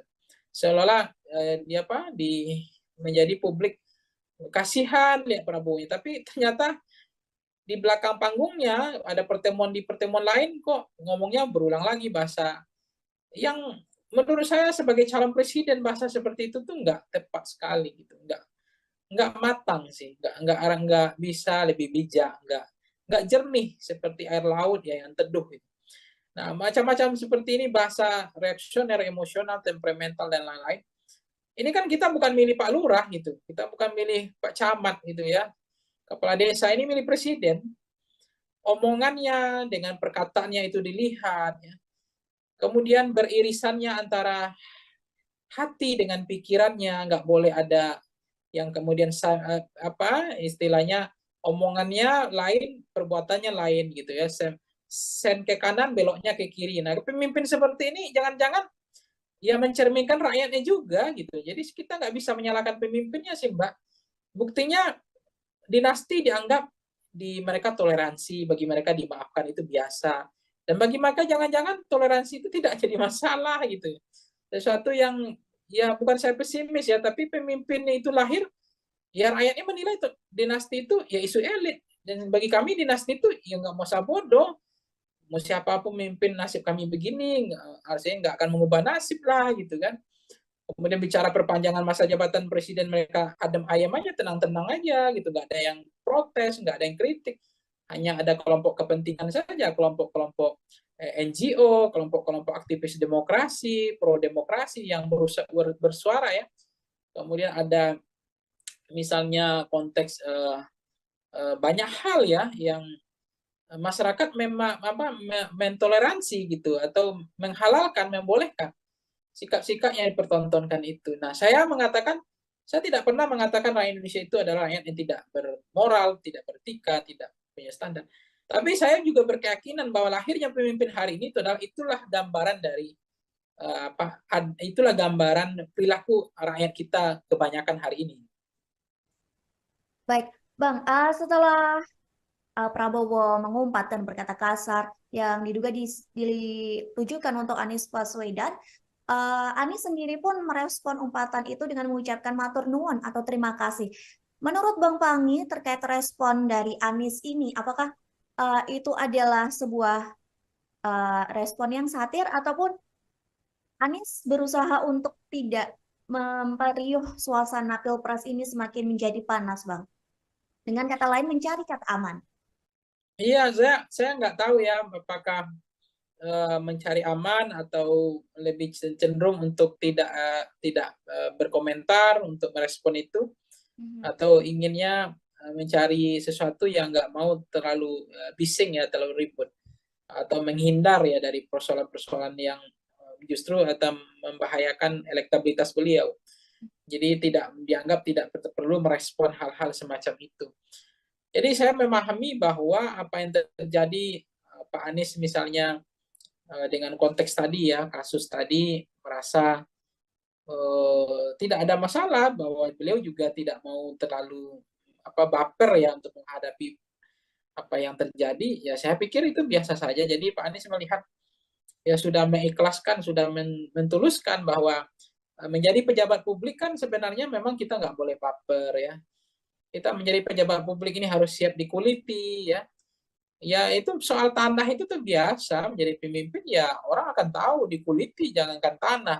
Istri anak keluarga kita aja dikuliti, apalagi persoalan tanah gitu, apalagi hanya rumah, tanah berhektar-hektar gitu. Jadi itu yang saya nggak paham gitu. Makanya saya juga kadang-kadang kaget. Debat kita ini apa sih gitu ya? Debat yang terlalu bawa perasaan gitu ya, menyerang sedikit, wah ini melanggar etika, ini menyerang secara personal. Padahal kayak mohon maaf ya kalau kita bandingkan debat-debat di Amerika Serikat, di negara-negara maju, itu mereka debat itu memang betul-betul kayak adu jotos gitu, jadi udah tarung bebas. dikasih waktu 10 menit, udah berantem di dalam itu. Mau mengkritik lah, adu data lah, menyanggah lah, sindir lah, merendahkan lah. Bahkan ada yang kemudian menjelek-jelekkan, ada yang kemudian mengatakan gagal lah ini. Dan memang kita bukan Amerika, kita adalah Indonesia yang punya akhlak lah, kita punya sopan santun, punya budaya ketimuran ya gitu. Cuma kalau berdebat seperti ini, orang bolong ini nggak boleh, ngomong ini nggak boleh. Jadi mau ngapain? Mau cerdas cermat? Gitu. Kita mau cerdas cermat atau mau debat gitu. Jadi saya pikir di situlah seninya debat itu.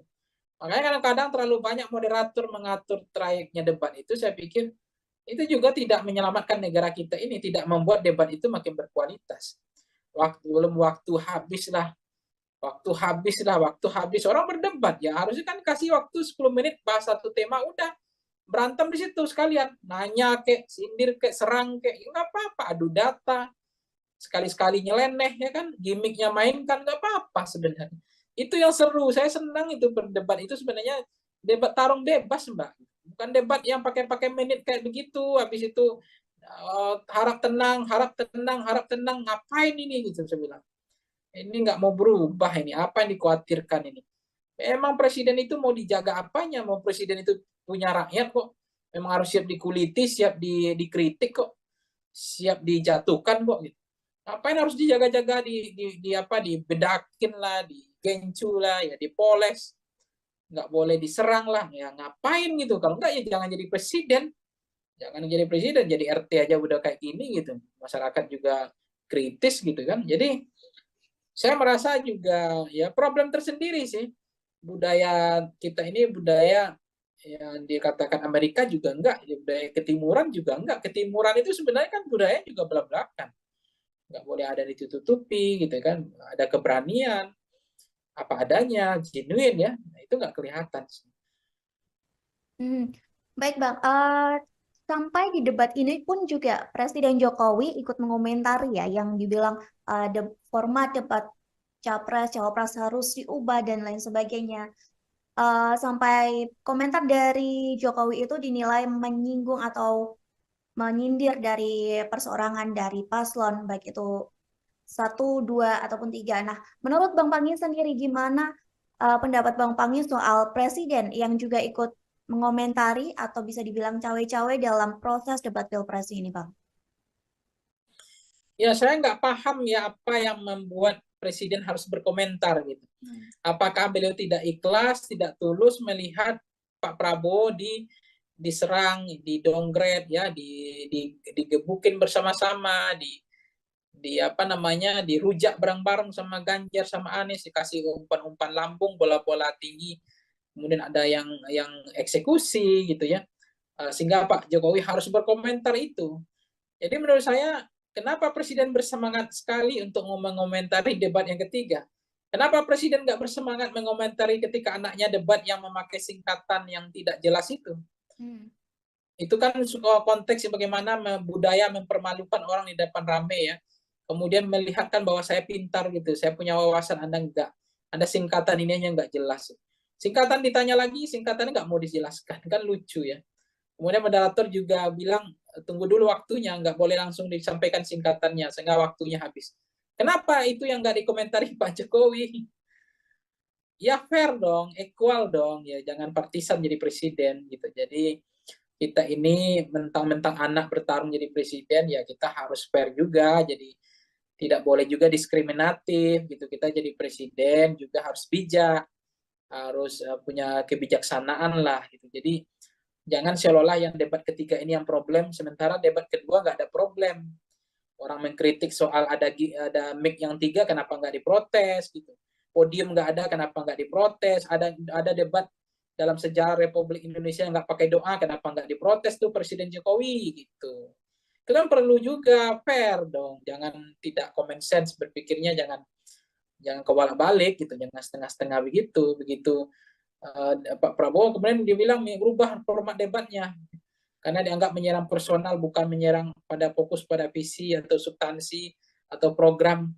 Ya, come on Pak Jokowi, lihatlah debat-debat yang dilakukan sebelumnya gitu. Tolong juga dikritik gitu kan. Oke, Bang Pangi, kita kembali lagi permasalahan dengan umpatan Prabowo ini juga mendapat reaksi atau respon dari Yusuf Kala. Beliau mengatakan bahwa pilih pemimpin yang tidak mudah emosi. Namun di satu sisi, di lain sisi, Yusuf Kala juga menyebut etis atau tidak etisnya perkataan Prabowo hanya bisa dinilai dan ditindaklanjuti oleh Badan Pengawas Pemilu atau Bawaslu. Kira-kira dengan hal ini, apakah Bang Pangi setuju dengan sikap dari Yusuf Kala? Ya, Pak Yusuf Kalla selama ini sesuatu yang mengatakan bukan figur yang cacat secara demokratis ya. Beliau adalah orang yang sangat menjunjung tinggi tradisi mazhab demokrasi ya. Kebebasan berpikir, berpendapat. Beliau juga sangat mendukung konteks hak asasi manusia, termasuk memberikan ruang kepada siapapun. Jadi terkait dengan Pak JK misalnya ya, kan beliau juga kita lihat apa yang bisa kita pegang dari politisi tentu fatsunnya, standar moral, etiknya, tanggung jawab, termasuk bagaimana selama ini memperlihatkan beliau tidak juga ingin niat memperpanjang masa jabatan, kemudian untuk memajukan anaknya atau membangun dinasti dan seterusnya. Itu artinya kita melihat beliau masih bisa dipegang omongannya. Karena yang dilihat standar moral hazard dari politisi adalah bagaimana bisa dipegang omongannya seia dan sekata antara perkataan dengan perbuatan. Karena yang bisa dipegang dari politisi kan omongannya, bukan tidak hanya perbuatan, ya perbuatannya juga menjadi menarik bagi kita untuk kita evaluasi tentang bagaimana kepemimpinan, tentang leadership, ya tentang Indonesia harus seperti apa ke depan. Jadi kita butuh pemimpin yang lebih tenang, lebih jernih, tidak boleh menjadi pemarah ya, apalagi temperamental, kemudian apalagi nanti bisa bisa terlalu reaksioner dan itu bisa mengganggu hubungan diplomasi kan antar negara. Karena kalau presiden nggak berpikir dingin, nggak berjernih berpikir, emosional, tidak bisa berpikir lebih teduh ya, tentu keputusan politiknya ya apalagi presiden sebagai panglima atau sebagai kepala negara itu kalau diambil dengan sikap yang tidak tenang, tidak sejuk, tidak jernih, itu kan sangat membahayakan kedaulatan sebuah negara. Bisa suatu waktu dengan semangat menyatakan perang, kemudian keputusan-keputusan yang tidak terukur ya. Jadi kita butuh pemimpin yang betul-betul seperti air laut yang teduh ya. Ya pemimpin yang betul-betul bisa mengambil keputusan dengan penuh kehati-hatian, pemimpin yang tidak reaksioner, tidak temperamental, tapi pemimpin yang betul-betul mampu menjalankan antara pikiran dengan perkataannya itu sejalan ya. Sense of politiknya itu klik kepada rakyat gitu. Jadi itu sangat dibutuhkan pemimpin yang teduh ya. Baik Bang, permasalahan umpatan dari Prabowo ini ternyata berbuntut panjang bahwa Bawaslu mengatakan bakal mengecek itu intensinya. Selain itu Bawaslu juga menyebut bahwa umpatan Prabowo ini berpeluang masuk ranah pidana pemilu. Menurut Bang Pangi menilai hal ini seperti apa Bang? Apakah memang umpatan Prabowo ini termasuk dari pelanggaran atau memang nanti jika rakyat menilai hal ini tidak lazim dan bisa dilaporkan dari ke Bawaslu atau memang keputusan ini emang ada di Bawaslu, Bang? Iya, maka memang ini lagi marak ya, lagi musim ya, lapor-melapor gitu ya. Pengaduan ke Bawaslu, ke polisi.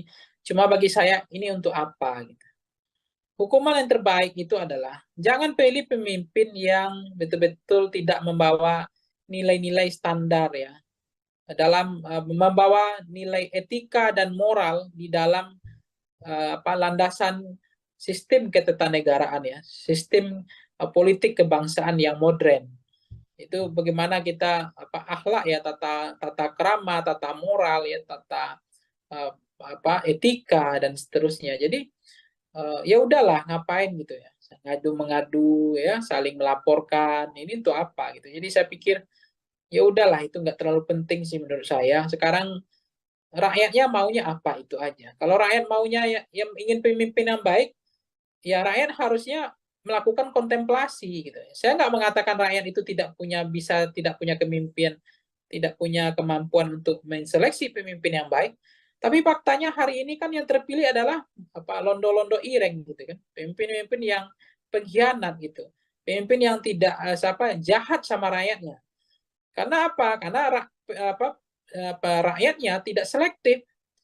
Jadi sangat mudah terpengaruh oleh transaksional pragmatis, fakta food buying ya, kemudian money politik ya, kemudian beli putus suara dan lebih senang belanja suara ketimbang belanja program dan kegiatan dan seterusnya dan seterusnya. Inilah realitas, inilah fakta yang terjadi hari ini. Jadi saya pikir menjadi penting bagi kita hukuman yang terbaik itu adalah hukuman dari rakyat ketimbang ya soal tanding-tanding mengadukan ke Bawaslu, tanding-tanding mengadu ke Bareskrim lah. Apakah omongan itu tindak pidana yang disampaikan Pak Prabowo? Apakah memenuhi unsur hanya etika? Karena selama ini memang pelanggaran etika itu sebetulnya adalah pelanggaran hukum. Karena hukum itu masih di bawah etika sebetulnya. Walaupun dalam ketatanegaraan orang sering mengatakan, oh kalau tidak melanggar hukum ya tidak ada masalah. Kalau etika ya nggak perlu ditindak, tidak ada sanksi dan tidak ada pidananya. Hmm. Terkait menjadi peluang pelanggaran pemilu, TKN dari Prabowo Gibran sendiri percaya diri nih Bang, atau pede bahwa umpatan itu tidak mengandung unsur penghinaan. Bahkan hari ini Prabowo kembali lagi menggunakan kata kasar ketika beliau kampanye di Bengkulu. Bahkan relawan Prabowo sendiri juga ikut meneriakan kata kasar tersebut. Menurut Bang Pangi sendiri, apakah memang TKN ini nyaman dengan gaya Prabowo seperti yang saat ini berkata kasar dan lain sebagainya? Sementara sebelumnya terlihat bahwa TKN ini membangun citra gemoy dari Prabowo. Gimana menurut Bang Pangi sendiri?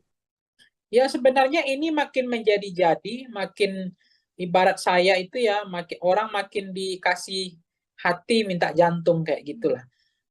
Sebetulnya ini sebenarnya kembali kepada rakyat. Jadi rakyat yang kasih hati gitu. Jadi kalau pemimpinnya itu langsung dihukum oleh rakyatnya, harusnya pemimpin yang mengeluarkan kata-kata kotor, ya kasar, ya menyerang personal, tidak berakhlak, ya harusnya kasih sanksi dong. Elektabilitasnya rendah dong. Tapi kenapa elektabilitas semakin naik? Justru ketika dia mengeluarkan kata kotor, menyerang, menyindir dengan sindiran yang tidak pantas gitu ya. Kemudian meremehkan gitu, bahkan mengeledek gitu semua standar-standar yang negara punya bagian dari etika atau fatsun politik. Karena memang rakyat nggak menghukum, jadi makin menjadi-jadi gitu. Nah, kalau rakyat menghukum, tentu dia akan berpikir ulang kan, daripada elektabilitasnya turun, daripada kalah, tentu dia akan mengelola diksi frasa yang mengatur trayek cara berkata yang baik misalnya. Tapi nggak dilakukan karena ternyata dengan gaya begini juga masyarakat senang. Justru dengan berkata kotor elektabilitas saya makin naik. Nah kan itu yang menarik sekarang. Itulah fakta, itu realitas bagaimana sekarang ya literasi masyarakat kita terhadap buku, mau membaca ya makin kering, dangkal ya cara berpikir karena lebih banyak frekuensinya hanya di media sosial, itu bacanya setengah-setengah, tidak dalam. Nah akhirnya ya frekuensi politik kita ya kayak begini. Jadi lahirnya pemimpin adalah cerminan dari rakyatnya, itu aja. Oke, terakhir nih Bang, Prabowo juga sempat mengakukan bahwa dia diberi nasihat oleh beberapa orang, banyak pihak terkait omongan kasar dia. Bahkan beberapa orang juga menilai bahwa Prabowo itu hanya bisa joget-joget saja sebagai calon presiden dan tidak pandai berbicara. Saat diberikan kritikan, saat diberikan nasihat, tadi di beberapa media mengatakan bahwa Prabowo mengakui bahwa dia tidak pandai berbicara karena dia seorang prajurit. Selain itu juga Prabowo mengatakan bahwa apa yang dia sampaikan selama ini itu memang sesuai dengan fakta, termasuk umpatan-umpatan kata-kata kasar. Dia mengatakan bahwa itu memang dia yang sebenarnya.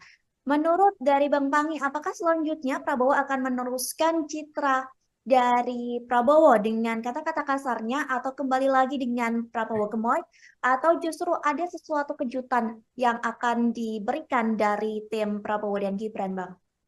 Ya, tentu apakah akan kembali kepada aslinya yang seperti apa, saya nggak tahu apakah aslinya gemoy, apakah aslinya yang suka dengan menampilkan degalan bahasa-bahasa yang kotor, yang kasar, yang tidak tepat itu yang aslinya panggung depan atau degalan politiknya, atau adalah ada panggung atau wajah topeng lain, saya nggak tahu ya.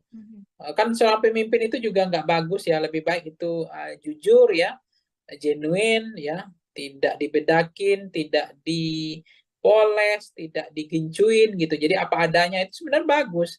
Karena kita nggak mau terpilih pemimpin yang karena korban pencitraan, seolah berpihak pada rakyat, seolah dia sayang sama rakyatnya, seolah dia pemimpin yang mencintai rakyat, tapi pada saat yang sama harga sembako naik, listrik naik, ya pajak naik, gas naik, kemudian biaya pendidikan naik, biaya sekolah naik, setiap kita pulang kampung ya harga tiket naik, nggak tanggung-tanggung gitu. Nah itu apakah itu adalah cerminan, apakah itu adalah pemimpin yang berpihak pada rakyat dari konteks kebijakan.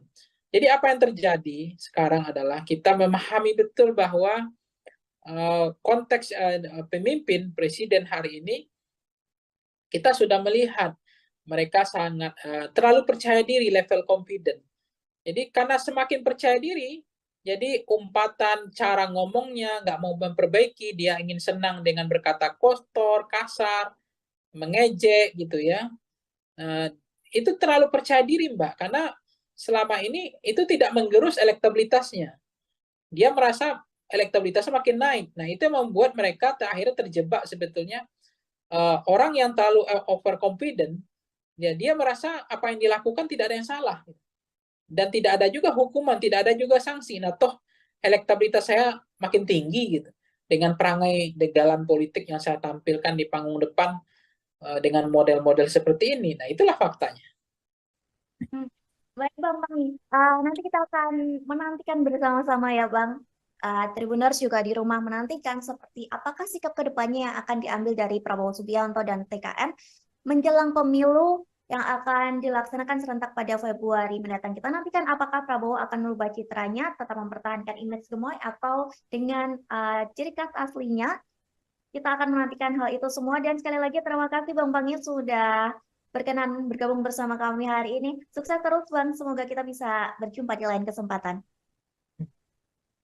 Baik Tribunal, terima kasih sudah menyaksikan Tribun on Focus hari ini. Nantikan topik pembahasan politik yang lebih seru lagi bersama dengan kami. Akhir kata saya Mariana dan kru yang bertugas pamit undur diri. Terima kasih dan sampai jumpa. Download Tribun X sekarang. Menghadirkan lokal menjadi Indonesia. Tapi kalau saya cermati bahasa-bahasa yang dikeluarkan Pak Prabowo itu adalah mencerminkan sesuatu yang bermasalah karena antara perkataan dengan perbuatan seiring berjalannya seayun sekata ya antara sikap ya antara hati ya dengan pikiran itu sangat penting sekali. Jadi apa yang keluar dari mulut kita tentu itu mengindikasikan bahwa ada problem juga dengan ada pikiran kita. Orang tegas, orang berani kan tidak harus dengan bahasa-bahasa preman, bahasa-bahasa pasar ya. Menurut saya sebagai calon presiden bahasa seperti itu tuh nggak tepat sekali, nggak matang sih, nggak bisa lebih bijak, nggak jernih seperti air laut ya yang teduh. Nah macam-macam seperti ini bahasa reaksioner, emosional, temperamental dan lain-lain.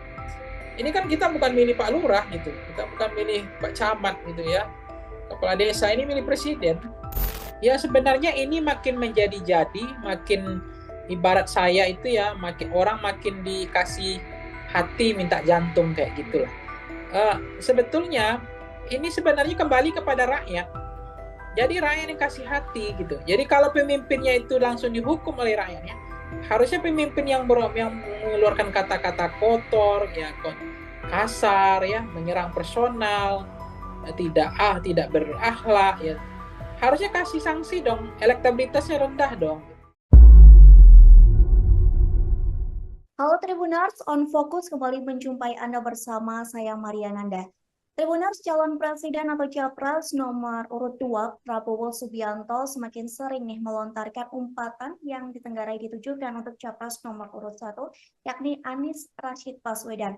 Prabowo yang sebelumnya mendapat sematan sosok gemoy karena jogetannya dan sosok sad boy karena diserang Ganjar serta Anies di debat capres, namun kini Prabowo justru mendapat sematan angry boy. Dalam acara konsolidasi dengan relawannya di Pekanbaru beberapa hari yang lalu, Prabowo menyinggung luas lahannya yang dibeber oleh Anies Baswedan dalam debat Capres-Cawapres ketiga pada Minggu 7 Januari. Seolah terpancing, emosi Prabowo pun melontarkan umpatan kasar di hadapan pendukungnya. Dan Tribuners ketahui ini bukan pertama kalinya Prabowo mengumpat Anies. Usai debat pertama di depan pendukung Prabowo pun mengumpat dengan frasa dasmu etik setelah mengulang pertanyaan Anies terkait etika Prabowo karena menggandeng Gibran Raka Buming Raka. Lalu bagaimana kacamata dari pengamat soal sikap-sikap Prabowo yang cukup frontal di masa kampanye Pilpres 2024? Hari ini saya akan membahasnya bersama dengan narasumber kami, yakni Direktur Eksekutif Foxpol Theater Research dan Consulting, ada Bang Pangi Syarwi Janiago. Kita sapa terlebih dahulu di sana, sudah tergabung bersama kami di Zoom. Selamat malam Bang Pangi. Malam Mbak Nanda. Malam. Bang, kita langsung saja sebagai pengantar nih kami mau minta pendapat dari Bang Pangi melihat Prabowo Subianto yang kembali melontarkan umpatan kepada Anies Baswedan setelah debat Capres kemarin. Mengingat Bang, ini bukan pertama kalinya Prabowo melontarkan kata-kata kasar. Sebelumnya juga tadi sudah saya sampaikan bahwa Prabowo sempat melontarkan frasa mohon maaf dan semua etik. Gimana pandangan Bang Pangi melihat lontaran-lontaran atau umpatan kata kasar dari Prabowo ini, Bang? Iya, ini sebenarnya umpatan seperti ini Mbak Nanda itu kembali kepada publik ya, masyarakat ya. Kalau masyarakat nanti tidak menghakimi seolah-olah literasi masyarakat kita atau bacaan buku ke masyarakat kita kan lebih banyak apa namanya literasi digital ya, sehingga soal etik ya, bagaimana standar bernegara tentang etika sebagai fatsun politik, negara mengatur tentang trayek kebangsaan, bagaimana memantaskan bahwa etika itu lebih penting daripada hukum gitu ya. Pelanggaran etika itu adalah pelanggaran hukum gitu. Jadi proses-proses yang terjadi ketika misalnya tidak ada sanksi, masyarakat juga merasa itu mampu memahami, bahkan mereka makin empati sama Prabowo, ya kita mau apa lagi, kita juga nggak tahu mau kemana Republik ini. Kalau misalnya masyarakat yang omongan seperti itu dianggap lazim ya, dianggap biasa dan tidak ada efek jerah, ya makin menjadi-jadi sih Mbak nanti. Karena ternyata elektabilitasnya juga makin naik misalnya. Sementara omongan yang diksi perasa yang dikeluarkan udah bahasa-bahasa yang kurang elok ya, kurang relevan dan tidak pantas dan tidak patut. Tetapi ya lagi-lagi kepada masyarakat yang mereka punya standar ya, bahwa bagi mereka itu biasa, itu nggak ada pelanggaran etik, itu bahasa masih dalam hal yang toleransi, bahasa dalam konteks zona toleransi, bahwa itu tidak ada yang terlalu berlebihan. Tapi kalau saya cermati bahasa-bahasa yang dikeluarkan Pak Prabowo itu adalah mencerminkan sesuatu yang bermasalah, karena antara perkataan dengan perbuatan seiring berjalannya seayun sekata ya, antara sikap ya, antara hati ya dengan pikiran itu sangat penting sekali. Jadi apa yang keluar dari mulut kita tentu itu mengindikasikan bahwa ada problem juga dengan ada pikiran kita. Jadi saya mengatakan bahwa orang tegas, orang berani kan tidak harus dengan bahasa-bahasa preman, bahasa-bahasa pasar ya. Karena juga ada orang yang dia tegas, berani, tapi bahasanya adalah lebih santun, lebih bijak. Cuma inilah realitas bahwa bagi Pak Prabowo mungkin itu tidak menjadi beban. Bahkan beliau merasa level confident masih sangat percaya diri dengan bahasa seperti itu justru akan menaikkan elektabilitasnya. Ya kita mau boleh buat, mau ngapain lagi? Karena mau pemilih memang rakyat kita, bukan kalau misalnya selera rakyatnya hampir dominan signifikan 80% gaya-gaya bahasa-bahasa kotor, bahasa kasar, dia senang dengan orang-orang yang tidak terukur bahasanya, tidak arif, ya, tidak bijak. tidak jernih ya, tidak atau terlalu reaksioner, emosional, dan kalau itu kembali kepada rakyat sih, karena yang milih memang rakyat. Kalau kelas-kelas seperti kita ini kan nggak banyak orangnya sebetulnya. Oke, berarti menurut Bang Wangi kembali lagi ke publik menilai dari cara bersikapnya Prabowo seperti itu ya Bang ya? Ya, saya membaca ya kembali ke publik sih mau menghukum atau tidak gitu. Tapi saya melihat kalau publiknya bijak ya rasional, publiknya itu punya beradab, beretika. Karena kan kepemimpinan itu kan juga dilihat tidak hanya sebatas ini ya Mbak ya. Melihat karena soal figur ya, soal person, seseorang tidak hanya terbuai oleh apa istilahnya dalam konteks ini ya setahu saya harus dipahami juga yang terjadi apa namanya ya. Ya, jangan tergiur ya apa yang disampaikan Bu Mega kan itu juga benar. Jangan terkecoh ya oleh sosok yang pikiran dan hatinya tidak satu gitu. Jadi harus dicermati bagaimana rekam jejak dari pemimpinnya, ya moralnya, standar etiknya, ya kan.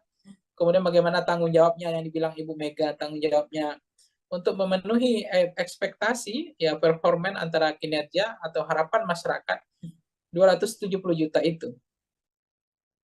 Oke, Bang, menyinggung masalah penilaian dari publik, setelah debat ketiga ini, justru publik banyak yang menaruh simpati kepada Prabowo karena menjadi objek serangan dari Anies Baswedan maupun Ganjar dari debat tersebut. Hingga Prabowo ini mendapat sematan sad boy begitu Bang di mata publik. Namun dalam hitungan jam image itu berubah karena Prabowo meluapkan emosinya saat dia bertemu dengan pendukungnya. Perubahan sikap Prabowo yang signifikan ini apakah cukup berpengaruh Bang untuk pemilih? Apakah nantinya mereka akan memilih Prabowo atau tidak dengan citra Prabowo yang berubah secara drastis? Ya sebenarnya sederhana ya Mbak Nanda bahwa kepemimpinan yang hadir hari ini itu mencerminkan, merepresentasikan sampling frame dari rakyatnya. Jadi rakyat hari ini itu adalah sampel dari pemimpinnya. Jadi kalau lahirlah pemimpin yang tidak beretik, ya tidak punya akhlak, ya tidak punya standar moral, terlalu bahasanya terlalu reaksioner, emosional, mungkin jangan-jangan itu juga memang rata-rata hampir maksimal ya bahwa kita Indonesia ini punya penduduk kayak begitu juga modelnya gitu. Jadi lahirnya pemimpin itu representasi dari model rakyatnya. Jadi apa yang selera rakyat itu adalah selera pemimpin. Jadi lahirnya pemimpin kita semacam itu adalah jangan-jangan itulah rakyat kita gitu. Jadi saya nggak tahu ya bagaimana rakyat Indonesia itu sekarang karena memang jangan-jangan memang mereka nggak membaca lagi ya baca buku yang baca hal-hal yang lebih dalam ya mereka kan gimmick-gimmick baca yang dangkal-dangkal yang sederhana-sederhana ya kemudian mereka lebih banyak preferensinya adalah media sosial gitu jadi sangat setengah-setengah ya jadi nggak dalam jadi cara pandang cara pikirnya juga sangat singkat pendek dan berpikir tidak mau maju gitu jadi misalnya ya apa yang terjadi kembali ke pertanyaan yang Mbak Nanda tadi misalnya apa yang terjadi ya itu yang kita ada kegelisahan sebenarnya memang di samping rakyat Indonesia dikatakan orangnya adalah pemaaf ya pelupa kemudian mudah untuk berempati gitu ya kemudian tiba-tiba ada orang yang seolah-olah terzolimi kemudian dia dengan mudah karena itu dimodifikasi dirancang didesain dicitrakan seolah-olah terzolimi misalnya. Kemudian publik beramai-ramai berempati. Itu mudah sekali untuk berempati, untuk membantu, untuk justru tersentuh gitu ya ketika ada orang yang dikeroyok, ada orang yang dirujak, ada orang yang babak belur gitu ya. Apalagi penilaian dikasih oleh Anies, dikasih Mas Anies, kasih nilai 11 dari 100, kemudian Mas Ganjar kasih 10 dari ngasih 5 dari 10 gitu. Seolah-olah menjadi publik kasihan lihat Prabowo, tapi ternyata di belakang panggungnya ada pertemuan lain kok ngomongnya berulang lagi bahasa yang menurut saya sebagai calon presiden bahasa seperti itu tuh nggak tepat sekali gitu, nggak matang sih, nggak bisa lebih bijak, nggak jernih seperti air laut ya yang teduh gitu. Nah, macam-macam seperti ini, bahasa reaksioner, emosional, temperamental, dan lain-lain. Ini kan kita bukan milih Pak Lurah gitu, kita bukan milih Pak Camat gitu ya. Kepala desa ini milih presiden. Omongannya dengan perkataannya itu dilihat, ya. Kemudian beririsannya antara hati dengan pikirannya, nggak boleh ada yang kemudian apa istilahnya, omongannya lain, perbuatannya lain gitu ya. Sen ke kanan, beloknya ke kiri. Nah, pemimpin seperti ini jangan-jangan ya mencerminkan rakyatnya juga gitu. Jadi kita nggak bisa menyalahkan pemimpinnya sih, Mbak. Buktinya dinasti dianggap di mereka toleransi, bagi mereka dimaafkan itu biasa. Dan bagi mereka jangan-jangan toleransi itu tidak jadi masalah gitu. Sesuatu yang ya bukan saya pesimis ya, tapi pemimpinnya itu lahir, ya rakyatnya menilai itu dinasti itu ya isu elit. Dan bagi kami dinasti itu ya nggak mau bodoh. Mau siapapun memimpin nasib kami begini, artinya nggak akan mengubah nasib lah gitu kan. Kemudian bicara perpanjangan masa jabatan presiden, mereka adem ayam aja, tenang-tenang aja gitu, nggak ada yang protes, nggak ada yang kritik, hanya ada kelompok kepentingan saja, kelompok-kelompok NGO, kelompok-kelompok aktivis demokrasi, pro demokrasi yang bersuara ya. Kemudian ada misalnya konteks banyak hal ya yang masyarakat memang mentoleransi gitu atau menghalalkan, membolehkan sikap-sikap yang dipertontonkan itu. Nah, saya tidak pernah mengatakan rakyat Indonesia itu adalah rakyat yang tidak bermoral, tidak beretika, tidak punya standar. Tapi saya juga berkeyakinan bahwa lahirnya pemimpin hari ini itulah gambaran dari itulah gambaran perilaku rakyat kita kebanyakan hari ini. Baik, Bang, setelah Prabowo mengumpat dan berkata kasar yang diduga ditujukan untuk Anies Baswedan, Anies sendiri pun merespon umpatan itu dengan mengucapkan matur nuwun atau terima kasih. Menurut Bang Pangi terkait respon dari Anies ini, apakah itu adalah sebuah respon yang satir ataupun Anies berusaha untuk tidak memperiuh suasana Pilpres ini semakin menjadi panas, Bang? Dengan kata lain, mencari kata aman. Iya, saya nggak tahu ya apakah mencari aman atau lebih cenderung untuk tidak berkomentar untuk merespon itu, atau inginnya mencari sesuatu yang nggak mau terlalu bising ya, terlalu ribut, atau menghindar ya dari persoalan-persoalan yang justru atau membahayakan elektabilitas beliau. Jadi dianggap tidak perlu merespon hal-hal semacam itu. Jadi saya memahami bahwa apa yang terjadi Pak Anies misalnya dengan konteks tadi ya, kasus tadi, merasa tidak ada masalah, bahwa beliau juga tidak mau terlalu baper ya untuk menghadapi apa yang terjadi, ya saya pikir itu biasa saja. Jadi Pak Anies melihat ya sudah mengikhlaskan, sudah mentuluskan bahwa menjadi pejabat publik kan sebenarnya memang kita nggak boleh baper ya. Kita menjadi pejabat publik ini harus siap dikuliti ya. Ya itu soal tanah itu tuh biasa, menjadi pemimpin ya orang akan tahu dikuliti, jangankan tanah. Istri anak keluarga kita aja dikuliti, apalagi persoalan tanah gitu, apalagi hanya rumah, tanah berhektar-hektar gitu. Jadi itu yang saya nggak paham gitu. Makanya saya juga kadang-kadang kaget. Debat kita ini apa sih gitu ya? Debat yang terlalu bawa perasaan gitu ya, menyerang sedikit, wah ini melanggar etika, ini menyerang secara personal. Padahal kayak mohon maaf ya kalau kita bandingkan debat-debat di Amerika Serikat, di negara-negara maju, itu mereka debat itu memang betul-betul kayak adu jotos gitu. Jadi udah tarung bebas, dikasih waktu 10 menit udah berantem di dalam itu. Mau mengkritik lah, adu data lah, menyanggah lah, sindir lah, merendahkan lah. Bahkan ada yang kemudian menjelek-jelekkan, ada yang kemudian mengatakan gagal lah ini. Dan memang kita bukan Amerika, kita adalah Indonesia yang punya akhlak lah, kita punya sopan santun, punya budaya ketimuran ya gitu. Cuma kalau berdebat seperti ini, orang bolong ini nggak boleh, ngomong ini nggak boleh. Jadi mau ngapain? Mau cerdas cermat? Gitu. Kita mau cerdas cermat atau mau debat gitu. Jadi saya pikir di situlah seninya debat itu. Makanya kadang-kadang terlalu banyak moderator mengatur trayeknya debat itu, saya pikir itu juga tidak menyelamatkan negara kita ini, tidak membuat debat itu makin berkualitas. Waktu habis lah, waktu habis orang berdebat ya, harusnya kan kasih waktu 10 menit bahas satu tema, udah berantem di situ sekalian, nanya kek, sindir kek, serang kek, ya nggak apa-apa, adu data, sekali-sekali nyeleneh ya kan, gimmicknya mainkan, nggak apa-apa sebenarnya. Itu yang seru, saya senang itu berdebat itu sebenarnya, debat tarung bebas Mbak, bukan debat yang pakai menit kayak begitu, habis itu harap tenang, ngapain ini gitu saya bilang. Ini nggak mau berubah ini, apa yang dikhawatirkan ini. Emang presiden itu mau dijaga apanya, mau presiden itu punya rakyat kok. Memang harus siap dikuliti, siap dikritik kok, siap dijatuhkan kok. Gitu. Ngapain harus dijaga-jaga, dibedakin lah, digencu lah, ya dipoles. Nggak boleh diserang lah, ya ngapain gitu. Kalau enggak ya jangan jadi presiden. Jangan jadi presiden, jadi RT aja udah kayak gini gitu. Masyarakat juga kritis gitu kan. Jadi saya merasa juga ya problem tersendiri sih. Budaya kita ini budaya yang dikatakan Amerika juga enggak, budaya ketimuran juga enggak. Ketimuran itu sebenarnya kan budaya juga belak-belakan. Enggak boleh ada ditutupi gitu kan.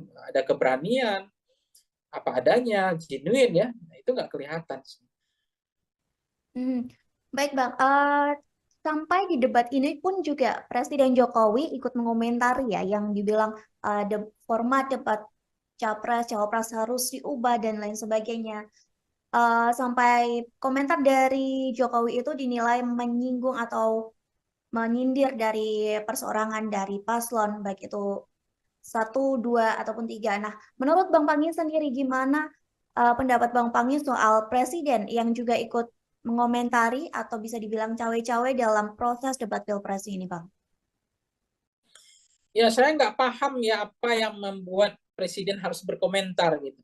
Apakah beliau tidak ikhlas, tidak tulus melihat Pak Prabowo diserang, didongret ya, digebukin bersama-sama, dirujak bareng-bareng sama Ganjar sama Anies, dikasih umpan-umpan lambung, bola-bola tinggi, kemudian ada yang eksekusi gitu ya, sehingga Pak Jokowi harus berkomentar itu. Jadi menurut saya kenapa presiden bersemangat sekali untuk mengomentari debat yang ketiga? Kenapa presiden nggak bersemangat mengomentari ketika anaknya debat yang memakai singkatan yang tidak jelas itu? Itu kan konteks bagaimana budaya mempermalukan orang di depan rame ya. Kemudian melihatkan bahwa saya pintar gitu, saya punya wawasan, Anda enggak. Anda singkatan ini aja nggak jelas. Singkatan ditanya lagi, singkatannya nggak mau dijelaskan, kan lucu ya. Kemudian moderator juga bilang, tunggu dulu waktunya, nggak boleh langsung disampaikan singkatannya, sehingga waktunya habis. Kenapa itu yang nggak dikomentari Pak Jokowi? Ya fair dong, equal dong, ya jangan partisan jadi presiden gitu. Jadi kita ini mentang-mentang anak bertarung jadi presiden, ya kita harus fair juga, jadi tidak boleh juga diskriminatif gitu. Kita jadi presiden juga harus bijak, harus punya kebijaksanaan lah gitu. Jadi jangan seolah-olah yang debat ketiga ini yang problem, sementara debat kedua nggak ada problem. Orang mengkritik soal ada mic yang 3, kenapa nggak diprotes gitu. Podium nggak ada, kenapa nggak diprotes. Ada debat dalam sejarah Republik Indonesia yang nggak pakai doa, kenapa nggak diprotes tuh Presiden Jokowi gitu. Itu kan perlu juga fair dong. Jangan tidak common sense berpikirnya, jangan kebalik-balik gitu, jangan setengah-setengah begitu Pak Prabowo kemudian dibilang merubah format debatnya karena dianggap menyerang personal, bukan menyerang fokus pada visi atau substansi atau program. Ya, come on Pak Jokowi, lihatlah debat-debat yang dilakukan sebelumnya gitu. Tolong juga dikritik gitu ya. Oke, Bang Pangi, kita kembali lagi permasalahan dengan umpatan Prabowo ini juga mendapat reaksi atau respon dari Yusuf Kala. Beliau mengatakan bahwa pilih pemimpin yang tidak mudah emosi. Namun di lain sisi, Yusuf Kala juga menyebut etis atau tidak etisnya perkataan Prabowo hanya bisa dinilai dan ditindaklanjuti oleh Badan Pengawas Pemilu atau Bawaslu.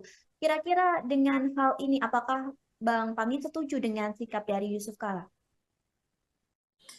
Ya, Pak Yusuf Kala selama ini saya mengatakan bukan figur yang cacat secara demokratis ya. Beliau adalah orang yang sangat menjunjung tinggi tradisi mazhab demokrasi ya, kebebasan berpikir, berpendapat. Beliau juga sangat mendukung konteks hak asasi manusia, termasuk memberikan ruang kepada siapapun.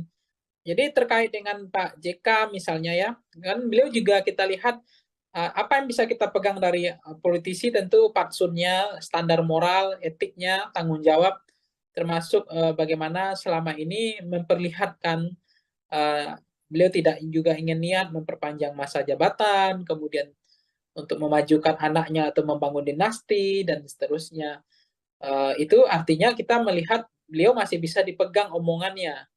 Karena yang dilihat standar moral hazard dari politisi adalah bagaimana bisa dipegang omongannya seia dan sekata antara perkataan dengan perbuatan. Karena yang bisa dipegang dari politisi kan omongannya, bukan tidak hanya perbuatannya, perbuatannya juga menjadi menarik bagi kita untuk kita evaluasi tentang bagaimana kepemimpinan, tentang leadership, ya, tentang Indonesia harus seperti apa ke depan. Jadi kita butuh pemimpin yang lebih tenang, lebih jernih, tidak boleh menjadi pemarah ya, apalagi temperamental, kemudian apalagi nanti bisa bisa terlalu reaksioner dan itu bisa mengganggu hubungan diplomasi kan antar negara. Karena kalau presiden nggak berpikir dingin, nggak berjernih berpikir, emosional, tidak bisa berpikir lebih teduh ya, tentu keputusan politiknya, ya apalagi presiden sebagai panglima atau sebagai kepala negara itu kalau diambil dengan sikap yang tidak tenang, tidak sejuk, tidak jernih, itu kan sangat membahayakan kedaulatan sebuah negara. Bisa suatu waktu dengan semangat menyatakan perang, kemudian keputusan-keputusan yang tidak terukur ya. Jadi kita butuh pemimpin yang betul-betul seperti air laut yang teduh ya.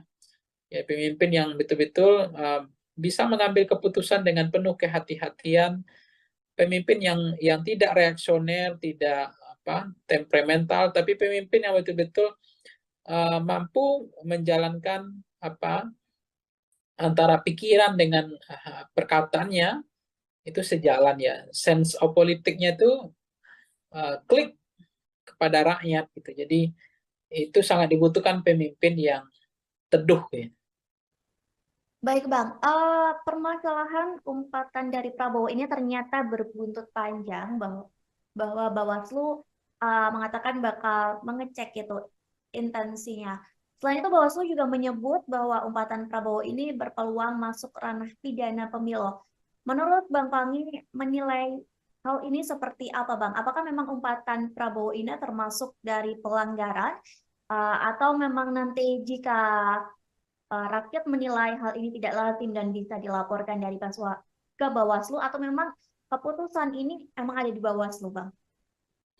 Iya, maka memang ini lagi marak ya, lagi musim ya, lapor-melapor gitu ya. Pengaduan ke Bawaslu, ke polisi. Cuma bagi saya ini untuk apa gitu. Hukuman yang terbaik itu adalah jangan pilih pemimpin yang betul-betul tidak membawa nilai-nilai standar ya. Dalam membawa nilai etika dan moral di dalam landasan sistem ketatanegaraan ya, sistem politik kebangsaan yang modern. Itu bagaimana kita akhlak ya, tata krama, tata moral ya, tata etika dan seterusnya. Jadi ya udahlah ngapain gitu ya, mengadu ya, saling melaporkan, ini untuk apa gitu. Jadi saya pikir ya udahlah itu nggak terlalu penting sih menurut saya. Sekarang rakyatnya maunya apa itu aja. Kalau rakyat maunya yang ingin pemimpin yang baik, ya rakyat harusnya melakukan kontemplasi gitu. Saya nggak mengatakan rakyat itu tidak punya kepemimpinan, tidak punya kemampuan untuk menseleksi pemimpin yang baik. Tapi faktanya hari ini kan yang terpilih adalah londo-londo ireng gitu kan. Pemimpin-pemimpin yang pengkhianat gitu. Pemimpin yang tidak jahat sama rakyatnya. Karena apa? Karena rakyatnya tidak selektif. Jadi sangat mudah terpengaruh oleh transaksional pragmatis, fakta food buying ya, kemudian money politik ya, kemudian beli putus suara dan lebih senang belanja suara ketimbang belanja program dan kegiatan dan seterusnya dan seterusnya. inilah realitas, inilah fakta yang terjadi hari ini. Jadi saya pikir menjadi penting bagi kita hukuman yang terbaik itu adalah hukuman dari rakyat ketimbang ya soal tanding-tanding mengadukan ke Bawaslu, tanding-tanding mengadu ke Bareskrim lah. Apakah omongan itu tindak pidana yang disampaikan Pak Prabowo? Apakah memenuhi unsur hanya etika? Karena selama ini memang pelanggaran etika itu sebetulnya adalah pelanggaran hukum. Karena hukum itu masih di bawah etika sebetulnya. Walaupun dalam ketatanegaraan orang sering mengatakan, oh kalau tidak melanggar hukum ya tidak ada masalah. Kalau etika ya nggak perlu ditindak, tidak ada sanksi dan tidak ada pidananya. Hmm.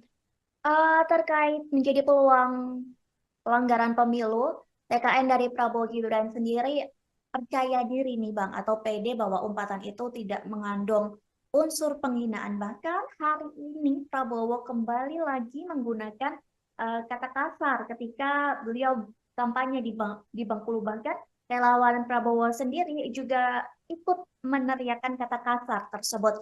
Menurut Bang Pangi sendiri, apakah memang TKN ini nyaman dengan gaya Prabowo? Seperti yang saat ini berkata kasar dan lain sebagainya. Sementara sebelumnya terlihat bahwa TKN ini membangun citra gemoy dari Prabowo. Gimana menurut Bang Pangi sendiri? Ya sebenarnya ini makin menjadi-jadi, makin ibarat saya itu ya, orang makin dikasih hati minta jantung kayak gitulah. Sebetulnya ini sebenarnya kembali kepada rakyat. Jadi rakyat yang kasih hati gitu. Jadi kalau pemimpinnya itu langsung dihukum oleh rakyatnya, harusnya pemimpin yang mengeluarkan kata-kata kotor, ya kasar, ya menyerang personal, tidak berakhlak, ya harusnya kasih sanksi dong. Elektabilitasnya rendah dong. Tapi kenapa elektabilitasnya makin naik? Justru ketika dia mengeluarkan kata kotor, menyerang, menyindir dengan sindiran yang tidak pantas gitu ya. Kemudian meremehkan gitu, bahkan mengeledek gitu semua standar-standar yang negara punya bagian dari etika atau fatsun politik. Karena memang rakyat nggak menghukum, jadi makin menjadi-jadi gitu. Nah, kalau rakyat menghukum, tentu dia akan berpikir ulang kan, daripada elektabilitasnya turun, daripada kalah, tentu dia akan mengelola diksi frasa yang mengatur trayek cara berkata yang baik misalnya. Tapi nggak dilakukan karena ternyata dengan gaya begini juga masyarakat senang. Justru dengan berkata kotor elektabilitas saya makin naik. Nah kan itu yang menarik sekarang. Itulah fakta, itu realitas bagaimana sekarang ya literasi masyarakat kita terhadap buku, mau membaca ya makin kering, dangkal ya cara berpikir karena lebih banyak preferensinya hanya di media sosial, itu bacanya setengah-setengah, tidak dalam. Nah akhirnya ya preferensi politik kita ya kayak begini. Jadi lahirnya pemimpin adalah cerminan dari rakyatnya, itu aja.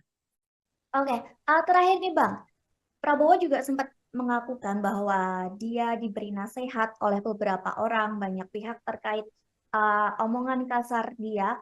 Bahkan beberapa orang juga menilai bahwa Prabowo itu hanya bisa joget-joget saja sebagai calon presiden dan tidak pandai berbicara.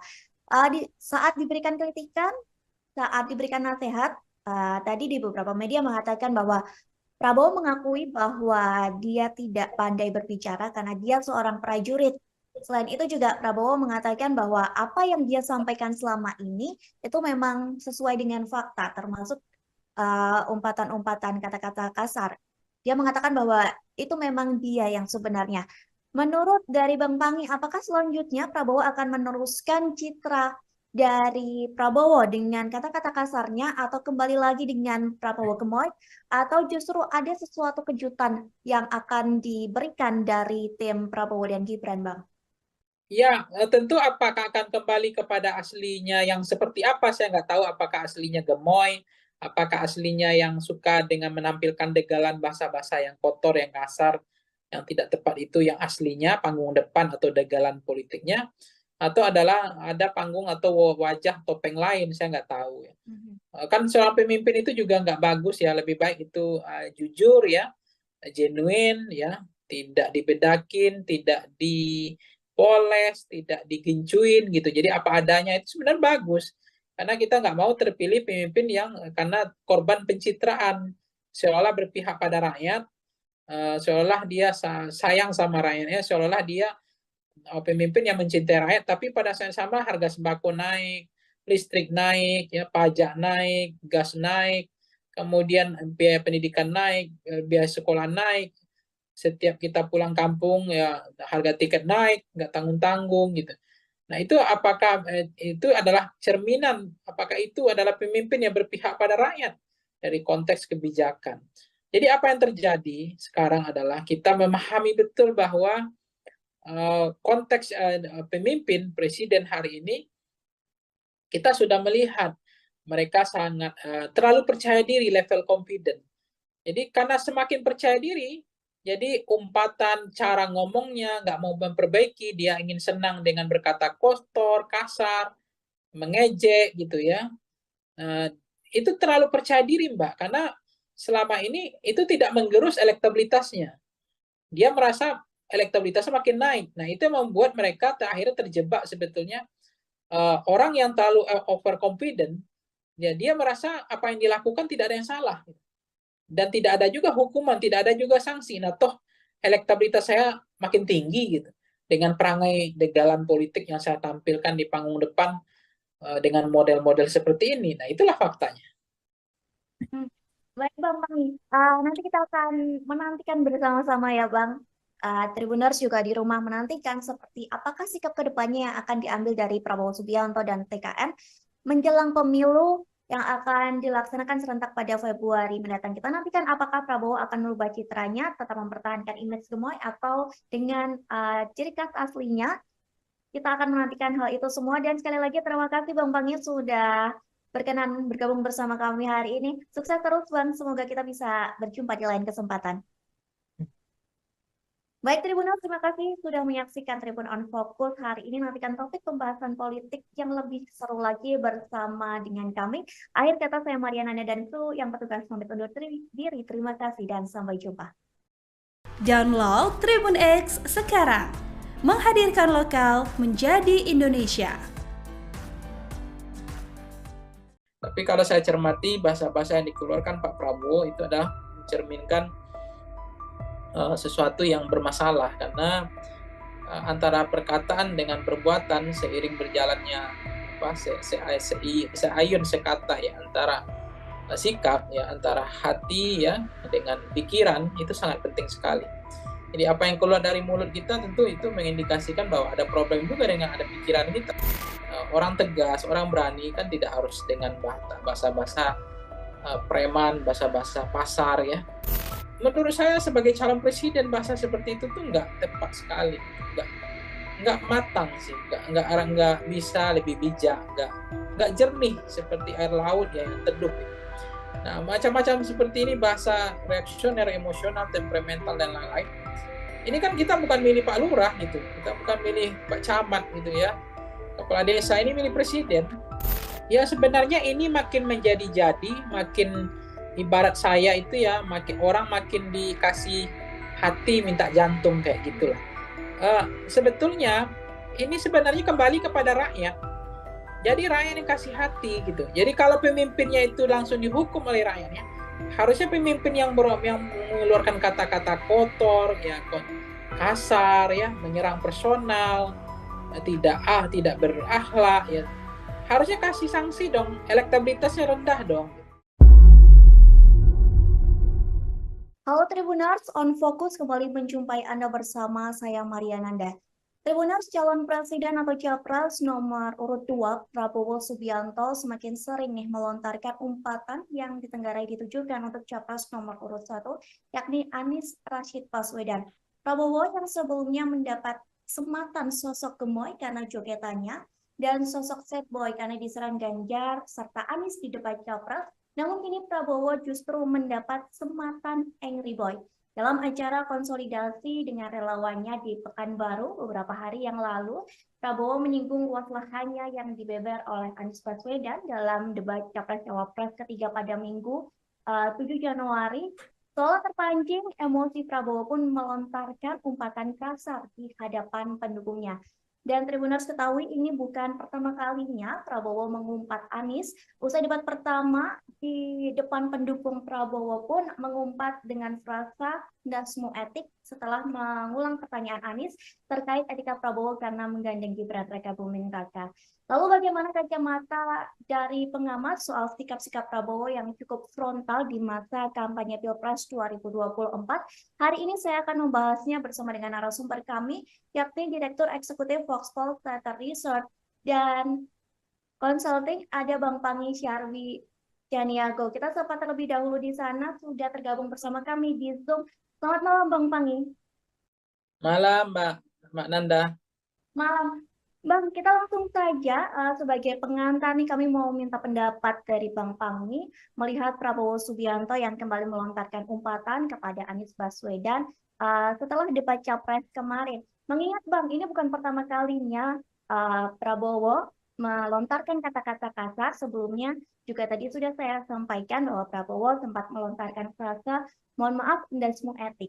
Gimana pandangan Bang Pangi melihat lontaran-lontaran atau umpatan kata kasar dari Prabowo ini, Bang? Iya, ini sebenarnya umpatan seperti ini menanda itu kembali kepada publik ya, masyarakat ya. Kalau masyarakat nanti tidak menghakimi, seolah-olah literasi masyarakat kita atau bacaan buku ke masyarakat kita kan lebih banyak literasi digital ya, sehingga soal etik ya, bagaimana standar bernegara tentang etika sebagai fatsun politik, negara mengatur tentang trayek kebangsaan, bagaimana memantaskan bahwa etika itu lebih penting daripada hukum gitu ya. Pelanggaran etika itu adalah pelanggaran hukum gitu. Jadi proses-proses yang terjadi ketika misalnya tidak ada sanksi, masyarakat juga merasa itu mahfum, memahami, bahkan mereka makin empati sama Prabowo, ya kita mau ngapa lagi, kita juga nggak tahu mau kemana Republik ini. Kalau misalnya masyarakat yang omongan seperti itu dianggap lazim ya, dianggap biasa dan tidak ada efek jerah, ya makin menjadi-jadi sih Mbak nanti. Karena ternyata elektabilitasnya juga makin naik misalnya. Sementara omongan yang diksi perasa yang dikeluarkan udah bahasa-bahasa yang kurang elok ya, kurang relevan dan tidak pantas dan tidak patut. Tetapi ya lagi-lagi kepada masyarakat yang mereka punya standar ya, bahwa bagi mereka itu biasa, itu nggak ada pelanggaran etik, itu bahasa masih dalam hal yang toleransi, bahasa dalam konteks zona toleransi, bahwa itu tidak ada yang terlalu berlebihan. Tapi kalau saya cermati bahasa-bahasa yang dikeluarkan Pak Prabowo itu adalah mencerminkan sesuatu yang bermasalah, karena antara perkataan dengan perbuatan seiring berjalannya seayun sekata ya, antara sikap ya, antara hati ya dengan pikiran, itu sangat penting sekali. Jadi apa yang keluar dari mulut kita tentu itu mengindikasikan bahwa ada problem juga dengan ada pikiran kita. Jadi saya mengatakan bahwa orang tegas, orang berani kan tidak harus dengan bahasa-bahasa preman, bahasa-bahasa pasar ya. Karena juga ada orang yang dia tegas, berani, tapi bahasanya adalah lebih santun, lebih bijak. Cuma inilah realitas bahwa bagi Pak Prabowo mungkin itu tidak menjadi beban. Bahkan beliau merasa level confident, masih sangat percaya diri dengan bahasa seperti itu justru akan menaikkan elektabilitasnya. Ya kita mau boleh buat, mau ngapain lagi, karena mau pemilih memang rakyat kita, bukan kalau misalnya selera rakyatnya hampir dominan signifikan 80% gaya-gaya bahasa-bahasa kotor, bahasa kasar, dia senang dengan orang-orang yang tidak terukur bahasanya, tidak arif, ya, tidak bijak, tidak jernih, ya, tidak atau terlalu reaksioner, emosional, dan kalau itu kembali kepada rakyat sih, karena yang milih memang rakyat. Kalau kelas-kelas seperti kita ini kan nggak banyak orangnya sebetulnya. Oke, berarti menurut Bang Pangi kembali lagi ke publik menilai dari cara bersikapnya Prabowo seperti itu ya Bang ya? Ya, saya membaca ya kembali ke publik sih mau menghukum atau tidak gitu. Tapi saya melihat kalau publiknya bijak ya, rasional, publiknya itu punya beradab, beretika. Karena kan kepemimpinan itu kan juga dilihat tidak hanya sebatas ini ya Mbak ya. Melihat karena soal figur ya, soal person, seseorang tidak hanya terbuai oleh apa istilahnya dalam konteks ini ya setahu saya harus dipahami juga yang terjadi apa namanya ya. Ya, jangan tergiur ya apa yang disampaikan Bu Mega kan itu juga benar. Jangan terkecoh ya oleh sosok yang yang pikiran dan hatinya tidak satu gitu. Jadi harus dicermati bagaimana rekam jejak dari pemimpinnya, ya moralnya, standar etiknya, ya kan. Kemudian bagaimana tanggung jawabnya yang dibilang Ibu Mega, tanggung jawabnya untuk memenuhi ekspektasi ya performan antara kinerja atau harapan masyarakat 270 juta itu.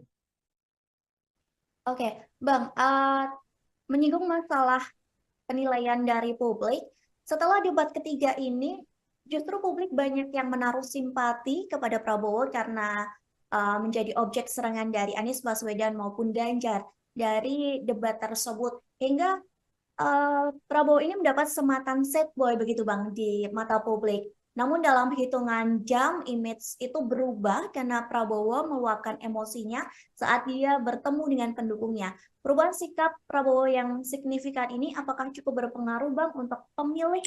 Apakah nantinya mereka akan memilih Prabowo atau tidak dengan citra Prabowo yang berubah secara drastis? Ya sebenarnya sederhana ya Mbak Nanda, bahwa kepemimpinan yang hadir hari ini itu mencerminkan, merepresentasikan sampling frame dari rakyatnya. Jadi rakyat hari ini itu adalah sampel dari pemimpinnya.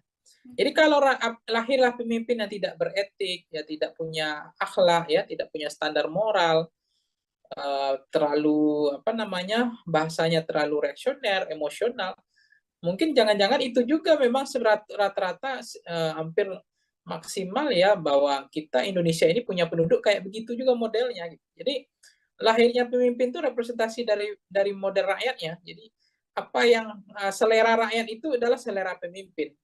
Jadi lahirnya pemimpin kita semacam itu adalah jangan-jangan itulah rakyat kita gitu. Jadi saya nggak tahu ya bagaimana rakyat Indonesia itu sekarang karena memang jangan-jangan memang mereka nggak membaca lagi ya baca buku yang baca apa hal-hal yang lebih dalam ya mereka kan gimmick-gimmick baca yang dangkal-dangkal yang sederhana-sederhana ya kemudian mereka lebih banyak preferensinya adalah media sosial gitu jadi sangat setengah-setengah ya jadi nggak dalam jadi cara pandang cara pikirnya juga sangat singkat pendek dan berpikir tidak mau maju gitu jadi misalnya ya apa yang terjadi kembali ke pertanyaan yang Mbak Nanda tadi misalnya apa yang terjadi ya itu yang kita ada kegelisahan sebenarnya memang di samping rakyat Indonesia dikatakan orangnya adalah pemaaf ya pelupa kemudian mudah untuk berempati gitu ya kemudian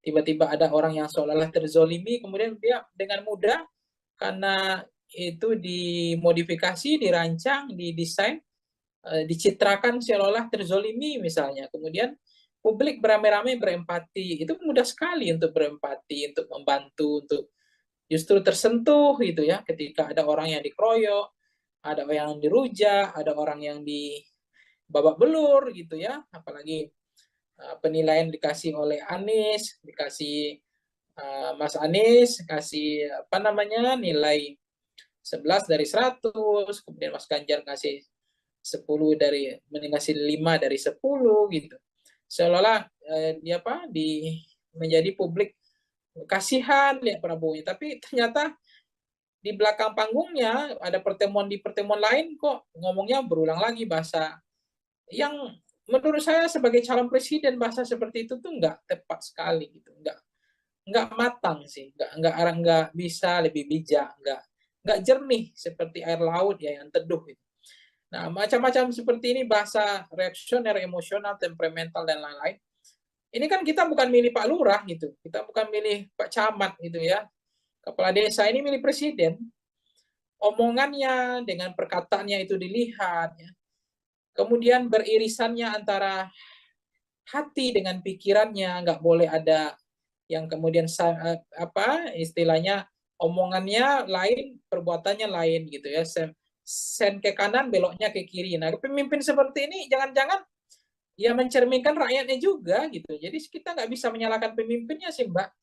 Buktinya dinasti dianggap di mereka toleransi, bagi mereka dimaafkan itu biasa.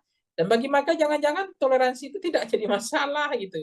Sesuatu yang ya bukan saya pesimis ya, tapi pemimpinnya itu lahir, ya rakyatnya menilai itu dinasti itu ya isu elit. Dan bagi kami dinasti itu ya nggak mau bodoh. Mau siapapun memimpin nasib kami begini, artinya nggak akan mengubah nasib lah gitu kan. Kemudian bicara perpanjangan masa jabatan presiden, mereka adem ayam aja, tenang-tenang aja gitu, nggak ada yang protes, nggak ada yang kritik, hanya ada kelompok kepentingan saja, kelompok-kelompok NGO, kelompok-kelompok aktivis demokrasi, pro demokrasi yang bersuara ya. Kemudian ada misalnya konteks banyak hal ya yang masyarakat memang mentoleransi gitu atau menghalalkan, membolehkan sikap-sikap yang dipertontonkan itu. Nah, saya mengatakan, saya tidak pernah mengatakan rakyat Indonesia itu adalah rakyat yang tidak bermoral, tidak beretika, tidak punya standar. Tapi saya juga berkeyakinan bahwa lahirnya pemimpin hari ini itulah gambaran dari itulah gambaran perilaku rakyat kita kebanyakan hari ini. Baik, Bang, setelah Prabowo mengumpat dan berkata kasar yang diduga ditujukan untuk Anies Baswedan, Anies sendiri pun merespon umpatan itu dengan mengucapkan matur nuwun atau terima kasih. Menurut Bang Pangi terkait respon dari Anies ini, apakah itu adalah sebuah respon yang satir ataupun Anies berusaha untuk tidak memperiuh suasana Pilpres ini semakin menjadi panas, Bang? Dengan kata lain, mencari kata aman. Iya, saya nggak tahu ya apakah mencari aman atau lebih cenderung untuk tidak berkomentar untuk merespon itu, atau inginnya mencari sesuatu yang nggak mau terlalu bising ya, terlalu ribut, atau menghindar ya dari persoalan-persoalan yang justru atau membahayakan elektabilitas beliau. Jadi dianggap tidak perlu merespon hal-hal semacam itu. Jadi saya memahami bahwa apa yang terjadi Pak Anies misalnya dengan konteks tadi ya, kasus tadi, merasa tidak ada masalah, bahwa beliau juga tidak mau terlalu baper ya untuk menghadapi apa yang terjadi, ya saya pikir itu biasa saja. Jadi Pak Anies melihat ya sudah mengikhlaskan, sudah mentuluskan bahwa menjadi pejabat publik kan sebenarnya memang kita nggak boleh baper ya. Kita menjadi pejabat publik ini harus siap dikuliti ya. Ya itu soal tanah itu tuh biasa, menjadi pemimpin ya orang akan tahu dikuliti, jangankan tanah. Istri anak keluarga kita aja dikuliti, apalagi persoalan tanah gitu, apalagi hanya rumah, tanah berhektar-hektar gitu. Jadi itu yang saya nggak paham gitu. Makanya saya juga kadang-kadang kaget. Debat kita ini apa sih gitu ya? Debat yang terlalu bawa perasaan gitu ya, menyerang sedikit, wah ini melanggar etika, ini menyerang secara personal. Padahal kayak mohon maaf ya kalau kita bandingkan debat-debat di Amerika Serikat, di negara-negara maju, itu mereka debat itu memang betul-betul kayak adu jotos gitu. Jadi udah tarung bebas, dikasih waktu 10 menit udah berantem di dalam itu. Mau mengkritik lah, adu data lah, menyanggah lah, sindir lah, merendahkan lah. Bahkan ada yang kemudian menjelek-jelekkan, ada yang kemudian mengatakan gagal lah ini. Dan memang kita bukan Amerika, kita adalah Indonesia yang punya akhlak lah, kita punya sopan santun, punya budaya ketimuran ya gitu. Cuma kalau berdebat seperti ini, orang bolong ini nggak boleh, ngomong ini nggak boleh. Jadi mau ngapain? Mau cerdas cermat gitu. Kita mau cerdas cermat atau mau debat gitu. Jadi saya pikir di situlah seninya debat itu. Makanya kadang-kadang terlalu banyak moderator mengatur trayeknya debat itu, saya pikir itu juga tidak menyelamatkan negara kita ini, tidak membuat debat itu makin berkualitas. Waktu habis orang berdebat ya, harusnya kan kasih waktu 10 menit bahas satu tema, udah berantem di situ sekalian, nanya kek, sindir kek, serang kek, ya nggak apa-apa, adu data, sekali-sekali nyeleneh ya kan, gimmicknya mainkan, nggak apa-apa sebenarnya. Itu yang seru, saya senang itu berdebat itu sebenarnya, debat tarung bebas Mbak, bukan debat yang pakai menit kayak begitu, habis itu harap tenang, ngapain ini gitu saya bilang. Ini nggak mau berubah ini, apa yang dikhawatirkan ini. Emang presiden itu mau dijaga apanya, mau presiden itu punya rakyat kok. Memang harus siap dikuliti, siap dikritik kok. siap dijatuhkan kok gitu. Ngapain harus dijaga-jaga, dibedakin lah, digencu lah, ya dipoles, nggak boleh diserang lah, ya ngapain gitu. Kalau enggak ya jangan jadi presiden, jadi RT aja udah kayak gini gitu, masyarakat juga kritis gitu kan. Jadi saya merasa juga ya problem tersendiri sih, budaya kita ini budaya yang dikatakan Amerika juga enggak, ya budaya ketimuran juga enggak. Ketimuran itu sebenarnya kan budaya juga belak-belakan, nggak boleh ada ditutupi gitu kan, ada keberanian apa adanya, genuine ya, nah, itu nggak kelihatan. Baik Bang, sampai di debat ini pun juga Presiden Jokowi ikut mengomentari ya yang dibilang format debat capres cawapres harus diubah dan lain sebagainya. Sampai komentar dari Jokowi itu dinilai menyinggung atau menyindir dari perseorangan dari paslon, baik itu 1, 2, ataupun 3. Nah, menurut Bang Pangi sendiri gimana pendapat Bang Pangi soal Presiden yang juga ikut mengomentari atau bisa dibilang cawe-cawe dalam proses debat Pilpres ini, Bang? Ya saya nggak paham ya apa yang membuat Presiden harus berkomentar gitu. Apakah beliau tidak ikhlas, tidak tulus melihat Pak Prabowo diserang, didongret ya, digebukin bersama-sama, dirujak bareng-bareng sama Ganjar sama Anies, dikasih umpan-umpan lambung, bola-bola tinggi, kemudian ada yang eksekusi gitu ya, sehingga Pak Jokowi harus berkomentar itu. Jadi menurut saya, kenapa Presiden bersemangat sekali untuk mengomentari debat yang ketiga? Kenapa Presiden nggak bersemangat mengomentari ketika anaknya debat yang memakai singkatan yang tidak jelas itu? Itu kan konteks bagaimana budaya mempermalukan orang di depan rame ya. Kemudian melihatkan bahwa saya pintar gitu, saya punya wawasan, Anda enggak. Anda singkatan ini yang enggak jelas. Singkatan ditanya lagi, singkatannya enggak mau dijelaskan, kan lucu ya. Kemudian moderator juga bilang, tunggu dulu waktunya, enggak boleh langsung disampaikan singkatannya, sehingga waktunya habis. Kenapa itu yang enggak dikomentari Pak Jokowi? Ya fair dong, equal dong, ya jangan partisan jadi presiden gitu. Jadi kita ini mentang-mentang anak bertarung jadi presiden, ya kita harus fair juga, jadi tidak boleh juga diskriminatif gitu. Kita jadi presiden juga harus bijak, harus punya kebijaksanaan lah gitu. Jadi jangan seolah-olah yang debat ketiga ini yang problem, sementara debat kedua nggak ada problem. Orang mengkritik soal ada mic yang 3, kenapa nggak diprotes gitu. Podium nggak ada, kenapa nggak diprotes. Ada debat dalam sejarah Republik Indonesia yang nggak pakai doa, kenapa nggak diprotes tuh Presiden Jokowi gitu. Itu kan perlu juga fair dong, jangan tidak common sense berpikirnya, jangan kebalik-balik gitu, jangan setengah-setengah begitu Pak Prabowo kemudian dibilang merubah format debatnya karena dianggap menyerang personal, bukan menyerang pada fokus pada visi atau substansi atau program. Ya come on Pak Jokowi, lihatlah debat-debat yang dilakukan sebelumnya gitu, tolong juga dikritik gitu ya. Oke, Bang Pangi, kita kembali lagi permasalahan dengan umpatan Prabowo ini juga mendapat reaksi atau respon dari Yusuf Kala. Beliau mengatakan bahwa pilih pemimpin yang tidak mudah emosi. Namun di satu sisi, di lain sisi, Yusuf Kala juga menyebut etis atau tidak etisnya perkataan Prabowo hanya bisa dinilai dan ditindaklanjuti oleh Badan Pengawas Pemilu atau Bawaslu. Kira-kira dengan hal ini, apakah Bang Pangi setuju dengan sikap dari Yusuf Kala?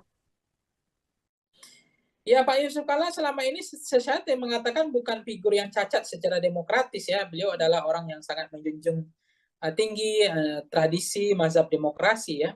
Kebebasan berpikir, berpendapat. Beliau juga sangat mendukung konteks hak asasi manusia, termasuk memberikan ruang kepada siapapun.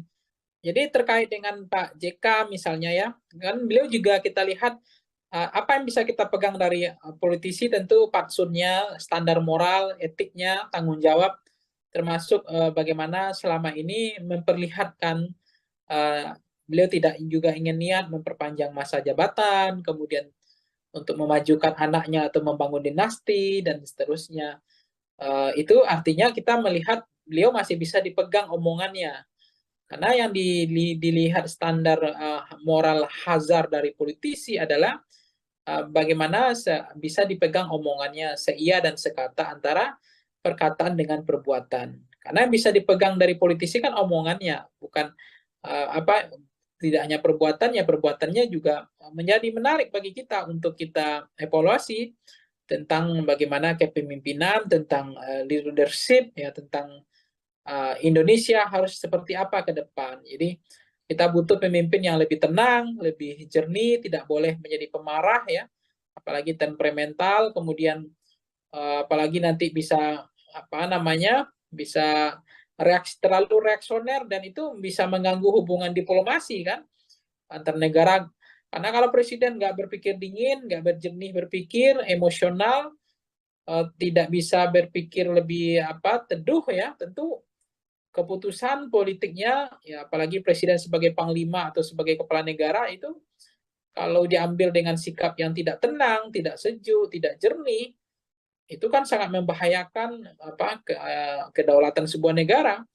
Bisa suatu waktu dengan semangat menyatakan perang, kemudian keputusan-keputusan yang tidak terukur ya. Jadi kita butuh pemimpin yang betul-betul seperti air laut yang teduh ya. Ya pemimpin yang betul-betul bisa mengambil keputusan dengan penuh kehati-hatian, pemimpin yang tidak reaksioner, tidak temperamental, tapi pemimpin yang betul-betul mampu menjalankan antara pikiran dengan perkataannya itu sejalan ya. Sense of politiknya itu klik kepada rakyat gitu. Jadi itu sangat dibutuhkan pemimpin yang teduh ya. Baik Bang, permasalahan umpatan dari Prabowo ini ternyata berbuntut panjang bahwa Bawaslu mengatakan bakal mengecek itu intensinya. Selain itu Bawaslu juga menyebut bahwa umpatan Prabowo ini berpeluang masuk ranah pidana pemilu. Menurut Bang Fahmi menilai hal ini seperti apa Bang? Apakah memang umpatan Prabowo ini termasuk dari pelanggaran atau memang nanti jika rakyat menilai hal ini tidak lazim dan bisa dilaporkan dari ke Bawaslu atau memang keputusan ini emang ada di Bawaslu, Bang? Iya, maka memang ini lagi marak ya, lagi musim ya, lapor-melapor gitu ya. Pengaduan ke Bawaslu, ke polisi. Cuma bagi saya ini untuk apa gitu. Hukuman yang terbaik itu adalah jangan pilih pemimpin yang betul-betul tidak membawa nilai-nilai standar ya. Dalam membawa nilai etika dan moral di dalam landasan sistem ketatanegaraan ya, sistem politik kebangsaan yang modern. Itu bagaimana kita akhlak ya, tata krama, tata moral ya, tata etika dan seterusnya. Jadi ya udahlah ngapain gitu ya, ngadu mengadu ya, saling melaporkan, ini untuk apa gitu. Jadi saya pikir ya udahlah itu nggak terlalu penting sih menurut saya. Sekarang rakyatnya maunya apa itu aja. Kalau rakyat maunya yang ingin pemimpin yang baik, ya rakyat harusnya melakukan kontemplasi gitu. Saya nggak mengatakan rakyat itu tidak punya kemimpinan, tidak punya kemampuan untuk menseleksi pemimpin yang baik. Tapi faktanya hari ini kan yang terpilih adalah londo-londo ireng gitu kan, pemimpin-pemimpin yang pengkhianat gitu, pemimpin yang tidak jahat sama rakyatnya. Karena apa? Karena rakyatnya tidak selektif. Jadi sangat mudah terpengaruh oleh transaksional pragmatis, fakta food buying ya, kemudian money politik ya, kemudian beli putus suara dan lebih senang belanja suara ketimbang belanja program dan kegiatan dan seterusnya dan seterusnya. Inilah realitas, inilah fakta yang terjadi hari ini. Jadi saya pikir menjadi penting bagi kita hukuman yang terbaik itu adalah hukuman dari rakyat ketimbang ya soal tanding-tanding mengadukan ke Bawaslu, tanding-tanding mengadu ke Bareskrim lah. Apakah omongan itu tindak pidana yang disampaikan Pak Prabowo? Apakah memenuhi unsur hanya etika? Karena selama ini memang pelanggaran etika itu sebetulnya adalah pelanggaran hukum. Karena hukum itu masih di bawah etika sebetulnya. Walaupun dalam ketatanegaraan orang sering mengatakan, oh kalau tidak melanggar hukum ya tidak ada masalah. Kalau etika ya nggak perlu ditindak, tidak ada sanksi dan tidak ada pidananya. Terkait menjadi peluang pelanggaran pemilu, TKN dari Prabowo Gibran sendiri percaya diri nih Bang, atau pede bahwa umpatan itu tidak mengandung unsur penghinaan. Bahkan hari ini Prabowo kembali lagi menggunakan kata kasar ketika beliau kampanye di Bengkulu. Bahkan relawan Prabowo sendiri juga ikut meneriakan kata kasar tersebut. Menurut Bang Pangi sendiri, apakah memang TKN ini nyaman dengan gaya Prabowo? Seperti yang saat ini berkata kasar dan lain sebagainya. Sementara sebelumnya terlihat bahwa TKN ini membangun citra gemoy dari Prabowo. Gimana menurut Bang Pangi sendiri? Ya sebenarnya ini makin menjadi jadi, makin ibarat saya itu ya, makin orang makin dikasih hati minta jantung kayak gitulah. Sebetulnya ini sebenarnya kembali kepada rakyat. Jadi rakyat yang kasih hati gitu. Jadi kalau pemimpinnya itu langsung dihukum oleh rakyatnya, harusnya pemimpin yang mengeluarkan kata-kata kotor, ya kasar, ya menyerang personal, tidak berakhlak, ya harusnya kasih sanksi dong. Elektabilitasnya rendah dong. Tapi kenapa elektabilitas semakin naik? Justru ketika dia mengeluarkan kata kotor, menyerang, menyindir dengan sindiran yang tidak pantas gitu ya. Kemudian meremehkan gitu, bahkan mengeledek gitu semua standar-standar yang negara punya bagian dari etika atau fatsun politik. Karena memang rakyat nggak menghukum, jadi makin menjadi-jadi gitu. Nah, kalau rakyat menghukum, tentu dia akan berpikir ulang kan, daripada elektabilitasnya turun, daripada kalah, tentu dia akan mengelola diksi frasa yang mengatur trayek cara berkata yang baik misalnya. Tapi nggak dilakukan karena ternyata dengan gaya begini juga masyarakat senang. Justru dengan berkata kotor elektabilitas saya makin naik. Nah kan itu yang menarik sekarang. Itulah fakta, itu realitas bagaimana sekarang ya literasi masyarakat kita terhadap buku, mau membaca ya makin kering, dangkal ya cara berpikir karena lebih banyak preferensinya hanya di media sosial, itu bacanya setengah-setengah, tidak dalam. Nah akhirnya ya preferensi politik kita ya kayak begini. Jadi lahirnya pemimpin adalah cerminan dari rakyatnya, itu aja. Oke, terakhir nih Bang, Prabowo juga sempat mengakukan bahwa dia diberi nasihat oleh beberapa orang, banyak pihak terkait omongan kasar dia. Bahkan beberapa orang juga menilai bahwa Prabowo itu hanya bisa joget-joget saja sebagai calon presiden dan tidak pandai berbicara. Saat diberikan kritikan, saat diberikan nasihat, tadi di beberapa media mengatakan bahwa Prabowo mengakui bahwa dia tidak pandai berbicara karena dia seorang prajurit. Selain itu juga Prabowo mengatakan bahwa apa yang dia sampaikan selama ini itu memang sesuai dengan fakta, termasuk umpatan-umpatan kata-kata kasar. Dia mengatakan bahwa itu memang dia yang sebenarnya. Menurut dari Bang Pangi, apakah selanjutnya Prabowo akan meneruskan citra dari Prabowo dengan kata-kata kasarnya atau kembali lagi dengan Prabowo gemoy atau justru ada sesuatu kejutan yang akan diberikan dari tim Prabowo dan Gibran, Bang? Ya, tentu apakah akan kembali kepada aslinya yang seperti apa, saya nggak tahu apakah aslinya gemoy, apakah aslinya yang suka dengan menampilkan degalan bahasa-bahasa yang kotor, yang kasar, yang tidak tepat itu yang aslinya panggung depan atau degalan politiknya, atau adalah ada panggung atau wajah topeng lain, saya nggak tahu ya. Kan seorang pemimpin itu juga nggak bagus ya, lebih baik itu jujur ya, genuine ya, tidak dibedakin, tidak dipoles, tidak digincuin gitu. Jadi apa adanya itu sebenarnya bagus.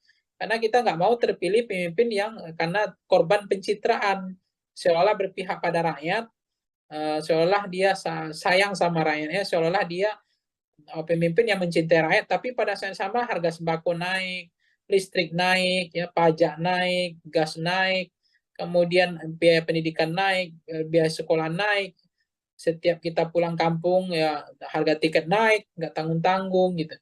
Nah itu apakah itu adalah cerminan, apakah itu adalah pemimpin yang berpihak pada rakyat dari konteks kebijakan. Jadi apa yang terjadi sekarang adalah kita memahami betul bahwa konteks pemimpin presiden hari ini kita sudah melihat mereka sangat terlalu percaya diri, level confident. Jadi karena semakin percaya diri, Jadi umpatan cara ngomongnya nggak mau memperbaiki, dia ingin senang dengan berkata kotor, kasar, mengejek gitu ya. Eee, itu terlalu percaya diri, Mbak, karena selama ini itu tidak menggerus elektabilitasnya. Dia merasa elektabilitasnya makin naik. Nah, itu yang membuat mereka akhirnya terjebak sebetulnya, orang yang terlalu, overconfident, ya dia merasa apa yang dilakukan tidak ada yang salah. Dan tidak ada juga hukuman, tidak ada juga sanksi. Nah, toh elektabilitas saya makin tinggi gitu. Dengan perangai dalam politik yang saya tampilkan di panggung depan, dengan model-model seperti ini. Nah, itulah faktanya. Hmm. Baik Bang Pangi, nanti kita akan menantikan bersama-sama ya Bang. Tribuners juga di rumah menantikan seperti apakah sikap kedepannya yang akan diambil dari Prabowo Subianto dan TKN menjelang pemilu yang akan dilaksanakan serentak pada Februari mendatang. Kita nantikan apakah Prabowo akan merubah citranya, tetap mempertahankan image gemoy, atau dengan ciri khas aslinya. Kita akan menantikan hal itu semua. Dan sekali lagi terima kasih Bang Pangi sudah berkenan bergabung bersama kami hari ini. Sukses terus Bang, semoga kita bisa berjumpa di lain kesempatan. Baik Tribuners, terima kasih sudah menyaksikan Tribun on Focus. Hari ini nantikan topik pembahasan politik yang lebih seru lagi bersama dengan kami. Akhir kata saya Mariana dan kru yang bertugas pamit undur diri. Terima kasih dan sampai jumpa. Download Tribun X sekarang. Menghadirkan lokal menjadi Indonesia. Tapi kalau saya cermati bahasa-bahasa yang dikeluarkan Pak Prabowo itu adalah mencerminkan sesuatu yang bermasalah, karena antara perkataan dengan perbuatan seiring berjalannya seayun sekata ya, antara sikap ya, antara hati ya dengan pikiran, itu sangat penting sekali. Jadi apa yang keluar dari mulut kita tentu itu mengindikasikan bahwa ada problem juga dengan ada pikiran kita. Orang tegas, orang berani kan tidak harus dengan bahasa-bahasa preman, bahasa-bahasa pasar ya. Menurut saya sebagai calon presiden bahasa seperti itu tuh nggak tepat sekali, nggak matang sih, nggak bisa lebih bijak, nggak jernih seperti air laut ya yang teduh. Nah, macam-macam seperti ini bahasa reaksioner, emosional, temperamental dan lain-lain. Ini kan kita bukan milih Pak Lurah gitu, kita bukan milih Pak Camat gitu ya. Kepala desa ini milih presiden. Ya sebenarnya ini makin menjadi-jadi, makin ibarat saya itu ya, makin dikasih hati minta jantung kayak gitulah. Sebetulnya ini sebenarnya kembali kepada rakyat. Jadi rakyat yang kasih hati gitu. Jadi kalau pemimpinnya itu langsung dihukum oleh rakyatnya, harusnya pemimpin yang mengeluarkan kata-kata kotor, ya kasar, ya menyerang personal, tidak berakhlak, ya harusnya kasih sanksi dong. Elektabilitasnya rendah dong. Halo Tribuners, on Focus kembali menjumpai Anda bersama saya Mariananda. Tribuners, calon presiden atau capres nomor urut 2 Prabowo Subianto semakin sering melontarkan umpatan yang ditenggarai ditujukan untuk capres nomor urut 1, yakni Anies Rashid Baswedan. Prabowo yang sebelumnya mendapat sematan sosok gemoy karena jogetannya dan sosok sad boy karena diserang Ganjar serta Anies di debat capres. Namun kini Prabowo justru mendapat sematan angry boy. Dalam acara konsolidasi dengan relawannya di Pekanbaru beberapa hari yang lalu, Prabowo menyinggung luas lahannya yang dibeber oleh Anies Baswedan dalam debat Capres-Cawapres ketiga pada Minggu 7 Januari. Seolah terpancing, emosi Prabowo pun melontarkan umpatan kasar di hadapan pendukungnya. Dan Tribuners ketahui ini bukan pertama kalinya Prabowo mengumpat Anies. Usai debat pertama di depan pendukung Prabowo pun mengumpat dengan frasa dasmu etik setelah mengulang pertanyaan Anies terkait etika Prabowo karena menggandeng Gibran Rakabuming Raka. Lalu bagaimana kacamata dari pengamat soal sikap-sikap Prabowo yang cukup frontal di masa kampanye Pilpres 2024? Hari ini saya akan membahasnya bersama dengan narasumber kami, yakni Direktur Eksekutif Foxpol Data Research dan Consulting, ada Bang Pangi Syarwi Janiago. Kita sapa terlebih dahulu di sana, sudah tergabung bersama kami di Zoom. Selamat malam Bang Pangi. Malam Mbak Nanda. Malam. Bang, kita langsung saja sebagai pengantar nih kami mau minta pendapat dari Bang Panggi melihat Prabowo Subianto yang kembali melontarkan umpatan kepada Anies Baswedan setelah debat Capres kemarin. Mengingat Bang, ini bukan pertama kalinya Prabowo melontarkan kata-kata kasar. Sebelumnya juga tadi sudah saya sampaikan bahwa Prabowo sempat melontarkan frase mohon maaf dan semua etik. Gimana pandangan Bang Panggi melihat lontaran-lontaran atau umpatan kata kasar dari Prabowo ini, Bang? Iya, ini sebenarnya umpatan seperti ini menanda itu kembali kepada publik ya, masyarakat ya. Kalau masyarakat nanti tidak menghakimi, seolah-olah literasi masyarakat kita atau bacaan buku ke masyarakat kita kan lebih banyak apa namanya literasi digital ya, sehingga eh, soal etik ya, bagaimana standar eh, bernegara tentang etika sebagai fatsun politik, negara mengatur tentang trayek kebangsaan, bagaimana memantaskan bahwa etika itu lebih penting daripada hukum gitu ya. Pelanggaran etika itu adalah pelanggaran hukum gitu. Jadi proses-proses yang terjadi ketika misalnya tidak ada sanksi, masyarakat juga merasa itu mampu memahami, bahkan mereka makin empati sama Prabowo, ya kita mau apa lagi, kita juga nggak tahu mau kemana Republik ini.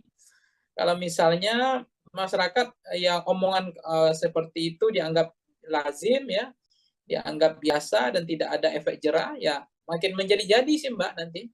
Karena ternyata elektabilitasnya juga makin naik misalnya. Sementara omongan yang diksi perasa yang dikeluarkan udah bahasa-bahasa yang kurang elok ya, kurang relevan dan tidak pantas dan tidak patut. Tetapi ya lagi-lagi kepada masyarakat yang mereka punya standar ya, bahwa oh bagi mereka itu biasa, itu nggak ada pelanggaran etik, itu bahasa masih dalam hal yang toleransi, bahasa dalam konteks zona toleransi, bahwa itu tidak ada yang terlalu berlebihan. Tapi kalau saya cermati bahasa-bahasa yang dikeluarkan Pak Prabowo itu adalah mencerminkan sesuatu yang bermasalah, karena antara perkataan dengan perbuatan seiring berjalannya seayun sekata ya, antara sikap ya, antara hati ya dengan pikiran, itu sangat penting sekali.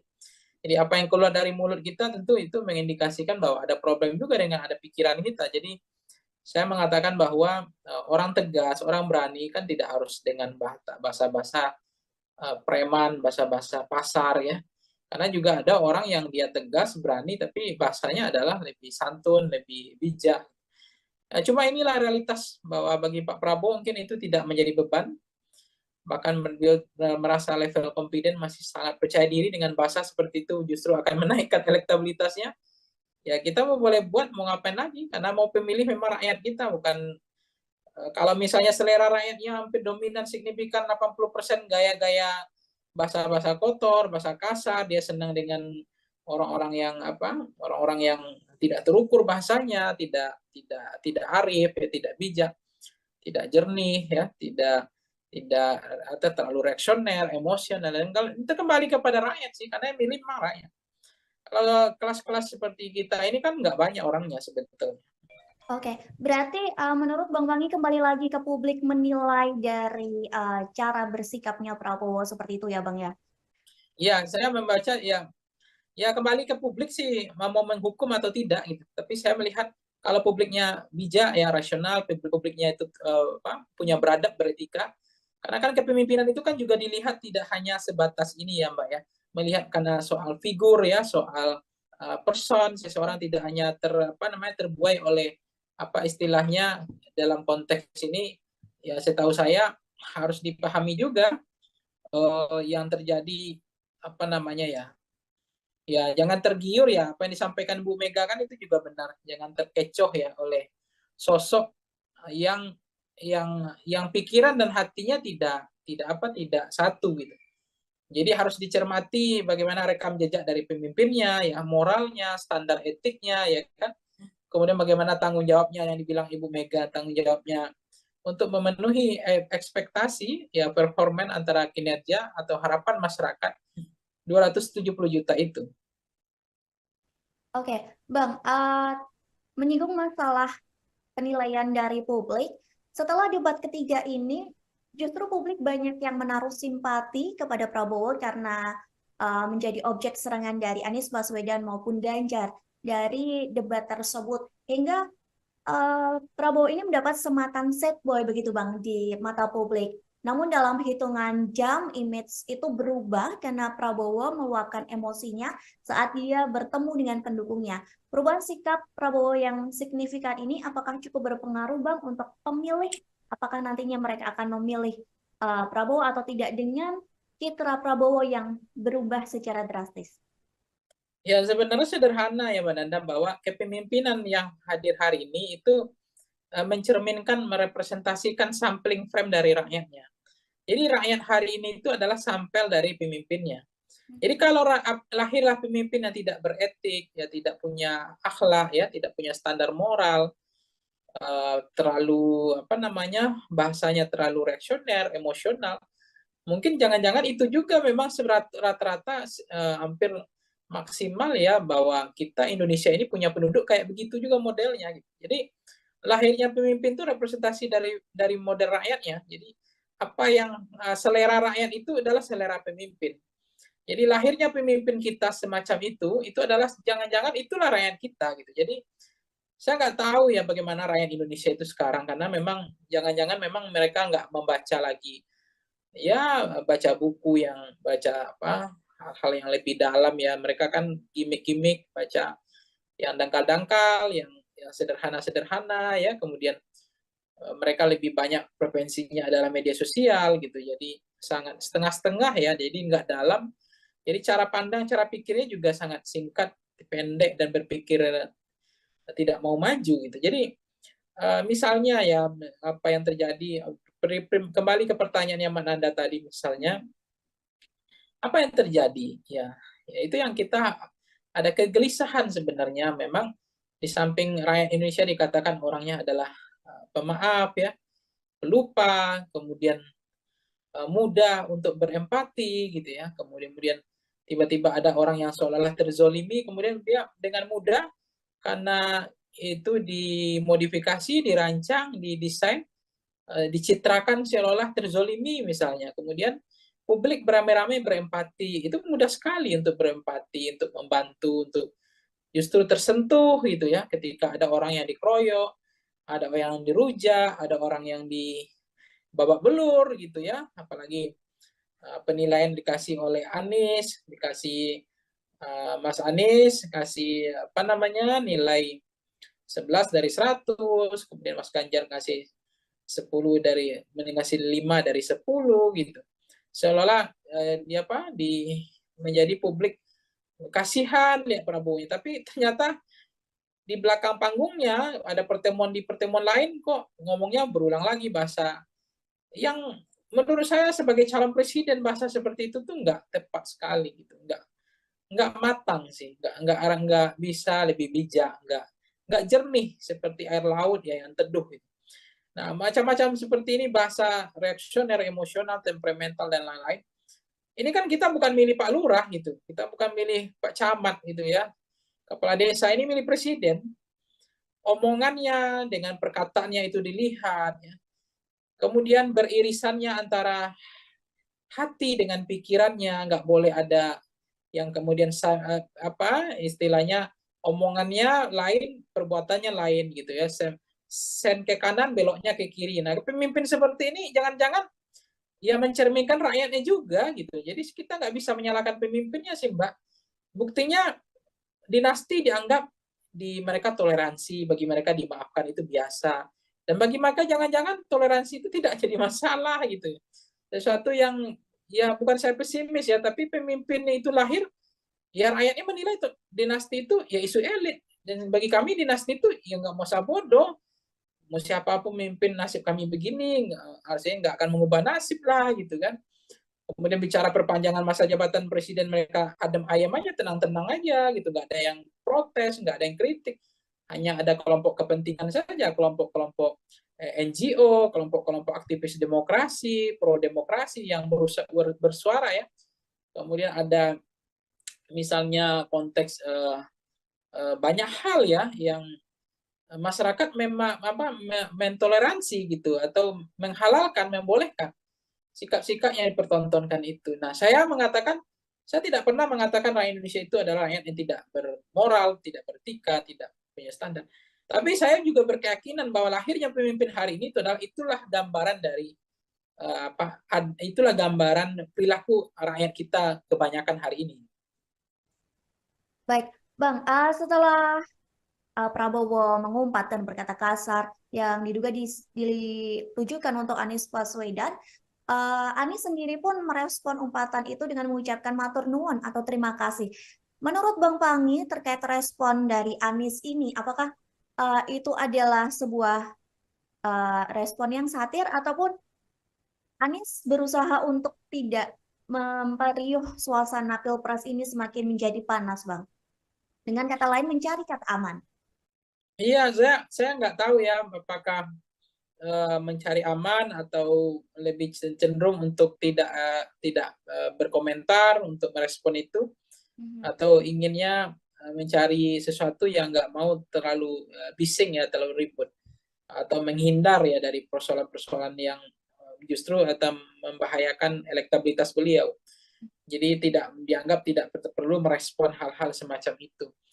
Jadi saya memahami bahwa apa yang terjadi Pak Anies misalnya dengan konteks tadi ya, kasus tadi merasa tidak ada masalah, bahwa beliau juga tidak mau terlalu baper ya untuk menghadapi apa yang terjadi, ya saya pikir itu biasa saja. Jadi Pak Anies melihat ya sudah mengikhlaskan, sudah mentuluskan bahwa menjadi pejabat publik kan sebenarnya memang kita nggak boleh baper ya. Kita menjadi pejabat publik ini harus siap dikuliti ya. Ya itu soal tanah itu tuh biasa, menjadi pemimpin ya orang akan tahu dikuliti, jangankan tanah. Istri anak keluarga kita aja dikuliti, apalagi persoalan tanah gitu, apalagi hanya rumah, tanah berhektar-hektar gitu. Jadi itu yang saya nggak paham gitu. Makanya saya juga kadang-kadang kaget. Debat kita ini apa sih gitu ya?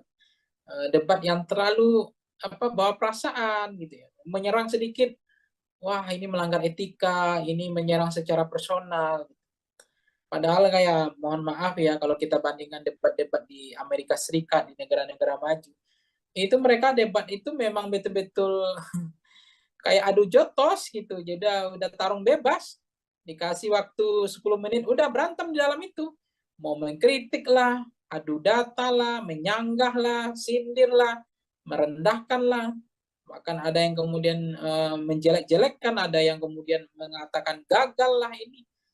Dan memang kita bukan Amerika, kita adalah Indonesia yang punya akhlak lah, kita punya sopan santun, punya budaya ketimuran ya gitu. Cuma kalau berdebat seperti ini, orang bolong ini nggak boleh, ngomong ini nggak boleh. Jadi mau ngapain? Mau cerdas cermat? Gitu. Kita mau cerdas cermat atau mau debat gitu. Jadi saya pikir di situlah seninya debat itu. Makanya kadang-kadang terlalu banyak moderator mengatur trayeknya debat itu, saya pikir itu juga tidak menyelamatkan negara kita ini, tidak membuat debat itu makin berkualitas. Waktu habis orang berdebat ya, harusnya kan kasih waktu 10 menit bahas satu tema, udah berantem di situ sekalian, nanya kek, sindir kek, serang kek, ya nggak apa-apa, adu data, sekali-sekali nyeleneh ya kan, gimmicknya mainkan, nggak apa-apa sebenarnya. Itu yang seru, saya senang itu berdebat itu sebenarnya, debat tarung bebas mbak, bukan debat yang pakai menit kayak begitu, habis itu harap tenang, ngapain ini gitu saya bilang. Ini nggak mau berubah ini, apa yang dikhawatirkan ini? Memang presiden itu mau dijaga apanya? Mau presiden itu punya rakyat kok. Memang harus siap dikuliti, siap dikritik kok, siap dijatuhkan kok. Gitu. Apain harus dijaga-jaga, dibedakin lah, digencu lah, ya dipoles. Nggak boleh diserang lah, ya ngapain gitu? Kalau nggak ya jangan jadi presiden.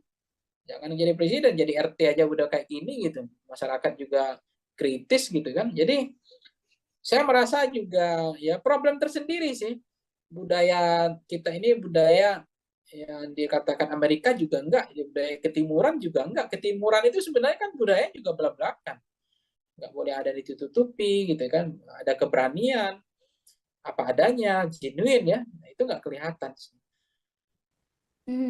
Baik Bang, Sampai di debat ini pun juga Presiden Jokowi ikut mengomentari ya, yang dibilang format debat capres, cawapres harus diubah dan lain sebagainya. Sampai komentar dari Jokowi itu dinilai menyinggung atau menyindir dari perseorangan dari paslon, baik itu satu, dua, ataupun tiga. Nah, menurut Bang Pangi sendiri gimana pendapat Bang Pangi soal Presiden yang juga ikut mengomentari atau bisa dibilang cawe-cawe dalam proses debat Pilpres ini, Bang? Ya, saya nggak paham ya apa yang membuat Presiden harus berkomentar gitu. Apakah beliau tidak ikhlas, tidak tulus melihat Pak Prabowo diserang, di-downgrade ya, digebukin bersama-sama, di apa namanya, dirujak bareng-bareng sama Ganjar sama Anies, dikasih umpan-umpan lambung, bola-bola tinggi, kemudian ada yang eksekusi gitu ya. Sehingga Pak Jokowi harus berkomentar itu. Jadi menurut saya, kenapa Presiden bersemangat sekali untuk mengomentari debat yang ketiga? Kenapa Presiden nggak bersemangat mengomentari ketika anaknya debat yang memakai singkatan yang tidak jelas itu? Itu kan konteks bagaimana budaya mempermalukan orang di depan rame ya. Kemudian melihatkan bahwa saya pintar gitu, saya punya wawasan, Anda enggak. Anda singkatan ini yang nggak jelas. Singkatan ditanya lagi, singkatannya nggak mau dijelaskan, kan lucu ya. Kemudian moderator juga bilang, tunggu dulu waktunya, nggak boleh langsung disampaikan singkatannya, sehingga waktunya habis. Kenapa itu yang nggak dikomentari Pak Jokowi? Ya fair dong, equal dong, ya jangan partisan jadi presiden gitu. Jadi kita ini mentang-mentang anak bertarung jadi presiden, ya kita harus fair juga, jadi tidak boleh juga diskriminatif gitu. Kita jadi presiden juga harus bijak, harus punya kebijaksanaan lah gitu. Jadi jangan seolah-olah yang debat ketiga ini yang problem, sementara debat kedua nggak ada problem. Orang mengkritik soal ada mic yang tiga, kenapa nggak diprotes gitu. Podium nggak ada, kenapa nggak diprotes. Ada debat dalam sejarah Republik Indonesia yang nggak pakai doa, kenapa nggak diprotes tuh Presiden Jokowi gitu. Itu kan perlu juga fair dong. Jangan tidak common sense berpikirnya, jangan kebalik-balik gitu, jangan setengah-setengah begitu. Pak Prabowo kemudian dibilang merubah format debatnya karena dianggap menyerang personal, bukan menyerang pada fokus pada visi atau substansi atau program. Ya, come on Pak Jokowi, lihatlah debat-debat yang dilakukan sebelumnya gitu. Tolong juga dikritik gitu ya. Oke, Bang Pangi, kita kembali lagi permasalahan dengan umpatan Prabowo ini juga mendapat reaksi atau respon dari Yusuf Kala. Beliau mengatakan bahwa pilih pemimpin yang tidak mudah emosi. Namun di satu sisi, di lain sisi, Yusuf Kala juga menyebut etis atau tidak etisnya perkataan Prabowo hanya bisa dinilai dan ditindaklanjuti oleh Badan Pengawas Pemilu atau Bawaslu. Kira-kira dengan hal ini, apakah Bang Pangi setuju dengan sikap dari Yusuf Kala? Ya, Pak Yusuf Kala selama ini saya mengatakan bukan figur yang cacat secara demokratis ya. Beliau adalah orang yang sangat menjunjung tinggi tradisi mazhab demokrasi ya. Kebebasan berpikir, berpendapat. Beliau juga sangat mendukung konteks hak asasi manusia, termasuk memberikan ruang kepada siapapun. Jadi terkait dengan Pak JK misalnya ya, kan beliau juga kita lihat apa yang bisa kita pegang dari politisi, tentu fatsunnya, standar moral, etiknya, tanggung jawab, termasuk bagaimana selama ini memperlihatkan beliau tidak juga ingin niat memperpanjang masa jabatan, kemudian untuk memajukan anaknya atau membangun dinasti, dan seterusnya. Itu artinya kita melihat beliau masih bisa dipegang omongannya. Karena yang dilihat standar moral hazard dari politisi adalah bagaimana bisa dipegang omongannya seia dan sekata antara perkataan dengan perbuatan. Karena yang bisa dipegang dari politisi kan omongannya, bukan tidak hanya perbuatannya, perbuatannya juga menjadi menarik bagi kita untuk kita evaluasi tentang bagaimana kepemimpinan, tentang leadership, ya, tentang Indonesia harus seperti apa ke depan. Jadi kita butuh pemimpin yang lebih tenang, lebih jernih, tidak boleh menjadi pemarah ya, apalagi temperamental, kemudian apalagi nanti bisa bisa terlalu reaksioner, dan itu bisa mengganggu hubungan diplomasi kan antar negara. Karena kalau presiden nggak berpikir dingin, nggak berjernih berpikir, emosional, tidak bisa berpikir lebih teduh ya, tentu keputusan politiknya ya, apalagi presiden sebagai panglima atau sebagai kepala negara itu kalau diambil dengan sikap yang tidak tenang, tidak sejuk, tidak jernih, itu kan sangat membahayakan kedaulatan sebuah negara. Bisa suatu waktu dengan semangat menyatakan perang, kemudian keputusan-keputusan yang tidak terukur ya. Jadi kita butuh pemimpin yang betul-betul seperti air laut yang teduh ya.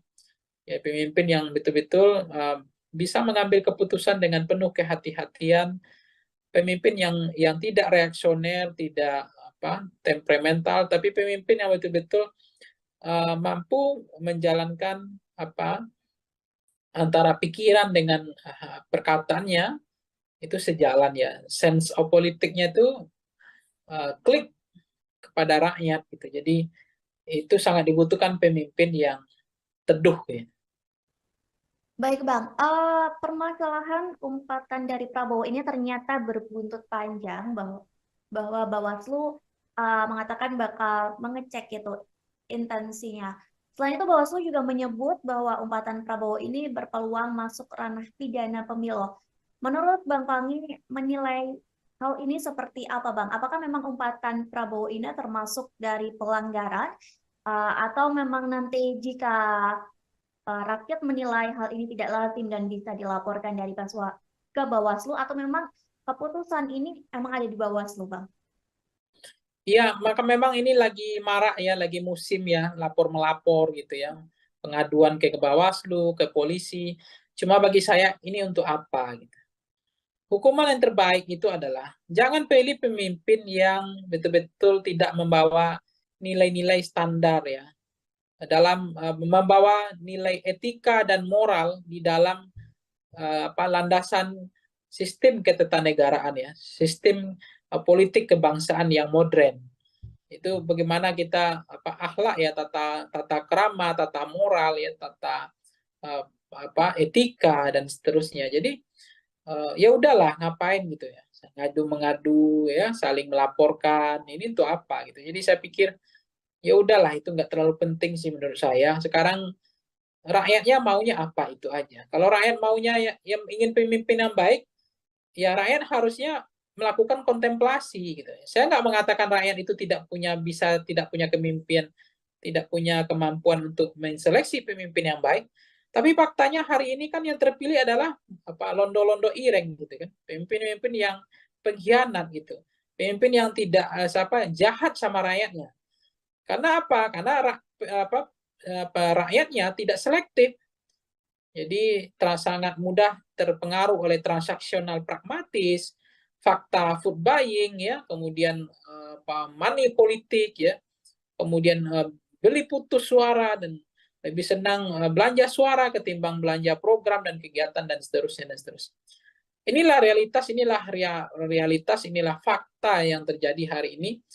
Jadi saya pikir menjadi penting bagi kita hukuman yang terbaik itu adalah hukuman dari rakyat ketimbang ya soal tanding-tanding mengadukan ke Bawaslu, tanding-tanding mengadu ke Bareskrim lah. Apakah omongan itu tindak pidana yang disampaikan Pak Prabowo? Apakah memenuhi unsur hanya etika? Karena selama ini memang pelanggaran etika itu sebetulnya adalah pelanggaran hukum. Karena hukum itu masih di bawah etika sebetulnya. Walaupun dalam ketatanegaraan orang sering mengatakan, oh kalau tidak melanggar hukum ya tidak ada masalah. Kalau etika ya nggak perlu ditindak, tidak ada sanksi dan tidak ada pidananya. Terkait menjadi peluang pelanggaran pemilu, TKN dari Prabowo Gibran sendiri percaya diri nih Bang, atau pede bahwa umpatan itu tidak mengandung unsur penghinaan. Bahkan hari ini Prabowo kembali lagi menggunakan kata kasar ketika beliau kampanye di Bengkulu. Bahkan relawan Prabowo sendiri juga ikut meneriakan kata kasar tersebut. Menurut Bang Pangi sendiri, apakah memang TKN ini nyaman dengan gaya Prabowo seperti yang saat ini berkata kasar dan lain sebagainya? Sementara sebelumnya terlihat bahwa TKN ini membangun citra gemoy dari Prabowo. Gimana menurut Bang Pangi sendiri? Ya sebenarnya ini makin menjadi-jadi, makin ibarat saya itu ya, orang makin dikasih hati minta jantung kayak gitulah. Sebetulnya ini sebenarnya kembali kepada rakyat. Jadi rakyat yang kasih hati gitu. Jadi kalau pemimpinnya itu langsung dihukum oleh rakyatnya, harusnya pemimpin yang mengeluarkan kata-kata kotor, ya kasar, ya menyerang personal, tidak berakhlak, ya harusnya kasih sanksi dong. Elektabilitasnya rendah dong. Gitu. Tapi kenapa elektabilitas semakin naik? Justru ketika dia mengeluarkan kata kotor, menyerang, menyindir dengan sindiran yang tidak pantas gitu ya. Kemudian meremehkan gitu, bahkan mengeledek gitu semua standar-standar yang negara punya bagian dari etika atau fatsun politik. Karena memang rakyat nggak menghukum, jadi makin menjadi-jadi gitu. Nah, kalau rakyat menghukum, tentu dia akan berpikir ulang kan, daripada elektabilitasnya turun, daripada kalah, tentu dia akan mengelola diksi, frasa yang mengatur trayek cara berkata yang baik misalnya. Tapi nggak dilakukan karena ternyata dengan gaya begini juga masyarakat senang. Justru dengan berkata kotor elektabilitas saya makin naik. Nah, kan itu yang menarik sekarang. Itulah fakta, itu realitas bagaimana sekarang ya literasi masyarakat kita terhadap buku, mau membaca ya makin kering, dangkal ya cara berpikir karena lebih banyak preferensinya hanya di media sosial, itu bacanya setengah-setengah, tidak dalam. Nah, akhirnya ya preferensi politik kita ya kayak begini. Jadi lahirnya pemimpin adalah cerminan dari rakyatnya, itu aja.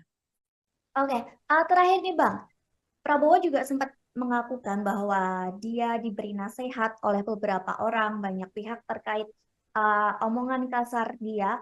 Bahkan beberapa orang juga menilai bahwa Prabowo itu hanya bisa joget-joget saja sebagai calon presiden dan tidak pandai berbicara. Saat diberikan kritikan, saat diberikan nasihat, tadi di beberapa media mengatakan bahwa Prabowo mengakui bahwa dia tidak pandai berbicara karena dia seorang prajurit. Selain itu juga Prabowo mengatakan bahwa apa yang dia sampaikan selama ini itu memang sesuai dengan fakta, termasuk umpatan-umpatan kata-kata kasar. Dia mengatakan bahwa itu memang dia yang sebenarnya. Menurut dari Bang Pangi, apakah selanjutnya Prabowo akan meneruskan citra dari Prabowo dengan kata-kata kasarnya atau kembali lagi dengan Prabowo gemoy atau justru ada sesuatu kejutan yang akan diberikan dari tim Prabowo dan Gibran, Bang? Ya, tentu apakah akan kembali kepada aslinya yang seperti apa, saya nggak tahu apakah aslinya gemoy, apakah aslinya yang suka dengan menampilkan degalan bahasa-bahasa yang kotor, yang kasar, yang tidak tepat itu yang aslinya panggung depan atau degalan politiknya, atau adalah ada panggung atau wajah topeng lain, saya nggak tahu ya. Kan seorang pemimpin itu juga nggak bagus ya, lebih baik itu jujur ya, genuine ya, tidak dibedakin, tidak dipoles, tidak digincuin gitu. Jadi apa adanya itu sebenarnya bagus. Karena kita nggak mau terpilih pemimpin yang karena korban pencitraan, seolah berpihak pada rakyat, seolah dia sayang sama rakyatnya, seolah dia pemimpin yang mencintai rakyat, tapi pada saat yang sama harga sembako naik, listrik naik, ya pajak naik, gas naik, kemudian biaya pendidikan naik, biaya sekolah naik, setiap kita pulang kampung ya harga tiket naik, nggak tanggung-tanggung gitu. Nah itu apakah itu adalah cerminan, apakah itu adalah pemimpin yang berpihak pada rakyat dari konteks kebijakan. Jadi apa yang terjadi sekarang adalah kita memahami betul bahwa konteks pemimpin presiden hari ini kita sudah melihat mereka sangat terlalu percaya diri, level confident. Jadi karena semakin percaya diri, jadi umpatan cara ngomongnya nggak mau memperbaiki, dia ingin senang dengan berkata kotor, kasar, mengejek gitu ya. Itu terlalu percaya diri Mbak, karena selama ini itu tidak menggerus elektabilitasnya. Dia merasa elektabilitasnya makin naik. Nah, itu yang membuat mereka akhirnya terjebak sebetulnya orang yang terlalu overconfident, ya dia merasa apa yang dilakukan tidak ada yang salah. Dan tidak ada juga hukuman, tidak ada juga sanksi. Nah, toh elektabilitas saya makin tinggi gitu. Dengan perangai degalan politik yang saya tampilkan di panggung depan dengan model-model seperti ini. Nah, itulah faktanya. Baik Bang Pangi, nanti kita akan menantikan bersama-sama ya Bang. Tribuners juga di rumah menantikan seperti apakah sikap kedepannya yang akan diambil dari Prabowo Subianto dan TKN menjelang pemilu yang akan dilaksanakan serentak pada Februari mendatang. Kita nantikan apakah Prabowo akan merubah citranya, tetap mempertahankan image gemoy atau dengan ciri khas aslinya. Kita akan menantikan hal itu semua dan sekali lagi terima kasih Bang Pangi sudah berkenan bergabung bersama kami hari ini. Sukses terus Bang, semoga kita bisa berjumpa di lain kesempatan. Baik Tribunal, terima kasih sudah menyaksikan Tribun on Focus hari ini. Nantikan topik pembahasan politik yang lebih seru lagi bersama dengan kami. Akhir kata saya Mariana dan kru yang bertugas pamit undur diri. Terima kasih dan sampai jumpa. Download Tribun X sekarang. Menghadirkan lokal menjadi Indonesia. Tapi kalau saya cermati bahasa-bahasa yang dikeluarkan Pak Prabowo itu adalah mencerminkan sesuatu yang bermasalah karena antara perkataan dengan perbuatan seiring berjalannya seayun sekata ya antara sikap ya antara hati ya dengan pikiran itu sangat penting sekali. Jadi apa yang keluar dari mulut kita tentu itu mengindikasikan bahwa ada problem juga dengan ada pikiran kita. Orang tegas, orang berani kan tidak harus dengan bahasa-bahasa preman, bahasa-bahasa pasar ya. Menurut saya sebagai calon presiden bahasa seperti itu tuh nggak tepat sekali, nggak matang sih, nggak bisa lebih bijak, nggak jernih seperti air laut ya yang teduh. Nah macam-macam seperti ini bahasa reaksioner, emosional, temperamental dan lain-lain. Ini kan kita bukan milih Pak Lurah gitu, kita bukan milih Pak Camat gitu ya, kepala desa ini milih presiden. Ya sebenarnya ini makin menjadi makin ibarat saya itu ya makin dikasih hati minta jantung kayak gitulah. Sebetulnya ini sebenarnya kembali kepada rakyat. Jadi rakyat yang kasih hati gitu. Jadi kalau pemimpinnya itu langsung dihukum oleh rakyatnya, harusnya pemimpin yang mengeluarkan kata-kata kotor, ya kasar, ya menyerang personal, tidak berakhlak, ya harusnya kasih sanksi dong. Elektabilitasnya rendah dong. Halo Tribunars, on Focus kembali menjumpai Anda bersama saya Mariananda. Tribunars, calon presiden atau capres nomor urut 2 Prabowo Subianto semakin sering melontarkan umpatan yang ditenggarai ditujukan untuk capres nomor urut 1, yakni Anies Rashid Baswedan. Prabowo yang sebelumnya mendapat sematan sosok gemoy karena jogetannya dan sosok sad boy karena diserang Ganjar serta Anies di debat capres. Namun kini Prabowo justru mendapat sematan angry boy. Dalam acara konsolidasi dengan relawannya di Pekanbaru beberapa hari yang lalu, Prabowo menyinggung luas lahannya yang dibeber oleh Anies Baswedan dalam debat Capres-Cawapres ketiga pada Minggu 7 Januari. Seolah terpancing, emosi Prabowo pun melontarkan umpatan kasar di hadapan pendukungnya. Dan Tribuners ketahui ini bukan pertama kalinya Prabowo mengumpat Anies. Usai debat pertama di depan pendukung Prabowo pun mengumpat dengan frasa dasmu etik setelah mengulang pertanyaan Anies terkait etika Prabowo karena menggandeng Gibran Raka Buming Raka. Lalu bagaimana kacamata dari pengamat soal sikap-sikap Prabowo yang cukup frontal di masa kampanye Pilpres 2024? Hari ini saya akan membahasnya bersama dengan narasumber kami, yakni Direktur Eksekutif Voxpol Theater Research dan Consulting, ada Bang Pangi Syarwi Janiago. Kita sempat terlebih dahulu di sana, sudah tergabung bersama kami di Zoom. Selamat malam Bang Pangi. Malam Mbak Nanda. Malam.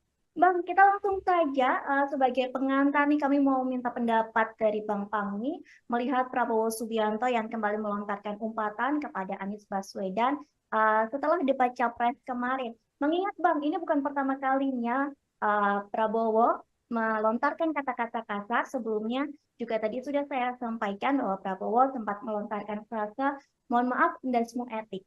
Gimana pandangan Bang Pangi melihat lontaran-lontaran atau umpatan kata kasar dari Prabowo ini, Bang?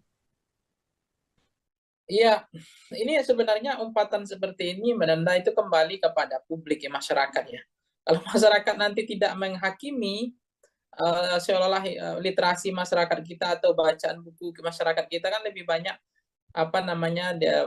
literasi digital ya, sehingga soal etik ya, bagaimana standar bernegara tentang etika sebagai fatsun politik, negara mengatur tentang trayek kebangsaan, bagaimana memantaskan bahwa etika itu lebih penting daripada hukum gitu ya.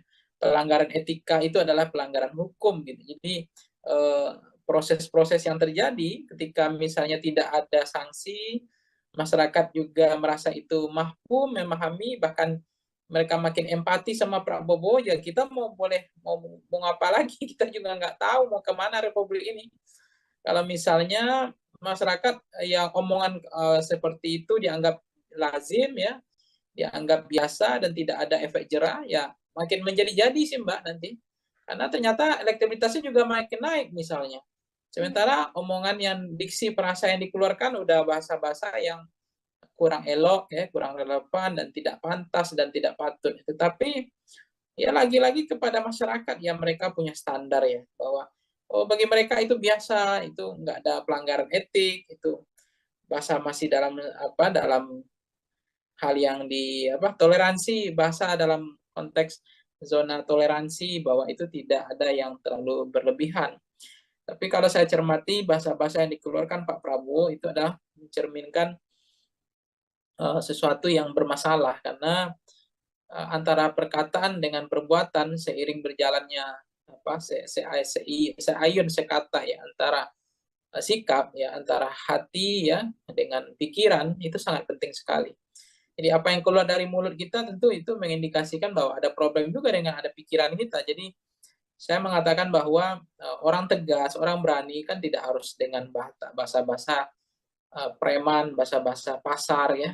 Karena juga ada orang yang dia tegas, berani, tapi bahasanya adalah lebih santun, lebih bijak. Cuma inilah realitas bahwa bagi Pak Prabowo mungkin itu tidak menjadi beban. Bahkan beliau merasa level confident masih sangat percaya diri dengan bahasa seperti itu justru akan menaikkan elektabilitasnya. Ya kita boleh buat, mau ngapain lagi? Karena mau pemilih memang rakyat kita, bukan kalau misalnya selera rakyatnya hampir dominan signifikan 80% gaya-gaya bahasa-bahasa kotor, bahasa kasar, dia senang dengan orang-orang yang orang-orang yang tidak terukur bahasanya, tidak arif, ya, tidak bijak, tidak jernih ya, tidak atau terlalu reaksioner, emosional, dan itu kembali kepada rakyat sih, karena yang milih memang rakyat. Kalau kelas-kelas seperti kita ini kan nggak banyak orangnya sebetulnya. Oke, berarti menurut Bang Wangi kembali lagi ke publik menilai dari cara bersikapnya Prabowo seperti itu ya Bang ya? Ya, saya membaca ya kembali ke publik sih mau menghukum atau tidak gitu. Tapi saya melihat kalau publiknya bijak ya, rasional, publiknya itu punya beradab, beretika. Karena kan kepemimpinan itu kan juga dilihat tidak hanya sebatas ini ya Mbak ya. Melihat karena soal figur ya, soal person, seseorang tidak hanya terbuai oleh apa istilahnya dalam konteks ini, ya setahu saya harus dipahami juga yang terjadi ya jangan tergiur ya, apa yang disampaikan Bu Mega kan itu juga benar, jangan terkecoh ya oleh sosok yang pikiran dan hatinya tidak satu gitu. Jadi harus dicermati bagaimana rekam jejak dari pemimpinnya, ya moralnya, standar etiknya, ya kan. Kemudian bagaimana tanggung jawabnya yang dibilang Ibu Mega, tanggung jawabnya untuk memenuhi ekspektasi ya performan antara kinerja atau harapan masyarakat 270 juta itu. Oke, Bang, menyinggung masalah penilaian dari publik, setelah debat ketiga ini, justru publik banyak yang menaruh simpati kepada Prabowo karena menjadi objek serangan dari Anies Baswedan maupun Ganjar dari debat tersebut. Hingga Prabowo ini mendapat sematan sad boy begitu Bang di mata publik. Namun dalam hitungan jam image itu berubah karena Prabowo meluapkan emosinya saat dia bertemu dengan pendukungnya. Perubahan sikap Prabowo yang signifikan ini apakah cukup berpengaruh Bang untuk pemilih? Apakah nantinya mereka akan memilih Prabowo atau tidak dengan citra Prabowo yang berubah secara drastis? Ya sebenarnya sederhana ya Mbak Nanda, bahwa kepemimpinan yang hadir hari ini itu mencerminkan, merepresentasikan sampling frame dari rakyatnya. Jadi rakyat hari ini itu adalah sampel dari pemimpinnya. Jadi kalau lahirlah pemimpin yang tidak beretik, ya tidak punya akhlak, ya tidak punya standar moral, terlalu apa namanya, bahasanya terlalu reaksioner, emosional, mungkin jangan-jangan itu juga memang rata-rata hampir maksimal ya, bahwa kita Indonesia ini punya penduduk kayak begitu juga modelnya gitu. Jadi lahirnya pemimpin itu representasi dari model rakyatnya. Jadi apa yang selera rakyat itu adalah selera pemimpin. Jadi lahirnya pemimpin kita semacam itu adalah jangan-jangan itulah rakyat kita gitu. Jadi saya nggak tahu ya bagaimana rakyat Indonesia itu sekarang, karena memang jangan-jangan memang mereka nggak membaca lagi, ya baca buku, yang baca apa, hal-hal yang lebih dalam ya. Mereka kan gimmick-gimmick, baca yang dangkal-dangkal, yang sederhana-sederhana ya. Kemudian mereka lebih banyak preferensinya adalah media sosial gitu. Jadi sangat setengah-setengah ya, jadi nggak dalam. Jadi cara pandang, cara pikirnya juga sangat singkat, pendek, dan berpikir tidak mau maju gitu. Jadi misalnya ya, apa yang terjadi, kembali ke pertanyaan yang Nanda tadi, misalnya apa yang terjadi ya, itu yang kita ada kegelisahan sebenarnya. Memang di samping rakyat Indonesia dikatakan orangnya adalah pemaaf ya, pelupa, kemudian mudah untuk berempati gitu ya, kemudian tiba-tiba ada orang yang seolah-olah terzolimi, kemudian dia dengan mudah, karena itu dimodifikasi, dirancang, didesain, dicitrakan seolah-olah terzolimi misalnya. Kemudian publik beramai-ramai berempati. Itu mudah sekali untuk berempati, untuk membantu, untuk justru tersentuh gitu ya, ketika ada orang yang dikeroyok, ada orang yang dirujak, ada orang yang babak belur gitu ya. Apalagi penilaian dikasih oleh Anies, dikasih Mas Anies kasih apa namanya, nilai 11 dari 100, kemudian Mas Ganjar kasih 10 dari, ngasih 5 dari 10 gitu. Seolah-olah dia apa, menjadi publik kasihan lihat Prabowo, tapi ternyata di belakang panggungnya ada di pertemuan lain kok ngomongnya berulang lagi bahasa yang menurut saya sebagai calon presiden, bahasa seperti itu tuh nggak tepat sekali gitu, nggak matang sih, nggak bisa lebih bijak, nggak jernih seperti air laut ya yang teduh gitu. Nah, macam-macam seperti ini, bahasa reaksioner, emosional, temperamental, dan lain-lain. Ini kan kita bukan milih Pak Lurah gitu, kita bukan milih Pak Camat gitu ya. Kepala desa ini milih presiden. Omongannya dengan perkataannya itu dilihat ya. Kemudian beririsannya antara hati dengan pikirannya, nggak boleh ada yang kemudian apa istilahnya, omongannya lain, perbuatannya lain gitu ya. Sen ke kanan, beloknya ke kiri. Nah, pemimpin seperti ini jangan-jangan ya mencerminkan rakyatnya juga gitu. Jadi kita nggak bisa menyalahkan pemimpinnya sih, Mbak. Buktinya dinasti dianggap di mereka toleransi, bagi mereka dimaafkan itu biasa. Dan bagi mereka jangan-jangan toleransi itu tidak jadi masalah gitu. Sesuatu yang ya, bukan saya pesimis ya, tapi pemimpinnya itu lahir, ya rakyatnya menilai itu dinasti itu ya isu elit. Dan bagi kami dinasti itu ya nggak mau bodoh. Mau siapapun memimpin, nasib kami begini, artinya nggak akan mengubah nasib lah gitu kan. Kemudian bicara perpanjangan masa jabatan presiden, mereka adem ayam aja, tenang-tenang aja gitu, nggak ada yang protes, nggak ada yang kritik, hanya ada kelompok kepentingan saja, kelompok-kelompok NGO, kelompok-kelompok aktivis demokrasi, pro demokrasi yang bersuara ya. Kemudian ada misalnya konteks banyak hal ya yang masyarakat memang apa, mentoleransi gitu, atau menghalalkan, membolehkan sikap-sikap yang dipertontonkan itu. Nah, saya tidak pernah mengatakan rakyat Indonesia itu adalah rakyat yang tidak bermoral, tidak beretika, tidak punya standar. Tapi saya juga berkeyakinan bahwa lahirnya pemimpin hari ini itulah gambaran dari itulah gambaran perilaku rakyat kita kebanyakan hari ini.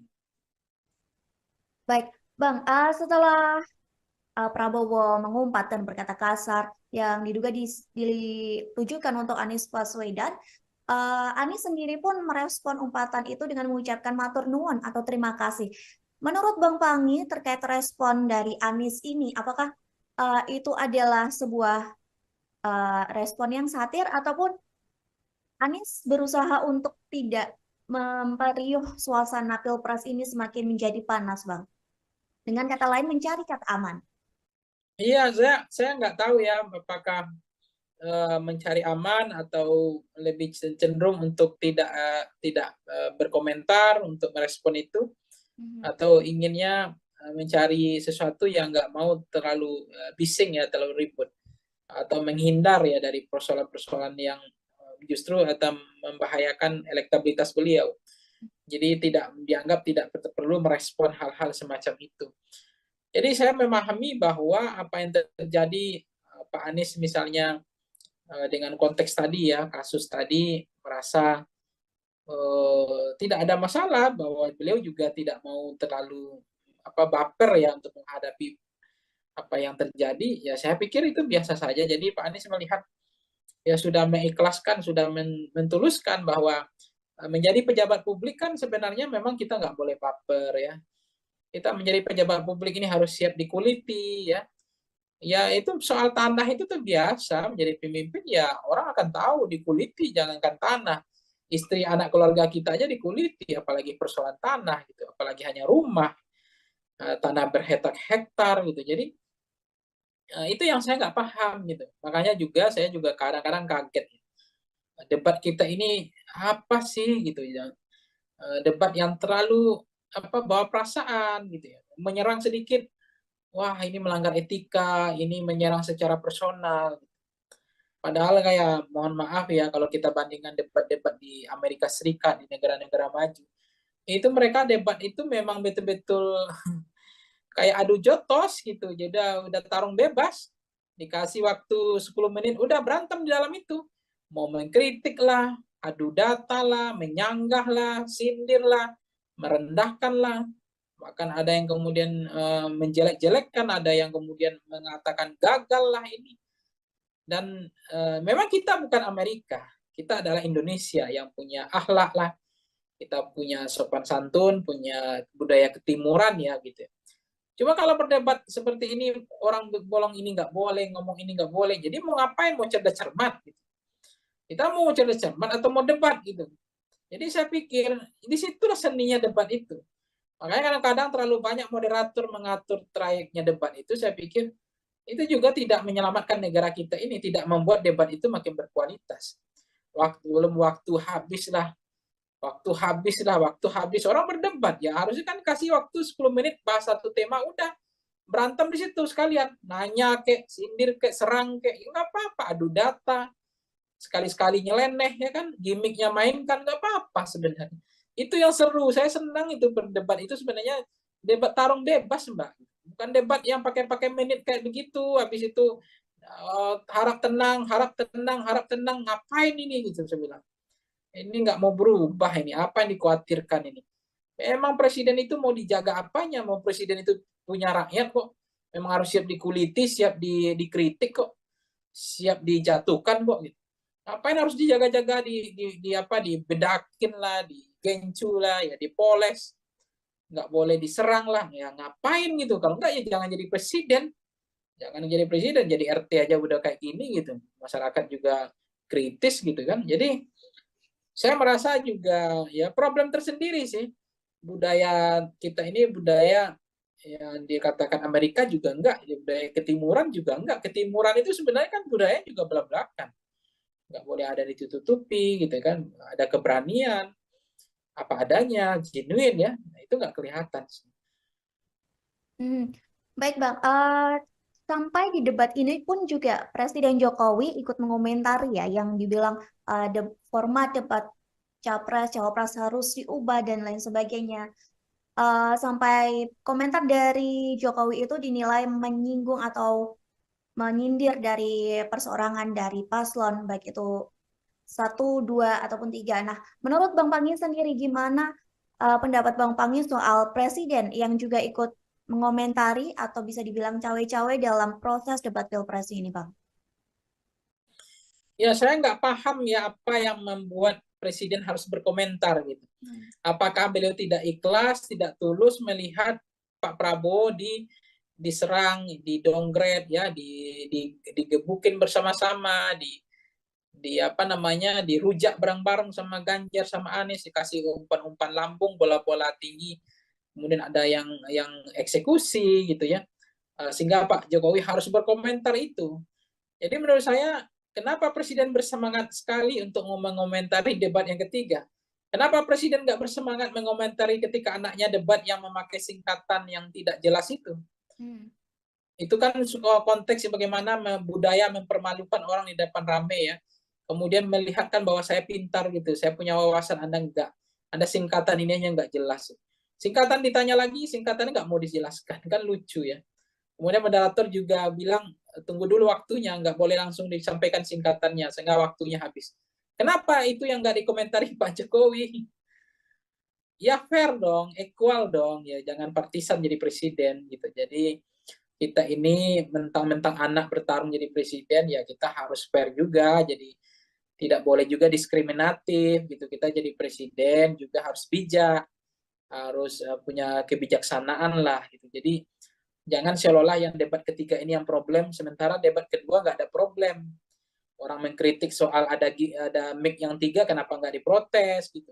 Podium nggak ada, kenapa nggak diprotes. Ada debat dalam sejarah Republik Indonesia yang nggak pakai doa, kenapa nggak diprotes tuh Presiden Jokowi gitu. Itu kan perlu juga fair dong, jangan tidak common sense berpikirnya, jangan kebalik-balik gitu, jangan setengah-setengah begitu. Pak Prabowo kemudian dibilang merubah format debatnya karena dianggap menyerang personal, bukan menyerang pada fokus pada visi atau substansi atau program. Ya, come on Pak Jokowi, lihatlah debat-debat yang dilakukan sebelumnya gitu. Tolong juga dikritik gitu ya. Oke, Bang Pangi, kita kembali lagi permasalahan dengan umpatan Prabowo ini juga mendapat reaksi atau respon dari Yusuf Kala. Beliau mengatakan bahwa pilih pemimpin yang tidak mudah emosi. Namun di satu sisi, di lain sisi, Yusuf Kala juga menyebut etis atau tidak etisnya perkataan Prabowo hanya bisa dinilai dan ditindaklanjuti oleh Badan Pengawas Pemilu atau Bawaslu. Kira-kira dengan hal ini, apakah Bang Pangi setuju dengan sikap dari Yusuf Kala? Ya, Pak Yusuf Kala selama ini saya mengatakan bukan figur yang cacat secara demokratis ya. Beliau adalah orang yang sangat menjunjung tinggi tradisi mazhab demokrasi ya. Kebebasan berpikir, berpendapat. Beliau juga sangat mendukung konteks hak asasi manusia, termasuk memberikan ruang kepada siapapun. Jadi terkait dengan Pak JK misalnya ya, kan beliau juga kita lihat apa yang bisa kita pegang dari politisi, tentu fatsunnya, standar moral, etiknya, tanggung jawab, termasuk bagaimana selama ini memperlihatkan beliau tidak juga ingin niat memperpanjang masa jabatan, kemudian untuk memajukan anaknya atau membangun dinasti dan seterusnya. Itu artinya kita melihat beliau masih bisa dipegang omongannya. Karena yang dilihat standar moral hazard dari politisi adalah bagaimana bisa dipegang omongannya seia dan sekata antara perkataan dengan perbuatan. Karena yang bisa dipegang dari politisi kan omongannya, bukan tidak hanya perbuatannya, perbuatannya juga menjadi menarik bagi kita untuk kita evaluasi tentang bagaimana kepemimpinan, tentang leadership, ya tentang Indonesia harus seperti apa ke depan. Jadi kita butuh pemimpin yang lebih tenang, lebih jernih, tidak boleh menjadi pemarah ya, apalagi temperamental, kemudian apalagi nanti bisa bisa terlalu reaksioner dan itu bisa mengganggu hubungan diplomasi kan antar negara. Karena kalau presiden nggak berpikir dingin, nggak berjernih berpikir, emosional, tidak bisa berpikir lebih teduh ya, tentu keputusan politiknya ya, apalagi presiden sebagai panglima atau sebagai kepala negara itu kalau diambil dengan sikap yang tidak tenang, tidak sejuk, tidak jernih, itu kan sangat membahayakan kedaulatan sebuah negara. Bisa suatu waktu dengan semangat menyatakan perang, kemudian keputusan-keputusan yang tidak terukur ya. Jadi kita butuh pemimpin yang betul-betul seperti air laut yang teduh ya. Ya, pemimpin yang betul-betul bisa mengambil keputusan dengan penuh kehati-hatian, pemimpin yang tidak reaksioner, tidak temperamental, tapi pemimpin yang betul-betul mampu menjalankan antara pikiran dengan perkataannya itu sejalan ya. Sense of politiknya itu klik kepada rakyat gitu. Jadi itu sangat dibutuhkan pemimpin yang teduh ya. Baik Bang, permasalahan umpatan dari Prabowo ini ternyata berbuntut panjang bahwa Bawaslu mengatakan bakal mengecek itu intensinya.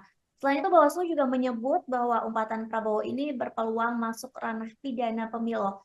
Menurut Bang Pangi menilai hal ini seperti apa Bang? Apakah memang umpatan Prabowo ini termasuk dari pelanggaran atau memang nanti jika rakyat menilai hal ini tidak lazim dan bisa dilaporkan dari ke Bawaslu atau memang keputusan ini emang ada di Bawaslu, Bang?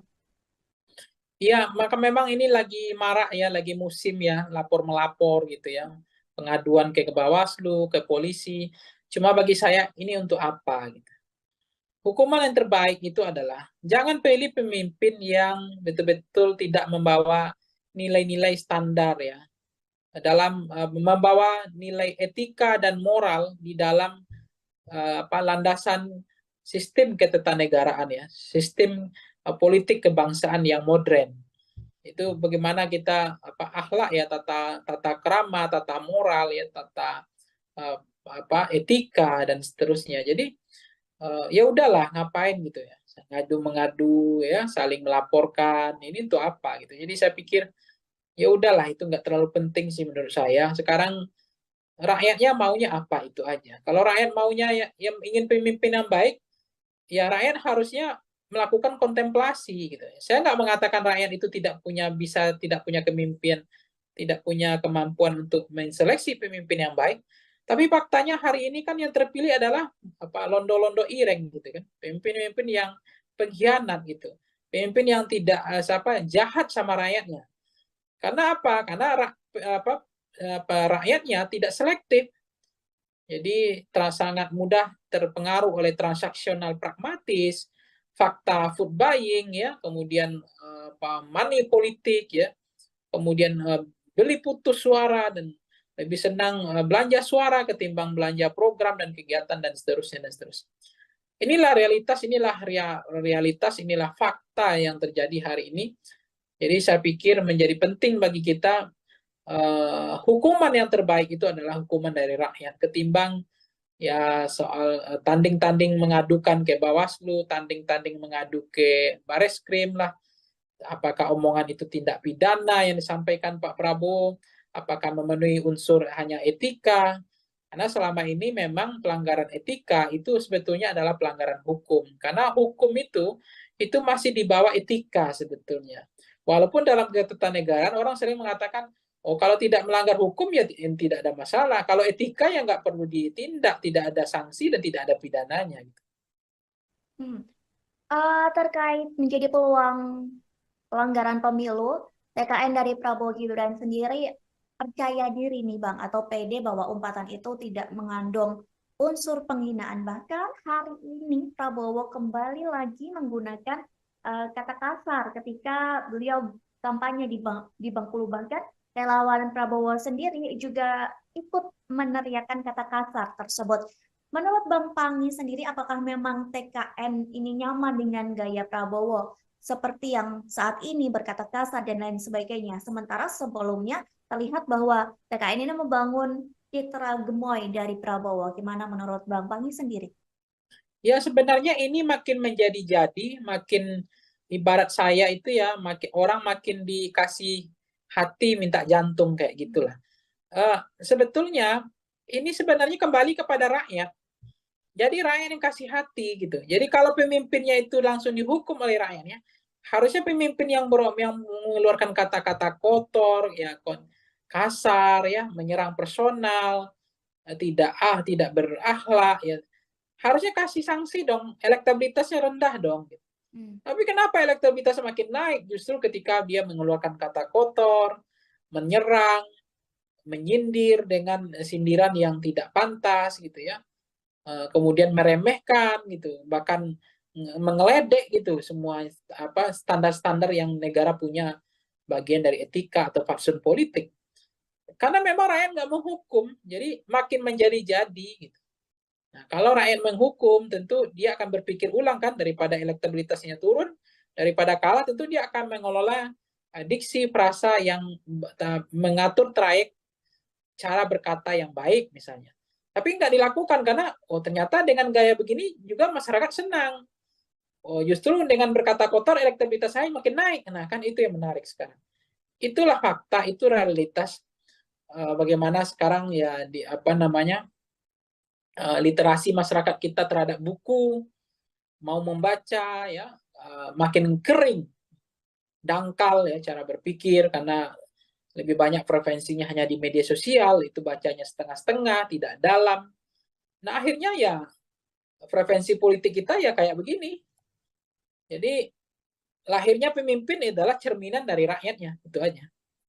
Oke, terakhir nih Bang, Prabowo juga sempat mengakukan bahwa dia diberi nasihat oleh beberapa orang, banyak pihak terkait omongan kasar dia. Bahkan beberapa orang juga menilai bahwa Prabowo itu hanya bisa joget-joget saja sebagai calon presiden dan tidak pandai berbicara. Saat diberikan kritikan, saat diberikan nasihat, tadi di beberapa media mengatakan bahwa Prabowo mengakui bahwa dia tidak pandai berbicara karena dia seorang prajurit. Selain itu juga Prabowo mengatakan bahwa apa yang dia sampaikan selama ini itu memang sesuai dengan fakta, termasuk umpatan-umpatan kata-kata kasar. Dia mengatakan bahwa itu memang dia yang sebenarnya. Menurut dari Bang Pangi, apakah selanjutnya Prabowo akan meneruskan citra dari Prabowo dengan kata-kata kasarnya atau kembali lagi dengan Prabowo gemoy atau justru ada sesuatu kejutan yang akan diberikan dari tim Prabowo dan Gibran, Bang? Ya, tentu apakah akan kembali kepada aslinya yang seperti apa, saya nggak tahu apakah aslinya gemoy, apakah aslinya yang suka dengan menampilkan degalan bahasa-bahasa yang kotor, yang kasar, yang tidak tepat itu yang aslinya, panggung depan atau degalan politiknya, atau adalah ada panggung atau wajah topeng lain, saya nggak tahu ya.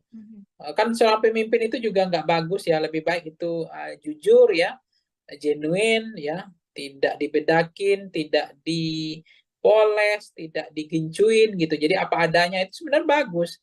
Karena kita nggak mau terpilih pemimpin yang karena korban pencitraan, seolah berpihak pada rakyat, seolah dia sayang sama rakyatnya, seolah dia pemimpin yang mencintai rakyat, tapi pada saat yang sama harga sembako naik, listrik naik, ya pajak naik, gas naik, kemudian biaya pendidikan naik, biaya sekolah naik, setiap kita pulang kampung ya harga tiket naik, nggak tanggung-tanggung gitu.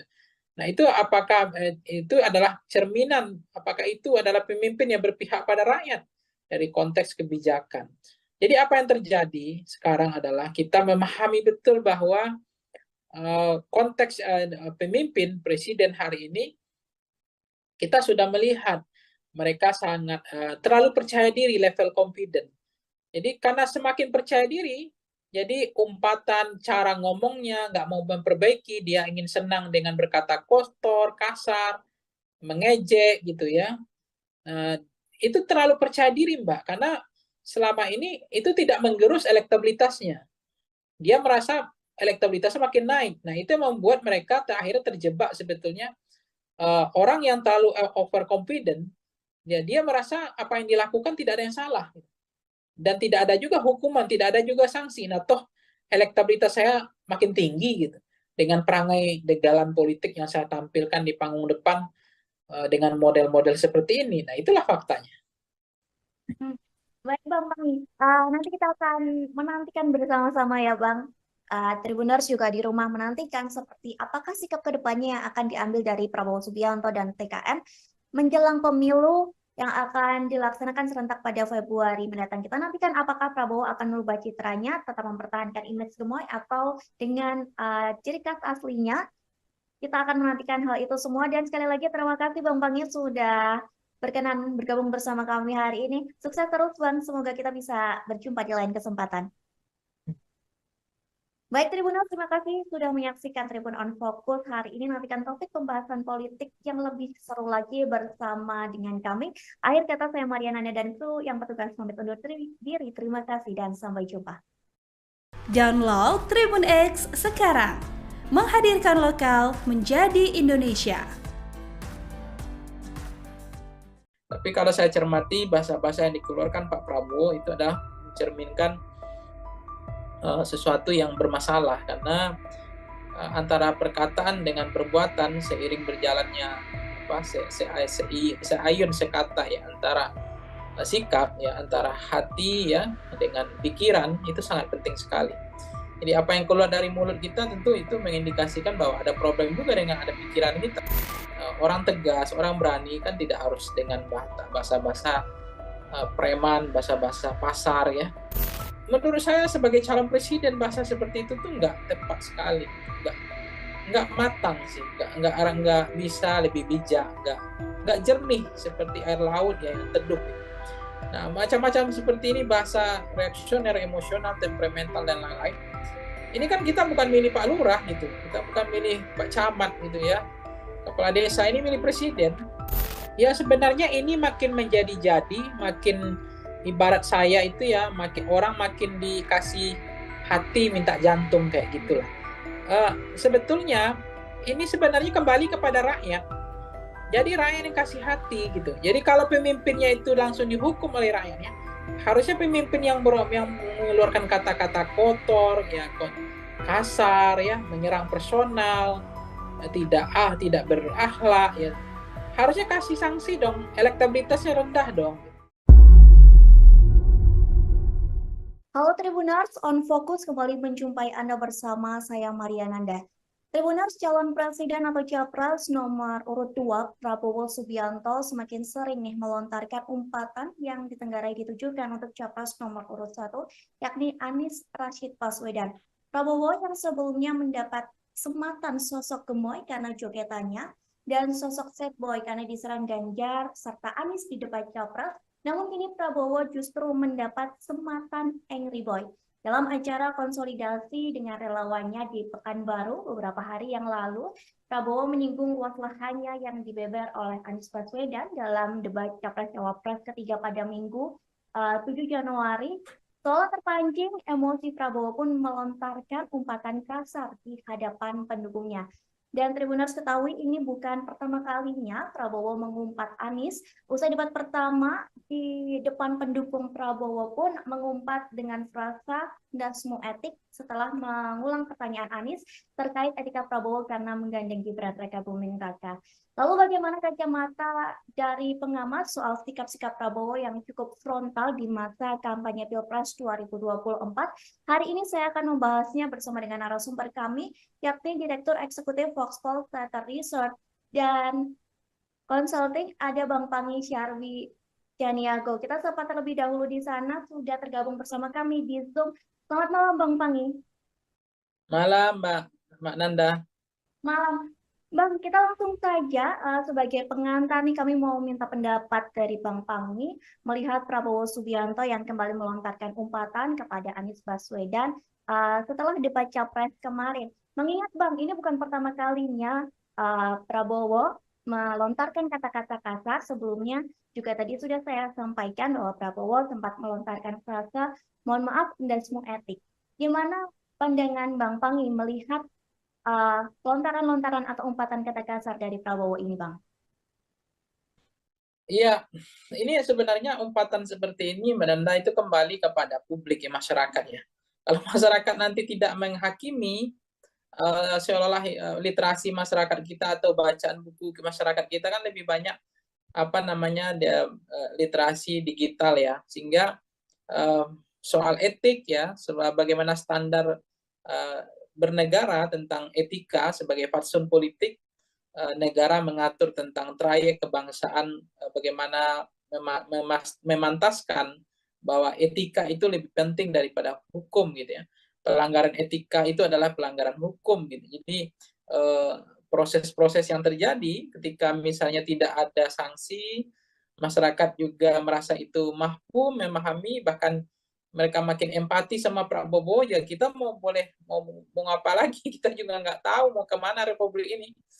Kalau misalnya masyarakat yang omongan seperti itu dianggap lazim ya, dianggap biasa dan tidak ada efek jerah, ya makin menjadi-jadi sih Mbak nanti. Karena ternyata elektabilitasnya juga makin naik misalnya. Sementara omongan yang diksi perasa yang dikeluarkan udah bahasa-bahasa yang kurang elok ya, kurang relevan dan tidak pantas dan tidak patut. Tetapi ya lagi-lagi kepada masyarakat yang mereka punya standar ya, bahwa oh bagi mereka itu biasa, itu nggak ada pelanggaran etik, itu bahasa masih dalam dalam hal yang toleransi, bahasa dalam konteks zona toleransi, bahwa itu tidak ada yang terlalu berlebihan. Tapi kalau saya cermati bahasa-bahasa yang dikeluarkan Pak Prabowo itu adalah mencerminkan sesuatu yang bermasalah, karena antara perkataan dengan perbuatan seiring berjalannya seayun sekata ya, antara sikap ya, antara hati ya dengan pikiran, itu sangat penting sekali. Jadi apa yang keluar dari mulut kita tentu itu mengindikasikan bahwa ada problem juga dengan ada pikiran kita. Jadi saya mengatakan bahwa orang tegas, orang berani kan tidak harus dengan bahasa-bahasa preman, bahasa-bahasa pasar ya. Karena juga ada orang yang dia tegas, berani, tapi bahasanya adalah lebih santun, lebih bijak. Cuma inilah realitas bahwa bagi Pak Prabowo mungkin itu tidak menjadi beban, bahkan dia merasa level confident masih sangat percaya diri dengan bahasa seperti itu justru akan menaikkan elektabilitasnya.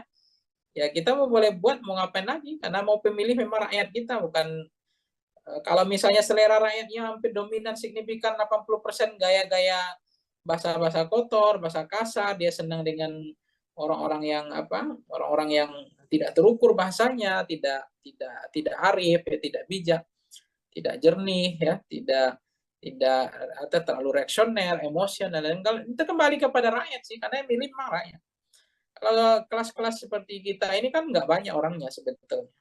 Oke, berarti menurut Bang Wangi kembali lagi ke publik menilai dari cara bersikapnya Prabowo seperti itu ya Bang ya?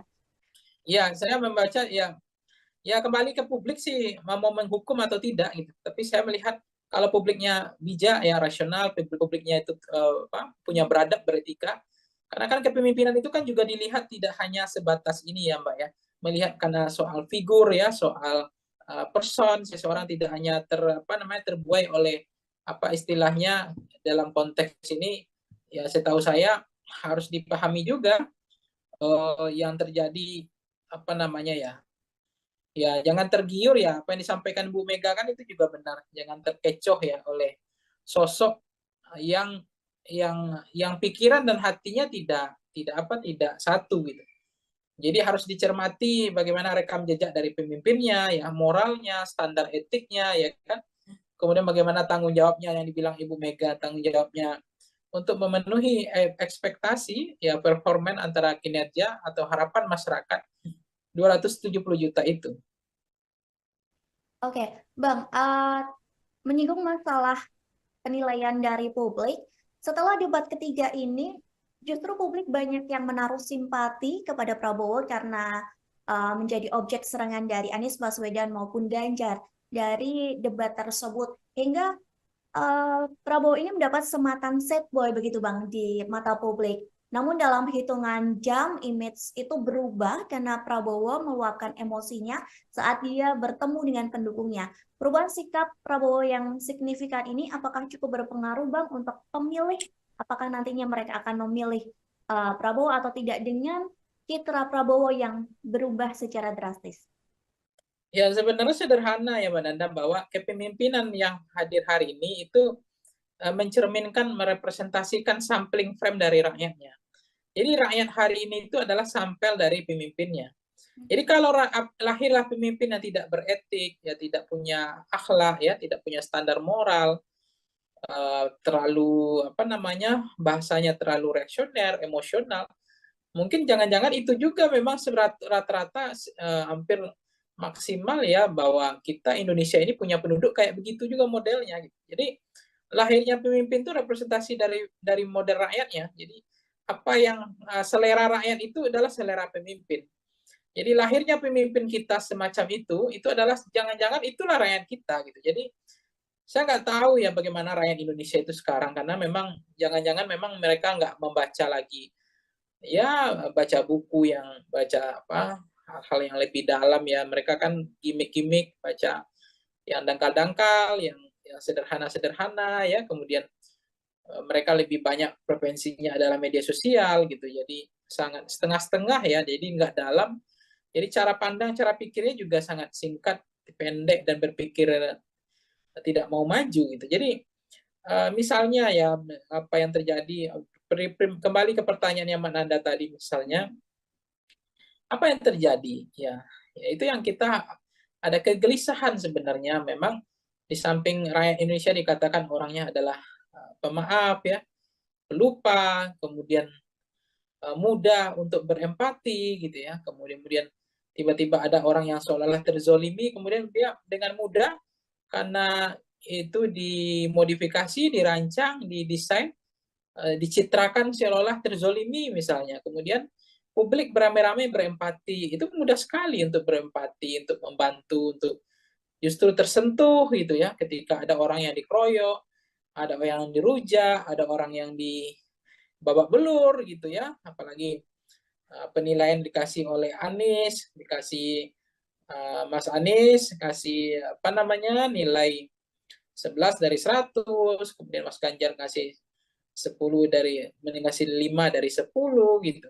Seolah-olah dia apa di menjadi publik kasihan lihat Prabowo, tapi ternyata di belakang panggungnya ada pertemuan di pertemuan lain kok ngomongnya berulang lagi bahasa yang menurut saya sebagai calon presiden bahasa seperti itu tuh nggak tepat sekali gitu, nggak matang sih, nggak bisa lebih bijak, nggak jernih seperti air laut ya yang teduh gitu.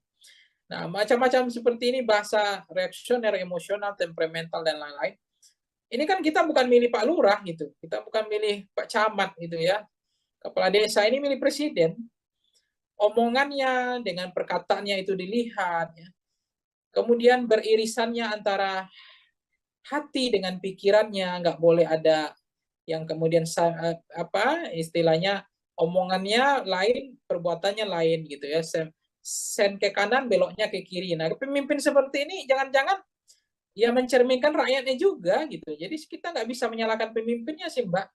Buktinya dinasti dianggap di mereka toleransi, bagi mereka dimaafkan itu biasa. Dan bagi mereka jangan-jangan toleransi itu tidak jadi masalah gitu. Sesuatu yang ya bukan saya pesimis ya, tapi pemimpinnya itu lahir, ya rakyatnya menilai itu, dinasti itu ya isu elit. Dan bagi kami dinasti itu ya nggak mau bodoh. Mau siapapun memimpin nasib kami begini, artinya nggak akan mengubah nasib lah gitu kan. Kemudian bicara perpanjangan masa jabatan presiden, mereka adem ayam aja, tenang-tenang aja gitu, nggak ada yang protes, nggak ada yang kritik, hanya ada kelompok kepentingan saja, kelompok-kelompok NGO, kelompok-kelompok aktivis demokrasi, pro demokrasi yang bersuara ya. Kemudian ada misalnya konteks banyak hal ya yang masyarakat memang apa mentoleransi gitu atau menghalalkan, membolehkan sikap-sikap yang dipertontonkan itu. Nah, saya mengatakan, saya tidak pernah mengatakan rakyat Indonesia itu adalah rakyat yang tidak bermoral, tidak beretika, tidak punya standar. Tapi saya juga berkeyakinan bahwa lahirnya pemimpin hari ini itulah gambaran dari itulah gambaran perilaku rakyat kita kebanyakan hari ini. Baik, Bang, setelah Prabowo mengumpat dan berkata kasar yang diduga ditujukan untuk Anies Baswedan, Anies sendiri pun merespon umpatan itu dengan mengucapkan matur nuwun atau terima kasih. Menurut Bang Pangi terkait respon dari Anies ini, apakah itu adalah sebuah respon yang satir ataupun Anies berusaha untuk tidak memperiuh suasana Pilpres ini semakin menjadi panas, Bang? Dengan kata lain, mencari kata aman. Iya, saya nggak tahu ya apakah mencari aman atau lebih cenderung untuk tidak berkomentar untuk merespon itu, atau inginnya mencari sesuatu yang nggak mau terlalu bising ya, terlalu ribut, atau menghindar ya dari persoalan-persoalan yang justru atau membahayakan elektabilitas beliau. Jadi dianggap tidak perlu merespon hal-hal semacam itu. Jadi saya memahami bahwa apa yang terjadi Pak Anies misalnya dengan konteks tadi ya, kasus tadi, merasa tidak ada masalah, bahwa beliau juga tidak mau terlalu baper ya untuk menghadapi apa yang terjadi, ya saya pikir itu biasa saja. Jadi Pak Anies melihat ya sudah mengikhlaskan, sudah mentuluskan bahwa menjadi pejabat publik kan sebenarnya memang kita nggak boleh baper ya. Kita menjadi pejabat publik ini harus siap dikuliti ya. Ya itu soal tanah itu tuh biasa, menjadi pemimpin ya orang akan tahu dikuliti, jangankan tanah.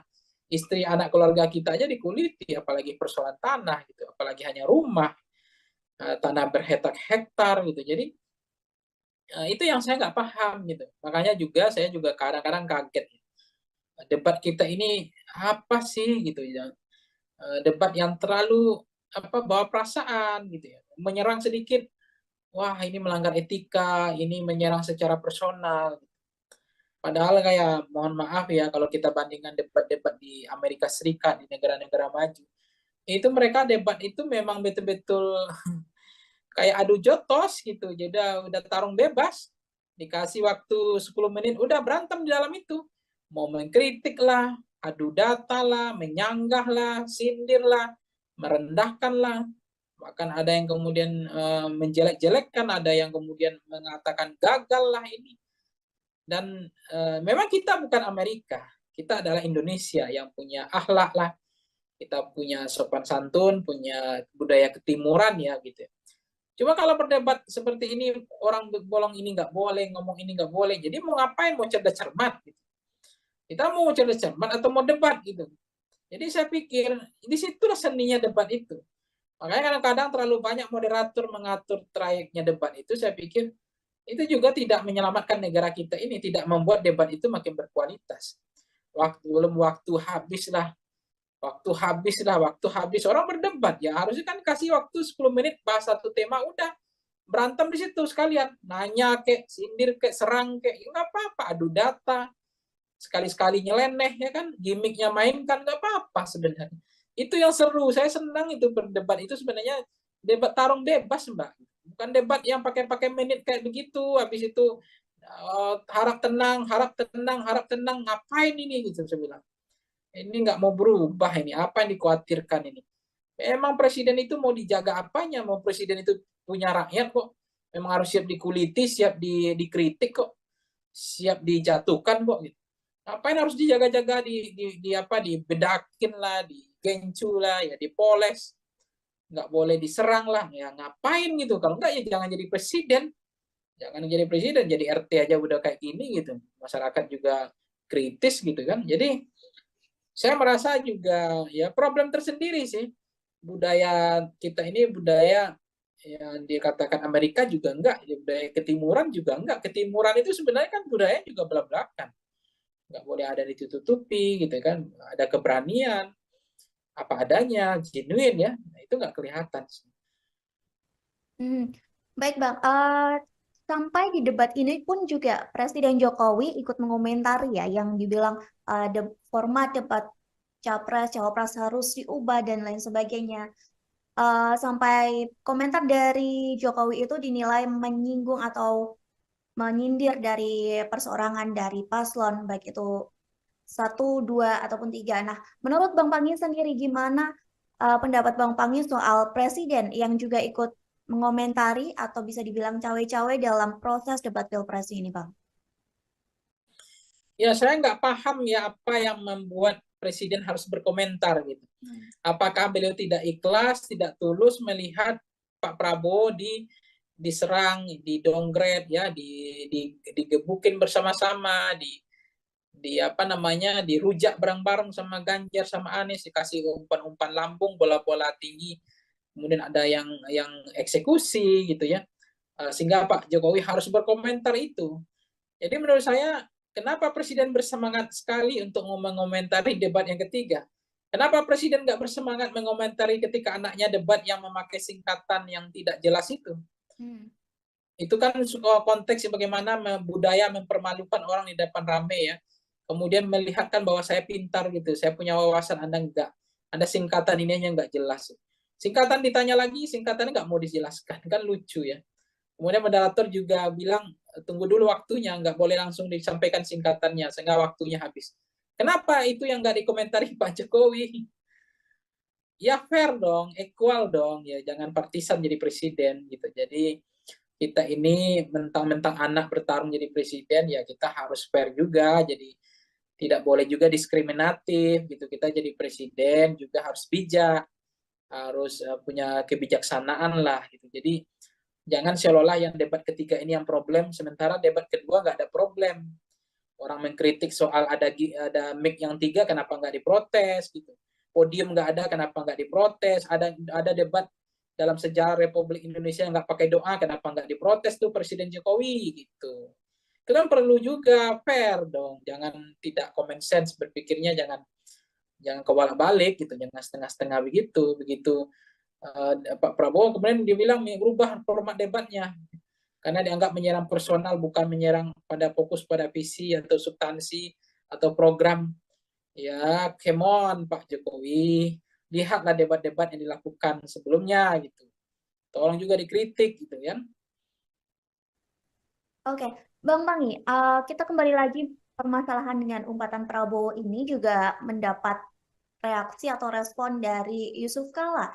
Beliau mengatakan bahwa pilih pemimpin yang tidak mudah emosi. Namun di satu sisi, di lain sisi, Yusuf Kala juga menyebut etis atau tidak etisnya perkataan Prabowo hanya bisa dinilai dan ditindaklanjuti oleh Badan Pengawas Pemilu atau Bawaslu. Kira-kira dengan hal ini, apakah Bang Pangi setuju dengan sikap dari Yusuf Kala? Ya, Pak Yusuf Kala selama ini sesuatu yang mengatakan bukan figur yang cacat secara demokratis ya. Beliau adalah orang yang sangat menjunjung tinggi tradisi mazhab demokrasi ya. Kebebasan berpikir, berpendapat. Beliau juga sangat mendukung konteks hak asasi manusia, termasuk memberikan ruang kepada siapapun. Jadi terkait dengan Pak JK misalnya ya, kan beliau juga kita lihat apa yang bisa kita pegang dari politisi, tentu fatsunnya, standar moral, etiknya, tanggung jawab, termasuk bagaimana selama ini memperlihatkan beliau tidak juga ingin niat memperpanjang masa jabatan, kemudian untuk memajukan anaknya atau membangun dinasti dan seterusnya.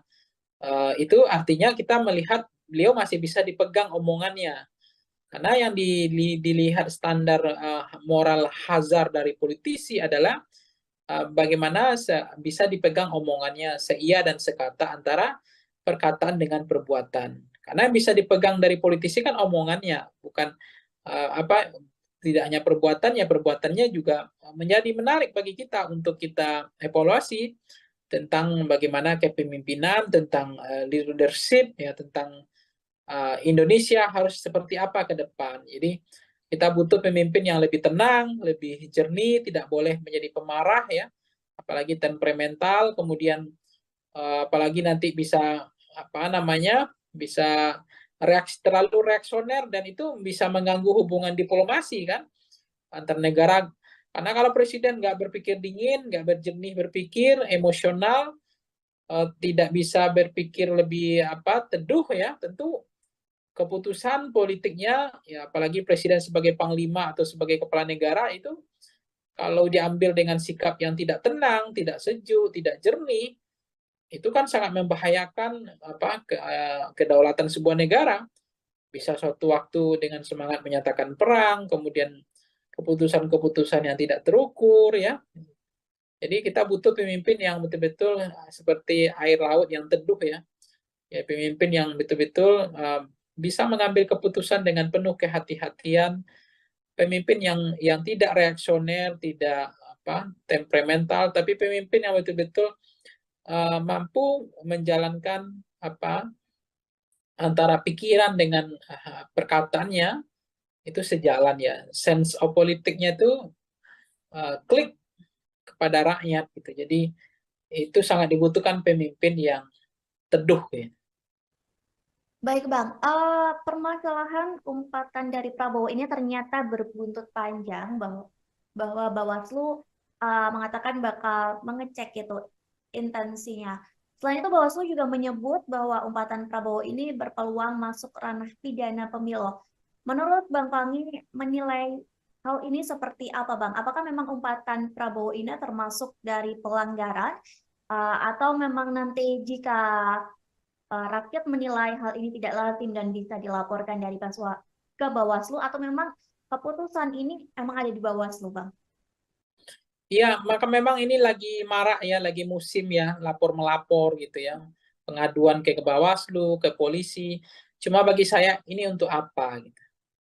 Hukuman yang terbaik itu adalah jangan pilih pemimpin yang betul-betul tidak membawa nilai-nilai standar ya.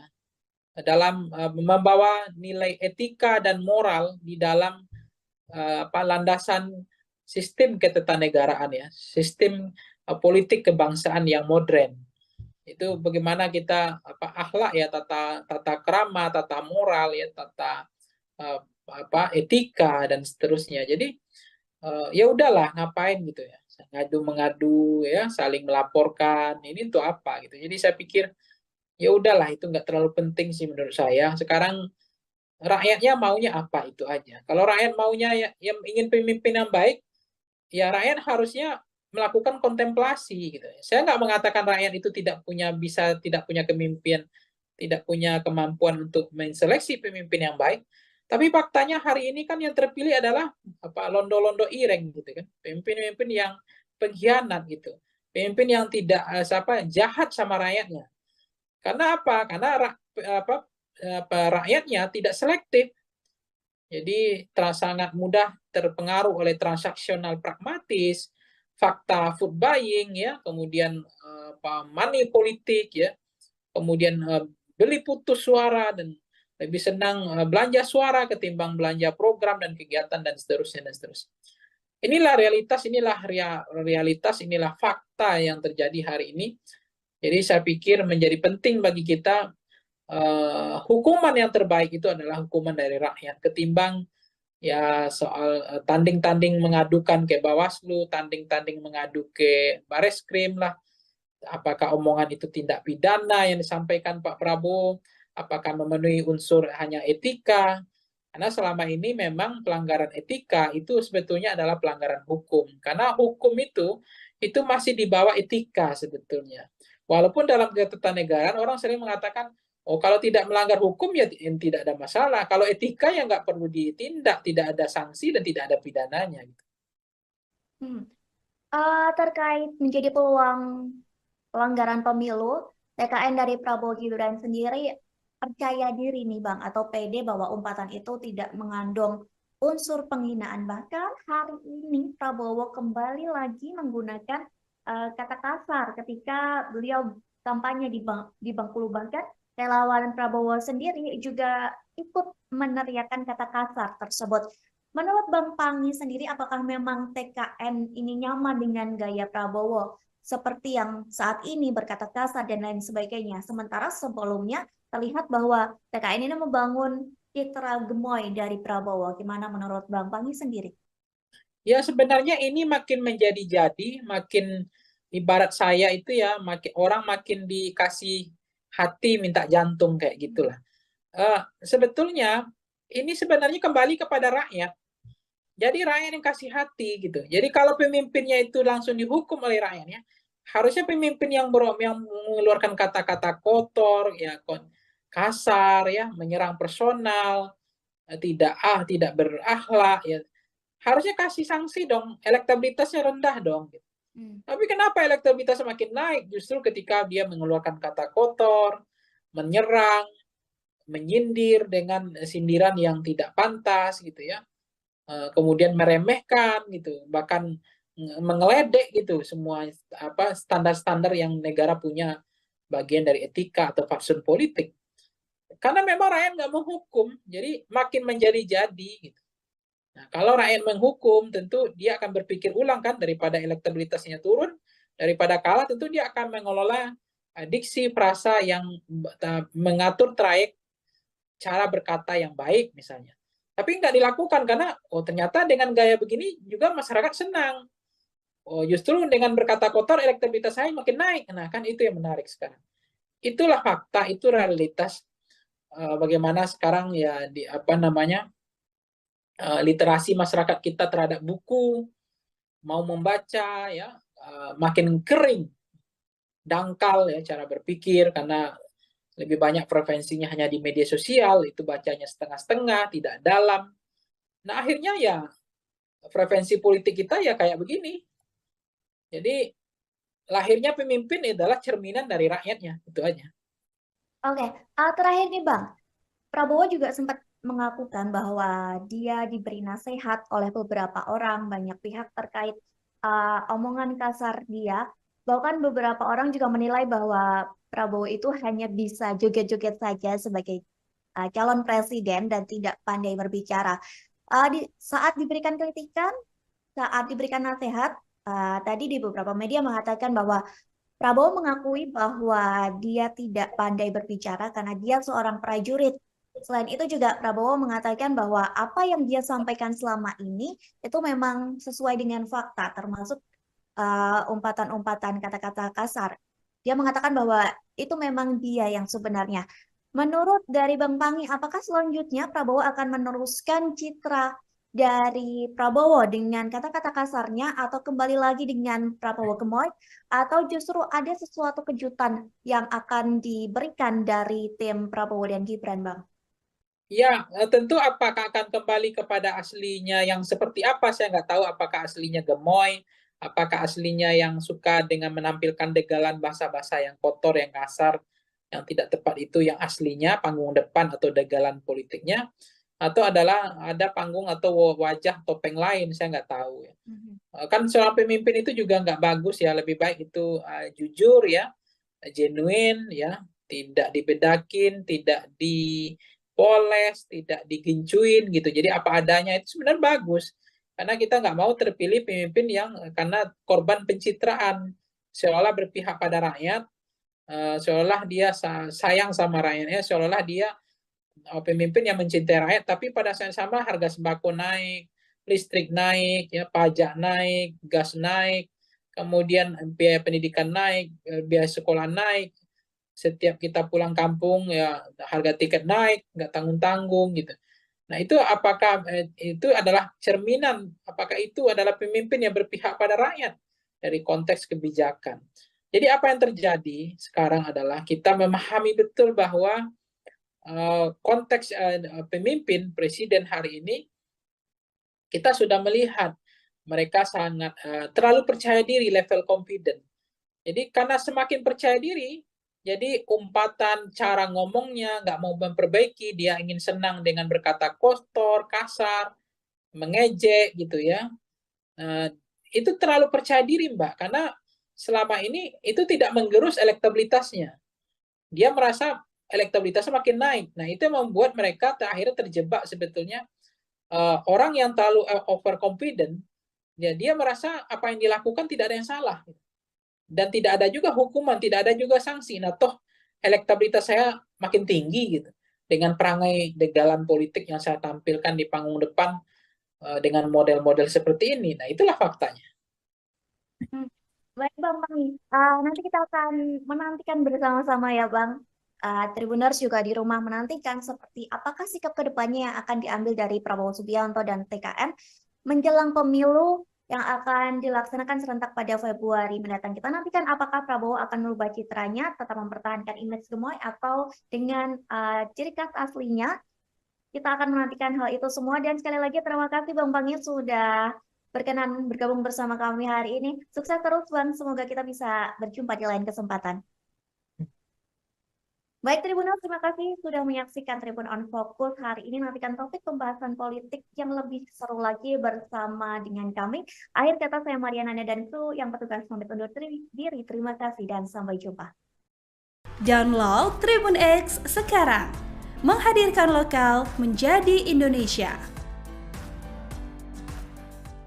Tapi kalau saya cermati bahasa-bahasa yang dikeluarkan Pak Prabowo itu adalah mencerminkan sesuatu yang bermasalah karena antara perkataan dengan perbuatan seiring berjalannya seayun sekata ya antara sikap ya antara hati ya dengan pikiran itu sangat penting sekali. Jadi apa yang keluar dari mulut kita tentu itu mengindikasikan bahwa ada problem juga dengan ada pikiran kita. Orang tegas, orang berani kan tidak harus dengan bahasa-bahasa preman, bahasa-bahasa pasar ya. Menurut saya sebagai calon presiden bahasa seperti itu tuh nggak tepat sekali, nggak matang sih, nggak bisa lebih bijak, nggak jernih seperti air laut ya yang teduh. Nah, macam-macam seperti ini, bahasa reaksioner, emosional, temperamental, dan lain-lain. Ini kan kita bukan milih Pak Lurah gitu, kita bukan milih Pak Camat gitu ya. Kepala desa ini milih presiden. Ya sebenarnya ini makin menjadi, makin ibarat saya itu ya, orang makin dikasih hati minta jantung kayak gitulah. Sebetulnya ini sebenarnya kembali kepada rakyat. Jadi rakyat yang kasih hati gitu. Jadi kalau pemimpinnya itu langsung dihukum oleh rakyatnya, harusnya pemimpin yang mengeluarkan kata-kata kotor, ya kasar, ya menyerang personal, tidak berakhlak, ya harusnya kasih sanksi dong. Elektabilitasnya rendah dong. Halo Tribuners, On Focus kembali menjumpai Anda bersama saya Mariananda. Tribuners, calon presiden atau capres nomor urut 2 Prabowo Subianto semakin sering melontarkan umpatan yang ditenggarai ditujukan untuk capres nomor urut 1, yakni Anies Rashid Baswedan. Prabowo yang sebelumnya mendapat sematan sosok gemoy karena jogetannya dan sosok sad boy karena diserang Ganjar serta Anies di debat capres, namun kini Prabowo justru mendapat sematan angry boy. Dalam acara konsolidasi dengan relawannya di Pekanbaru beberapa hari yang lalu, Prabowo menyinggung luas lahannya yang dibeber oleh Anies Baswedan dalam debat Capres-Cawapres ketiga pada Minggu 7 Januari. Seolah terpancing, emosi Prabowo pun melontarkan umpatan kasar di hadapan pendukungnya. Dan Tribuners ketahui ini bukan pertama kalinya Prabowo mengumpat Anies. Usai debat pertama di depan pendukung Prabowo pun mengumpat dengan frasa dasmu etik setelah mengulang pertanyaan Anies terkait etika Prabowo karena menggandeng Gibran Raka Buming Raka. Lalu bagaimana kacamata dari pengamat soal sikap-sikap Prabowo yang cukup frontal di masa kampanye Pilpres 2024? Hari ini saya akan membahasnya bersama dengan narasumber kami, yakni Direktur Eksekutif Voxpol Data Research dan Consulting, ada Bang Pangi Syarwi Janiago. Kita sapa terlebih dahulu di sana, sudah tergabung bersama kami di Zoom. Selamat malam Bang Pangi. Malam Mbak Nanda. Malam. Bang, kita langsung saja sebagai pengantar nih kami mau minta pendapat dari Bang Pangi melihat Prabowo Subianto yang kembali melontarkan umpatan kepada Anies Baswedan setelah debat Capres kemarin. Mengingat Bang, ini bukan pertama kalinya Prabowo melontarkan kata-kata kasar. Sebelumnya juga tadi sudah saya sampaikan bahwa Prabowo sempat melontarkan frasa mohon maaf dasmu etik. Gimana pandangan Bang Pangi melihat lontaran-lontaran atau umpatan kata kasar dari Prabowo ini, Bang? Iya, ini sebenarnya umpatan seperti ini menanda itu kembali kepada publik ya, masyarakat ya. Kalau masyarakat nanti tidak menghakimi, seolah-olah literasi masyarakat kita atau bacaan buku masyarakat kita kan lebih banyak literasi digital ya, sehingga soal etik ya, bagaimana standar bernegara tentang etika sebagai fatsun politik, negara mengatur tentang trayek kebangsaan, bagaimana memantaskan bahwa etika itu lebih penting daripada hukum gitu ya.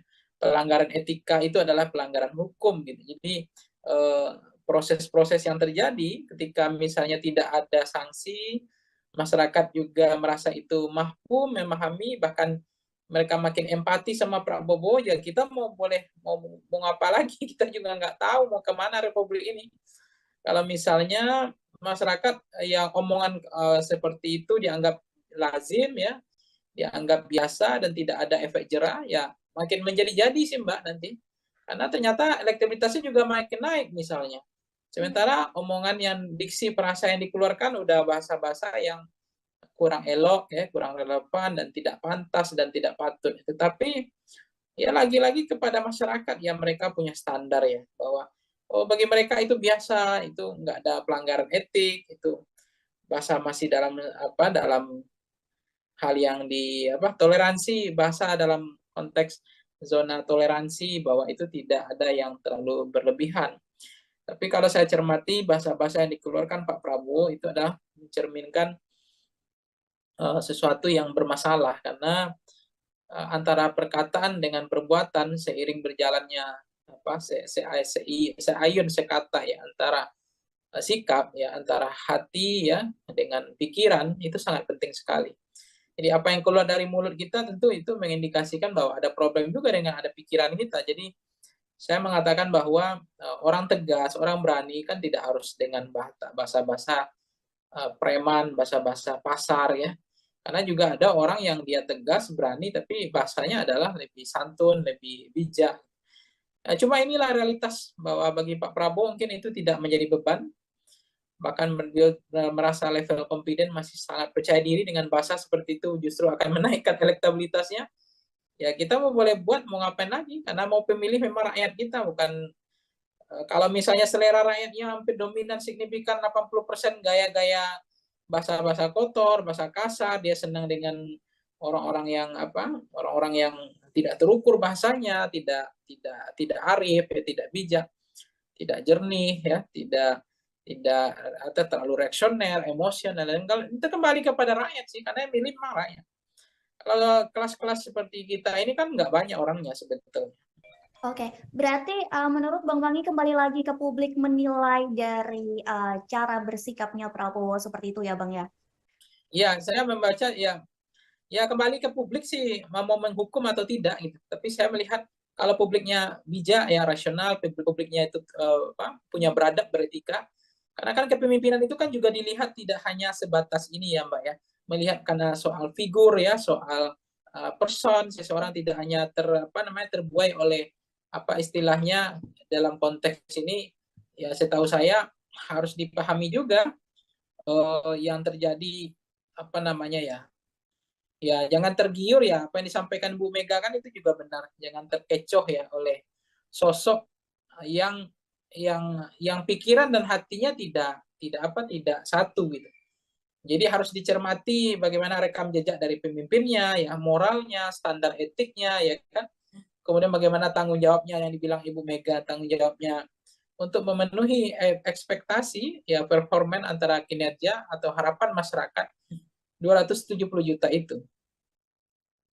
Oke, Bang, menyinggung masalah penilaian dari publik, setelah debat ketiga ini, justru publik banyak yang menaruh simpati kepada Prabowo karena menjadi objek serangan dari Anies Baswedan maupun Ganjar dari debat tersebut. Hingga Prabowo ini mendapat sematan sad boy begitu Bang di mata publik. Namun dalam hitungan jam image itu berubah karena Prabowo meluapkan emosinya saat dia bertemu dengan pendukungnya. Perubahan sikap Prabowo yang signifikan ini apakah cukup berpengaruh Bang untuk pemilih?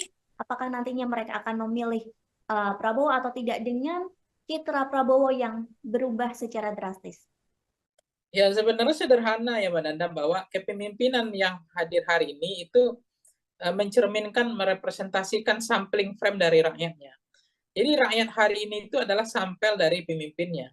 Jadi kalau lahirlah pemimpin yang tidak beretik, ya tidak punya akhlak, ya tidak punya standar moral, terlalu bahasanya terlalu reaksioner, emosional, mungkin jangan-jangan itu juga memang rata-rata hampir maksimal ya bahwa kita Indonesia ini punya penduduk kayak begitu juga modelnya gitu. Jadi lahirnya pemimpin itu representasi dari model rakyatnya. Jadi apa yang selera rakyat itu adalah selera pemimpin. Jadi lahirnya pemimpin kita semacam itu adalah jangan-jangan itulah rakyat kita gitu. Jadi saya nggak tahu ya bagaimana rakyat Indonesia itu sekarang, karena memang jangan-jangan memang mereka nggak membaca lagi ya, baca buku yang baca hal-hal yang lebih dalam ya. Mereka kan gimmick-gimmick, baca yang dangkal-dangkal, yang sederhana-sederhana ya. Kemudian mereka lebih banyak preferensinya adalah media sosial gitu. Jadi sangat setengah-setengah ya, jadi nggak dalam. Jadi cara pandang, cara pikirnya juga sangat singkat, pendek, dan berpikir tidak mau maju gitu. Jadi misalnya ya apa yang terjadi, kembali ke pertanyaan yang Mbak Nanda tadi, misalnya apa yang terjadi ya itu yang kita ada kegelisahan sebenarnya. Memang di samping rakyat Indonesia dikatakan orangnya adalah pemaaf ya, pelupa, kemudian mudah untuk berempati gitu ya, kemudian tiba-tiba ada orang yang seolah-olah terzolimi, kemudian dia dengan mudah karena itu dimodifikasi, dirancang, didesain, dicitrakan seolah-olah terzolimi misalnya, kemudian publik beramai-ramai berempati, itu mudah sekali untuk berempati, untuk membantu, untuk justru tersentuh gitu ya, ketika ada orang yang dikeroyok, ada orang yang dirujak, ada orang yang di babak belur gitu ya, apalagi penilaian dikasih oleh Anies, dikasih Mas Anies kasih apa namanya nilai 11 dari 100, kemudian Mas Ganjar kasih 10 dari ngasih 5 dari 10 gitu. Seolah-olah dia apa di menjadi publik kasihan lihat Prabowo, tapi ternyata di belakang panggungnya ada pertemuan di pertemuan lain kok ngomongnya berulang lagi bahasa yang menurut saya sebagai calon presiden bahasa seperti itu tuh nggak tepat sekali gitu, nggak matang sih, nggak bisa lebih bijak, nggak jernih seperti air laut ya yang teduh gitu. Nah macam-macam seperti ini bahasa reaksioner, emosional, temperamental dan lain-lain. Ini kan kita bukan milih Pak Lurah gitu, kita bukan milih Pak Camat gitu ya. Kepala desa ini milih presiden. Omongannya dengan perkataannya itu dilihat, ya.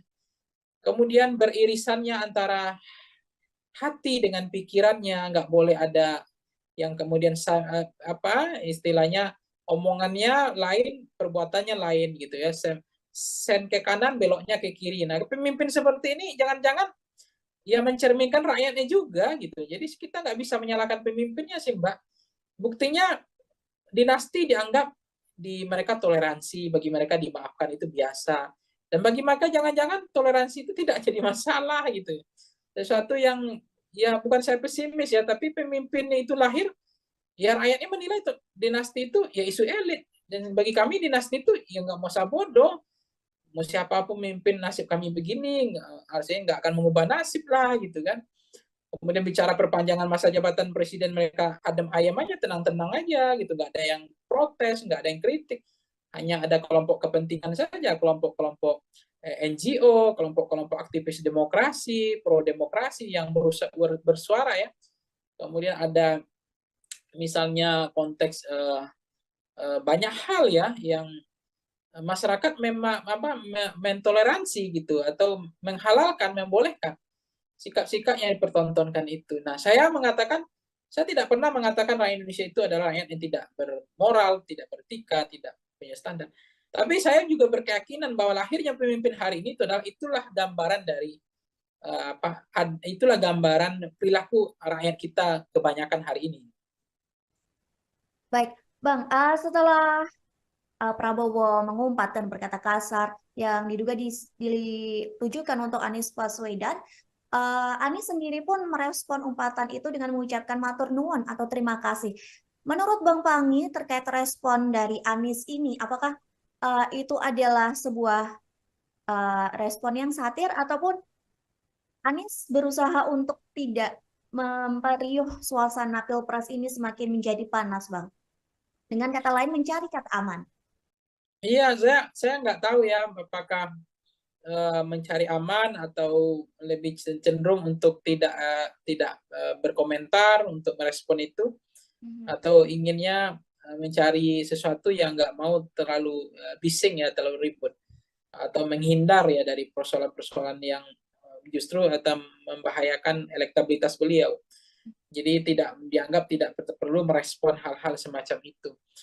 Jadi saya memahami bahwa apa yang terjadi Pak Anies misalnya dengan konteks tadi ya, kasus tadi merasa tidak ada masalah, bahwa beliau juga tidak mau terlalu baper ya untuk menghadapi apa yang terjadi, ya saya pikir itu biasa saja. Jadi Pak Anies melihat ya sudah mengikhlaskan, sudah mentuluskan bahwa menjadi pejabat publik kan sebenarnya memang kita nggak boleh baper ya. Kita menjadi pejabat publik ini harus siap dikuliti ya. Ya itu soal tanah itu tuh biasa, menjadi pemimpin ya orang akan tahu dikuliti, jangankan tanah. Istri anak keluarga kita aja dikuliti, apalagi persoalan tanah gitu, apalagi hanya rumah, tanah berhektar-hektar gitu. Jadi itu yang saya nggak paham gitu. Makanya juga saya juga kadang-kadang kaget.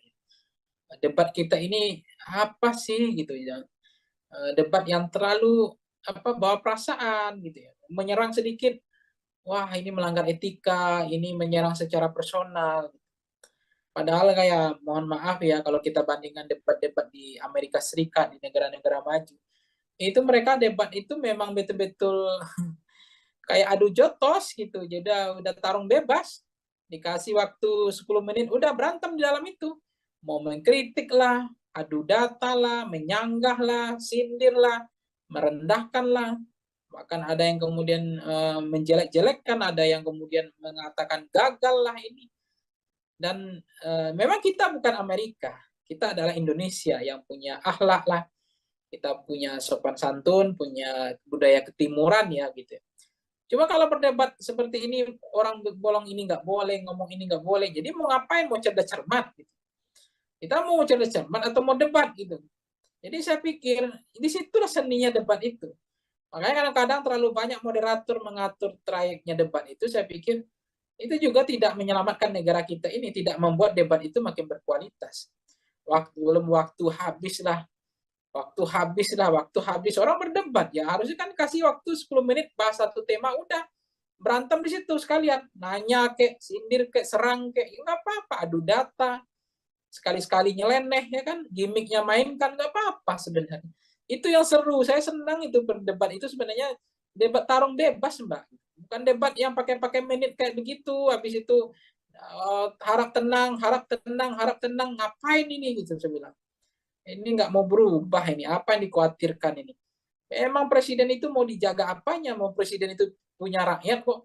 Memang harus siap dikuliti, siap dikritik kok, siap dijatuhkan kok. Gitu. Ngapain harus dijaga-jaga, dibedakin lah, digencu lah, ya dipoles, nggak boleh diserang lah, ya ngapain gitu? Kalau nggak ya jangan jadi presiden, jadi RT aja udah kayak gini gitu. Masyarakat juga kritis gitu kan. Jadi saya merasa juga ya problem tersendiri sih. Budaya kita ini budaya yang dikatakan Amerika juga enggak, ya budaya ketimuran juga enggak. Ketimuran itu sebenarnya kan budaya juga belak-belakan. Enggak boleh ada ditutupi gitu kan. Ada keberanian, apa adanya, genuine ya. Nah, itu enggak kelihatan sih. Baik Bang, sampai di debat ini pun juga Presiden Jokowi ikut mengomentari ya yang dibilang format debat capres, cawapres harus diubah dan lain sebagainya. Sampai komentar dari Jokowi itu dinilai menyinggung atau menyindir dari perseorangan dari paslon, baik itu satu, dua, ataupun tiga. Nah, menurut Bang Pangi sendiri gimana pendapat Bang Pangi soal presiden yang juga ikut mengomentari atau bisa dibilang cawe-cawe dalam proses debat pilpres ini, Bang? Ya, saya nggak paham ya apa yang membuat presiden harus berkomentar gitu. Apakah beliau tidak ikhlas, tidak tulus melihat Pak Prabowo diserang, didongret ya, digebukin bersama-sama, apa namanya, dirujak bareng-bareng sama Ganjar sama Anies, dikasih umpan-umpan lambung, bola-bola tinggi, kemudian ada yang eksekusi gitu ya, sehingga Pak Jokowi harus berkomentar itu. Jadi menurut saya kenapa presiden bersemangat sekali untuk mengomentari debat yang ketiga? Kenapa presiden nggak bersemangat mengomentari ketika anaknya debat yang memakai singkatan yang tidak jelas itu? Itu kan konteks bagaimana budaya mempermalukan orang di depan rame ya. Kemudian melihatkan bahwa saya pintar gitu, saya punya wawasan, Anda enggak. Anda singkatan ini yang enggak jelas. Singkatan ditanya lagi, singkatannya enggak mau dijelaskan, kan lucu ya. Kemudian moderator juga bilang, tunggu dulu waktunya, enggak boleh langsung disampaikan singkatannya, sehingga waktunya habis. Kenapa itu yang enggak dikomentari Pak Jokowi? Ya fair dong, equal dong, ya jangan partisan jadi presiden gitu. Jadi kita ini mentang-mentang anak bertarung jadi presiden, ya kita harus fair juga, jadi tidak boleh juga diskriminatif gitu. Kita jadi presiden juga harus bijak, harus punya kebijaksanaan lah gitu. Jadi jangan seolah-olah yang debat ketiga ini yang problem, sementara debat kedua nggak ada problem. Orang mengkritik soal ada mic yang 3, kenapa nggak diprotes gitu. Podium nggak ada, kenapa nggak diprotes. Ada debat dalam sejarah Republik Indonesia yang nggak pakai doa, kenapa nggak diprotes tuh Presiden Jokowi gitu. Itu kan perlu juga fair dong, jangan tidak common sense berpikirnya, jangan kebalik-balik gitu, jangan setengah-setengah begitu. Pak Prabowo kemudian dibilang merubah format debatnya. karena dianggap menyerang personal, bukan menyerang pada fokus pada visi atau substansi atau program. Ya, come on Pak Jokowi, lihatlah debat-debat yang dilakukan sebelumnya gitu. Tolong juga dikritik gitu ya. Oke, Bang Pangi, kita kembali lagi permasalahan dengan umpatan Prabowo ini juga mendapat reaksi atau respon dari Yusuf Kala. Beliau mengatakan bahwa pilih pemimpin yang tidak mudah emosi. Namun di satu sisi, di lain sisi, Yusuf Kala juga menyebut etis atau tidak etisnya perkataan Prabowo hanya bisa dinilai dan ditindaklanjuti oleh Badan Pengawas Pemilu atau Bawaslu. Kira-kira dengan hal ini, apakah Bang Pangi setuju dengan sikap dari Yusuf Kala? Ya, Pak Yusuf Kala selama ini saya mengatakan bukan figur yang cacat secara demokratis ya. Beliau adalah orang yang sangat menjunjung tinggi tradisi mazhab demokrasi ya. Kebebasan berpikir, berpendapat. Beliau juga sangat mendukung konteks hak asasi manusia, termasuk memberikan ruang kepada siapapun. Jadi terkait dengan Pak JK misalnya ya, kan beliau juga kita lihat apa yang bisa kita pegang dari politisi, tentu fatsunnya, standar moral, etiknya, tanggung jawab, termasuk bagaimana selama ini memperlihatkan beliau tidak juga ingin niat memperpanjang masa jabatan, kemudian untuk memajukan anaknya atau membangun dinasti dan seterusnya. Itu artinya kita melihat beliau masih bisa dipegang omongannya. Karena yang dilihat standar moral hazard dari politisi adalah bagaimana bisa dipegang omongannya seia dan sekata antara perkataan dengan perbuatan. Karena yang bisa dipegang dari politisi kan omongannya, bukan tidak hanya perbuatannya, perbuatannya juga menjadi menarik bagi kita untuk kita evaluasi tentang bagaimana kepemimpinan, tentang leadership, ya tentang Indonesia harus seperti apa ke depan. Jadi kita butuh pemimpin yang lebih tenang, lebih jernih, tidak boleh menjadi pemarah ya, apalagi temperamental, kemudian apalagi nanti bisa bisa terlalu reaksioner dan itu bisa mengganggu hubungan diplomasi kan antar negara. Karena kalau presiden nggak berpikir dingin, nggak berjernih berpikir, emosional, tidak bisa berpikir lebih teduh ya, tentu keputusan politiknya ya, apalagi presiden sebagai panglima atau sebagai kepala negara itu kalau diambil dengan sikap yang tidak tenang, tidak sejuk, tidak jernih, itu kan sangat membahayakan kedaulatan sebuah negara. Bisa suatu waktu dengan semangat menyatakan perang, kemudian keputusan-keputusan yang tidak terukur ya. Jadi kita butuh pemimpin yang betul-betul seperti air laut yang teduh ya. Ya, pemimpin yang betul-betul bisa mengambil keputusan dengan penuh kehati-hatian, pemimpin yang tidak reaksioner, tidak temperamental, tapi pemimpin yang betul-betul mampu menjalankan antara pikiran dengan perkataannya itu sejalan ya. Sense of politiknya itu klik kepada rakyat gitu. Jadi itu sangat dibutuhkan pemimpin yang teduh ya. Baik Bang, permasalahan umpatan dari Prabowo ini ternyata berbuntut panjang bahwa Bawaslu mengatakan bakal mengecek itu intensinya. Selain itu Bawaslu juga menyebut bahwa umpatan Prabowo ini berpeluang masuk ranah pidana pemilu. Menurut Bang Pangi menilai hal ini seperti apa Bang? Apakah memang umpatan Prabowo ini termasuk dari pelanggaran atau memang nanti jika rakyat menilai hal ini tidak lazim dan bisa dilaporkan dari ke Bawaslu atau memang keputusan ini emang ada di Bawaslu, Bang? Iya, maka memang ini lagi marak ya, lagi musim ya, lapor-melapor gitu ya. Pengaduan ke Bawaslu, ke polisi. Cuma bagi saya ini untuk apa gitu. Hukuman yang terbaik itu adalah jangan pilih pemimpin yang betul-betul tidak membawa nilai-nilai standar ya. Dalam membawa nilai etika dan moral di dalam landasan sistem ketatanegaraan ya, sistem politik kebangsaan yang modern. Itu bagaimana kita akhlak ya, tata krama, tata moral ya, tata etika dan seterusnya. Jadi ya udahlah ngapain gitu ya. ngadu mengadu ya, saling melaporkan. Ini untuk apa gitu. Jadi saya pikir ya udahlah, itu nggak terlalu penting sih menurut saya. Sekarang rakyatnya maunya apa, itu aja. Kalau rakyat maunya ya, yang ingin pemimpin yang baik, ya rakyat harusnya melakukan kontemplasi gitu. Saya nggak mengatakan rakyat itu tidak punya kemimpinan, tidak punya kemampuan untuk menseleksi pemimpin yang baik. Tapi faktanya hari ini kan yang terpilih adalah londo-londo ireng gitu kan, pemimpin-pemimpin yang pengkhianat gitu, pemimpin yang tidak jahat sama rakyatnya. Karena apa? Karena rakyatnya tidak selektif. Jadi sangat mudah terpengaruh oleh transaksional pragmatis, fakta food buying ya, kemudian money politik ya, kemudian beli putus suara dan lebih senang belanja suara ketimbang belanja program dan kegiatan dan seterusnya dan seterusnya. Inilah realitas, inilah fakta yang terjadi hari ini. Jadi saya pikir menjadi penting bagi kita hukuman yang terbaik itu adalah hukuman dari rakyat ketimbang ya soal tanding-tanding mengadukan ke Bawaslu, tanding-tanding mengadu ke Bareskrim lah. Apakah omongan itu tindak pidana yang disampaikan Pak Prabowo? Apakah memenuhi unsur hanya etika?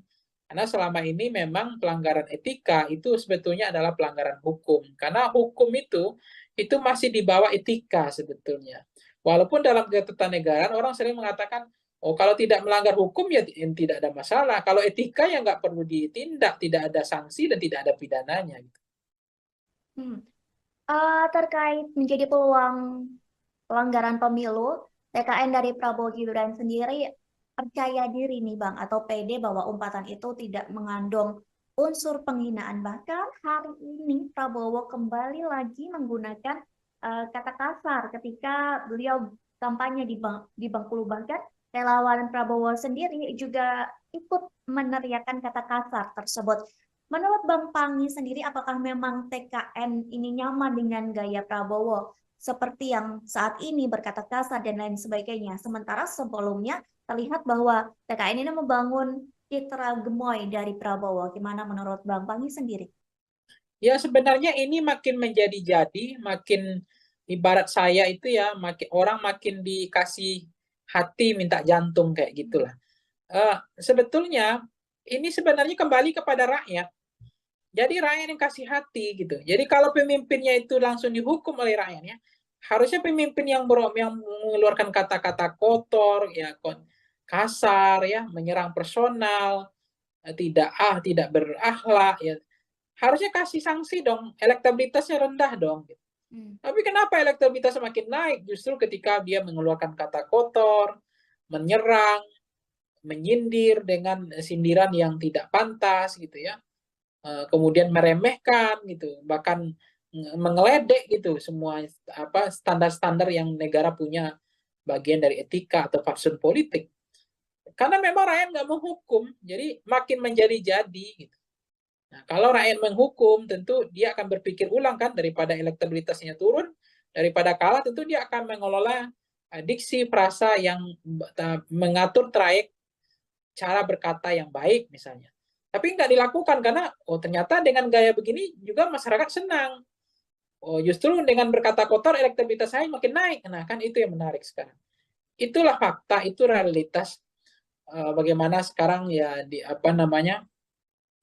literasi masyarakat kita terhadap buku, mau membaca ya makin kering, dangkal ya cara berpikir karena lebih banyak preferensinya hanya di media sosial, itu bacanya setengah-setengah, tidak dalam. Nah akhirnya ya preferensi politik kita ya kayak begini. Jadi lahirnya pemimpin adalah cerminan dari rakyatnya, itu aja. Oke, terakhir nih Bang, Prabowo juga sempat mengakukan bahwa dia diberi nasihat oleh beberapa orang, banyak pihak terkait omongan kasar dia.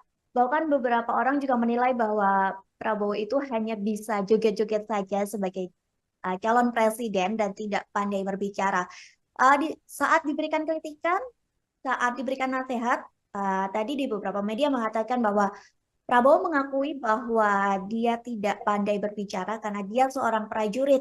Selain itu juga Prabowo mengatakan bahwa apa yang dia sampaikan selama ini itu memang sesuai dengan fakta, termasuk umpatan-umpatan kata-kata kasar. Dia mengatakan bahwa itu memang dia yang sebenarnya. Menurut dari Bang Pangi, apakah selanjutnya Prabowo akan meneruskan citra dari Prabowo dengan kata-kata kasarnya atau kembali lagi dengan Prabowo gemoy, atau justru ada sesuatu kejutan yang akan diberikan dari tim Prabowo dan Gibran, Bang?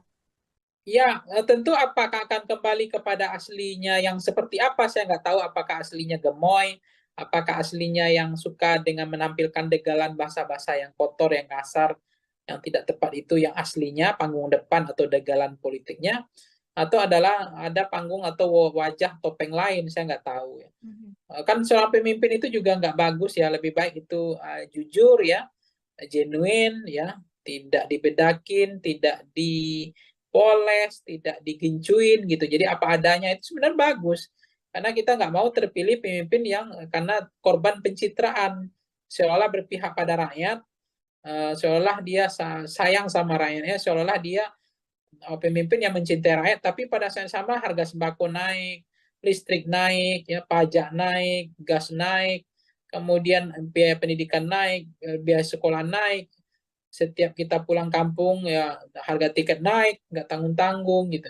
Nah itu apakah itu adalah cerminan, apakah itu adalah pemimpin yang berpihak pada rakyat dari konteks kebijakan. Jadi apa yang terjadi sekarang adalah kita memahami betul bahwa konteks pemimpin presiden hari ini kita sudah melihat mereka sangat terlalu percaya diri, level confident. Jadi karena semakin percaya diri, jadi umpatan cara ngomongnya nggak mau memperbaiki, dia ingin senang dengan berkata kotor, kasar, mengejek gitu ya. Itu terlalu percaya diri Mbak, karena selama ini itu tidak menggerus elektabilitasnya. Dia merasa elektabilitasnya makin naik. Nah, itu yang membuat mereka akhirnya terjebak sebetulnya orang yang terlalu overconfident, ya dia merasa apa yang dilakukan tidak ada yang salah. Dan tidak ada juga hukuman, tidak ada juga sanksi. Nah, toh elektabilitas saya makin tinggi gitu. Dengan perangai degalan politik yang saya tampilkan di panggung depan dengan model-model seperti ini. Nah, itulah faktanya. Baik Bang Pangi, nanti kita akan menantikan bersama-sama ya Bang. Tribuners juga di rumah menantikan seperti apakah sikap kedepannya yang akan diambil dari Prabowo Subianto dan TKN menjelang pemilu yang akan dilaksanakan serentak pada Februari mendatang. Kita nantikan apakah Prabowo akan merubah citranya, tetap mempertahankan image gemoy, atau dengan ciri khas aslinya. Kita akan menantikan hal itu semua, dan sekali lagi terima kasih Bang Pangi sudah berkenan bergabung bersama kami hari ini. Sukses terus Bang, semoga kita bisa berjumpa di lain kesempatan. Baik Tribuners, terima kasih sudah menyaksikan Tribun on Focus. Hari ini nantikan topik pembahasan politik yang lebih seru lagi bersama dengan kami. Akhir kata saya Mariana dan kru yang petugas pamit undur diri. Terima kasih dan sampai jumpa. Download Tribun X sekarang. Menghadirkan lokal menjadi Indonesia. Tapi kalau saya cermati bahasa-bahasa yang dikeluarkan Pak Prabowo itu adalah mencerminkan sesuatu yang bermasalah, karena antara perkataan dengan perbuatan seiring berjalannya seayun sekata ya, antara sikap ya, antara hati ya dengan pikiran itu sangat penting sekali. Jadi apa yang keluar dari mulut kita tentu itu mengindikasikan bahwa ada problem juga dengan ada pikiran kita. Orang tegas, orang berani kan tidak harus dengan bahasa-bahasa preman, bahasa-bahasa pasar ya. Menurut saya sebagai calon presiden bahasa seperti itu tuh nggak tepat sekali, nggak matang sih, nggak bisa lebih bijak, nggak jernih seperti air laut ya yang teduh. Nah macam-macam seperti ini bahasa reaksioner, emosional, temperamental dan lain-lain. Ini kan kita bukan milih Pak Lurah gitu, kita bukan milih Pak Camat gitu ya, kepala desa, ini milih presiden. Ya sebenarnya ini makin menjadi-jadi, makin ibarat saya itu ya, makin dikasih hati minta jantung kayak gitulah. Sebetulnya ini sebenarnya kembali kepada rakyat.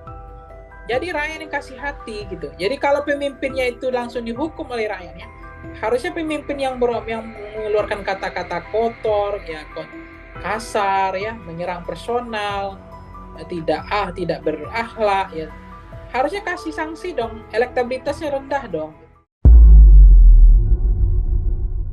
Halo Tribuners, on Fokus kembali menjumpai Anda bersama saya Mariananda. Tribuners, calon presiden atau capres nomor urut 2 Prabowo Subianto semakin sering nih melontarkan umpatan yang ditenggarai ditujukan untuk capres nomor urut 1, yakni Anies Rashid Baswedan. Prabowo yang sebelumnya mendapat sematan sosok gemoy karena jogetannya dan sosok sad boy karena diserang Ganjar serta Anies di debat capres. Namun kini Prabowo justru mendapat sematan Angry Boy. Dalam acara konsolidasi dengan relawannya di Pekanbaru beberapa hari yang lalu, Prabowo menyinggung luas lahannya yang dibeber oleh Anies Baswedan dalam debat Capres-Cawapres ketiga pada Minggu 7 Januari. Seolah terpancing, emosi Prabowo pun melontarkan umpatan kasar di hadapan pendukungnya. Dan Tribuners ketahui ini bukan pertama kalinya Prabowo mengumpat Anies. Usai debat pertama di depan pendukung Prabowo pun mengumpat dengan frasa dasmu etik setelah mengulang pertanyaan Anies terkait etika Prabowo karena menggandeng Gibran Rakabuming Raka. Lalu bagaimana kacamata dari pengamat soal sikap-sikap Prabowo yang cukup frontal di masa kampanye Pilpres 2024? Hari ini saya akan membahasnya bersama dengan narasumber kami, yakni Direktur Eksekutif Voxpol Theater Research dan Consulting, ada Bang Pangi Syarwi Janiago. Kita sapa terlebih dahulu di sana, sudah tergabung bersama kami di Zoom. Selamat malam Bang Pangi. Malam Mbak Nanda. Malam. Bang, kita langsung saja sebagai pengantar nih kami mau minta pendapat dari Bang Pangi melihat Prabowo Subianto yang kembali melontarkan umpatan kepada Anies Baswedan setelah debat Capres kemarin. Mengingat Bang, ini bukan pertama kalinya Prabowo melontarkan kata-kata kasar. Sebelumnya juga tadi sudah saya sampaikan bahwa Prabowo sempat melontarkan frasa mohon maaf dan semua etik. Gimana pandangan Bang Pangi melihat lontaran-lontaran atau umpatan kata kasar dari Prabowo ini, Bang? Iya, ini sebenarnya umpatan seperti ini Mbak Nanda itu kembali kepada publik ya, masyarakat ya. Kalau masyarakat nanti tidak menghakimi seolah-olah literasi masyarakat kita atau bacaan buku ke masyarakat kita kan lebih banyak apa namanya literasi digital ya, sehingga soal etik ya, bagaimana standar bernegara tentang etika sebagai fatsun politik, negara mengatur tentang trayek kebangsaan, bagaimana memantaskan bahwa etika itu lebih penting daripada hukum gitu ya. Pelanggaran etika itu adalah pelanggaran hukum gitu. Jadi proses-proses yang terjadi ketika misalnya tidak ada sanksi, masyarakat juga merasa itu mahfum, memahami, bahkan mereka makin empati sama Prabowo, ya kita mau apa lagi, kita juga nggak tahu mau kemana Republik ini. Kalau misalnya masyarakat yang omongan seperti itu dianggap lazim ya, dianggap biasa dan tidak ada efek jerah, ya makin menjadi-jadi sih Mbak nanti. Karena ternyata elektabilitasnya juga makin naik misalnya. Sementara omongan yang diksi perasa yang dikeluarkan udah bahasa-bahasa yang kurang elok ya, kurang relevan dan tidak pantas dan tidak patut. Tetapi ya lagi-lagi kepada masyarakat yang mereka punya standar ya, bahwa bagi mereka itu biasa, itu nggak ada pelanggaran etik, itu bahasa masih dalam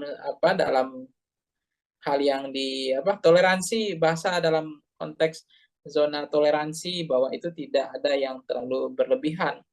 Tapi kalau saya cermati bahasa-bahasa yang dikeluarkan Pak Prabowo itu adalah mencerminkan sesuatu yang bermasalah, karena antara perkataan dengan perbuatan seiring berjalannya seayun sekata ya, antara sikap ya, antara hati ya dengan pikiran, itu sangat penting sekali.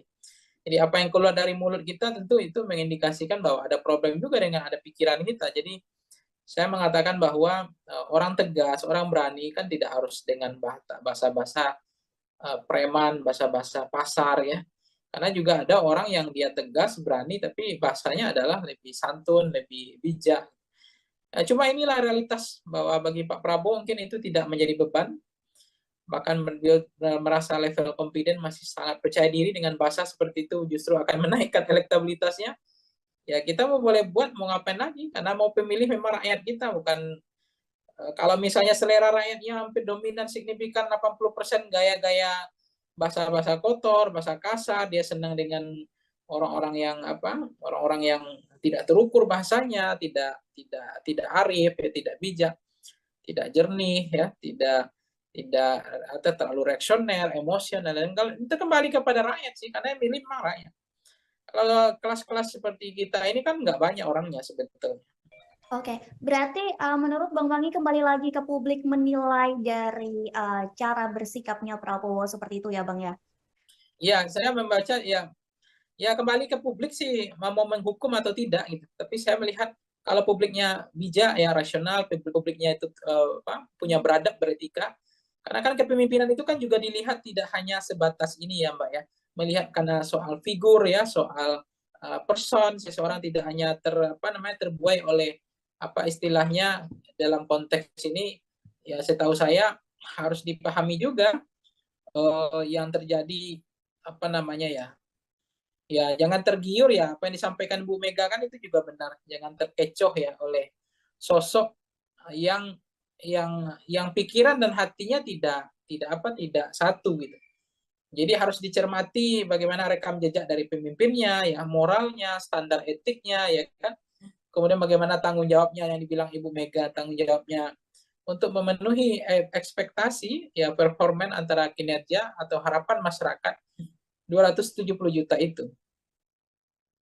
Oke, Bang, menyinggung masalah penilaian dari publik, setelah debat ketiga ini, justru publik banyak yang menaruh simpati kepada Prabowo karena menjadi objek serangan dari Anies Baswedan maupun Ganjar dari debat tersebut. Hingga Prabowo ini mendapat sematan sad boy begitu Bang di mata publik. Namun dalam hitungan jam image itu berubah karena Prabowo meluapkan emosinya saat dia bertemu dengan pendukungnya. Perubahan sikap Prabowo yang signifikan ini apakah cukup berpengaruh Bang untuk pemilih?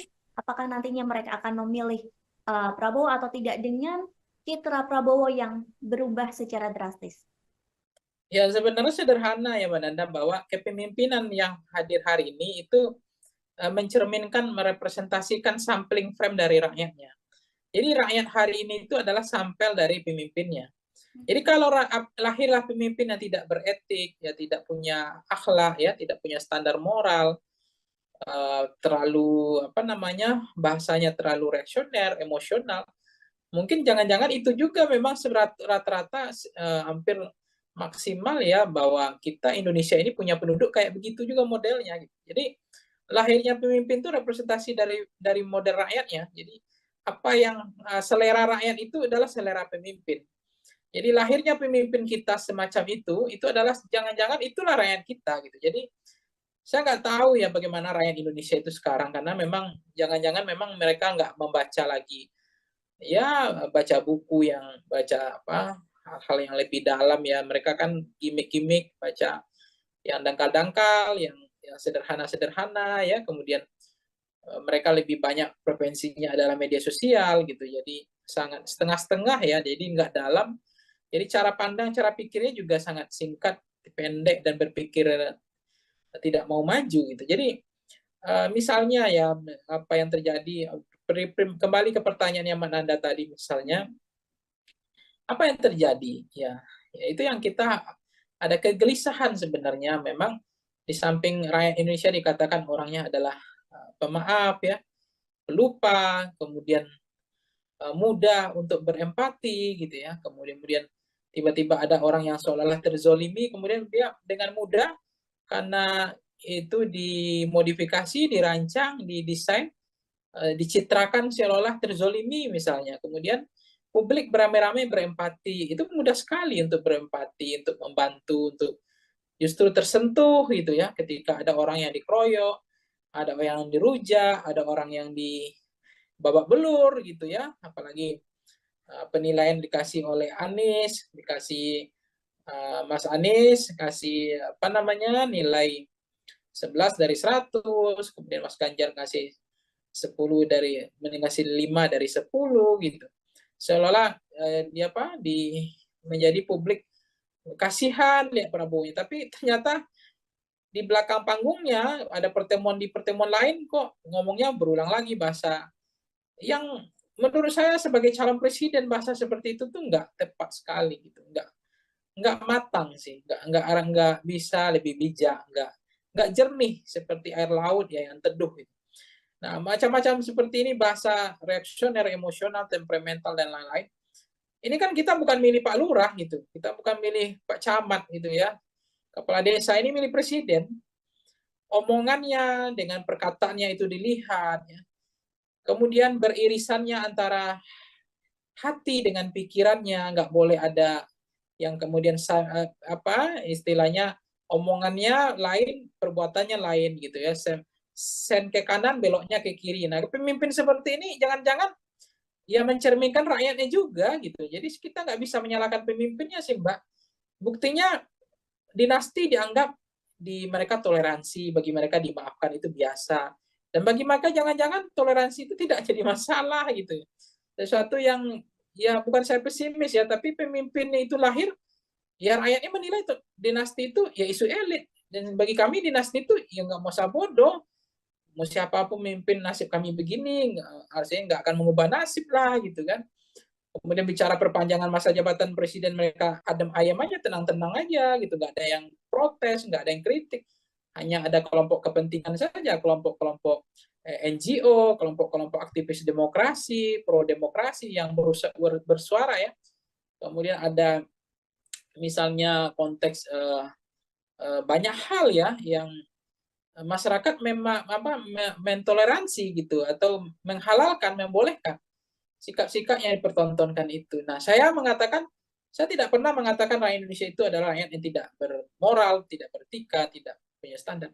Tapi saya juga berkeyakinan bahwa lahirnya pemimpin hari ini itulah gambaran dari itulah gambaran perilaku rakyat kita kebanyakan hari ini.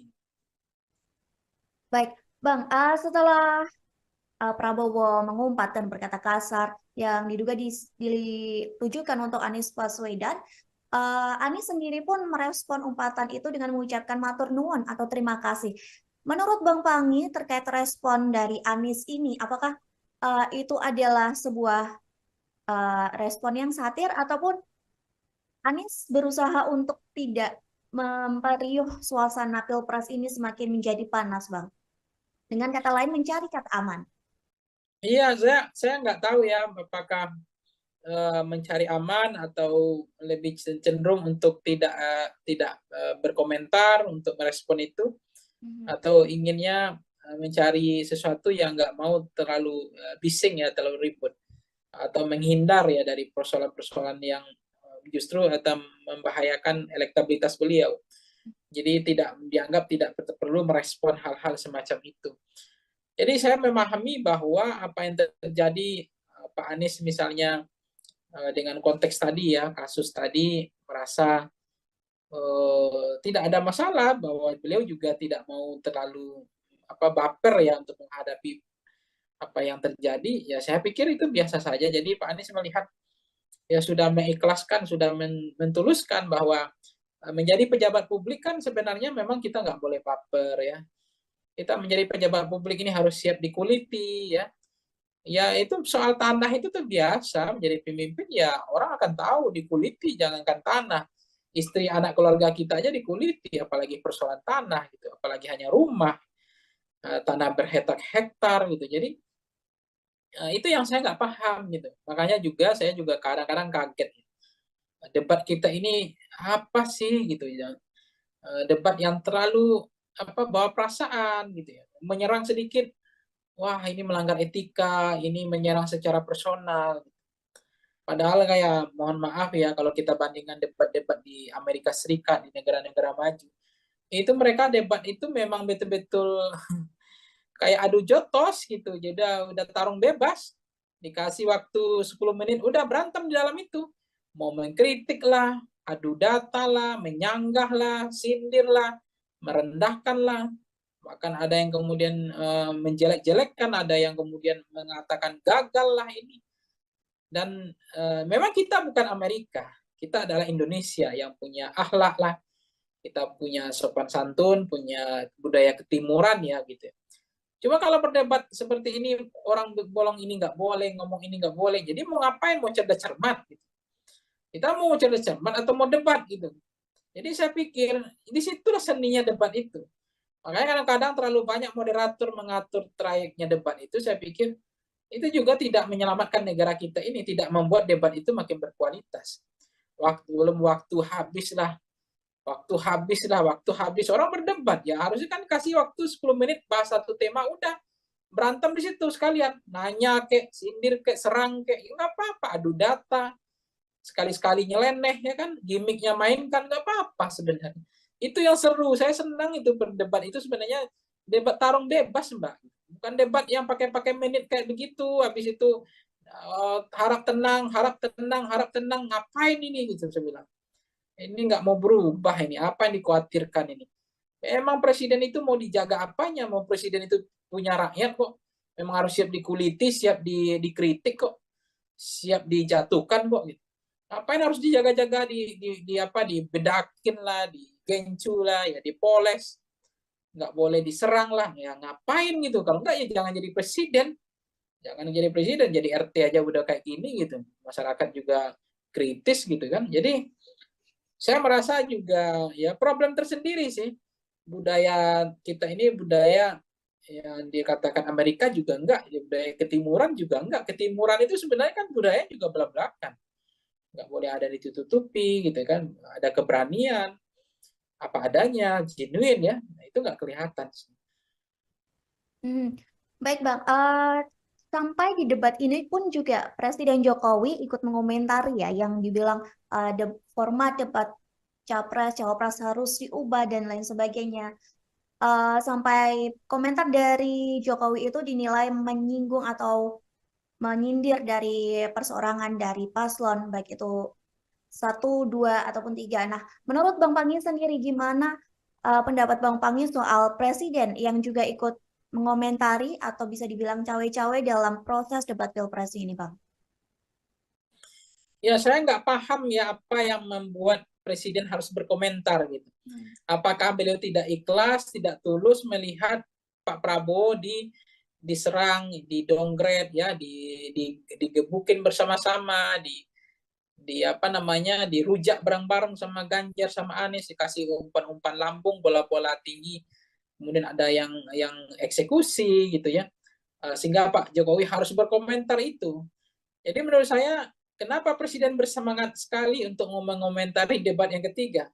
Kenapa presiden nggak bersemangat mengomentari ketika anaknya debat yang memakai singkatan yang tidak jelas itu? Itu kan konteks bagaimana budaya mempermalukan orang di depan rame ya. Kemudian melihatkan bahwa saya pintar gitu, saya punya wawasan, Anda enggak. Ada singkatan ini yang nggak jelas. Singkatan ditanya lagi, singkatannya nggak mau dijelaskan, kan lucu ya. Kemudian moderator juga bilang, tunggu dulu waktunya, nggak boleh langsung disampaikan singkatannya, sehingga waktunya habis. Kenapa itu yang nggak dikomentari Pak Jokowi? Ya fair dong, equal dong, ya jangan partisan jadi presiden gitu. Jadi kita ini mentang-mentang anak bertarung jadi presiden, ya kita harus fair juga, jadi tidak boleh juga diskriminatif gitu. Kita jadi presiden juga harus bijak, harus punya kebijaksanaan lah gitu. Jadi jangan seolah-olah yang debat ketiga ini yang problem, sementara debat kedua nggak ada problem. Orang mengkritik soal ada mic yang tiga, kenapa nggak diprotes gitu. Podium nggak ada, kenapa nggak diprotes. Ada debat dalam sejarah Republik Indonesia yang nggak pakai doa, kenapa nggak diprotes tuh Presiden Jokowi gitu. Itu kan perlu juga fair dong. Jangan tidak common sense berpikirnya, jangan kebalik-balik gitu, jangan setengah-setengah begitu.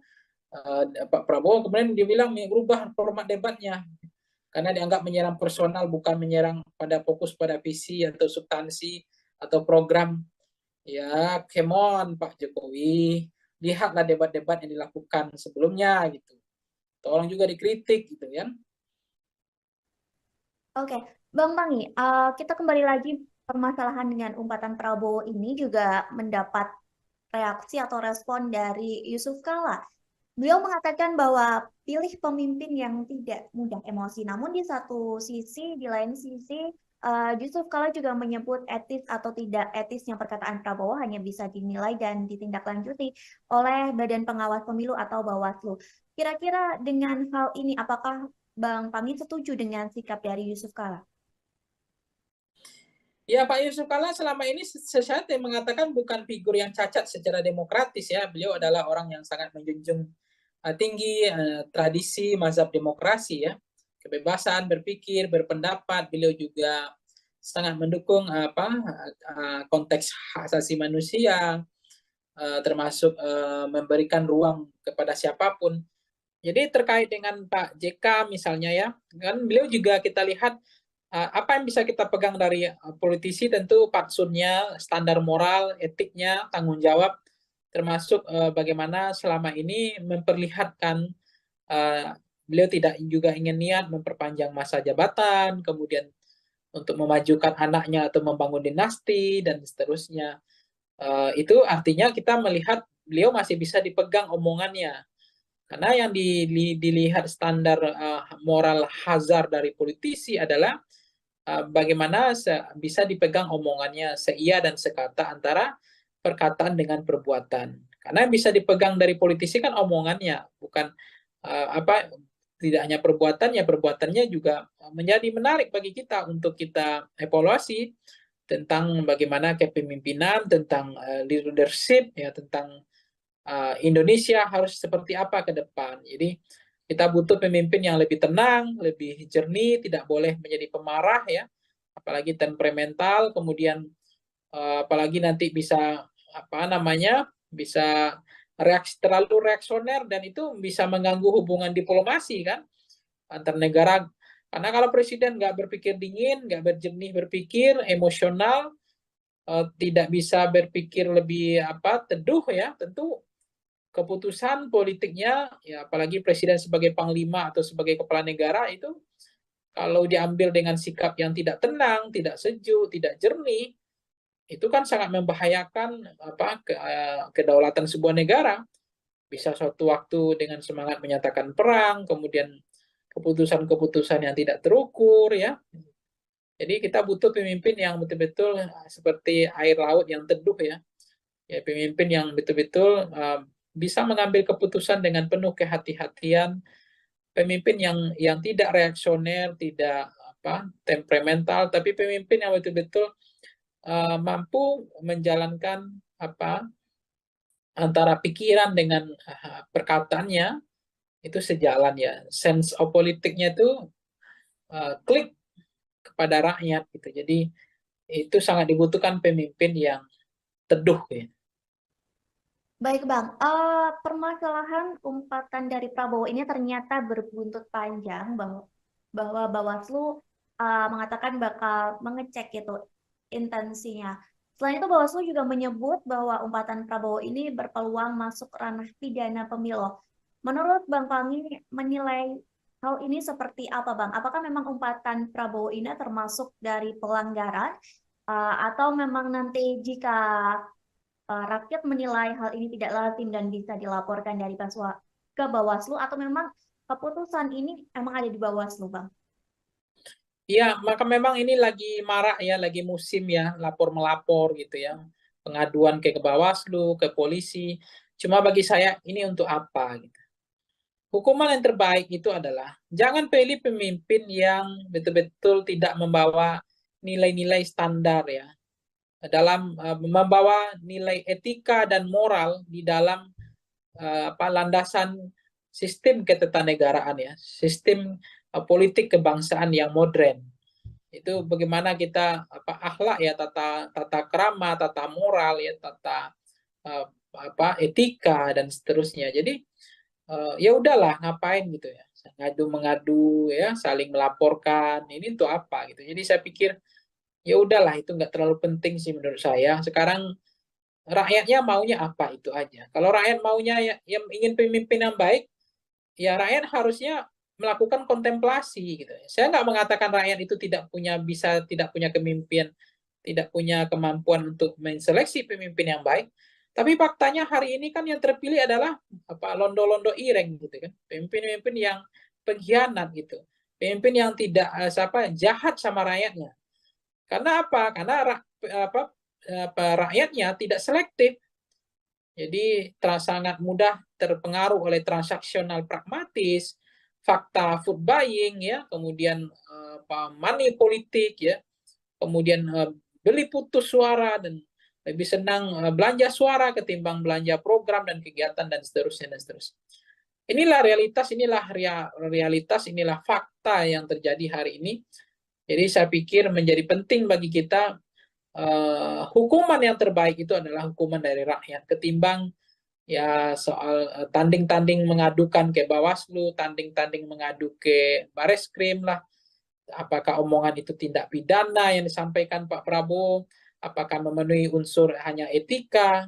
Karena selama ini memang pelanggaran etika itu sebetulnya adalah pelanggaran hukum. Karena hukum itu masih di bawah etika sebetulnya. Walaupun dalam ketatanegaraan orang sering mengatakan, oh kalau tidak melanggar hukum ya tidak ada masalah. Kalau etika ya nggak perlu ditindak, tidak ada sanksi dan tidak ada pidananya. Hmm.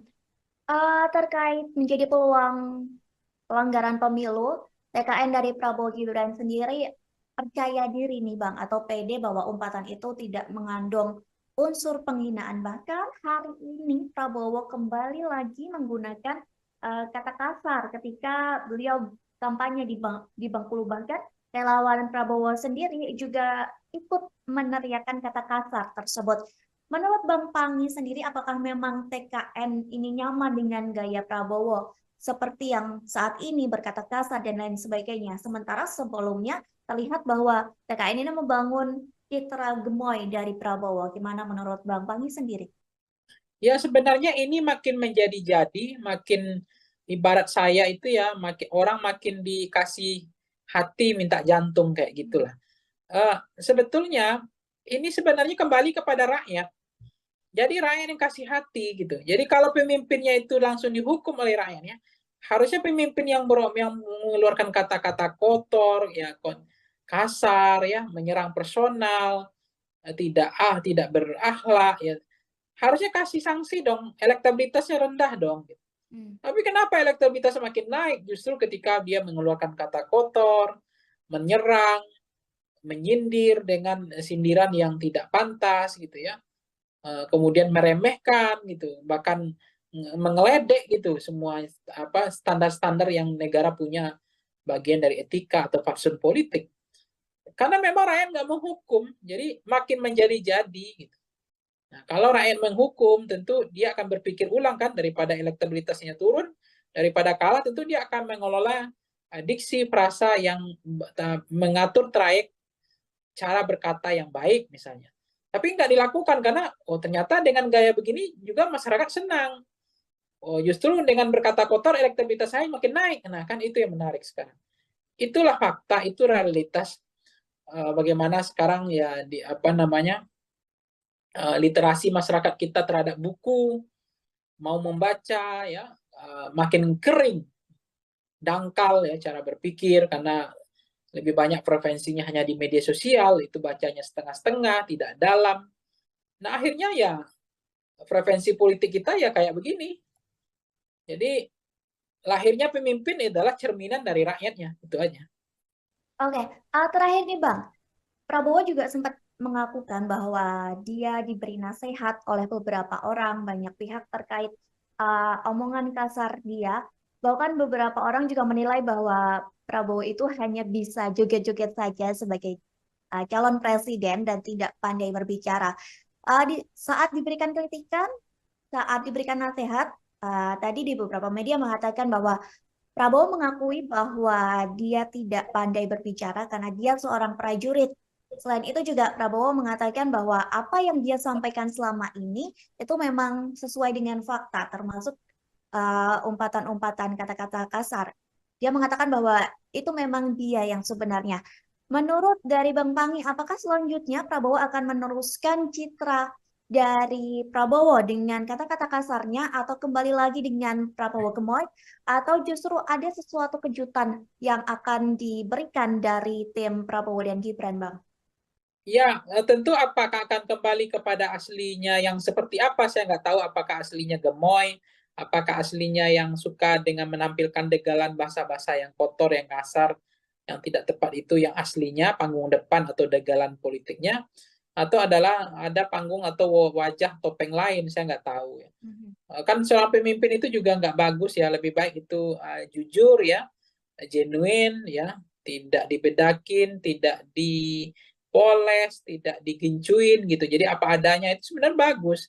Karena kita nggak mau terpilih pemimpin yang karena korban pencitraan, seolah berpihak pada rakyat, seolah dia sayang sama rakyatnya, seolah dia pemimpin yang mencintai rakyat, tapi pada saat yang sama harga sembako naik, listrik naik, ya pajak naik, gas naik, kemudian biaya pendidikan naik, biaya sekolah naik. Setiap kita pulang kampung ya harga tiket naik, nggak tanggung-tanggung gitu. Nah itu apakah itu adalah cerminan, apakah itu adalah pemimpin yang berpihak pada rakyat dari konteks kebijakan. Jadi apa yang terjadi sekarang adalah kita memahami betul bahwa konteks pemimpin presiden hari ini kita sudah melihat mereka sangat terlalu percaya diri, level confident. Jadi karena semakin percaya diri, jadi umpatan cara ngomongnya nggak mau memperbaiki, dia ingin senang dengan berkata kotor, kasar, mengejek gitu ya. Itu terlalu percaya diri Mbak, karena selama ini itu tidak menggerus elektabilitasnya.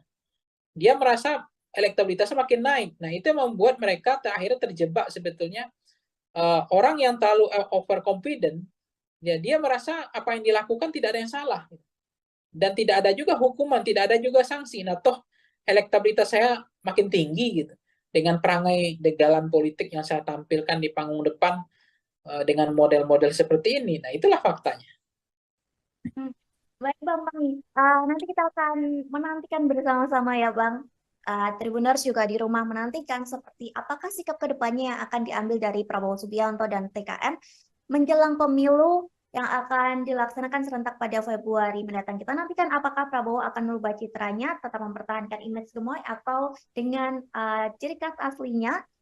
Kita akan menantikan hal itu semua dan sekali lagi terima kasih Bang Pangi sudah berkenan bergabung bersama kami hari ini. Sukses terus Bang, semoga kita bisa berjumpa di lain kesempatan.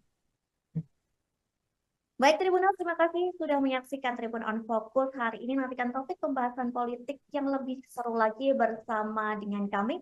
Akhir kata saya Mariana dan kru yang bertugas pamit undur diri. Terima kasih dan sampai jumpa. Download Tribun X sekarang. Menghadirkan lokal menjadi Indonesia.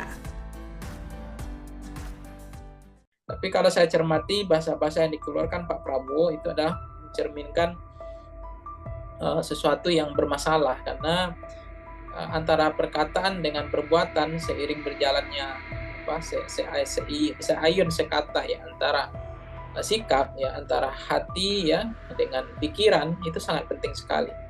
Jadi apa yang keluar dari mulut kita tentu itu mengindikasikan bahwa ada problem juga dengan ada pikiran kita. Orang tegas, orang berani kan tidak harus dengan bahasa-bahasa preman, bahasa-bahasa pasar ya.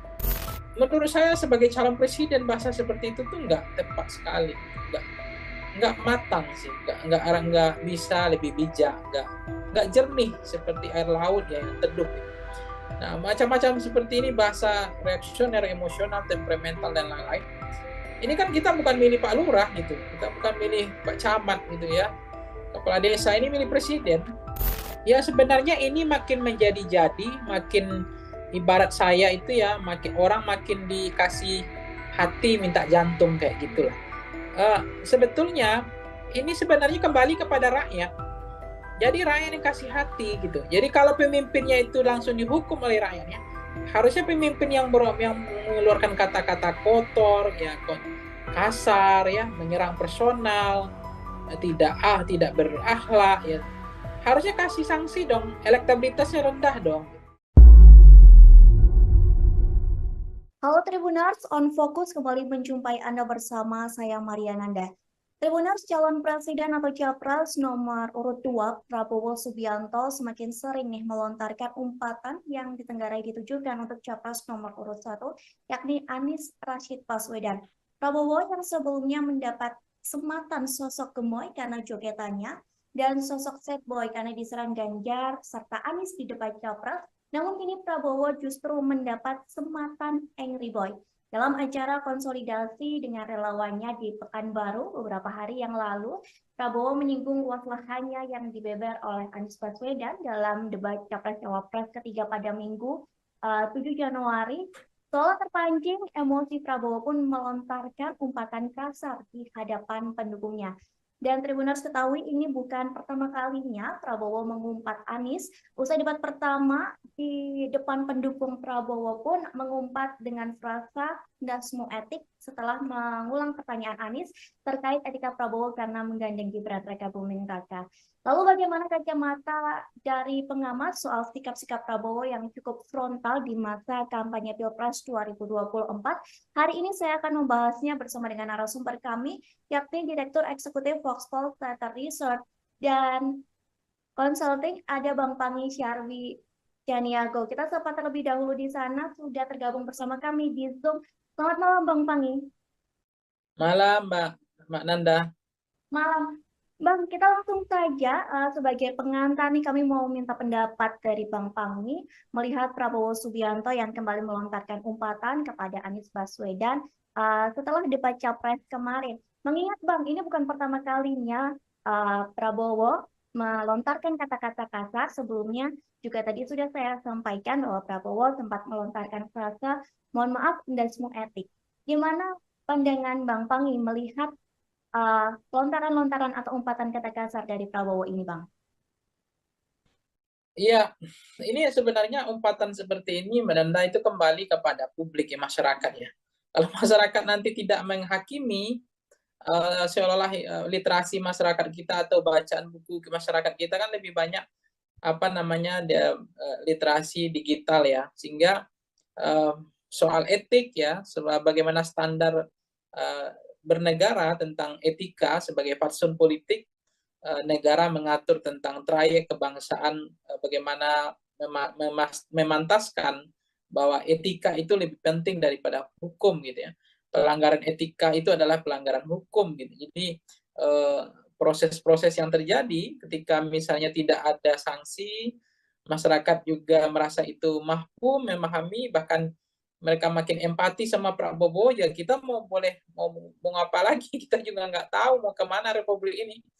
Kalau misalnya masyarakat yang omongan seperti itu dianggap lazim ya, dianggap biasa dan tidak ada efek jerah, ya makin menjadi-jadi sih Mbak nanti.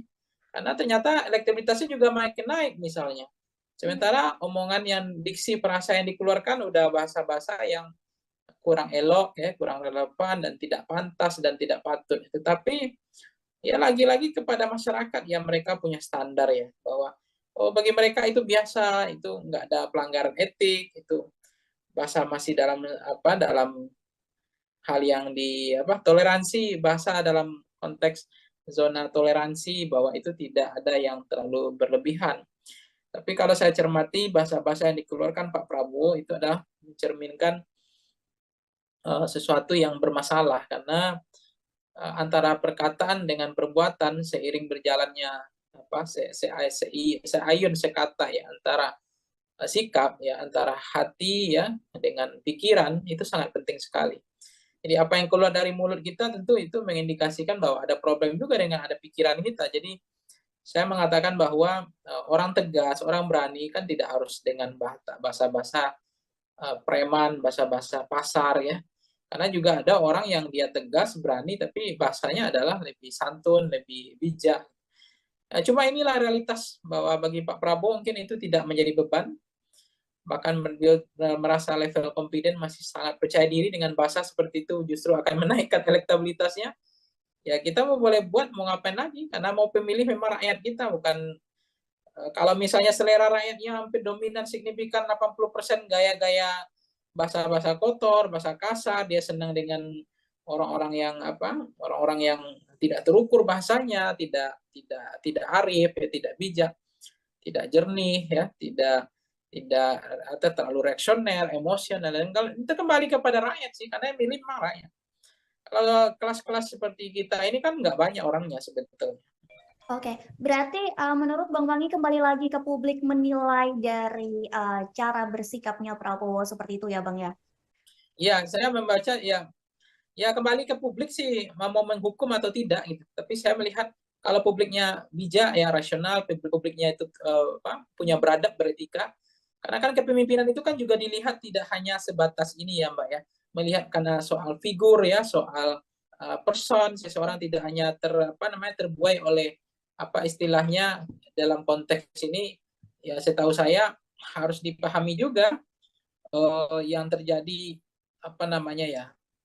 Ya, jangan tergiur ya apa yang disampaikan Bu Mega kan itu juga benar. Jangan terkecoh ya oleh sosok yang yang pikiran dan hatinya tidak satu gitu. Jadi harus dicermati bagaimana rekam jejak dari pemimpinnya, ya moralnya, standar etiknya, ya kan. Kemudian bagaimana tanggung jawabnya yang dibilang Ibu Mega, tanggung jawabnya untuk memenuhi ekspektasi ya performan antara kinerja atau harapan masyarakat 270 juta itu. Oke, Bang, menyinggung masalah penilaian dari publik, setelah debat ketiga ini, justru publik banyak yang menaruh simpati kepada Prabowo karena menjadi objek serangan dari Anies Baswedan maupun Ganjar dari debat tersebut. Hingga Prabowo ini mendapat sematan sad boy begitu Bang di mata publik. Namun dalam hitungan jam image itu berubah karena Prabowo meluapkan emosinya saat dia bertemu dengan pendukungnya. Perubahan sikap Prabowo yang signifikan ini apakah cukup berpengaruh Bang untuk pemilih? Apakah nantinya mereka akan memilih Prabowo atau tidak dengan citra Prabowo yang berubah secara drastis? Ya sebenarnya sederhana ya Mbak Nanda, bahwa kepemimpinan yang hadir hari ini itu mencerminkan, merepresentasikan sampling frame dari rakyatnya. Jadi rakyat hari ini itu adalah sampel dari pemimpinnya.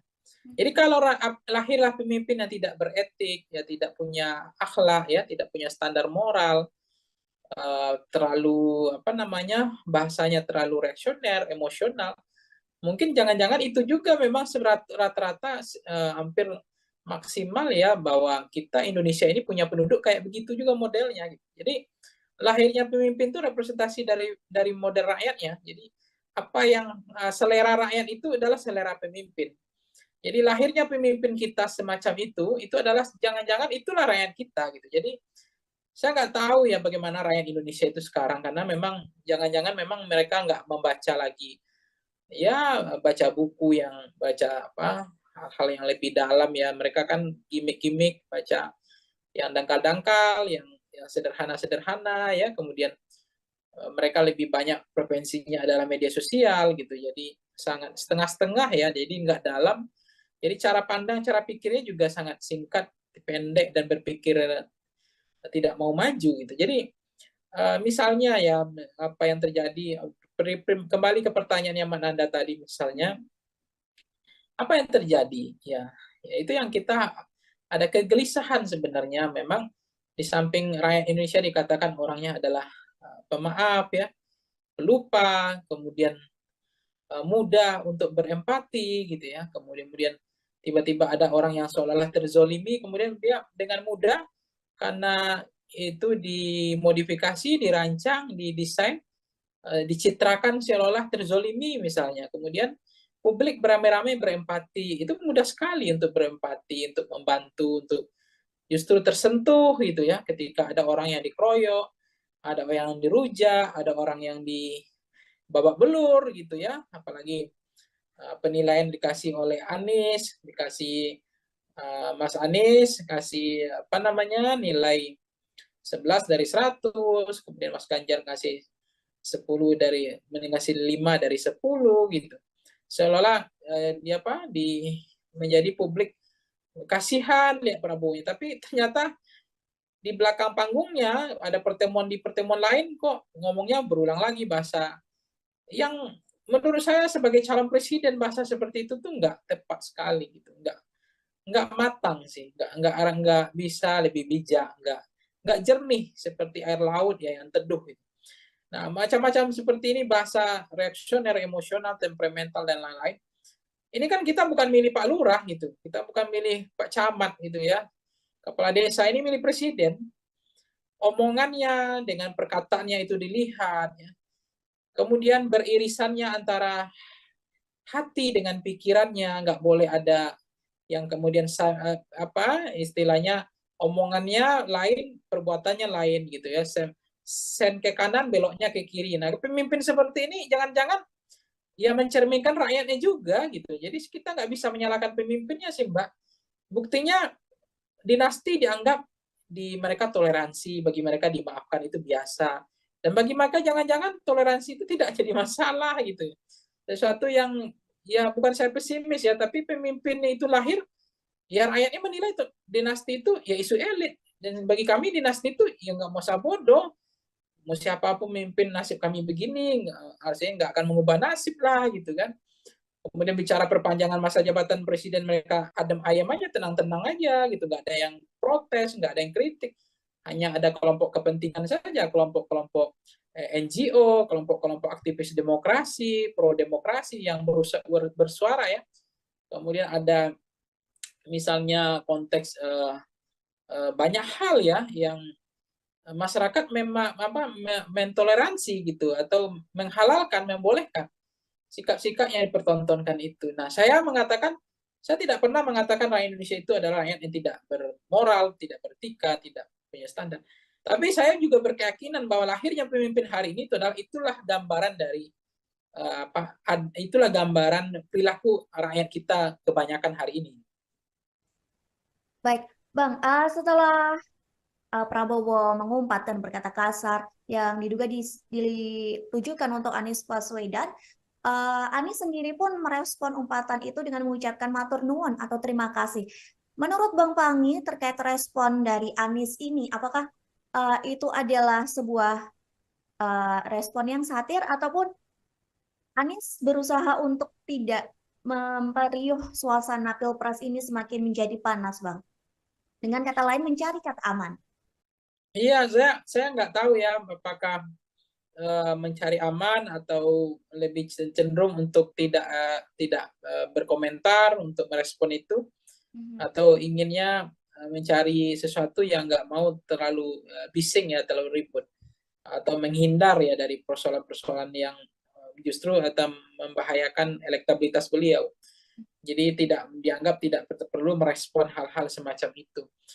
Jadi saya memahami bahwa apa yang terjadi Pak Anies misalnya dengan konteks tadi ya, kasus tadi merasa tidak ada masalah, bahwa beliau juga tidak mau terlalu baper ya untuk menghadapi apa yang terjadi, ya saya pikir itu biasa saja. Jadi Pak Anies melihat ya sudah mengikhlaskan, sudah mentuluskan bahwa menjadi pejabat publik kan sebenarnya memang kita nggak boleh baper ya. Kita menjadi pejabat publik ini harus siap dikuliti ya. Ya itu soal tanah itu tuh biasa, menjadi pemimpin ya orang akan tahu dikuliti, jangankan tanah. Istri anak keluarga kita aja dikuliti, apalagi persoalan tanah gitu, apalagi hanya rumah, tanah berhektar-hektar gitu. Jadi itu yang saya nggak paham gitu. Makanya juga saya juga kadang-kadang kaget. Debat kita ini apa sih gitu ya? Debat yang terlalu bawa perasaan gitu ya, menyerang sedikit, wah ini melanggar etika, ini menyerang secara personal. Padahal kayak mohon maaf ya kalau kita bandingkan debat-debat di Amerika Serikat, di negara-negara maju, itu mereka debat itu memang betul-betul kayak adu jotos gitu. Jadi udah tarung bebas, dikasih waktu 10 menit udah berantem di dalam itu. Mau mengkritik lah, adu data lah, menyanggah lah, sindir lah, merendahkan lah. Bahkan ada yang kemudian menjelek-jelekkan, ada yang kemudian mengatakan gagal lah ini. Dan memang kita bukan Amerika, kita adalah Indonesia yang punya akhlak lah, kita punya sopan santun, punya budaya ketimuran ya gitu. Cuma kalau berdebat seperti ini, orang bolong ini nggak boleh, ngomong ini nggak boleh. Jadi mau ngapain, mau cerdas cermat gitu. Kita mau cerdas cermat atau mau debat gitu. Jadi saya pikir di situlah seninya debat itu.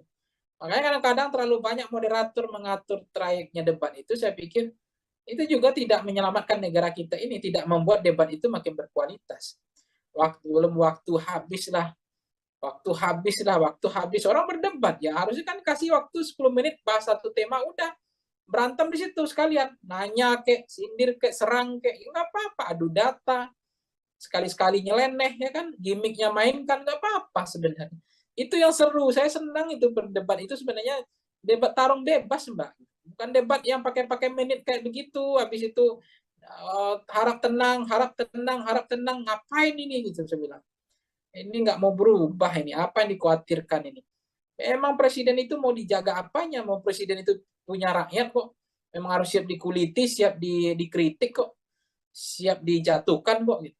Ngapain harus dijaga-jaga, dibedakin lah, digencu lah, ya dipoles, nggak boleh diserang lah, ya ngapain gitu? Kalau enggak ya jangan jadi presiden, jadi RT aja udah kayak gini gitu, masyarakat juga kritis gitu kan. Jadi saya merasa juga ya problem tersendiri sih, budaya kita ini budaya yang dikatakan Amerika juga enggak, ya budaya ketimuran juga enggak. Ketimuran itu sebenarnya kan budaya juga belak-belakan, nggak boleh ada ditutupi gitu kan, ada keberanian apa adanya, genuine ya, nah, itu nggak kelihatan.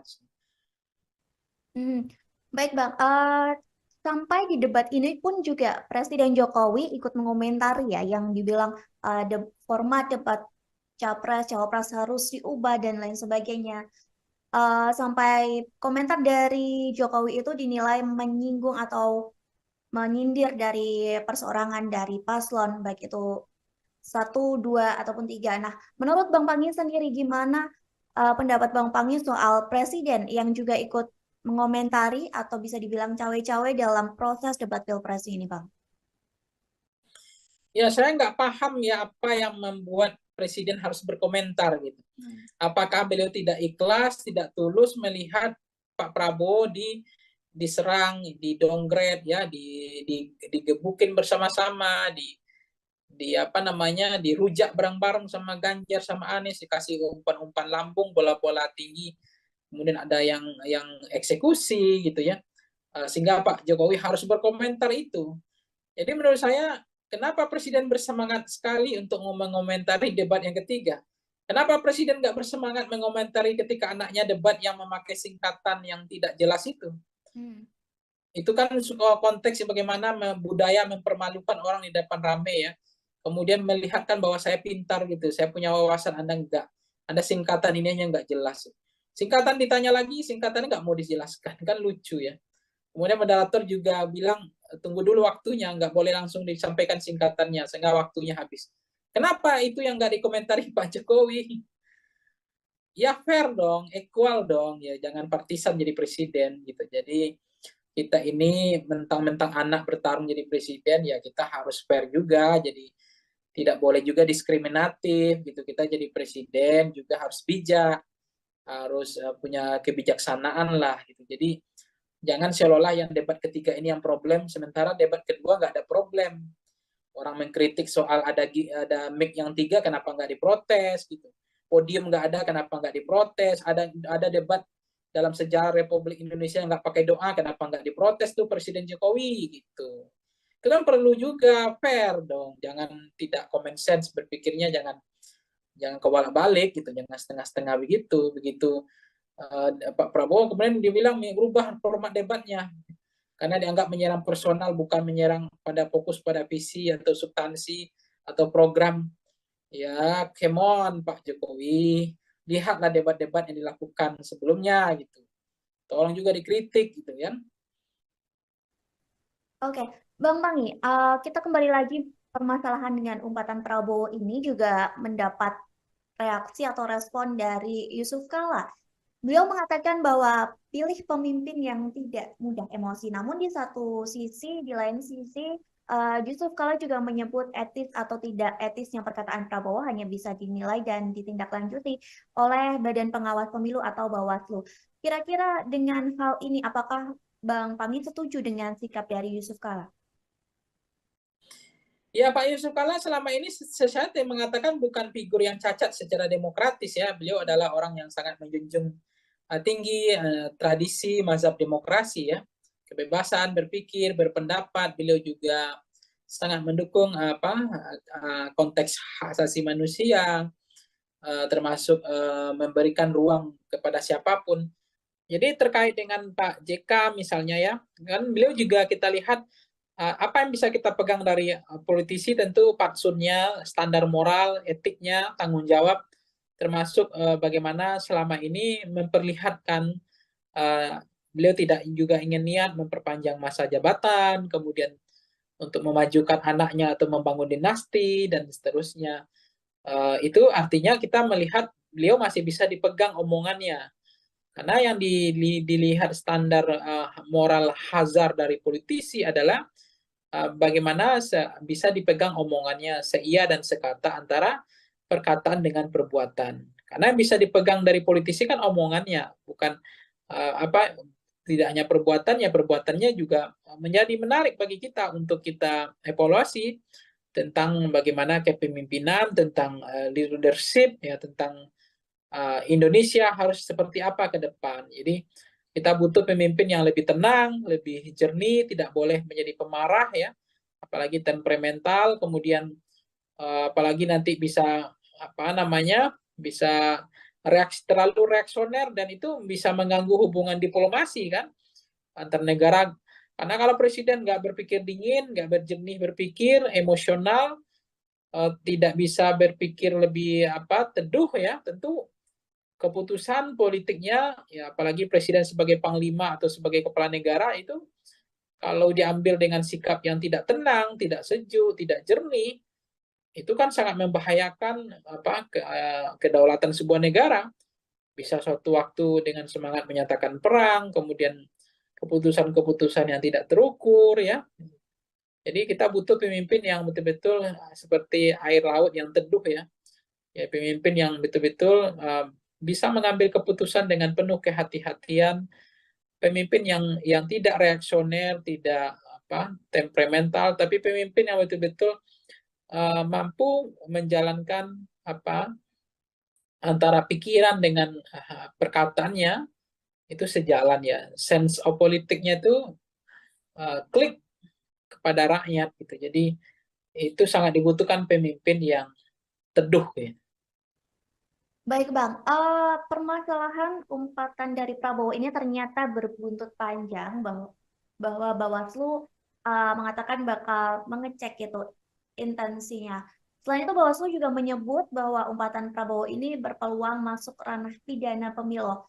Menurut Bang Panggi menilai hal ini seperti apa Bang? Apakah memang umpatan Prabowo ini termasuk dari pelanggaran atau memang nanti jika rakyat menilai hal ini tidak lazim dan bisa dilaporkan dari ke Bawaslu atau memang keputusan ini emang ada di Bawaslu, Bang? Iya, maka memang ini lagi marak ya, lagi musim ya, lapor-melapor gitu ya. Pengaduan ke Bawaslu, ke polisi. Cuma bagi saya ini untuk apa gitu. Hukuman yang terbaik itu adalah jangan pilih pemimpin yang betul-betul tidak membawa nilai-nilai standar ya. Dalam membawa nilai etika dan moral di dalam landasan sistem ketatanegaraan ya, sistem politik kebangsaan yang modern.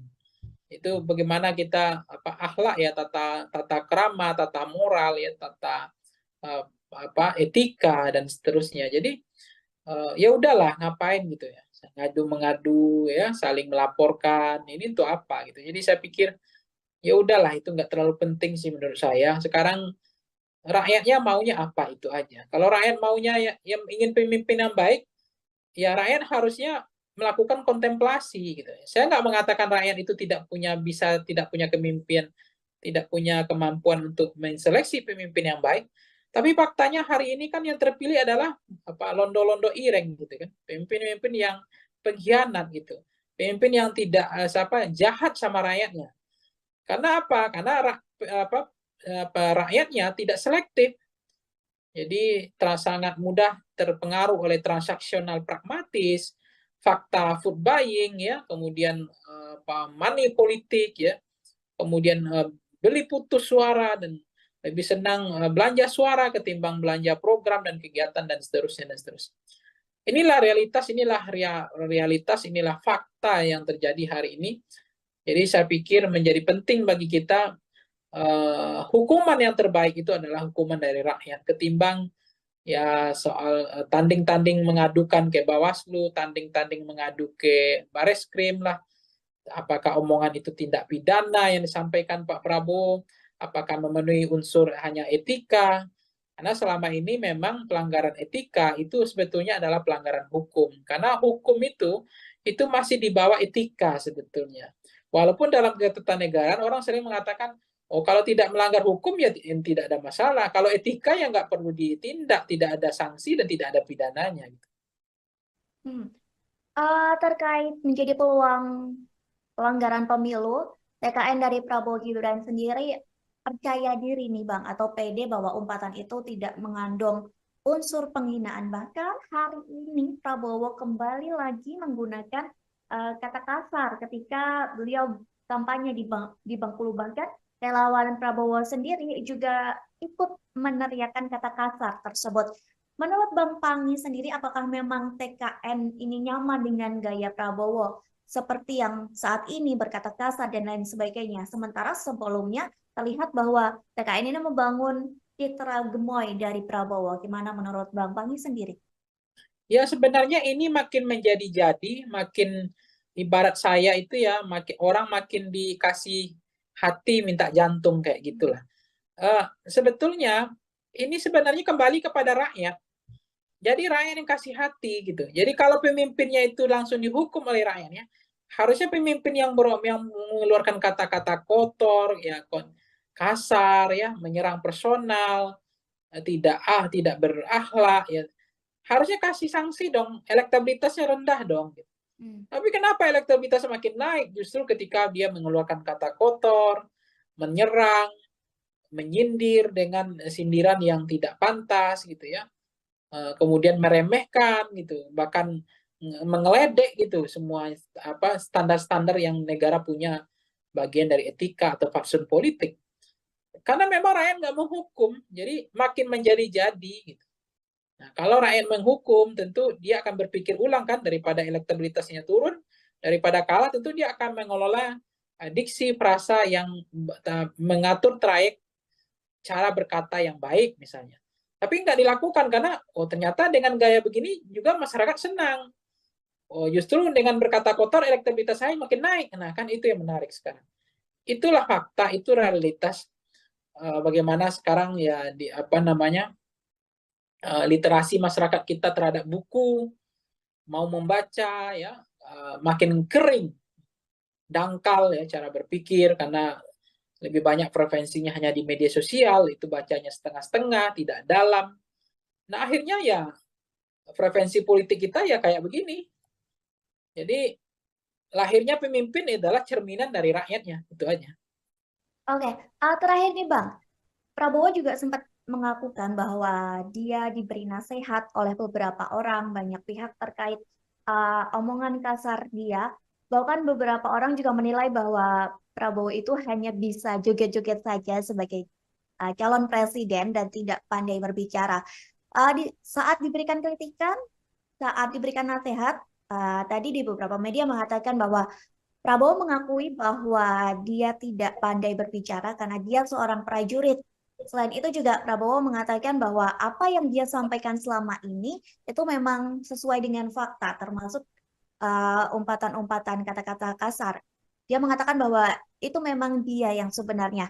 Menurut dari Bang Pangi, apakah selanjutnya Prabowo akan meneruskan citra dari Prabowo dengan kata-kata kasarnya atau kembali lagi dengan Prabowo gemoy atau justru ada sesuatu kejutan yang akan diberikan dari tim Prabowo dan Gibran, Bang? Ya, tentu apakah akan kembali kepada aslinya yang seperti apa, saya nggak tahu apakah aslinya gemoy, apakah aslinya yang suka dengan menampilkan degalan bahasa-bahasa yang kotor, yang kasar, yang tidak tepat itu yang aslinya panggung depan atau degalan politiknya, atau adalah ada panggung atau wajah topeng lain, saya nggak tahu ya.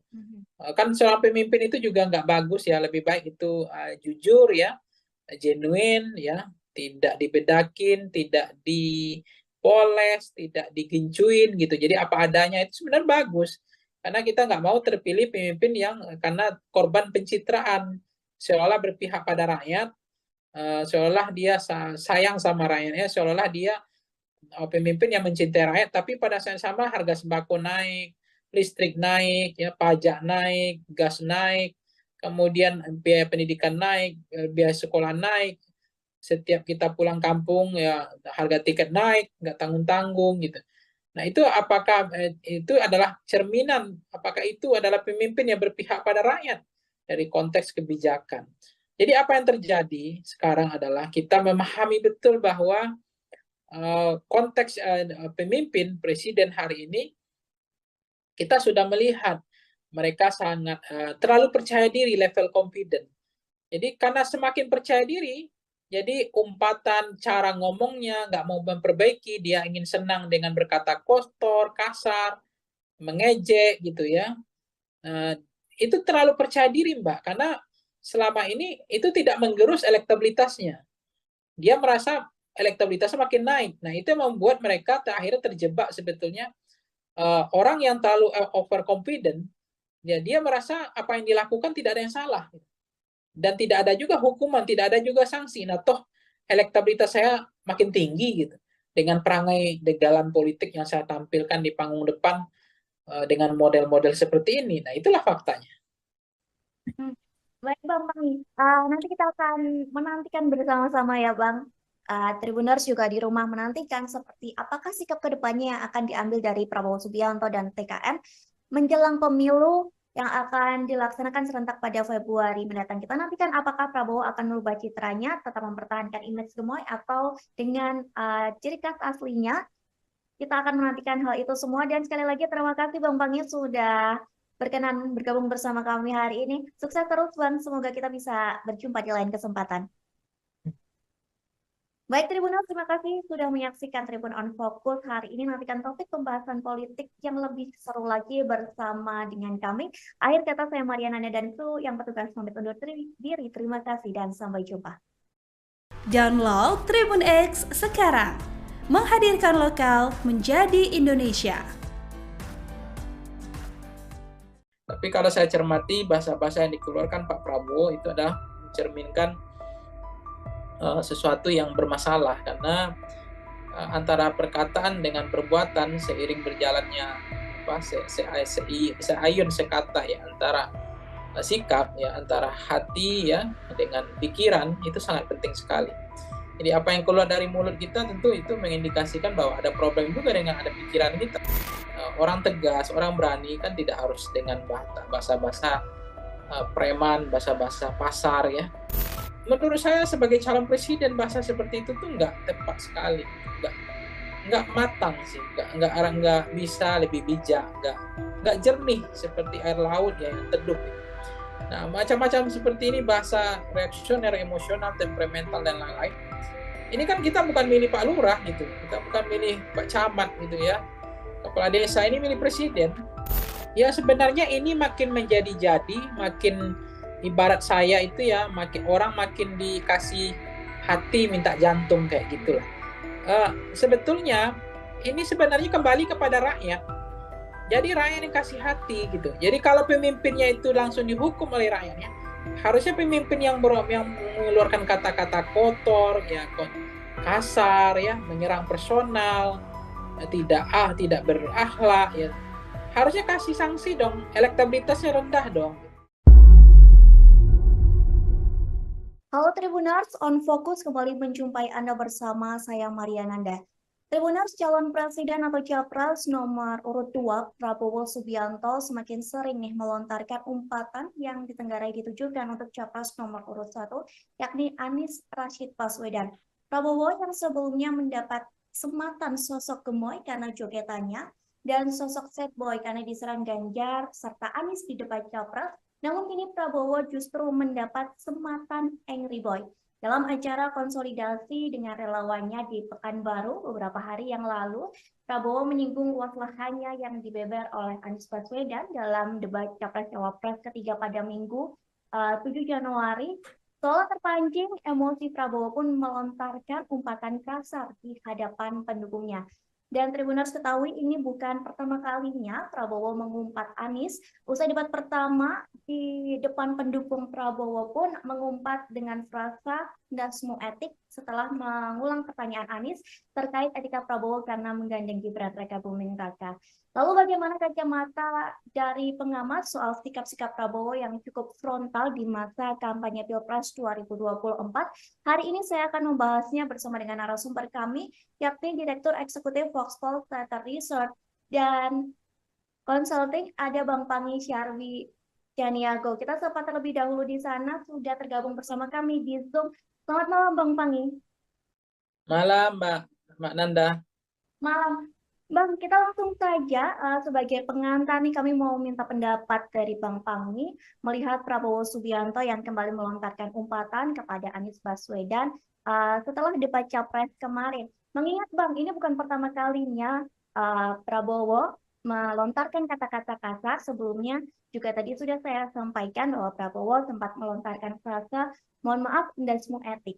Gimana pandangan Bang Panggi melihat lontaran-lontaran atau umpatan kata kasar dari Prabowo ini, Bang?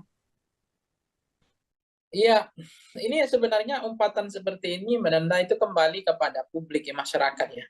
Kalau masyarakat nanti tidak menghakimi, seolah-olah literasi masyarakat kita atau bacaan buku ke masyarakat kita kan lebih banyak apa namanya literasi digital ya, sehingga eh, soal etik ya, bagaimana standar eh, bernegara tentang etika sebagai fatsun politik, negara mengatur tentang trayek kebangsaan, bagaimana memantaskan bahwa etika itu lebih penting daripada hukum gitu ya. Pelanggaran etika itu adalah pelanggaran hukum gitu. Jadi proses-proses yang terjadi ketika misalnya tidak ada sanksi, masyarakat juga merasa itu mampu memahami, bahkan mereka makin empati sama Prabowo, ya kita mau apa lagi, kita juga nggak tahu mau kemana Republik ini. Kalau misalnya masyarakat yang omongan seperti itu dianggap lazim ya, dianggap biasa dan tidak ada efek jerah, ya makin menjadi-jadi sih Mbak nanti. Karena ternyata elektabilitasnya juga makin naik misalnya. Sementara omongan yang diksi perasa yang dikeluarkan udah bahasa-bahasa yang kurang elok ya, kurang relevan dan tidak pantas dan tidak patut. Tetapi ya lagi-lagi kepada masyarakat yang mereka punya standar ya, bahwa oh bagi mereka itu biasa, itu nggak ada pelanggaran etik, itu bahasa masih dalam dalam hal yang di toleransi, bahasa dalam konteks zona toleransi, bahwa itu tidak ada yang terlalu berlebihan. Tapi kalau saya cermati bahasa-bahasa yang dikeluarkan Pak Prabowo itu adalah mencerminkan sesuatu yang bermasalah, karena antara perkataan dengan perbuatan seiring berjalannya seayun sekata ya, antara sikap ya, antara hati ya dengan pikiran, itu sangat penting sekali. Jadi apa yang keluar dari mulut kita tentu itu mengindikasikan bahwa ada problem juga dengan ada pikiran kita. Jadi saya mengatakan bahwa orang tegas, orang berani kan tidak harus dengan bahasa-bahasa preman, bahasa-bahasa pasar ya. Karena juga ada orang yang dia tegas, berani, tapi bahasanya adalah lebih santun, lebih bijak. Cuma inilah realitas bahwa bagi Pak Prabowo mungkin itu tidak menjadi beban, bahkan dia merasa level confident masih sangat percaya diri dengan bahasa seperti itu justru akan menaikkan elektabilitasnya.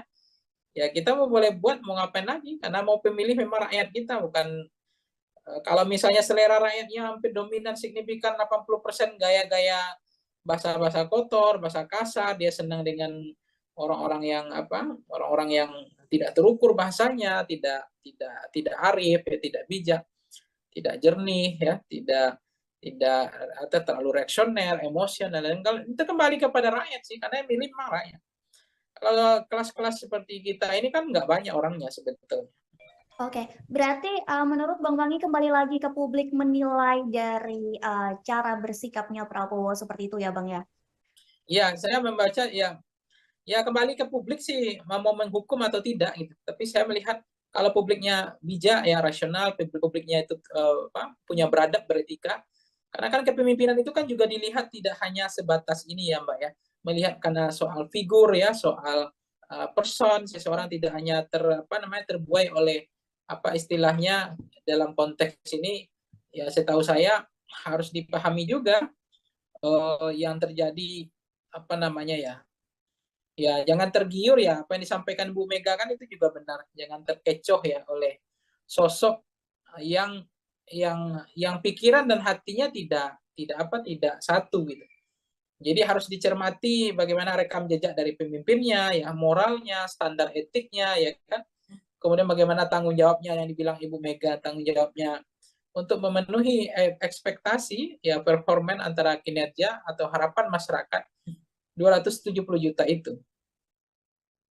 Oke, Bang, menyinggung masalah penilaian dari publik, setelah debat ketiga ini, Justru publik banyak yang menaruh simpati kepada Prabowo karena menjadi objek serangan dari Anies Baswedan maupun Ganjar dari debat tersebut. Hingga Prabowo ini mendapat sematan sad boy begitu Bang di mata publik. Namun dalam hitungan jam image itu berubah karena Prabowo meluapkan emosinya saat dia bertemu dengan pendukungnya. Perubahan sikap Prabowo yang signifikan ini apakah cukup berpengaruh Bang untuk pemilih? Apakah nantinya mereka akan memilih Prabowo atau tidak dengan citra Prabowo yang berubah secara drastis? Ya sebenarnya sederhana ya Mbak Nanda, bahwa kepemimpinan yang hadir hari ini itu mencerminkan, merepresentasikan sampling frame dari rakyatnya. Jadi rakyat hari ini itu adalah sampel dari pemimpinnya. Jadi kalau lahirlah pemimpin yang tidak beretik, ya tidak punya akhlak, ya tidak punya standar moral, terlalu apa namanya, bahasanya terlalu reaksioner, emosional, mungkin jangan-jangan itu juga memang rata-rata hampir maksimal ya, bahwa kita Indonesia ini punya penduduk kayak begitu juga modelnya. Jadi lahirnya pemimpin itu representasi dari model rakyatnya. Jadi apa yang selera rakyat itu adalah selera pemimpin. Jadi lahirnya pemimpin kita semacam itu adalah jangan-jangan itulah rakyat kita gitu. Jadi saya nggak tahu ya bagaimana rakyat Indonesia itu sekarang, karena memang jangan-jangan memang mereka nggak membaca lagi, ya baca buku, yang baca apa hal-hal yang lebih dalam ya. Mereka kan gimmick-gimmick, baca yang dangkal-dangkal, yang sederhana-sederhana ya. Kemudian mereka lebih banyak preferensinya adalah media sosial gitu. Jadi sangat setengah-setengah ya. Jadi nggak dalam. Jadi cara pandang, cara pikirnya juga sangat singkat, pendek, dan berpikir tidak mau maju gitu. Jadi misalnya ya apa yang terjadi, kembali ke pertanyaan yang Nanda tadi, misalnya apa yang terjadi ya, itu yang kita ada kegelisahan sebenarnya. Memang di samping rakyat Indonesia dikatakan orangnya adalah pemaaf ya, pelupa, kemudian mudah untuk berempati gitu ya, kemudian tiba-tiba ada orang yang seolah-olah terzolimi, kemudian dia dengan mudah, karena itu dimodifikasi, dirancang, didesain, dicitrakan seolah-olah terzolimi misalnya. Kemudian publik beramai-ramai berempati. Itu mudah sekali untuk berempati, untuk membantu, untuk justru tersentuh gitu ya, ketika ada orang yang dikeroyok, ada orang yang dirujak, ada orang yang babak belur gitu ya. Apalagi penilaian dikasih oleh Anies, dikasih Mas Anies kasih apa namanya, nilai 11 dari 100, kemudian Mas Ganjar kasih 10 dari, ngasih 5 dari 10 gitu. Seolah-olah dia apa menjadi publik kasihan lihat Prabowo, tapi ternyata di belakang panggungnya ada pertemuan lain kok ngomongnya berulang lagi bahasa yang menurut saya sebagai calon presiden, bahasa seperti itu tuh nggak tepat sekali gitu, nggak matang sih, nggak bisa lebih bijak, nggak jernih seperti air laut ya yang teduh gitu. Nah, macam-macam seperti ini, bahasa reaksioner, emosional, temperamental, dan lain-lain. Ini kan kita bukan milih Pak Lurah gitu, kita bukan milih Pak Camat gitu ya. Kepala desa ini milih presiden. Omongannya dengan perkataannya itu dilihat ya. Kemudian beririsannya antara hati dengan pikirannya, nggak boleh ada yang kemudian apa istilahnya, omongannya lain, perbuatannya lain gitu ya. Sen ke kanan, beloknya ke kiri. Nah, pemimpin seperti ini jangan-jangan ya mencerminkan rakyatnya juga gitu. Jadi kita nggak bisa menyalahkan pemimpinnya sih, Mbak. Buktinya dinasti dianggap di mereka toleransi, bagi mereka dimaafkan itu biasa. Dan bagi mereka jangan-jangan toleransi itu tidak jadi masalah gitu. Sesuatu yang ya bukan saya pesimis ya, tapi pemimpinnya itu lahir, ya rakyatnya menilai itu dinasti itu ya isu elit. Dan bagi kami dinasti itu ya nggak mau bodoh. Mau siapapun memimpin nasib kami begini, artinya nggak akan mengubah nasib lah gitu kan. Kemudian bicara perpanjangan masa jabatan presiden, mereka adem ayam aja, tenang-tenang aja gitu, nggak ada yang protes, nggak ada yang kritik, hanya ada kelompok kepentingan saja, kelompok-kelompok NGO, kelompok-kelompok aktivis demokrasi, pro demokrasi yang bersuara ya. Kemudian ada misalnya konteks banyak hal ya yang masyarakat memang mentoleransi gitu, atau menghalalkan, membolehkan. sikap-sikap yang dipertontonkan itu. Nah, saya tidak pernah mengatakan rakyat Indonesia itu adalah rakyat yang tidak bermoral, tidak beretika, tidak punya standar. Tapi saya juga berkeyakinan bahwa lahirnya pemimpin hari ini itulah gambaran dari itulah gambaran perilaku rakyat kita kebanyakan hari ini. Baik, Bang, setelah Prabowo mengumpat dan berkata kasar yang diduga ditujukan untuk Anies Baswedan, Anies sendiri pun merespon umpatan itu dengan mengucapkan matur nuwun atau terima kasih. Menurut Bang Pangi terkait respon dari Anies ini, apakah itu adalah sebuah respon yang satir ataupun Anies berusaha untuk tidak memperiuh suasana Pilpres ini semakin menjadi panas, Bang? Dengan kata lain, mencari kata aman. Iya, saya nggak tahu ya apakah mencari aman atau lebih cenderung untuk tidak berkomentar untuk merespon itu, atau inginnya mencari sesuatu yang nggak mau terlalu bising ya, terlalu ribut, atau menghindar ya dari persoalan-persoalan yang justru atau membahayakan elektabilitas beliau. Jadi dianggap tidak perlu merespon hal-hal semacam itu.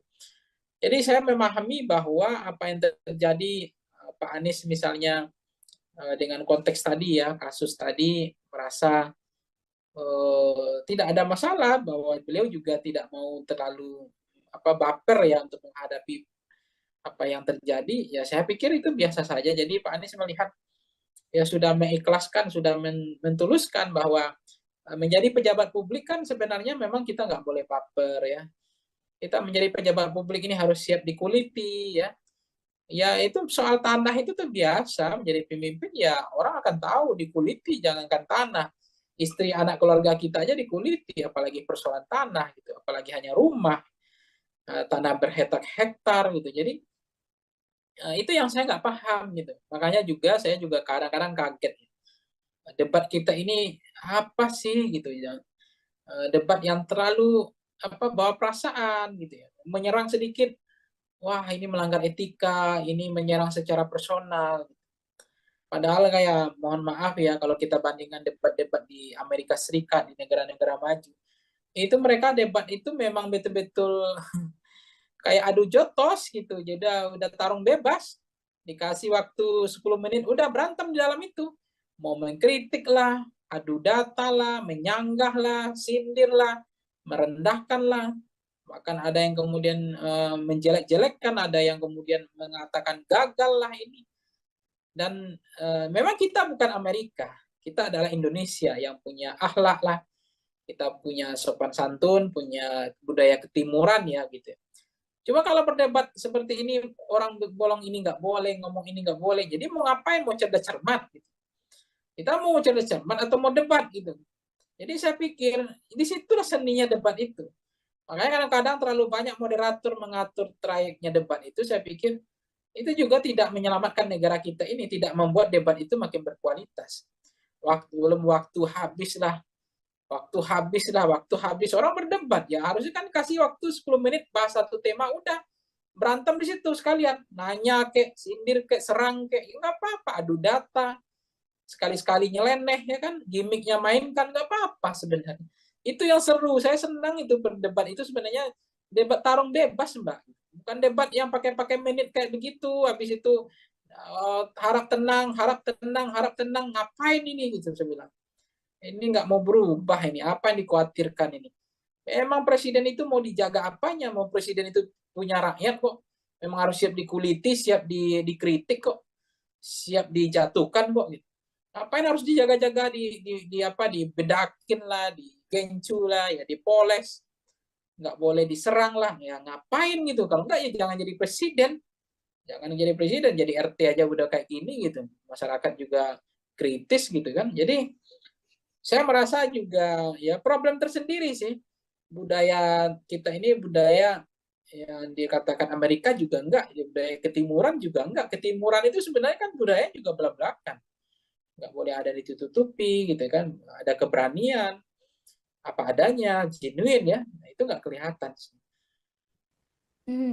Baik Bang, Sampai di debat ini pun juga Presiden Jokowi ikut mengomentari ya, yang dibilang format debat capres, cawapres harus diubah dan lain sebagainya. Sampai komentar dari Jokowi itu dinilai menyinggung atau menyindir dari perseorangan dari paslon, baik itu satu, dua, ataupun tiga. Nah, menurut Bang Pangi sendiri gimana pendapat Bang Pangi soal Presiden yang juga ikut mengomentari atau bisa dibilang cawe-cawe dalam proses debat Pilpres ini, Bang? Ya, saya nggak paham ya apa yang membuat Presiden harus berkomentar gitu. Apakah beliau tidak ikhlas, tidak tulus melihat Pak Prabowo diserang, di-downgrade ya, digebukin bersama-sama, di apa namanya, dirujak bareng-bareng sama Ganjar sama Anies, dikasih umpan-umpan lambung, bola-bola tinggi, kemudian ada yang eksekusi gitu ya. Sehingga Pak Jokowi harus berkomentar itu. Jadi menurut saya, kenapa Presiden bersemangat sekali untuk mengomentari debat yang ketiga? Kenapa Presiden nggak bersemangat mengomentari ketika anaknya debat yang memakai singkatan yang tidak jelas itu? Itu kan konteks bagaimana budaya mempermalukan orang di depan rame ya. Kemudian melihatkan bahwa saya pintar gitu, saya punya wawasan, Anda enggak. Ada singkatan ini yang nggak jelas. Singkatan ditanya lagi, singkatannya nggak mau dijelaskan, kan lucu ya. Kemudian moderator juga bilang, tunggu dulu waktunya, nggak boleh langsung disampaikan singkatannya, sehingga waktunya habis. Kenapa itu yang nggak dikomentari Pak Jokowi? Ya fair dong, equal dong, ya jangan partisan jadi presiden gitu. Jadi kita ini mentang-mentang anak bertarung jadi presiden, ya kita harus fair juga, jadi tidak boleh juga diskriminatif gitu. Kita jadi presiden juga harus bijak, harus punya kebijaksanaan lah gitu. Jadi jangan seolah-olah yang debat ketiga ini yang problem, sementara debat kedua nggak ada problem. Orang mengkritik soal ada mic yang tiga, kenapa nggak diprotes gitu. Podium nggak ada, kenapa nggak diprotes. Ada debat dalam sejarah Republik Indonesia yang nggak pakai doa, kenapa nggak diprotes tuh Presiden Jokowi gitu. Itu kan perlu juga fair dong. Jangan tidak common sense berpikirnya, jangan kebalik-balik gitu, jangan setengah-setengah begitu. Pak Prabowo kemudian dibilang merubah format debatnya karena dianggap menyerang personal, bukan menyerang pada fokus pada visi atau substansi atau program. Ya, come on Pak Jokowi, lihatlah debat-debat yang dilakukan sebelumnya gitu. Tolong juga dikritik gitu ya. Oke, Bang Pangi, kita kembali lagi permasalahan dengan umpatan Prabowo ini juga mendapat reaksi atau respon dari Yusuf Kala. Beliau mengatakan bahwa pilih pemimpin yang tidak mudah emosi. Namun di satu sisi, di lain sisi, Yusuf Kala juga menyebut etis atau tidak etisnya perkataan Prabowo hanya bisa dinilai dan ditindaklanjuti oleh Badan Pengawas Pemilu atau Bawaslu.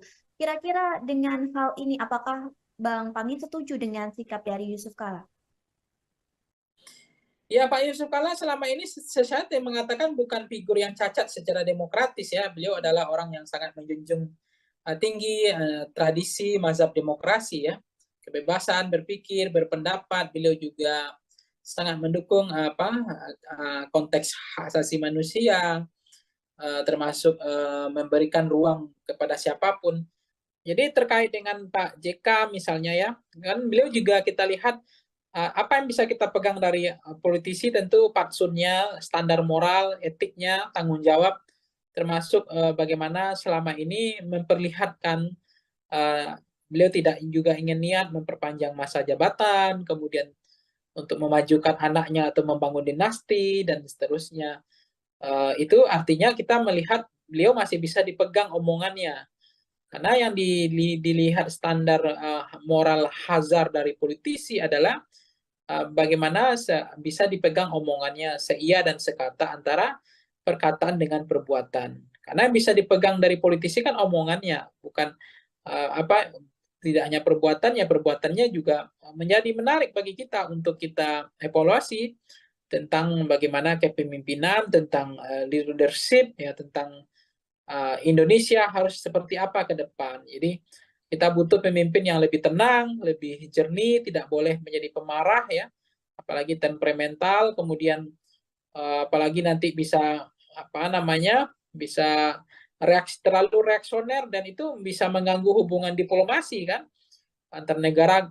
Karena kalau presiden nggak berpikir dingin, nggak berjernih berpikir, emosional, tidak bisa berpikir lebih teduh ya, tentu keputusan politiknya ya, apalagi presiden sebagai panglima atau sebagai kepala negara itu kalau diambil dengan sikap yang tidak tenang, tidak sejuk, tidak jernih, itu kan sangat membahayakan kedaulatan sebuah negara. Bisa suatu waktu dengan semangat menyatakan perang, kemudian keputusan-keputusan yang tidak terukur ya. Jadi kita butuh pemimpin yang betul-betul seperti air laut yang teduh ya.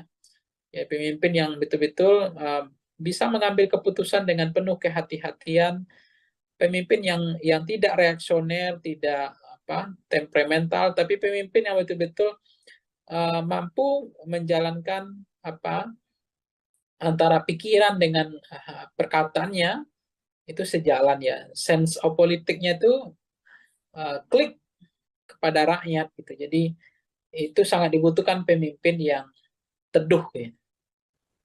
Baik Bang, permasalahan umpatan dari Prabowo ini ternyata berbuntut panjang bahwa Bawaslu mengatakan bakal mengecek itu intensinya.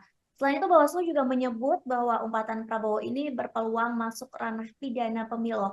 Menurut Bang Pangi menilai hal ini seperti apa Bang? Apakah memang umpatan Prabowo ini termasuk dari pelanggaran atau memang nanti jika rakyat menilai hal ini tidak lazim dan bisa dilaporkan dari ke Bawaslu atau memang keputusan ini emang ada di Bawaslu, Bang?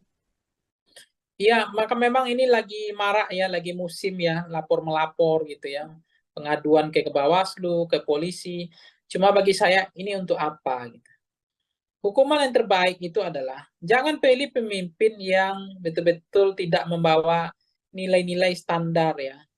Dalam membawa nilai etika dan moral di dalam landasan sistem ketatanegaraan ya, sistem politik kebangsaan yang modern.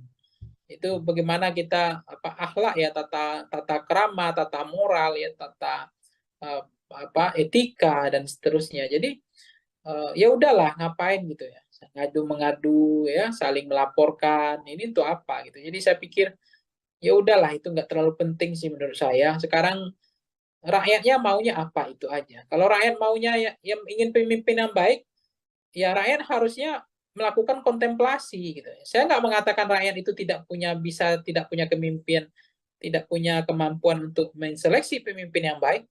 Tapi faktanya hari ini kan yang terpilih adalah londo-londo ireng gitu kan. Pemimpin-pemimpin yang pengkhianat gitu.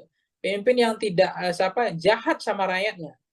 Karena apa? Karena rakyatnya tidak selektif. Jadi sangat mudah terpengaruh oleh transaksional pragmatis, fakta food buying ya, kemudian money politik ya, kemudian beli putus suara dan lebih senang belanja suara ketimbang belanja program dan kegiatan dan seterusnya dan seterusnya. Inilah realitas, inilah fakta yang terjadi hari ini. Jadi saya pikir menjadi penting bagi kita hukuman yang terbaik itu adalah hukuman dari rakyat ketimbang ya soal tanding-tanding mengadukan ke Bawaslu, tanding-tanding mengadu ke Bareskrim lah. Apakah omongan itu tindak pidana yang disampaikan Pak Prabowo? Apakah memenuhi unsur hanya etika? Karena selama ini memang pelanggaran etika itu sebetulnya adalah pelanggaran hukum. Karena hukum itu masih di bawah etika sebetulnya. Walaupun dalam ketatanegaraan orang sering mengatakan, oh kalau tidak melanggar hukum ya tidak ada masalah. Kalau etika ya nggak perlu ditindak, tidak ada sanksi dan tidak ada pidananya. Terkait menjadi peluang pelanggaran pemilu, TKN dari Prabowo Gibran sendiri percaya diri nih Bang, atau pede bahwa umpatan itu tidak mengandung unsur penghinaan. Bahkan hari ini Prabowo kembali lagi menggunakan kata kasar ketika beliau kampanye di Bengkulu. Bahkan relawan Prabowo sendiri juga ikut meneriakan kata kasar tersebut. Menurut Bang Pangi sendiri, apakah memang TKN ini nyaman dengan gaya Prabowo seperti yang saat ini berkata kasar dan lain sebagainya? Sementara sebelumnya terlihat bahwa TKN ini membangun citra gemoy dari Prabowo. Gimana menurut Bang Pangi sendiri? Ya sebenarnya ini makin menjadi-jadi, makin ibarat saya itu ya, orang makin dikasih hati minta jantung kayak gitulah. Sebetulnya ini sebenarnya kembali kepada rakyat. Jadi rakyat yang kasih hati gitu. Jadi kalau pemimpinnya itu langsung dihukum oleh rakyatnya, harusnya pemimpin yang mengeluarkan kata-kata kotor, ya kasar, ya menyerang personal, tidak berakhlak, ya harusnya kasih sanksi dong. Elektabilitasnya rendah dong. Tapi kenapa elektabilitas semakin naik? Justru ketika dia mengeluarkan kata kotor, menyerang, menyindir dengan sindiran yang tidak pantas gitu ya. Kemudian meremehkan gitu, bahkan mengeledek gitu semua standar-standar yang negara punya bagian dari etika atau fatsun politik. Karena memang rakyat nggak menghukum, jadi makin menjadi-jadi gitu. Nah, kalau rakyat menghukum, tentu dia akan berpikir ulang kan, daripada elektabilitasnya turun, daripada kalah, tentu dia akan mengelola diksi, frasa yang mengatur trayek cara berkata yang baik misalnya. Tapi nggak dilakukan karena ternyata dengan gaya begini juga masyarakat senang. Justru dengan berkata kotor elektabilitas saya makin naik. Nah, kan itu yang menarik sekarang. Itulah fakta, itu realitas bagaimana sekarang ya literasi masyarakat kita terhadap buku, mau membaca ya makin kering, dangkal ya cara berpikir karena lebih banyak frekuensinya hanya di media sosial, itu bacanya setengah-setengah, tidak dalam. Nah, akhirnya ya frekuensi politik kita ya kayak begini. Jadi lahirnya pemimpin adalah cerminan dari rakyatnya, itu aja. Oke, terakhir nih Bang, Prabowo juga sempat mengakukan bahwa dia diberi nasihat oleh beberapa orang, banyak pihak terkait omongan kasar dia. Bahkan beberapa orang juga menilai bahwa Prabowo itu hanya bisa joget-joget saja sebagai calon presiden dan tidak pandai berbicara. Saat diberikan kritikan, saat diberikan nasihat, tadi di beberapa media mengatakan bahwa Prabowo mengakui bahwa dia tidak pandai berbicara karena dia seorang prajurit. Selain itu juga Prabowo mengatakan bahwa apa yang dia sampaikan selama ini itu memang sesuai dengan fakta, termasuk umpatan-umpatan kata-kata kasar. Dia mengatakan bahwa itu memang dia yang sebenarnya. Menurut dari Bang Pangi, apakah selanjutnya Prabowo akan meneruskan citra dari Prabowo dengan kata-kata kasarnya atau kembali lagi dengan Prabowo gemoy atau justru ada sesuatu kejutan yang akan diberikan dari tim Prabowo dan Gibran, Bang? Ya, tentu apakah akan kembali kepada aslinya yang seperti apa, saya nggak tahu apakah aslinya gemoy, apakah aslinya yang suka dengan menampilkan degalan bahasa-bahasa yang kotor, yang kasar, yang tidak tepat itu yang aslinya, panggung depan atau degalan politiknya, atau adalah ada panggung atau wajah topeng lain, saya nggak tahu ya. Kan seorang pemimpin itu juga nggak bagus ya, lebih baik itu jujur ya, genuine ya, tidak dibedakin, tidak dipoles, tidak digincuin gitu. Jadi apa adanya itu sebenarnya bagus. Karena kita nggak mau terpilih pemimpin yang karena korban pencitraan, seolah berpihak pada rakyat, seolah dia sayang sama rakyatnya, seolah dia pemimpin yang mencintai rakyat, tapi pada saat yang sama harga sembako naik, listrik naik, ya pajak naik, gas naik, kemudian biaya pendidikan naik, biaya sekolah naik, setiap kita pulang kampung ya harga tiket naik, nggak tanggung-tanggung gitu. Nah itu apakah itu adalah cerminan, apakah itu adalah pemimpin yang berpihak pada rakyat dari konteks kebijakan. Jadi apa yang terjadi sekarang adalah kita memahami betul bahwa konteks pemimpin presiden hari ini kita sudah melihat mereka sangat terlalu percaya diri, level confident. Jadi karena semakin percaya diri, jadi umpatan cara ngomongnya nggak mau memperbaiki, dia ingin senang dengan berkata kotor, kasar, mengejek gitu ya. Itu terlalu percaya diri Mbak, karena selama ini itu tidak menggerus elektabilitasnya. Dia merasa elektabilitasnya makin naik. Nah, itu yang membuat mereka akhirnya terjebak sebetulnya orang yang terlalu overconfident, ya dia merasa apa yang dilakukan tidak ada yang salah. Dan tidak ada juga hukuman, tidak ada juga sanksi. Nah, toh elektabilitas saya makin tinggi gitu. Dengan perangai degalan politik yang saya tampilkan di panggung depan dengan model-model seperti ini. Nah, itulah faktanya. Baik Bang Pangi, nanti kita akan menantikan bersama-sama ya Bang. Tribuners juga di rumah menantikan seperti apakah sikap kedepannya yang akan diambil dari Prabowo Subianto dan TKN menjelang pemilu yang akan dilaksanakan serentak pada Februari mendatang. Kita nantikan apakah Prabowo akan merubah citranya, tetap mempertahankan image gemoy atau dengan ciri khas aslinya. Kita akan menantikan hal itu semua dan sekali lagi terima kasih Bang Pangi sudah berkenan bergabung bersama kami hari ini. Sukses terus Bang, semoga kita bisa berjumpa di lain kesempatan. Baik Tribunal, terima kasih sudah menyaksikan Tribun on Focus. Hari ini nantikan topik pembahasan politik yang lebih seru lagi bersama dengan kami. Akhir kata saya Mariana dan kru yang bertugas pamit undur diri. Terima kasih dan sampai jumpa. Download Tribun X sekarang. Menghadirkan lokal menjadi Indonesia. Tapi kalau saya cermati bahasa-bahasa yang dikeluarkan Pak Prabowo itu adalah mencerminkan sesuatu yang bermasalah karena antara perkataan dengan perbuatan seiring berjalannya seayun sekata ya antara sikap ya antara hati ya dengan pikiran itu sangat penting sekali. Jadi apa yang keluar dari mulut kita tentu itu mengindikasikan bahwa ada problem juga dengan ada pikiran kita. Orang tegas, orang berani kan tidak harus dengan bahasa-bahasa preman, bahasa-bahasa pasar ya. Menurut saya sebagai calon presiden bahasa seperti itu tuh nggak tepat sekali, nggak matang sih, nggak bisa lebih bijak, nggak jernih seperti air laut ya yang teduh. Nah macam-macam seperti ini bahasa reaksioner, emosional, temperamental dan lain-lain. Ini kan kita bukan milih Pak Lurah gitu, kita bukan milih Pak Camat gitu ya, kepala desa ini milih presiden. Ya sebenarnya ini makin menjadi-jadi, makin ibarat saya itu ya makin dikasih hati minta jantung kayak gitulah. Sebetulnya ini sebenarnya kembali kepada rakyat. Jadi rakyat yang kasih hati gitu. Jadi kalau pemimpinnya itu langsung dihukum oleh rakyatnya, harusnya pemimpin yang mengeluarkan kata-kata kotor, ya kasar, ya menyerang personal, tidak berakhlak, ya harusnya kasih sanksi dong. Elektabilitasnya rendah dong.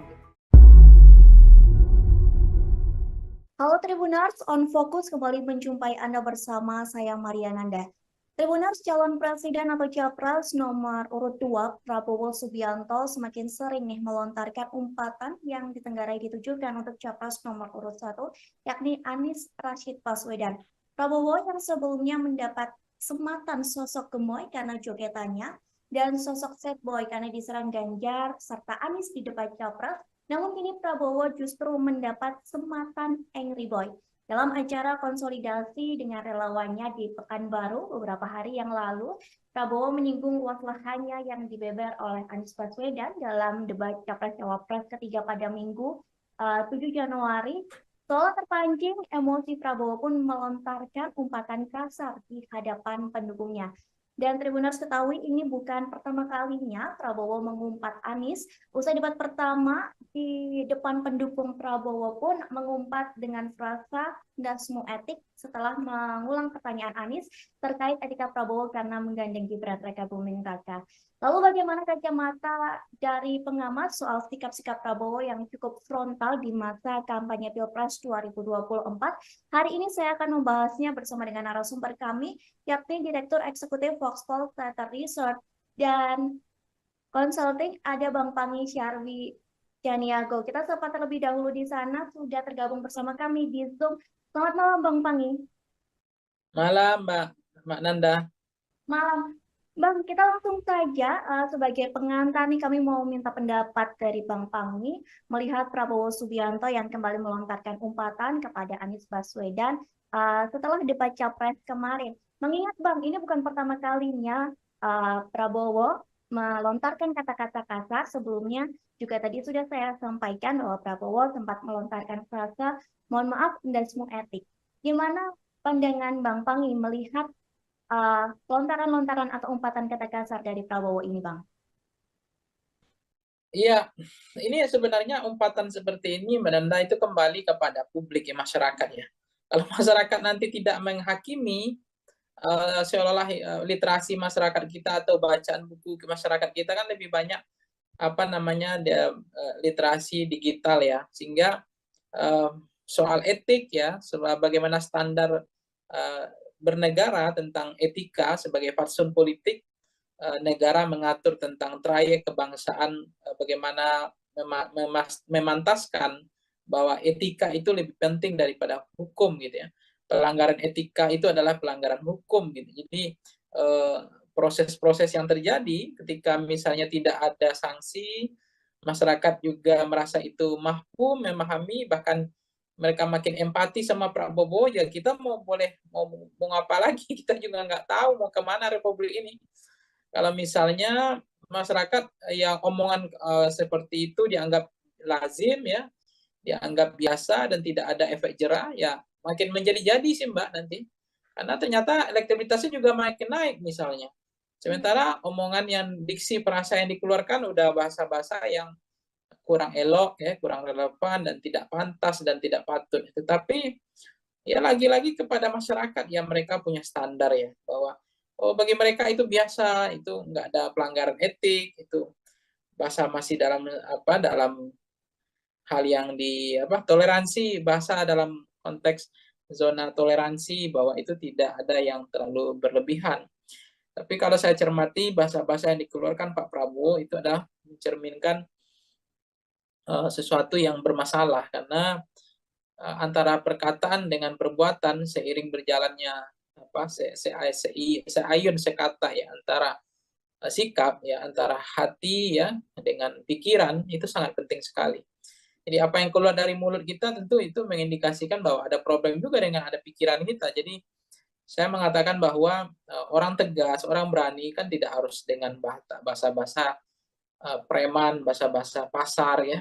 Karena juga ada orang yang dia tegas, berani, tapi bahasanya adalah lebih santun, lebih bijak. Cuma inilah realitas bahwa bagi Pak Prabowo mungkin itu tidak menjadi beban. Bahkan beliau merasa level confident masih sangat percaya diri dengan bahasa seperti itu justru akan menaikkan elektabilitasnya. Ya kita mau boleh buat, mau ngapain lagi? Karena mau pemilih memang rakyat kita, bukan kalau misalnya selera rakyatnya hampir dominan signifikan 80% gaya-gaya bahasa-bahasa kotor, bahasa kasar, dia senang dengan orang-orang yang orang-orang yang tidak terukur bahasanya, tidak arif, ya, tidak bijak, tidak jernih ya, tidak atau terlalu reaksioner, emosional, dan kalau itu kembali kepada rakyat sih, karena yang milih memang rakyat. Kalau kelas-kelas seperti kita ini kan nggak banyak orangnya sebetulnya. Oke, berarti menurut Bang Bangi kembali lagi ke publik menilai dari cara bersikapnya Prabowo seperti itu ya Bang ya? Ya, saya membaca ya kembali ke publik sih mau menghukum atau tidak gitu. Tapi saya melihat kalau publiknya bijak ya, rasional, publiknya itu punya beradab, beretika. Karena kan kepemimpinan itu kan juga dilihat tidak hanya sebatas ini ya Mbak ya. Melihat karena soal figur ya, soal person, seseorang tidak hanya terbuai oleh istilahnya dalam konteks ini ya, setahu saya harus dipahami juga yang terjadi ya jangan tergiur ya, apa yang disampaikan Bu Mega kan itu juga benar, jangan terkecoh ya oleh sosok yang pikiran dan hatinya tidak satu gitu. Jadi harus dicermati bagaimana rekam jejak dari pemimpinnya ya, moralnya, standar etiknya ya kan. Kemudian bagaimana tanggung jawabnya yang dibilang Ibu Mega, tanggung jawabnya untuk memenuhi ekspektasi ya, performan antara kinerja atau harapan masyarakat 270 juta itu. Oke, Bang, menyinggung masalah penilaian dari publik, setelah debat ketiga ini, justru publik banyak yang menaruh simpati kepada Prabowo karena menjadi objek serangan dari Anies Baswedan maupun Ganjar dari debat tersebut. Hingga Prabowo ini mendapat sematan sad boy begitu Bang di mata publik. Namun dalam hitungan jam image itu berubah karena Prabowo meluapkan emosinya saat dia bertemu dengan pendukungnya. Perubahan sikap Prabowo yang signifikan ini apakah cukup berpengaruh Bang untuk pemilih? Apakah nantinya mereka akan memilih Prabowo atau tidak dengan citra Prabowo yang berubah secara drastis? Ya sebenarnya sederhana ya Mbak Nanda, bahwa kepemimpinan yang hadir hari ini itu mencerminkan, merepresentasikan sampling frame dari rakyatnya. Jadi rakyat hari ini itu adalah sampel dari pemimpinnya. Jadi kalau lahirlah pemimpin yang tidak beretik, ya tidak punya akhlak, ya tidak punya standar moral, terlalu apa namanya bahasanya terlalu reaksioner, emosional, mungkin jangan-jangan itu juga memang rata-rata hampir maksimal ya bahwa kita Indonesia ini punya penduduk kayak begitu juga modelnya. Gitu. Jadi lahirnya pemimpin itu representasi dari model rakyatnya. Jadi apa yang selera rakyat itu adalah selera pemimpin. Jadi lahirnya pemimpin kita semacam itu adalah jangan-jangan itulah rakyat kita gitu. Jadi saya nggak tahu ya bagaimana rakyat Indonesia itu sekarang karena memang jangan-jangan memang mereka nggak membaca lagi ya baca buku yang baca apa hal-hal yang lebih dalam ya mereka kan gimmick-gimmick baca yang dangkal-dangkal yang sederhana-sederhana ya kemudian mereka lebih banyak preferensinya adalah media sosial gitu jadi sangat setengah-setengah ya jadi nggak dalam jadi cara pandang cara pikirnya juga sangat singkat pendek dan berpikir tidak mau maju gitu jadi misalnya ya apa yang terjadi kembali ke pertanyaan yang Nanda tadi misalnya apa yang terjadi ya itu yang kita ada kegelisahan sebenarnya memang di samping rakyat Indonesia dikatakan orangnya adalah pemaaf ya pelupa kemudian mudah untuk berempati gitu ya kemudian tiba-tiba ada orang yang seolah-olah terzolimi kemudian dia dengan mudah karena itu dimodifikasi dirancang didesain dicitrakan seolah-olah terzolimi misalnya. Kemudian publik beramai-ramai berempati. Itu mudah sekali untuk berempati, untuk membantu, untuk justru tersentuh gitu ya ketika ada orang yang dikeroyok, ada orang yang dirujak, ada orang yang babak belur gitu ya. Apalagi penilaian dikasih oleh Anies, dikasih Mas Anies, kasih apa namanya nilai 11 dari 100, kemudian Mas Ganjar kasih 10 dari mengasih 5 dari 10 gitu. Seolah-olah dia apa menjadi publik kasihan lihat Prabowo tapi ternyata di belakang panggungnya ada pertemuan lain kok ngomongnya berulang lagi bahasa yang menurut saya sebagai calon presiden bahasa seperti itu tuh nggak tepat sekali gitu nggak matang sih nggak bisa lebih bijak nggak jernih seperti air laut ya yang teduh gitu. Nah, macam-macam seperti ini bahasa reaksioner, emosional, temperamental dan lain-lain. Ini kan kita bukan milih Pak Lurah gitu. Kita bukan milih Pak Camat gitu ya. Kepala desa ini milih presiden. Omongannya dengan perkataannya itu dilihat ya. Kemudian beririsannya antara hati dengan pikirannya, nggak boleh ada yang kemudian apa istilahnya omongannya lain, perbuatannya lain gitu ya. Sen ke kanan, beloknya ke kiri. Nah, pemimpin seperti ini jangan-jangan ya mencerminkan rakyatnya juga gitu. Jadi kita nggak bisa menyalahkan pemimpinnya sih, Mbak. Buktinya dinasti dianggap di mereka toleransi, bagi mereka dimaafkan itu biasa. Dan bagi mereka jangan-jangan toleransi itu tidak jadi masalah gitu. Sesuatu yang ya bukan saya pesimis ya, tapi pemimpinnya itu lahir, ya rakyatnya menilai itu dinasti itu ya isu elit. Dan bagi kami dinasti itu ya nggak masa bodoh mau siapapun memimpin nasib kami begini, artinya nggak akan mengubah nasib lah gitu kan. Kemudian bicara perpanjangan masa jabatan presiden mereka adem ayem aja, tenang-tenang aja gitu, nggak ada yang protes, nggak ada yang kritik, hanya ada kelompok kepentingan saja, kelompok-kelompok NGO, kelompok-kelompok aktivis demokrasi, pro demokrasi yang bersuara ya. Kemudian ada misalnya konteks banyak hal ya yang masyarakat memang mentoleransi gitu atau menghalalkan membolehkan sikap-sikap yang dipertontonkan itu. Nah, saya tidak pernah mengatakan rakyat Indonesia itu adalah rakyat yang tidak bermoral, tidak beretika, tidak punya standar. Tapi saya juga berkeyakinan bahwa lahirnya pemimpin hari ini itulah gambaran dari itulah gambaran perilaku rakyat kita kebanyakan hari ini. Baik, Bang, setelah Prabowo mengumpat dan berkata kasar yang diduga ditujukan untuk Anies Baswedan, Anies sendiri pun merespon umpatan itu dengan mengucapkan matur nuwun atau terima kasih. Menurut Bang Pangi terkait respon dari Anies ini, apakah itu adalah sebuah respon yang satir ataupun Anies berusaha untuk tidak memperiuh suasana Pilpres ini semakin menjadi panas, Bang? Dengan kata lain, mencari kata aman. Iya, saya nggak tahu ya apakah mencari aman atau lebih cenderung untuk tidak berkomentar untuk merespon itu, atau inginnya mencari sesuatu yang nggak mau terlalu bising ya, terlalu ribut, atau menghindar ya dari persoalan-persoalan yang justru atau membahayakan elektabilitas beliau. Jadi tidak perlu merespon hal-hal semacam itu. Jadi saya memahami bahwa apa yang terjadi Pak Anies misalnya dengan konteks tadi ya, kasus tadi merasa tidak ada masalah, bahwa beliau juga tidak mau terlalu baper ya untuk menghadapi apa yang terjadi. Ya saya pikir itu biasa saja. Jadi Pak Anies melihat ya sudah mengikhlaskan, sudah mentuluskan bahwa menjadi pejabat publik kan sebenarnya memang kita nggak boleh baper ya. Kita menjadi pejabat publik ini harus siap dikuliti ya. Ya itu soal tanah itu tuh biasa, menjadi pemimpin ya orang akan tahu dikuliti, jangankan tanah. Istri anak keluarga kita aja dikuliti, apalagi persoalan tanah gitu, apalagi hanya rumah, tanah berhektar-hektar gitu. Jadi itu yang saya nggak paham gitu. Makanya juga saya juga kadang-kadang kaget. Debat kita ini apa sih gitu ya? Debat yang terlalu bawa perasaan gitu ya, menyerang sedikit, wah ini melanggar etika, ini menyerang secara personal. Padahal kayak mohon maaf ya kalau kita bandingkan debat-debat di Amerika Serikat, di negara-negara maju, itu mereka debat itu memang betul-betul kayak adu jotos gitu. Jadi udah tarung bebas, dikasih waktu 10 menit udah berantem di dalam itu.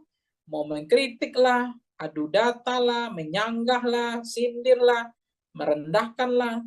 Bahkan ada yang kemudian menjelek-jelekkan, ada yang kemudian mengatakan gagal lah ini.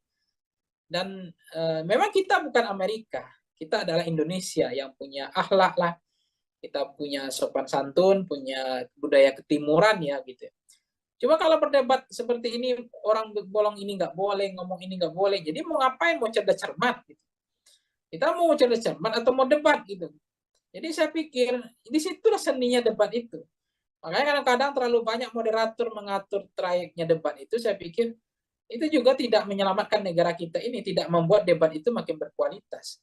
Waktu habis orang berdebat ya, harusnya kan kasih waktu 10 menit bahas satu tema, udah berantem di situ sekalian, nanya kek, sindir kek, serang kek, ya nggak apa-apa, adu data, sekali-sekali nyeleneh ya kan, gimmicknya mainkan, nggak apa-apa sebenarnya.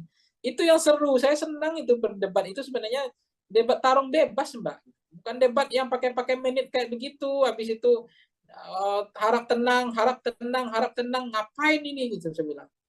Ini nggak mau berubah ini, apa yang dikhawatirkan ini. Memang presiden itu mau dijaga apanya, mau presiden itu punya rakyat kok. Memang harus siap dikuliti, siap dikritik kok. Siap dijatuhkan kok gitu. Apain harus dijaga-jaga, dibedakin lah, digencu lah, ya dipoles. Nggak boleh diserang lah, ya ngapain gitu. Kalau nggak ya jangan jadi presiden. Jangan jadi presiden, jadi RT aja udah kayak gini gitu. Masyarakat juga kritis gitu kan. Jadi saya merasa juga ya problem tersendiri sih. Budaya kita ini budaya yang dikatakan Amerika juga enggak, ya budaya ketimuran juga enggak. Ketimuran itu sebenarnya kan budaya juga belak-belakan. Enggak boleh ada ditutupi gitu kan. Ada keberanian, apa adanya, genuine ya. Nah, itu enggak kelihatan sih. Baik Bang, sampai di debat ini pun juga Presiden Jokowi ikut mengomentari ya yang dibilang format debat capres cawapres harus diubah dan lain sebagainya. Sampai komentar dari Jokowi itu dinilai menyinggung atau menyindir dari perseorangan dari paslon baik itu 1, 2 ataupun 3. Nah, menurut Bang Pangi sendiri gimana pendapat Bang Pangi soal presiden yang juga ikut mengomentari atau bisa dibilang cawe-cawe dalam proses debat pilpres ini, Bang? Ya, saya nggak paham ya apa yang membuat presiden harus berkomentar gitu. Apakah beliau tidak ikhlas, tidak tulus melihat Pak Prabowo diserang, didongret ya, digebukin bersama-sama, dirujak bareng-bareng sama Ganjar sama Anies, dikasih umpan-umpan lambung, bola-bola tinggi, kemudian ada yang eksekusi gitu ya. Sehingga Pak Jokowi harus berkomentar itu. Jadi menurut saya, kenapa Presiden bersemangat sekali untuk mengomentari debat yang ketiga? Kenapa Presiden nggak bersemangat mengomentari ketika anaknya debat yang memakai singkatan yang tidak jelas itu? Itu kan konteks bagaimana budaya mempermalukan orang di depan rame ya. Kemudian melihatkan bahwa saya pintar gitu, saya punya wawasan, Anda enggak. Ada singkatan ini yang enggak jelas. Singkatan ditanya lagi, singkatannya enggak mau dijelaskan, kan lucu ya. Kemudian moderator juga bilang, tunggu dulu waktunya, enggak boleh langsung disampaikan singkatannya, sehingga waktunya habis. Kenapa itu yang enggak dikomentari Pak Jokowi? Ya fair dong, equal dong, ya jangan partisan jadi presiden gitu. Jadi kita ini mentang-mentang anak bertarung jadi presiden, ya kita harus fair juga, jadi tidak boleh juga diskriminatif gitu. Kita jadi presiden juga harus bijak, harus punya kebijaksanaan lah gitu. Jadi jangan seolah-olah yang debat ketiga ini yang problem, sementara debat kedua nggak ada problem. Orang mengkritik soal ada mic yang 3, kenapa nggak diprotes gitu. Podium nggak ada, kenapa nggak diprotes. Ada debat dalam sejarah Republik Indonesia yang nggak pakai doa, kenapa nggak diprotes tuh Presiden Jokowi gitu. Itu kan perlu juga fair dong, jangan tidak common sense berpikirnya, jangan kebalik-balik gitu, jangan setengah-setengah begitu. Pak Prabowo kemudian dia bilang merubah format debatnya karena dianggap menyerang personal, bukan menyerang fokus pada visi atau substansi atau program. Ya, come on Pak Jokowi, lihatlah debat-debat yang dilakukan sebelumnya gitu. Tolong juga dikritik gitu kan. Oke, Bang Pangi, kita kembali lagi permasalahan dengan umpatan Prabowo ini juga mendapat reaksi atau respon dari Yusuf Kala. Beliau mengatakan bahwa pilih pemimpin yang tidak mudah emosi. Namun di satu sisi, di lain sisi, Yusuf Kala juga menyebut etis atau tidak etisnya perkataan Prabowo hanya bisa dinilai dan ditindaklanjuti oleh Badan Pengawas Pemilu atau Bawaslu. Kira-kira dengan hal ini, apakah Bang Pangi setuju dengan sikap dari Yusuf Kala? Ya, Pak Yusuf Kala selama ini sesuatu yang mengatakan bukan figur yang cacat secara demokratis ya. Beliau adalah orang yang sangat menjunjung tinggi tradisi mazhab demokrasi ya. Kebebasan berpikir, berpendapat. Beliau juga sangat mendukung konteks hak asasi manusia, termasuk memberikan ruang kepada siapapun. Jadi terkait dengan Pak JK misalnya ya, kan beliau juga kita lihat apa yang bisa kita pegang dari politisi, tentu fatsunnya, standar moral, etiknya, tanggung jawab, termasuk bagaimana selama ini memperlihatkan beliau tidak juga ingin niat memperpanjang masa jabatan, kemudian untuk memajukan anaknya atau membangun dinasti, dan seterusnya. Itu artinya kita melihat beliau masih bisa dipegang omongannya. Karena yang dilihat standar moral hazard dari politisi adalah bagaimana bisa dipegang omongannya seia dan sekata antara perkataan dengan perbuatan. Karena bisa dipegang dari politisi kan omongannya, bukan tidak hanya perbuatannya, perbuatannya juga menjadi menarik bagi kita untuk kita evaluasi tentang bagaimana kepemimpinan, tentang leadership ya, tentang Indonesia harus seperti apa ke depan. Jadi kita butuh pemimpin yang lebih tenang, lebih jernih, tidak boleh menjadi pemarah ya, apalagi temperamental, kemudian apalagi nanti bisa bisa terlalu reaksioner, dan itu bisa mengganggu hubungan diplomasi kan antar negara. Karena kalau presiden nggak berpikir dingin, nggak berjernih berpikir, emosional, tidak bisa berpikir lebih teduh ya, tentu keputusan politiknya ya, apalagi presiden sebagai panglima atau sebagai kepala negara, itu kalau diambil dengan sikap yang tidak tenang, tidak sejuk, tidak jernih, itu kan sangat membahayakan kedaulatan sebuah negara. Bisa suatu waktu dengan semangat menyatakan perang, kemudian keputusan-keputusan yang tidak terukur ya. Jadi kita butuh pemimpin yang betul-betul seperti air laut yang teduh ya. Ya, pemimpin yang betul-betul bisa mengambil keputusan dengan penuh kehati-hatian, pemimpin yang tidak reaksioner, tidak temperamental, tapi pemimpin yang betul-betul mampu menjalankan antara pikiran dengan perkataannya itu sejalan ya. Sense of politiknya itu klik kepada rakyat gitu. Jadi itu sangat dibutuhkan pemimpin yang teduh ya. Baik Bang, permasalahan umpatan dari Prabowo ini ternyata berbuntut panjang bahwa Bawaslu mengatakan bakal mengecek itu intensinya. Selain itu Bawaslu juga menyebut bahwa umpatan Prabowo ini berpeluang masuk ranah pidana pemilu. Menurut Bang Pangi menilai hal ini seperti apa Bang? Apakah memang umpatan Prabowo ini termasuk dari pelanggaran atau memang nanti jika rakyat menilai hal ini tidak lazim dan bisa dilaporkan dari ke Bawaslu atau memang keputusan ini emang ada di Bawaslu, Bang? Iya, maka memang ini lagi marak ya, lagi musim ya, lapor-melapor gitu ya. Pengaduan ke Bawaslu, ke polisi. Cuma bagi saya ini untuk apa gitu. Hukuman yang terbaik itu adalah jangan pilih pemimpin yang betul-betul tidak membawa nilai-nilai standar ya.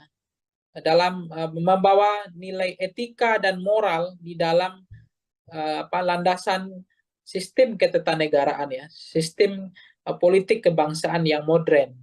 Itu bagaimana kita akhlak ya, tata krama, tata moral ya, tata etika dan seterusnya. Jadi ya udahlah ngapain gitu ya, mengadu ya, saling melaporkan, ini untuk apa gitu. Jadi saya pikir ya udahlah, itu nggak terlalu penting sih menurut saya. Sekarang rakyatnya maunya apa itu aja. Kalau rakyat maunya ya, yang ingin pemimpin yang baik, ya rakyat harusnya melakukan kontemplasi gitu. Saya nggak mengatakan rakyat itu tidak punya kemimpinan, tidak punya kemampuan untuk menseleksi pemimpin yang baik. Tapi faktanya hari ini kan yang terpilih adalah londo-londo ireng gitu kan, pemimpin-pemimpin yang pengkhianat gitu, pemimpin yang tidak jahat sama rakyatnya. Karena apa? Karena rakyatnya tidak selektif. Jadi sangat mudah terpengaruh oleh transaksional pragmatis, fakta food buying ya, kemudian money politik ya, kemudian beli putus suara dan lebih senang belanja suara ketimbang belanja program dan kegiatan dan seterusnya dan seterusnya. Inilah realitas, inilah fakta yang terjadi hari ini. Jadi saya pikir menjadi penting bagi kita hukuman yang terbaik itu adalah hukuman dari rakyat ketimbang ya soal tanding-tanding mengadukan ke Bawaslu, tanding-tanding mengadu ke Bareskrim lah. Apakah omongan itu tindak pidana yang disampaikan Pak Prabowo? Apakah memenuhi unsur hanya etika?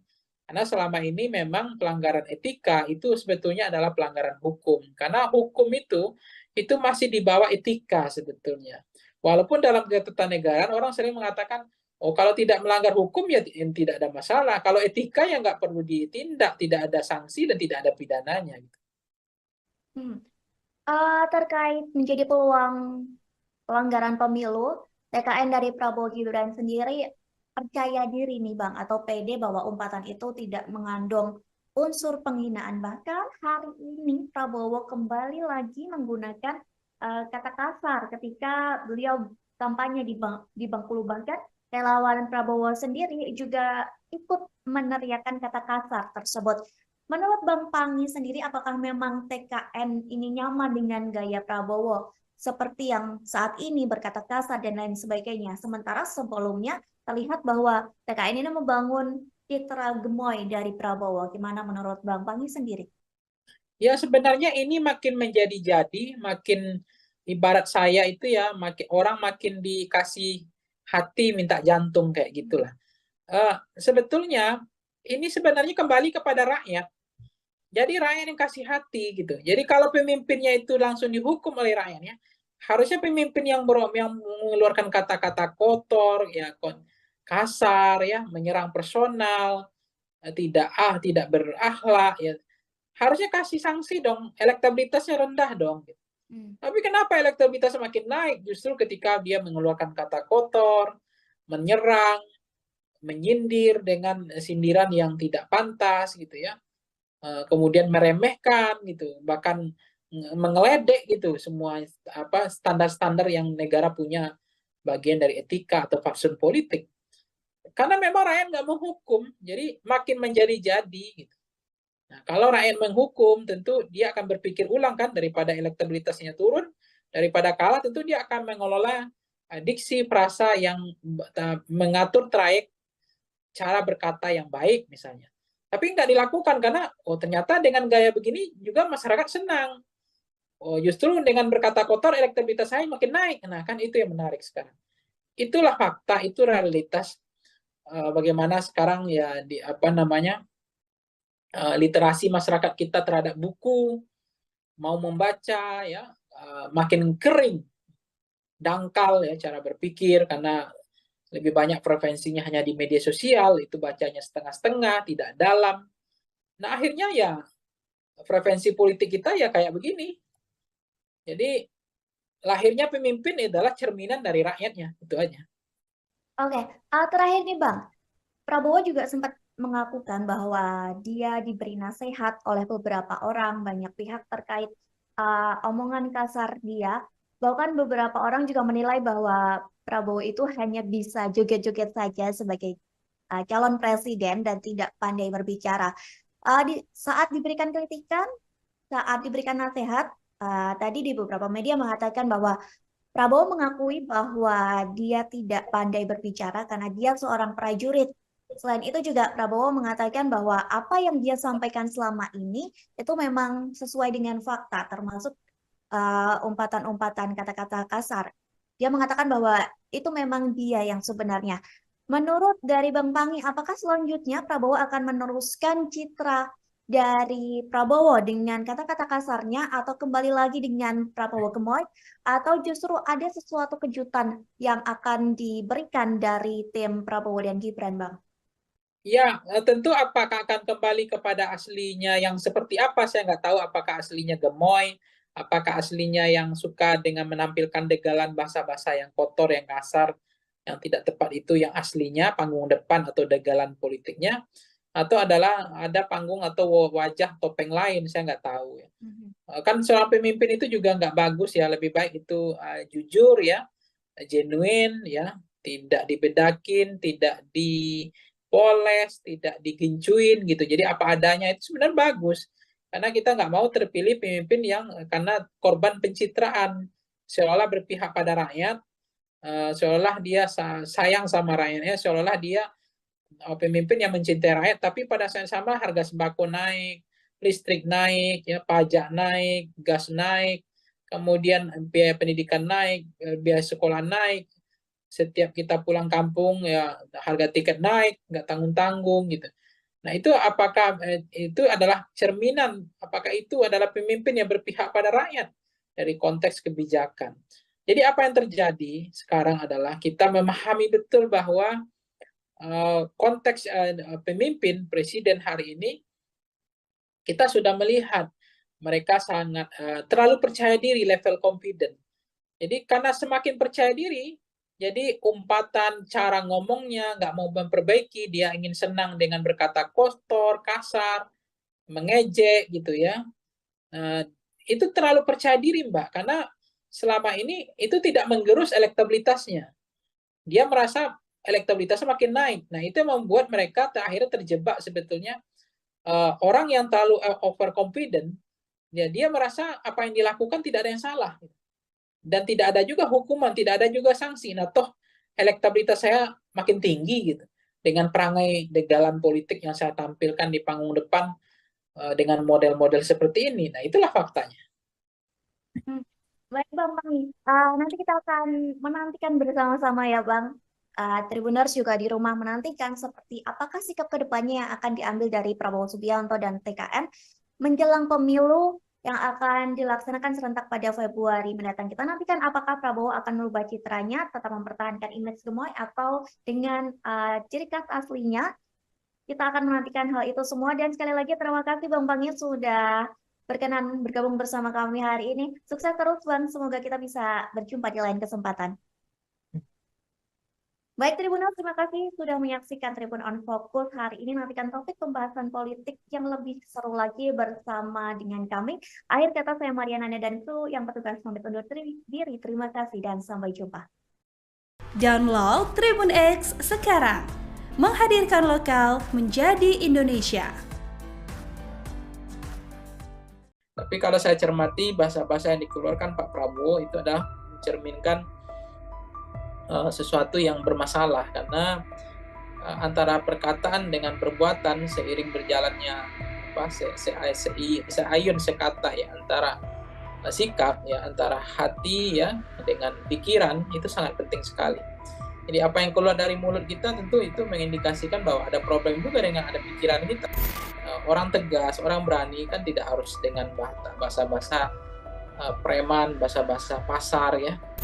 Menurut saya sebagai calon presiden bahasa seperti itu tuh nggak tepat sekali, nggak matang sih, nggak bisa lebih bijak, nggak jernih seperti air laut ya yang teduh.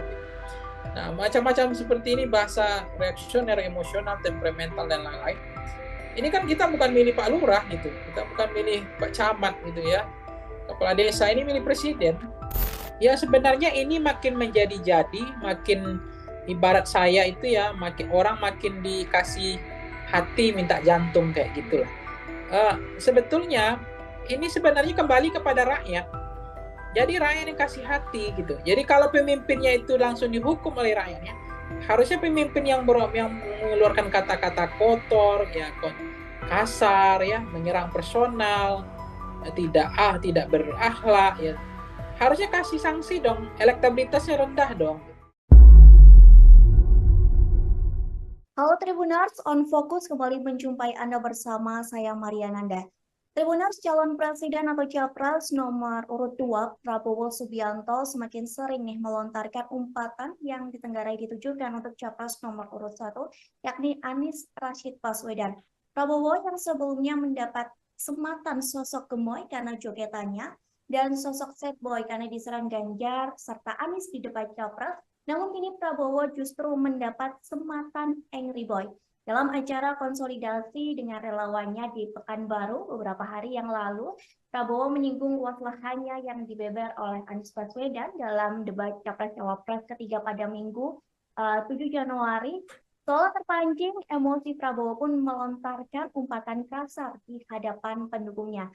Dan Tribuners ketahui ini bukan pertama kalinya Prabowo mengumpat Anies. Usai debat pertama di depan pendukung Prabowo pun mengumpat dengan frasa dasmu etik setelah mengulang pertanyaan Anies terkait etika Prabowo karena menggandeng Gibran Raka Buming Raka. Lalu bagaimana kacamata dari pengamat soal sikap-sikap Prabowo yang cukup frontal di masa kampanye Pilpres 2024? Hari ini saya akan membahasnya bersama dengan narasumber kami, yakni Direktur Eksekutif Voxpol Theater Research dan Consulting, ada Bang Pangi Syarwi Janiago. Kita sapa terlebih dahulu di sana, sudah tergabung bersama kami di Zoom. Selamat malam Bang Pangi. Malam Mbak Nanda. Malam. Bang, kita langsung saja sebagai pengantar nih kami mau minta pendapat dari Bang Pangi melihat Prabowo Subianto yang kembali melontarkan umpatan kepada Anies Baswedan setelah debat Capres kemarin. Mengingat Bang, ini bukan pertama kalinya Prabowo melontarkan kata-kata kasar. Sebelumnya juga tadi sudah saya sampaikan bahwa Prabowo sempat melontarkan frasa mohon maaf dasmu etik. Gimana pandangan Bang Pangi melihat lontaran-lontaran atau umpatan kata kasar dari Prabowo ini, Bang? Iya, ini sebenarnya umpatan seperti ini Nanda itu kembali kepada publik ya, masyarakat ya. Kalau masyarakat nanti tidak menghakimi, seolah-olah literasi masyarakat kita atau bacaan buku masyarakat kita kan lebih banyak literasi digital ya, sehingga soal etik ya, bagaimana standar bernegara tentang etika sebagai fatsun politik, negara mengatur tentang trayek kebangsaan, bagaimana memantaskan bahwa etika itu lebih penting daripada hukum gitu ya.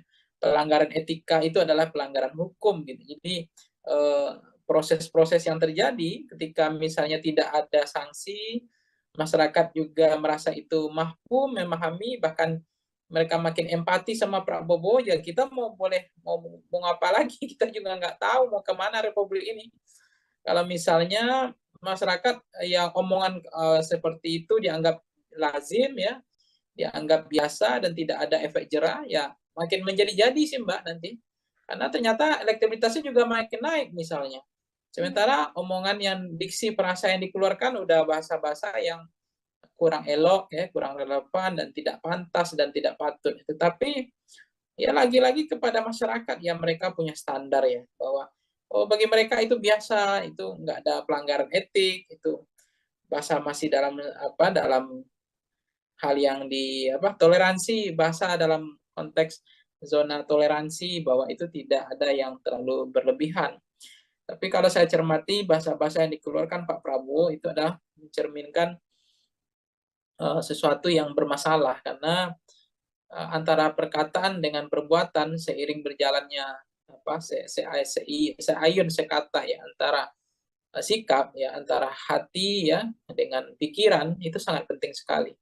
Jadi apa yang keluar dari mulut kita tentu itu mengindikasikan bahwa ada problem juga dengan ada pikiran kita. Jadi saya mengatakan bahwa orang tegas, orang berani kan tidak harus dengan bahasa-bahasa preman, bahasa-bahasa pasar ya. Karena juga ada orang yang dia tegas, berani, tapi bahasanya adalah lebih santun, lebih bijak. Cuma inilah realitas bahwa bagi Pak Prabowo mungkin itu tidak menjadi beban, bahkan beliau merasa level confident masih sangat percaya diri dengan bahasa seperti itu justru akan menaikkan elektabilitasnya. Ya kita mau boleh buat, mau ngapain lagi, karena mau pemilih memang rakyat kita, bukan kalau misalnya selera rakyatnya hampir dominan signifikan 80% gaya-gaya bahasa-bahasa kotor, bahasa kasar, dia senang dengan orang-orang yang orang-orang yang tidak terukur bahasanya, tidak arif, ya, tidak bijak, tidak jernih ya, tidak tidak atau terlalu reaksioner, emosional, dan itu kembali kepada rakyat sih, karena yang milih memang rakyat. Kalau kelas-kelas seperti kita ini kan nggak banyak orangnya sebetulnya. Oke, berarti menurut Bang Pangi kembali lagi ke publik menilai dari cara bersikapnya Prabowo seperti itu ya Bang ya? Ya, saya membaca ya kembali ke publik sih mau menghukum atau tidak gitu. Tapi saya melihat kalau publiknya bijak ya, rasional, publiknya itu punya beradab, beretika. Karena kan kepemimpinan itu kan juga dilihat tidak hanya sebatas ini ya Mbak ya. Melihat karena soal figur ya, soal person, seseorang tidak hanya terbuai oleh apa istilahnya dalam konteks ini, ya setahu saya harus dipahami juga yang terjadi apa namanya ya. Ya, jangan tergiur ya, apa yang disampaikan Bu Mega kan itu juga benar. Jangan terkecoh ya oleh sosok yang yang pikiran dan hatinya tidak satu gitu. Jadi harus dicermati bagaimana rekam jejak dari pemimpinnya, ya moralnya, standar etiknya, ya kan. Kemudian bagaimana tanggung jawabnya yang dibilang Ibu Mega, tanggung jawabnya untuk memenuhi ekspektasi ya performan antara kinerja atau harapan masyarakat 270 juta itu. Oke, Bang, menyinggung masalah penilaian dari publik, setelah debat ketiga ini, justru publik banyak yang menaruh simpati kepada Prabowo karena menjadi objek serangan dari Anies Baswedan maupun Ganjar dari debat tersebut. Hingga Prabowo ini mendapat sematan sad boy begitu Bang di mata publik. Namun dalam hitungan jam image itu berubah karena Prabowo meluapkan emosinya saat dia bertemu dengan pendukungnya. Perubahan sikap Prabowo yang signifikan ini apakah cukup berpengaruh Bang untuk pemilih? Apakah nantinya mereka akan memilih Prabowo atau tidak dengan citra Prabowo yang berubah secara drastis? Ya sebenarnya sederhana ya Mbak Nanda, bahwa kepemimpinan yang hadir hari ini itu mencerminkan, merepresentasikan sampling frame dari rakyatnya. Jadi rakyat hari ini itu adalah sampel dari pemimpinnya. Jadi kalau lahirlah pemimpin yang tidak beretik, ya tidak punya akhlak, ya tidak punya standar moral, terlalu bahasanya terlalu reaksioner, emosional, mungkin jangan-jangan itu juga memang rata-rata hampir maksimal ya, bahwa kita Indonesia ini punya penduduk kayak begitu juga modelnya gitu. Jadi lahirnya pemimpin itu representasi dari model rakyatnya. Jadi apa yang selera rakyat itu adalah selera pemimpin. Jadi lahirnya pemimpin kita semacam itu adalah jangan-jangan itulah rakyat kita gitu. Jadi saya nggak tahu ya bagaimana rakyat Indonesia itu sekarang, karena memang jangan-jangan memang mereka nggak membaca lagi, ya baca buku yang baca hal-hal yang lebih dalam ya. Mereka kan gimmick-gimmick, baca yang dangkal-dangkal, yang ya, sederhana-sederhana ya, kemudian mereka lebih banyak preferensinya adalah media sosial gitu, jadi sangat setengah-setengah ya, jadi nggak dalam. Jadi cara pandang, cara pikirnya juga sangat singkat, pendek, dan berpikir tidak mau maju gitu. Jadi misalnya ya, apa yang terjadi, kembali ke pertanyaan yang Nanda tadi, misalnya apa yang terjadi ya, ya itu yang kita ada kegelisahan sebenarnya. Memang di samping rakyat Indonesia dikatakan orangnya adalah pemaaf ya, pelupa, kemudian mudah untuk berempati gitu ya, kemudian tiba-tiba ada orang yang seolah-olah terzolimi, kemudian dia dengan mudah karena itu dimodifikasi, dirancang, didesain, dicitrakan seolah-olah terzolimi misalnya, kemudian publik beramai-ramai berempati. Itu mudah sekali untuk berempati, untuk membantu, untuk justru tersentuh gitu ya, ketika ada orang yang dikeroyok, ada orang yang dirujak, ada orang yang babak belur gitu ya, apalagi penilaian dikasih oleh Anies, dikasih Mas Anies kasih apa namanya, nilai 11 dari 100, kemudian Mas Ganjar kasih 10 dari, ngasih 5 dari 10 gitu. Seolah-olah dia apa menjadi publik kasihan lihat Prabowo, tapi ternyata di belakang panggungnya ada pertemuan, di pertemuan lain kok ngomongnya berulang lagi bahasa yang menurut saya sebagai calon presiden bahasa seperti itu tuh nggak tepat sekali gitu, nggak matang sih, nggak bisa lebih bijak, nggak jernih seperti air laut ya yang teduh gitu. Nah, macam-macam seperti ini, bahasa reaksioner, emosional, temperamental, dan lain-lain. Ini kan kita bukan milih Pak Lurah gitu, kita bukan milih Pak Camat gitu ya. Kepala desa ini milih presiden. Omongannya dengan perkataannya itu dilihat ya. Kemudian beririsannya antara hati dengan pikirannya, nggak boleh ada yang kemudian apa istilahnya, omongannya lain, perbuatannya lain gitu ya. Sen ke kanan, beloknya ke kiri. Nah, pemimpin seperti ini jangan-jangan ya mencerminkan rakyatnya juga gitu. Jadi kita nggak bisa menyalahkan pemimpinnya sih, Mbak. Buktinya dinasti dianggap di mereka toleransi, bagi mereka dimaafkan itu biasa. Dan bagi mereka jangan-jangan toleransi itu tidak jadi masalah gitu. Sesuatu yang ya bukan saya pesimis ya, tapi pemimpinnya itu lahir, ya rakyatnya menilai itu dinasti itu ya isu elit. Dan bagi kami dinasti itu ya nggak mau bodoh. Mau siapapun memimpin nasib kami begini, artinya nggak akan mengubah nasib lah gitu kan. Kemudian bicara perpanjangan masa jabatan presiden, mereka adem ayam aja, tenang-tenang aja gitu, nggak ada yang protes, nggak ada yang kritik, hanya ada kelompok kepentingan saja, kelompok-kelompok NGO, kelompok-kelompok aktivis demokrasi, pro demokrasi yang bersuara ya. Kemudian ada misalnya konteks banyak hal ya yang masyarakat memang mentoleransi gitu, atau menghalalkan, membolehkan sikap-sikap yang dipertontonkan itu. Nah, saya tidak pernah mengatakan rakyat Indonesia itu adalah rakyat yang tidak bermoral, tidak beretika, tidak punya standar. Tapi saya juga berkeyakinan bahwa lahirnya pemimpin hari ini itulah gambaran dari itulah gambaran perilaku rakyat kita kebanyakan hari ini. Baik, Bang, setelah Prabowo mengumpat dan berkata kasar yang diduga ditujukan untuk Anies Baswedan, Anies sendiri pun merespon umpatan itu dengan mengucapkan matur nuwun atau terima kasih. Menurut Bang Pangi terkait respon dari Anies ini, apakah itu adalah sebuah respon yang satir ataupun Anies berusaha untuk tidak memperiuh suasana Pilpres ini semakin menjadi panas, Bang? Dengan kata lain, mencari kata aman. Iya, saya nggak tahu ya apakah mencari aman atau lebih cenderung untuk tidak berkomentar untuk merespon itu, atau inginnya mencari sesuatu yang nggak mau terlalu bising ya, terlalu ribut, atau menghindar ya dari persoalan-persoalan yang justru atau membahayakan elektabilitas beliau. Jadi dianggap tidak perlu merespon hal-hal semacam itu. Jadi saya memahami bahwa apa yang terjadi Pak Anies misalnya dengan konteks tadi ya, kasus tadi, merasa tidak ada masalah, bahwa beliau juga tidak mau terlalu baper ya untuk menghadapi apa yang terjadi, ya saya pikir itu biasa saja. Jadi Pak Anies melihat ya sudah mengikhlaskan, sudah mentuluskan bahwa menjadi pejabat publik kan sebenarnya memang kita nggak boleh baper ya. Kita menjadi pejabat publik ini harus siap dikuliti ya. Ya itu soal tanah itu tuh biasa, menjadi pemimpin ya orang akan tahu dikuliti, jangankan tanah. Istri anak keluarga kita aja dikuliti, apalagi persoalan tanah gitu, apalagi hanya rumah, tanah berhektar-hektar gitu. Jadi itu yang saya nggak paham gitu. Makanya juga saya juga kadang-kadang kaget. Debat kita ini apa sih gitu ya?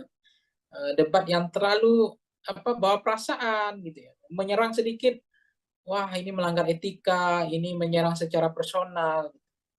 Padahal kayak mohon maaf ya kalau kita bandingkan debat-debat di Amerika Serikat, di negara-negara maju, itu mereka debat itu memang betul-betul kayak adu jotos gitu. Jadi udah tarung bebas, dikasih waktu 10 menit udah berantem di dalam itu.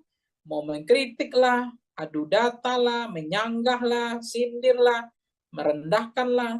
Bahkan ada yang kemudian menjelek-jelekkan, ada yang kemudian mengatakan gagal lah ini.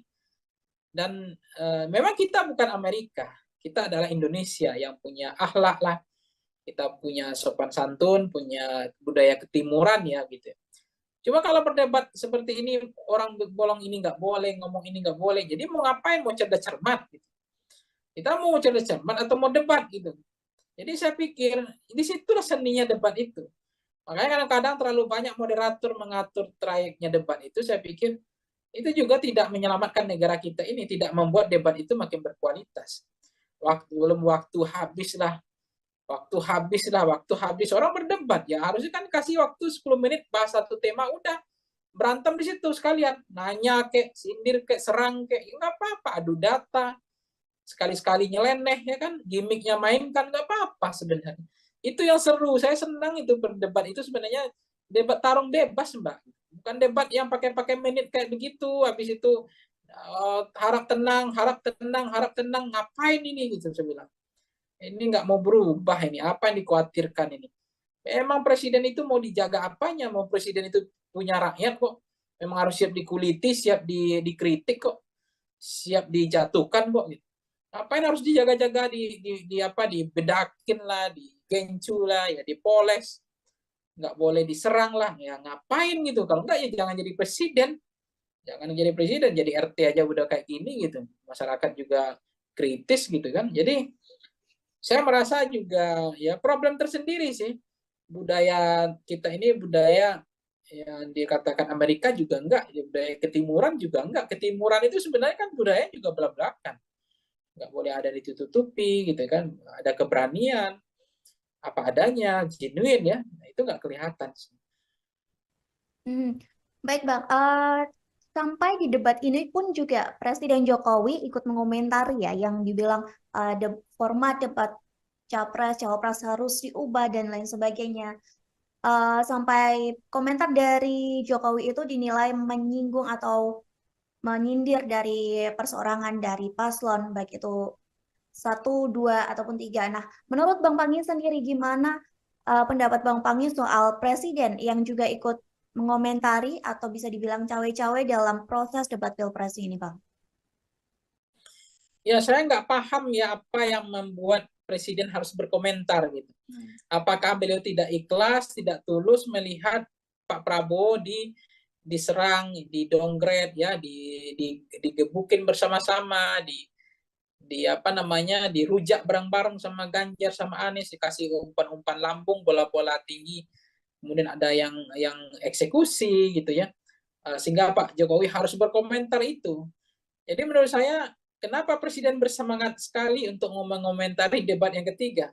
Kenapa presiden nggak bersemangat mengomentari ketika anaknya debat yang memakai singkatan yang tidak jelas itu? Itu kan konteks bagaimana budaya mempermalukan orang di depan rame ya.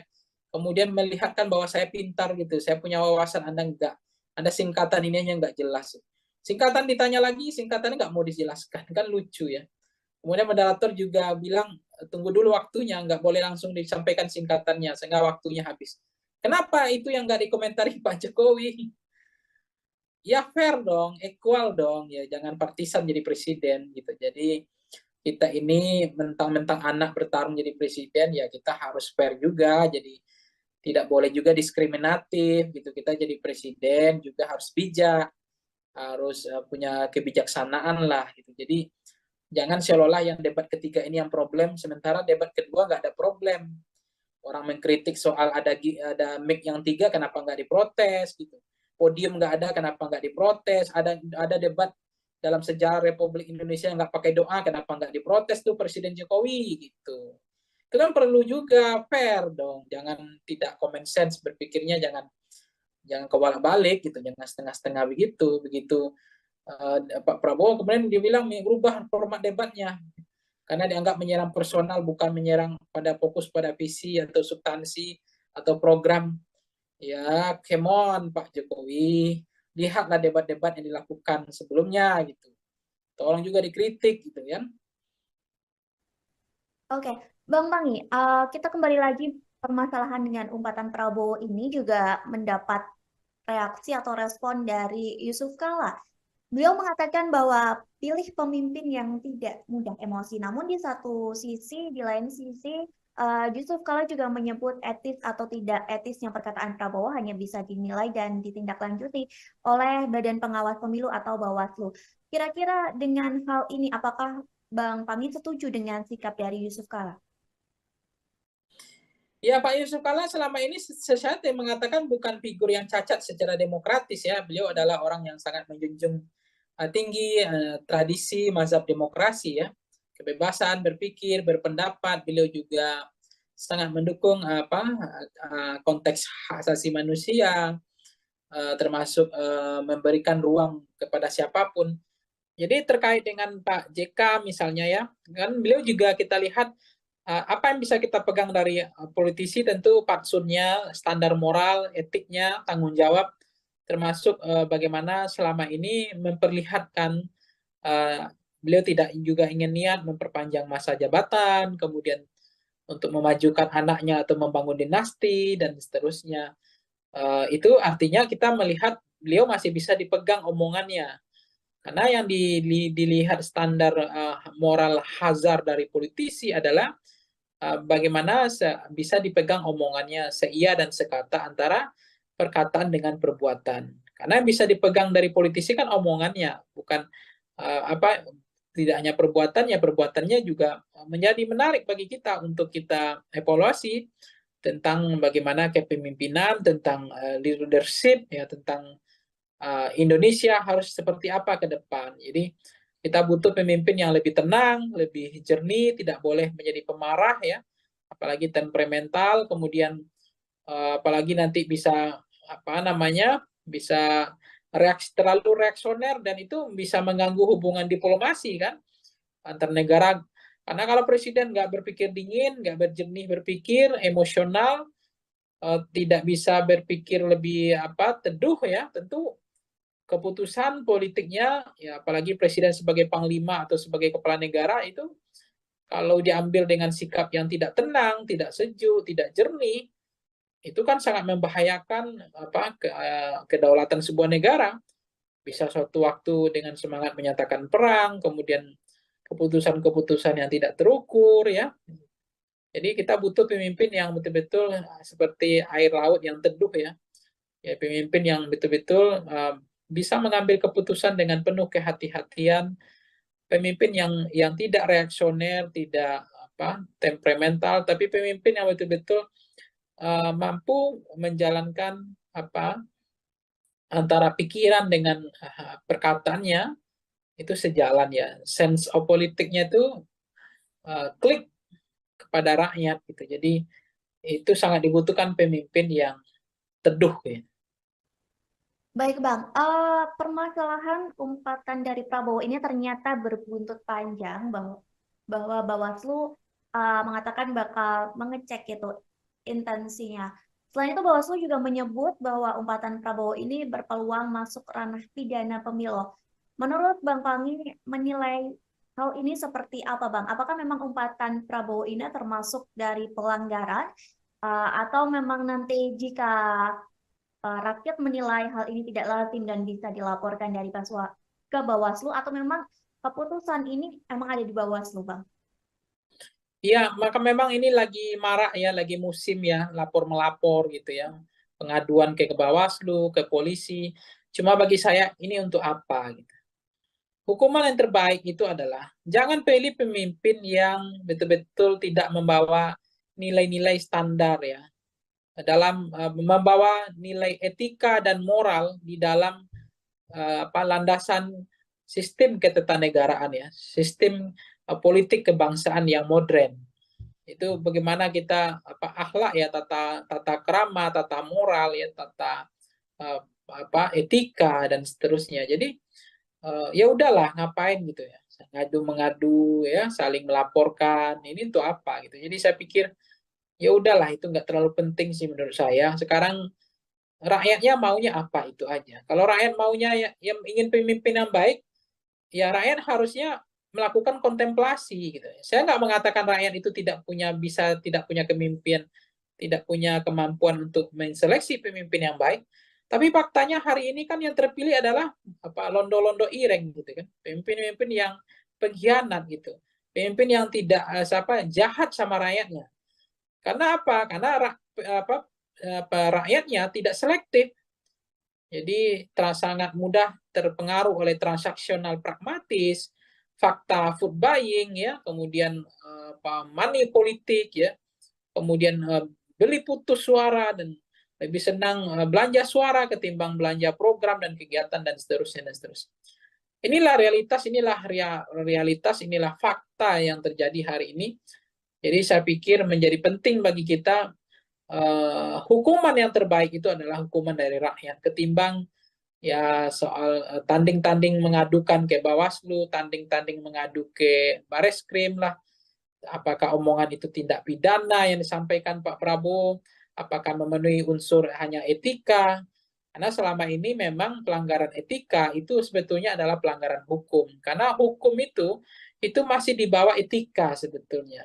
Walaupun dalam ketatanegaraan orang sering mengatakan, oh kalau tidak melanggar hukum ya tidak ada masalah. Kalau etika ya nggak perlu ditindak, tidak ada sanksi dan tidak ada pidananya. Hmm.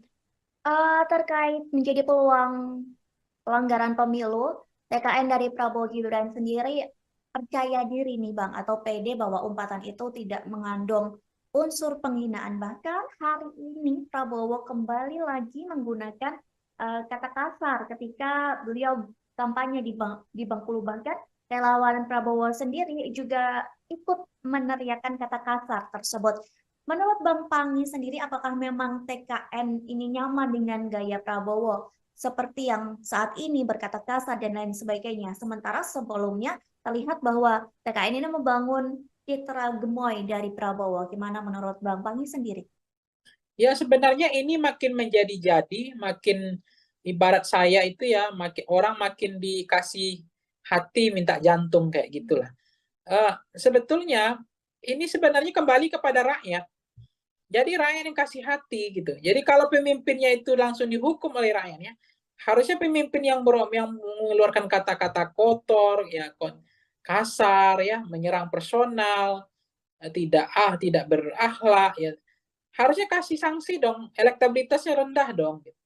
Tapi kenapa elektabilitasnya makin naik? Justru ketika dia mengeluarkan kata kotor, menyerang, menyindir dengan sindiran yang tidak pantas gitu ya.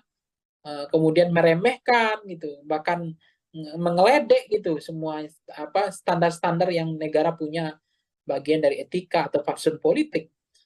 Karena memang rakyat nggak menghukum, jadi makin menjadi-jadi gitu. Nah, kalau rakyat menghukum, tentu dia akan berpikir ulang kan, daripada elektabilitasnya turun, daripada kalah, tentu dia akan mengelola diksi frasa yang mengatur trayek cara berkata yang baik misalnya. Tapi nggak dilakukan karena ternyata dengan gaya begini juga masyarakat senang.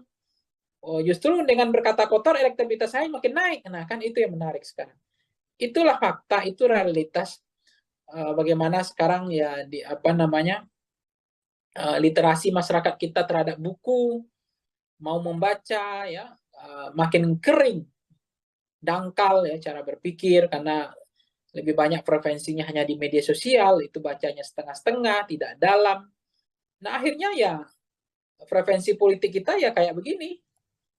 Jadi lahirnya pemimpin adalah cerminan dari rakyatnya, itu aja. Oke, terakhir nih Bang, Prabowo juga sempat mengakukan bahwa dia diberi nasihat oleh beberapa orang, banyak pihak terkait omongan kasar dia. Bahkan beberapa orang juga menilai bahwa Prabowo itu hanya bisa joget-joget saja sebagai calon presiden dan tidak pandai berbicara.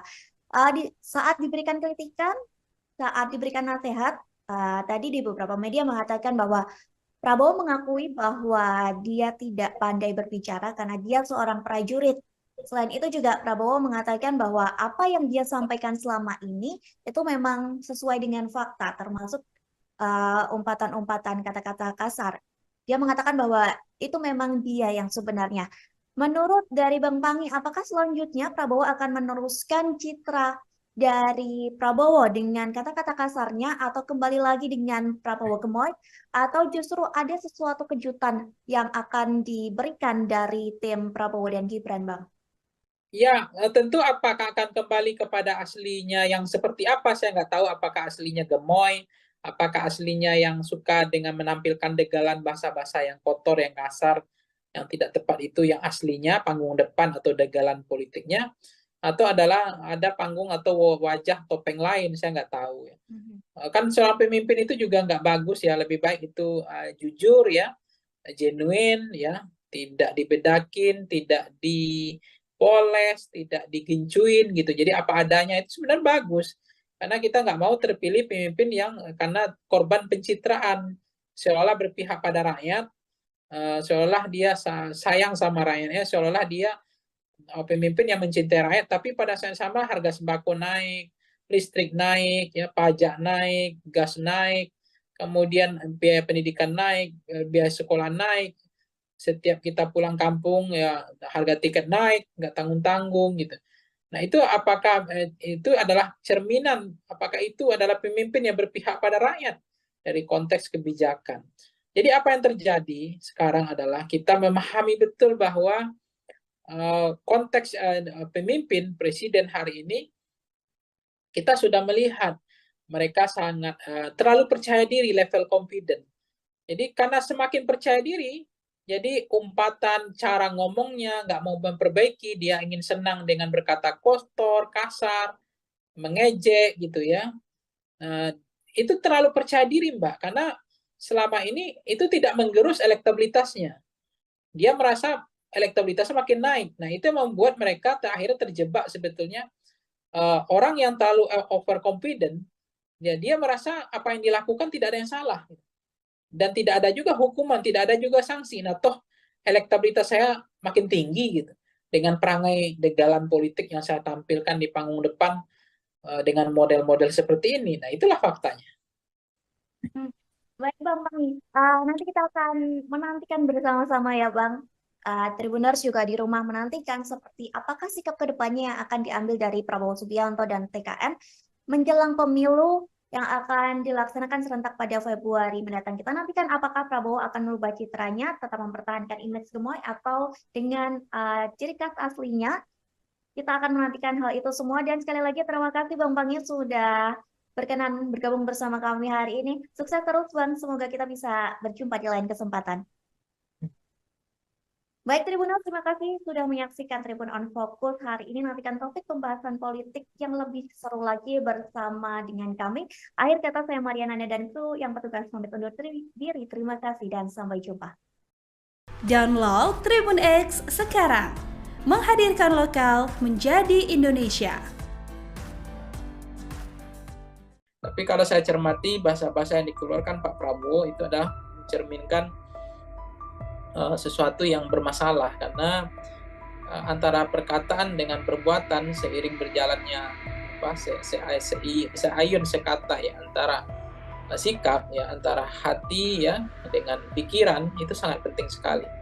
Jadi apa yang keluar dari mulut kita tentu itu mengindikasikan bahwa ada problem juga dengan ada pikiran kita. Orang tegas, orang berani kan tidak harus dengan bahasa-bahasa preman, bahasa-bahasa pasar ya. Menurut saya sebagai calon presiden bahasa seperti itu tuh nggak tepat sekali, nggak matang sih, nggak bisa lebih bijak, nggak jernih seperti air laut ya yang teduh. Nah, macam-macam seperti ini, bahasa reaksioner, emosional, temperamental, dan lain-lain. Ini kan kita bukan milih Pak Lurah gitu, kita bukan milih Pak Camat gitu ya, kepala desa, ini milih presiden. Ya sebenarnya ini makin menjadi-jadi, makin ibarat saya itu ya, makin orang makin dikasih hati minta jantung kayak gitulah. Sebetulnya ini sebenarnya kembali kepada rakyat. Jadi rakyat yang kasih hati gitu. Jadi kalau pemimpinnya itu langsung dihukum oleh rakyatnya, harusnya pemimpin yang mengeluarkan kata-kata kotor, ya kasar, ya menyerang personal, tidak berakhlak, ya harusnya kasih sanksi dong. Elektabilitasnya rendah dong. Halo Tribuners, on Fokus kembali menjumpai Anda bersama saya Maria Nanda. Tribuners, calon presiden atau capres nomor urut 2 Prabowo Subianto semakin sering nih melontarkan umpatan yang ditenggarai ditujukan untuk capres nomor urut 1, yakni Anies Rashid Baswedan. Prabowo yang sebelumnya mendapat sematan sosok gemoy karena jogetannya dan sosok sad boy karena diserang Ganjar serta Anies di debat capres. Namun kini Prabowo justru mendapat sematan Angry Boy. Dalam acara konsolidasi dengan relawannya di Pekanbaru beberapa hari yang lalu, Prabowo menyinggung luas lahannya yang dibeber oleh Anies Baswedan dalam debat Capres-Cawapres ketiga pada Minggu 7 Januari. Seolah terpancing, emosi Prabowo pun melontarkan umpatan kasar di hadapan pendukungnya. Dan Tribuners ketahui ini bukan pertama kalinya Prabowo mengumpat Anies. Usai debat pertama di depan pendukung Prabowo pun mengumpat dengan frasa dasmu etik setelah mengulang pertanyaan Anies terkait etika Prabowo karena menggandeng Gibran Rakabuming Raka.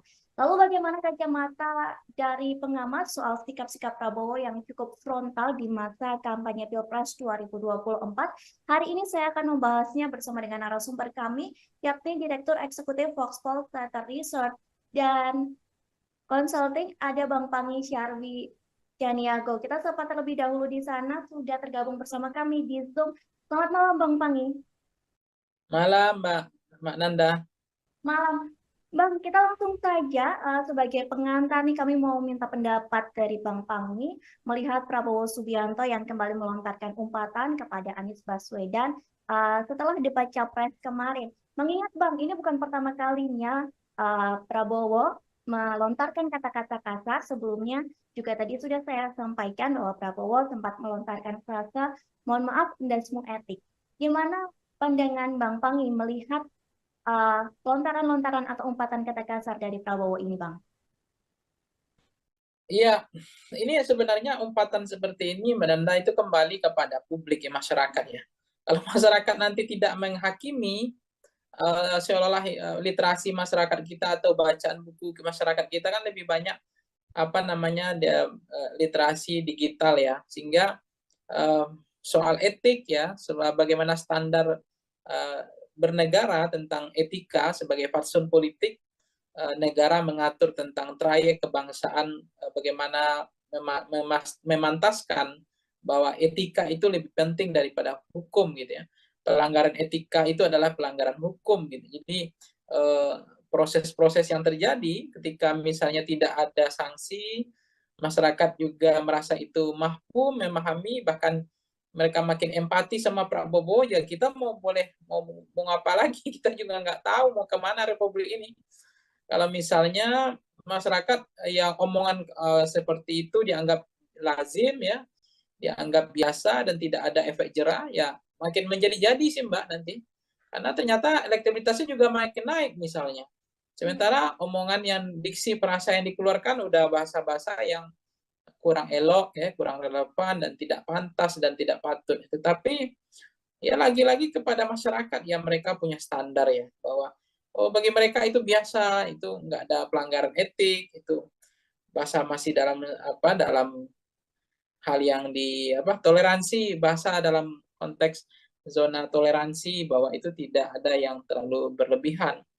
Tapi kalau saya cermati bahasa-bahasa yang dikeluarkan Pak Prabowo itu adalah mencerminkan sesuatu yang bermasalah, karena antara perkataan dengan perbuatan seiring berjalannya seayun sekata ya, antara sikap ya, antara hati ya dengan pikiran, itu sangat penting sekali.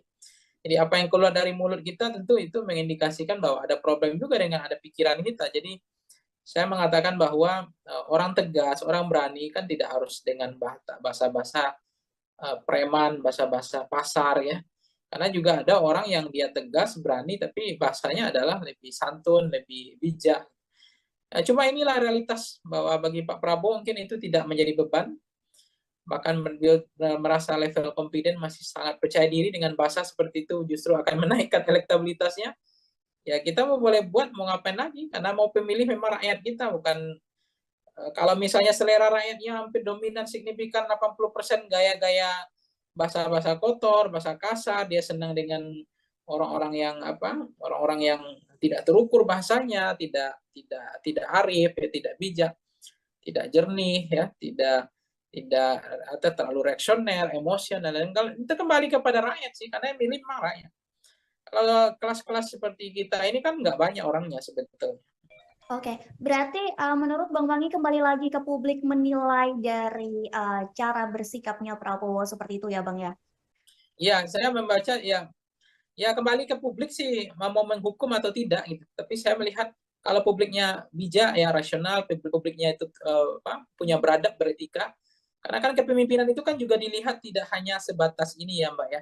Melihat karena soal figur ya, soal person, seseorang tidak hanya terbuai oleh apa istilahnya dalam konteks ini ya setahu saya harus dipahami juga yang terjadi apa namanya ya jangan tergiur ya apa yang disampaikan Bu Mega kan itu juga benar jangan terkecoh ya oleh sosok yang pikiran dan hatinya tidak satu gitu.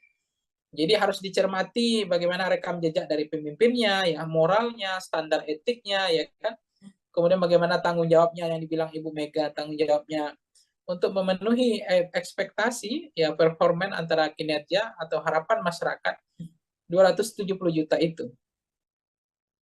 Oke, Bang, menyinggung masalah penilaian dari publik, setelah debat ketiga ini, justru publik banyak yang menaruh simpati kepada Prabowo karena menjadi objek serangan dari Anies Baswedan maupun Ganjar dari debat tersebut. Hingga Prabowo ini mendapat sematan sad boy begitu Bang di mata publik. Namun dalam hitungan jam image itu berubah karena Prabowo meluapkan emosinya saat dia bertemu dengan pendukungnya. Perubahan sikap Prabowo yang signifikan ini apakah cukup berpengaruh Bang untuk pemilih?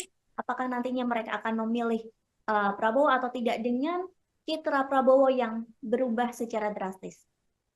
Ya sebenarnya sederhana ya Mbak Nanda bahwa kepemimpinan yang hadir hari ini itu mencerminkan, merepresentasikan sampling frame dari rakyatnya. Jadi rakyat hari ini itu adalah sampel dari pemimpinnya. Jadi kalau lahirlah pemimpin yang tidak beretik, ya tidak punya akhlak, ya tidak punya standar moral, terlalu bahasanya terlalu reaksioner, emosional, mungkin jangan-jangan itu juga memang rata-rata hampir maksimal ya bahwa kita Indonesia ini punya penduduk kayak begitu juga modelnya. Gitu. Jadi lahirnya pemimpin itu representasi dari model rakyatnya. Jadi apa yang selera rakyat itu adalah selera pemimpin.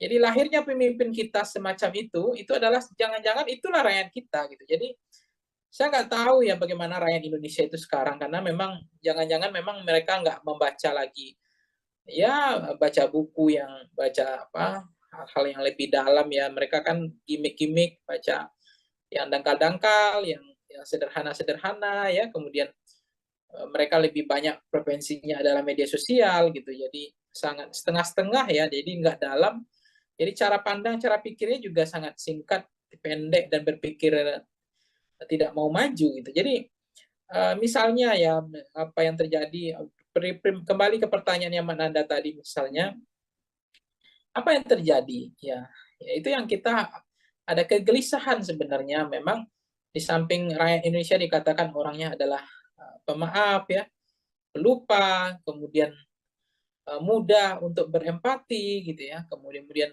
tiba-tiba ada orang yang seolah-olah terzolimi kemudian dia dengan mudah karena itu dimodifikasi dirancang didesain dicitrakan seolah-olah terzolimi misalnya kemudian publik beramai-ramai berempati. Itu mudah sekali untuk berempati, untuk membantu, untuk justru tersentuh gitu ya, ketika ada orang yang dikeroyok, ada orang yang dirujak, ada orang yang di babak belur gitu ya, apalagi penilaian dikasih oleh Anies, dikasih Mas Anies kasih apa namanya nilai 11 dari 100, kemudian Mas Ganjar kasih 10 dari ngasih 5 dari 10 gitu.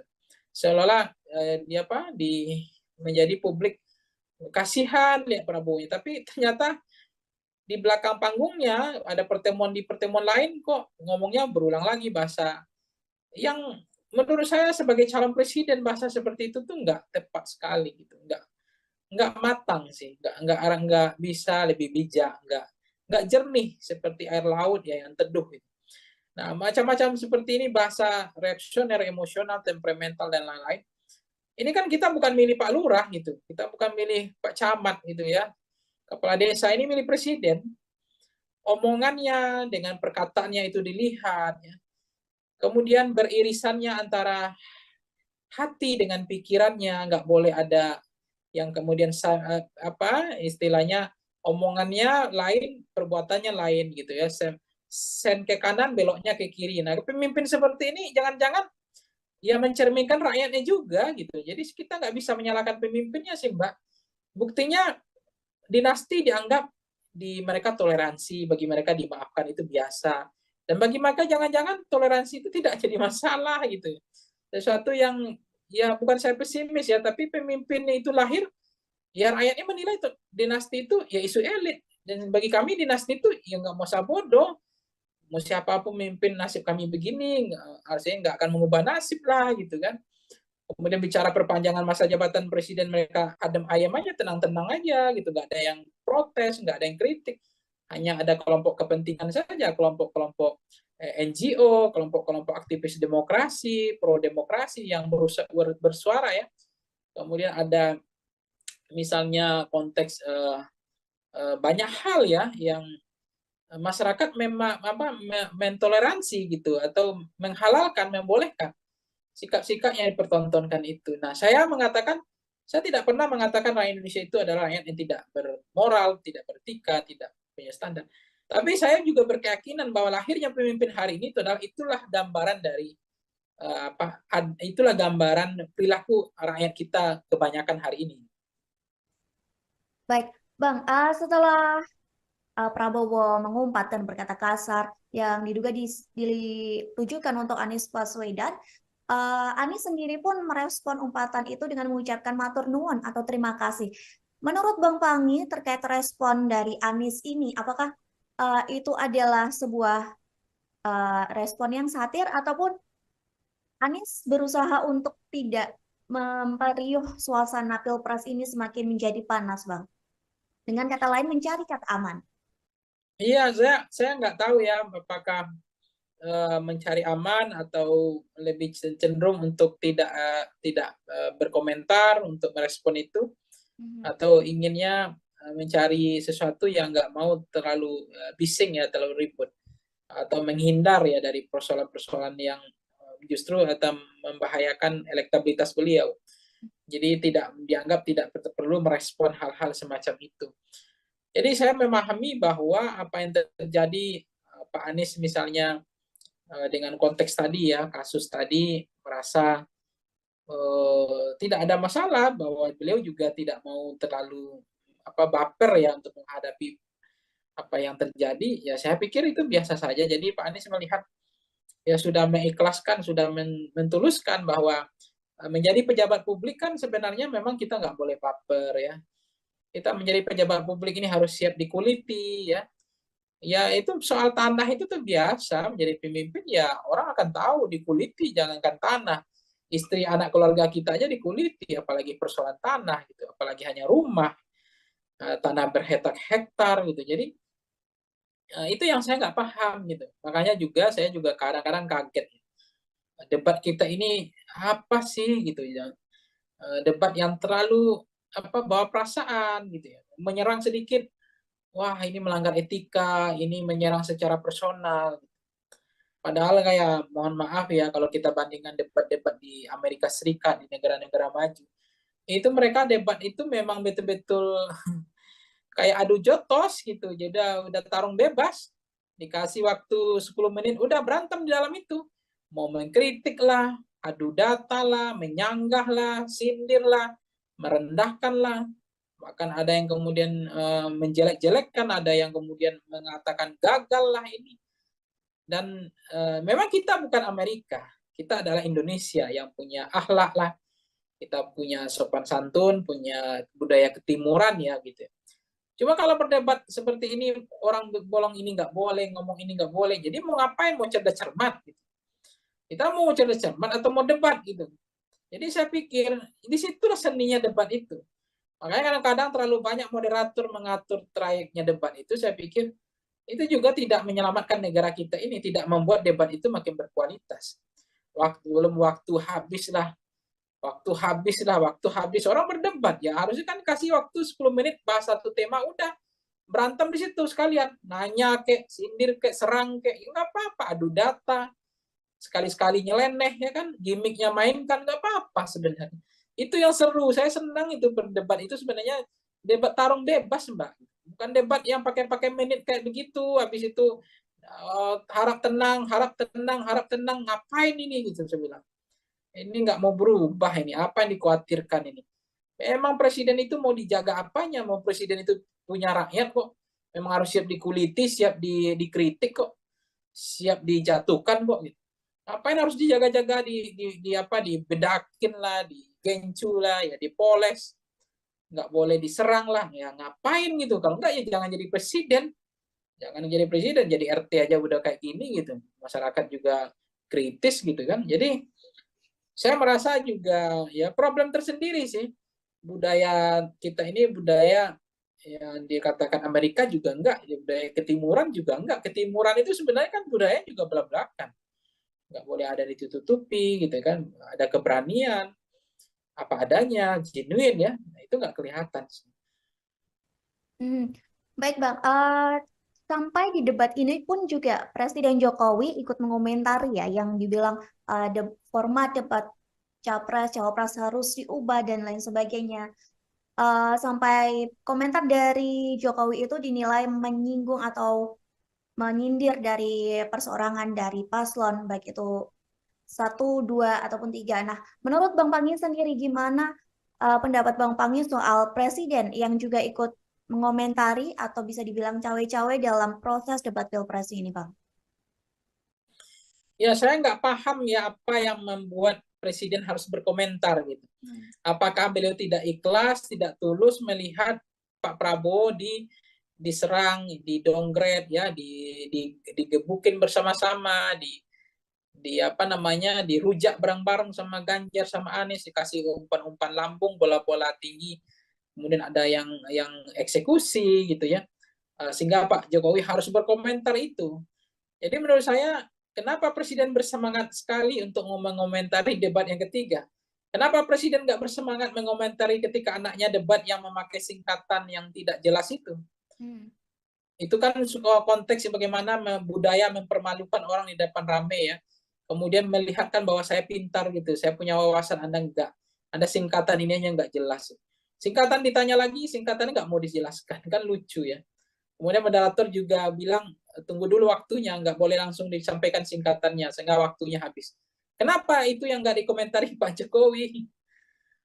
Ya fair dong, equal dong, ya jangan partisan jadi presiden gitu. Jadi kita ini mentang-mentang anak bertarung jadi presiden, ya kita harus fair juga, jadi tidak boleh juga diskriminatif gitu. Kita jadi presiden juga harus bijak, harus punya kebijaksanaan lah gitu. Jadi jangan seolah-olah yang debat ketiga ini yang problem, sementara debat kedua nggak ada problem.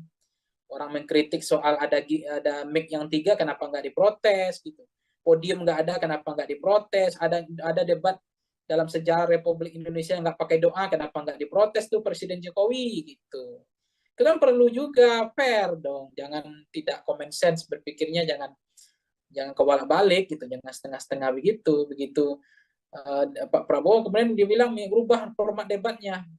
karena dianggap menyerang personal, bukan menyerang pada fokus pada visi atau substansi atau program. Ya, come on Pak Jokowi, lihatlah debat-debat yang dilakukan sebelumnya gitu. Tolong juga dikritik gitu kan. Oke, Bang Pangi, kita kembali lagi permasalahan dengan umpatan Prabowo ini juga mendapat reaksi atau respon dari Yusuf Kala. Beliau mengatakan bahwa pilih pemimpin yang tidak mudah emosi. Namun di satu sisi, di lain sisi, Yusuf Kala juga menyebut etis atau tidak etisnya perkataan Prabowo hanya bisa dinilai dan ditindaklanjuti oleh Badan Pengawas Pemilu atau Bawaslu. Kira-kira dengan hal ini, apakah Bang Pangi setuju dengan sikap dari Yusuf Kala? Ya, Pak Yusuf Kala selama ini sesuatu yang mengatakan bukan figur yang cacat secara demokratis ya. Beliau adalah orang yang sangat menjunjung tinggi tradisi mazhab demokrasi ya.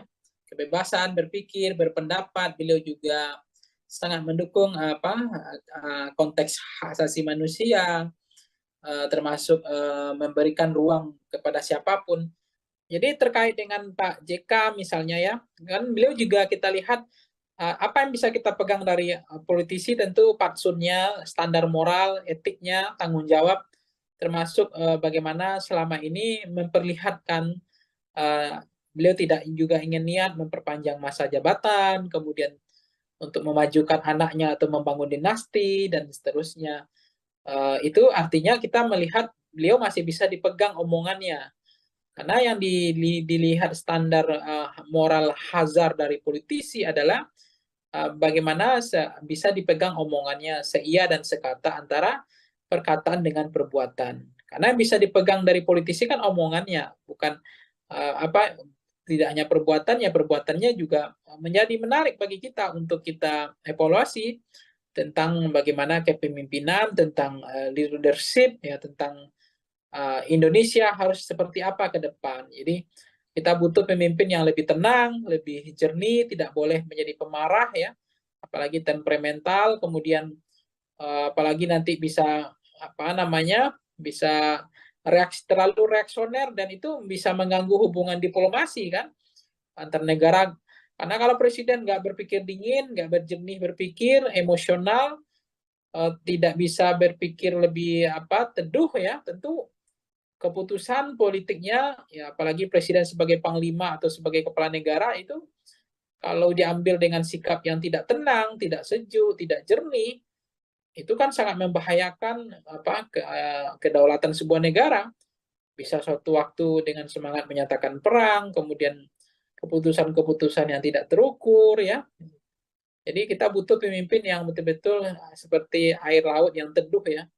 Ya pemimpin yang betul-betul bisa mengambil keputusan dengan penuh kehati-hatian, pemimpin yang tidak reaksioner, tidak temperamental, tapi pemimpin yang betul-betul mampu menjalankan antara pikiran dengan perkataannya itu sejalan ya. Sense of politiknya itu klik kepada rakyat gitu. Jadi itu sangat dibutuhkan pemimpin yang teduh ya. Baik Bang, permasalahan umpatan dari Prabowo ini ternyata berbuntut panjang bahwa Bawaslu mengatakan bakal mengecek itu intensinya. Selain itu Bawaslu juga menyebut bahwa umpatan Prabowo ini berpeluang masuk ranah pidana pemilu. Menurut Bang Pangi menilai hal ini seperti apa Bang? Apakah memang umpatan Prabowo ini termasuk dari pelanggaran atau memang nanti jika rakyat menilai hal ini tidak lazim dan bisa dilaporkan dari ke Bawaslu atau memang keputusan ini emang ada di Bawaslu, Bang? Iya, maka memang ini lagi marak ya, lagi musim ya, lapor-melapor gitu ya. Pengaduan ke Bawaslu, ke polisi. Cuma bagi saya ini untuk apa gitu. Hukuman yang terbaik itu adalah jangan pilih pemimpin yang betul-betul tidak membawa nilai-nilai standar ya. Dalam membawa nilai etika dan moral di dalam landasan sistem ketatanegaraan ya, sistem politik kebangsaan yang modern. Itu bagaimana kita akhlak ya, tata krama, tata moral ya, tata etika dan seterusnya. Jadi ya udahlah ngapain gitu ya. ngadu mengadu ya, saling melaporkan. Ini untuk apa gitu. Jadi saya pikir ya udahlah, itu nggak terlalu penting sih menurut saya. Sekarang rakyatnya maunya apa, itu aja. Kalau rakyat maunya yang ingin pemimpin yang baik, ya rakyat harusnya melakukan kontemplasi gitu. Saya nggak mengatakan rakyat itu tidak punya kemimpinan, tidak punya kemampuan untuk menseleksi pemimpin yang baik.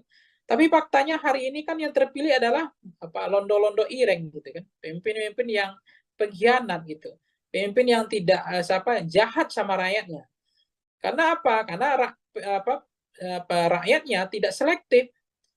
Jadi sangat mudah terpengaruh oleh transaksional pragmatis, fakta food buying ya, kemudian money politik ya, kemudian beli putus suara dan lebih senang belanja suara ketimbang belanja program dan kegiatan dan seterusnya dan seterusnya. Inilah realitas, inilah fakta yang terjadi hari ini. Jadi saya pikir menjadi penting bagi kita hukuman yang terbaik itu adalah hukuman dari rakyat ketimbang ya soal tanding-tanding mengadukan ke Bawaslu, tanding-tanding mengadu ke Bareskrim lah. Apakah omongan itu tindak pidana yang disampaikan Pak Prabowo? Apakah memenuhi unsur hanya etika? Karena selama ini memang pelanggaran etika itu sebetulnya adalah pelanggaran hukum. Karena hukum itu masih di bawah etika sebetulnya. Walaupun dalam ketatanegaraan orang sering mengatakan, oh kalau tidak melanggar hukum ya tidak ada masalah. Kalau etika ya nggak perlu ditindak, tidak ada sanksi dan tidak ada pidananya. Hmm. Terkait menjadi peluang pelanggaran pemilu, TKN dari Prabowo Gibran sendiri percaya diri nih Bang, atau pede bahwa umpatan itu tidak mengandung unsur penghinaan. Bahkan hari ini Prabowo kembali lagi menggunakan kata kasar ketika beliau kampanye di Bengkulu. Bahkan relawan Prabowo sendiri juga ikut meneriakan kata kasar tersebut. Menurut Bang Pangi sendiri, apakah memang TKN ini nyaman dengan gaya Prabowo seperti yang saat ini berkata kasar dan lain sebagainya? Sementara sebelumnya terlihat bahwa TKN ini membangun citra gemoy dari Prabowo. Gimana menurut Bang Pangi sendiri? Ya sebenarnya ini makin menjadi-jadi, makin ibarat saya itu ya, orang makin dikasih hati minta jantung kayak gitulah. Sebetulnya ini sebenarnya kembali kepada rakyat. Jadi rakyat yang kasih hati gitu. Jadi kalau pemimpinnya itu langsung dihukum oleh rakyatnya, harusnya pemimpin yang mengeluarkan kata-kata kotor, ya kasar, ya menyerang personal, tidak berakhlak, ya harusnya kasih sanksi dong, elektabilitasnya rendah dong. Tapi kenapa elektabilitasnya makin naik? Justru ketika dia mengeluarkan kata kotor, menyerang, menyindir dengan sindiran yang tidak pantas gitu ya. Kemudian meremehkan gitu, bahkan mengeledek gitu semua standar-standar yang negara punya bagian dari etika atau fatsun politik. Karena memang rakyat nggak menghukum, jadi makin menjadi-jadi gitu. Nah, kalau rakyat menghukum, tentu dia akan berpikir ulang kan, daripada elektabilitasnya turun, daripada kalah, tentu dia akan mengelola diksi frasa yang mengatur trayek cara berkata yang baik misalnya. Tapi nggak dilakukan karena ternyata dengan gaya begini juga masyarakat senang. Justru dengan berkata kotor elektabilitas saya makin naik. Nah kan itu yang menarik sekarang. Itulah fakta, itu realitas bagaimana sekarang ya literasi masyarakat kita terhadap buku, mau membaca ya makin kering, dangkal ya cara berpikir karena lebih banyak preferensinya hanya di media sosial, itu bacanya setengah-setengah, tidak dalam. Nah akhirnya ya preferensi politik kita ya kayak begini. Jadi lahirnya pemimpin adalah cerminan dari rakyatnya, itu aja. Oke, terakhir nih Bang, Prabowo juga sempat mengakukan bahwa dia diberi nasihat oleh beberapa orang, banyak pihak terkait omongan kasar dia. Bahkan beberapa orang juga menilai bahwa Prabowo itu hanya bisa joget-joget saja sebagai calon presiden dan tidak pandai berbicara. Saat diberikan kritikan, saat diberikan nasihat, tadi di beberapa media mengatakan bahwa Prabowo mengakui bahwa dia tidak pandai berbicara karena dia seorang prajurit. Selain itu juga Prabowo mengatakan bahwa apa yang dia sampaikan selama ini itu memang sesuai dengan fakta, termasuk umpatan-umpatan kata-kata kasar. Dia mengatakan bahwa itu memang dia yang sebenarnya. Menurut dari Bang Pangi, apakah selanjutnya Prabowo akan meneruskan citra dari Prabowo dengan kata-kata kasarnya atau kembali lagi dengan Prabowo gemoy atau justru ada sesuatu kejutan yang akan diberikan dari tim Prabowo dan Gibran, Bang? Ya, tentu apakah akan kembali kepada aslinya yang seperti apa, saya nggak tahu apakah aslinya gemoy, apakah aslinya yang suka dengan menampilkan degalan bahasa-bahasa yang kotor, yang kasar, yang tidak tepat itu yang aslinya, panggung depan atau degalan politiknya, atau adalah ada panggung atau wajah topeng lain, saya nggak tahu ya. Kan seorang pemimpin itu juga nggak bagus ya, lebih baik itu jujur ya, genuine ya, tidak dibedakin, tidak dipoles, tidak digencuin gitu. Jadi apa adanya itu sebenarnya bagus. Karena kita nggak mau terpilih pemimpin yang karena korban pencitraan, seolah berpihak pada rakyat, seolah dia sayang sama rakyatnya, seolah dia pemimpin yang mencintai rakyat, tapi pada saat yang sama harga sembako naik, listrik naik, ya pajak naik, gas naik, kemudian biaya pendidikan naik, biaya sekolah naik, setiap kita pulang kampung ya harga tiket naik, nggak tanggung-tanggung gitu. Nah itu apakah itu adalah cerminan, apakah itu adalah pemimpin yang berpihak pada rakyat dari konteks kebijakan. Jadi apa yang terjadi sekarang adalah kita memahami betul bahwa konteks pemimpin presiden hari ini kita sudah melihat mereka sangat terlalu percaya diri, level confident.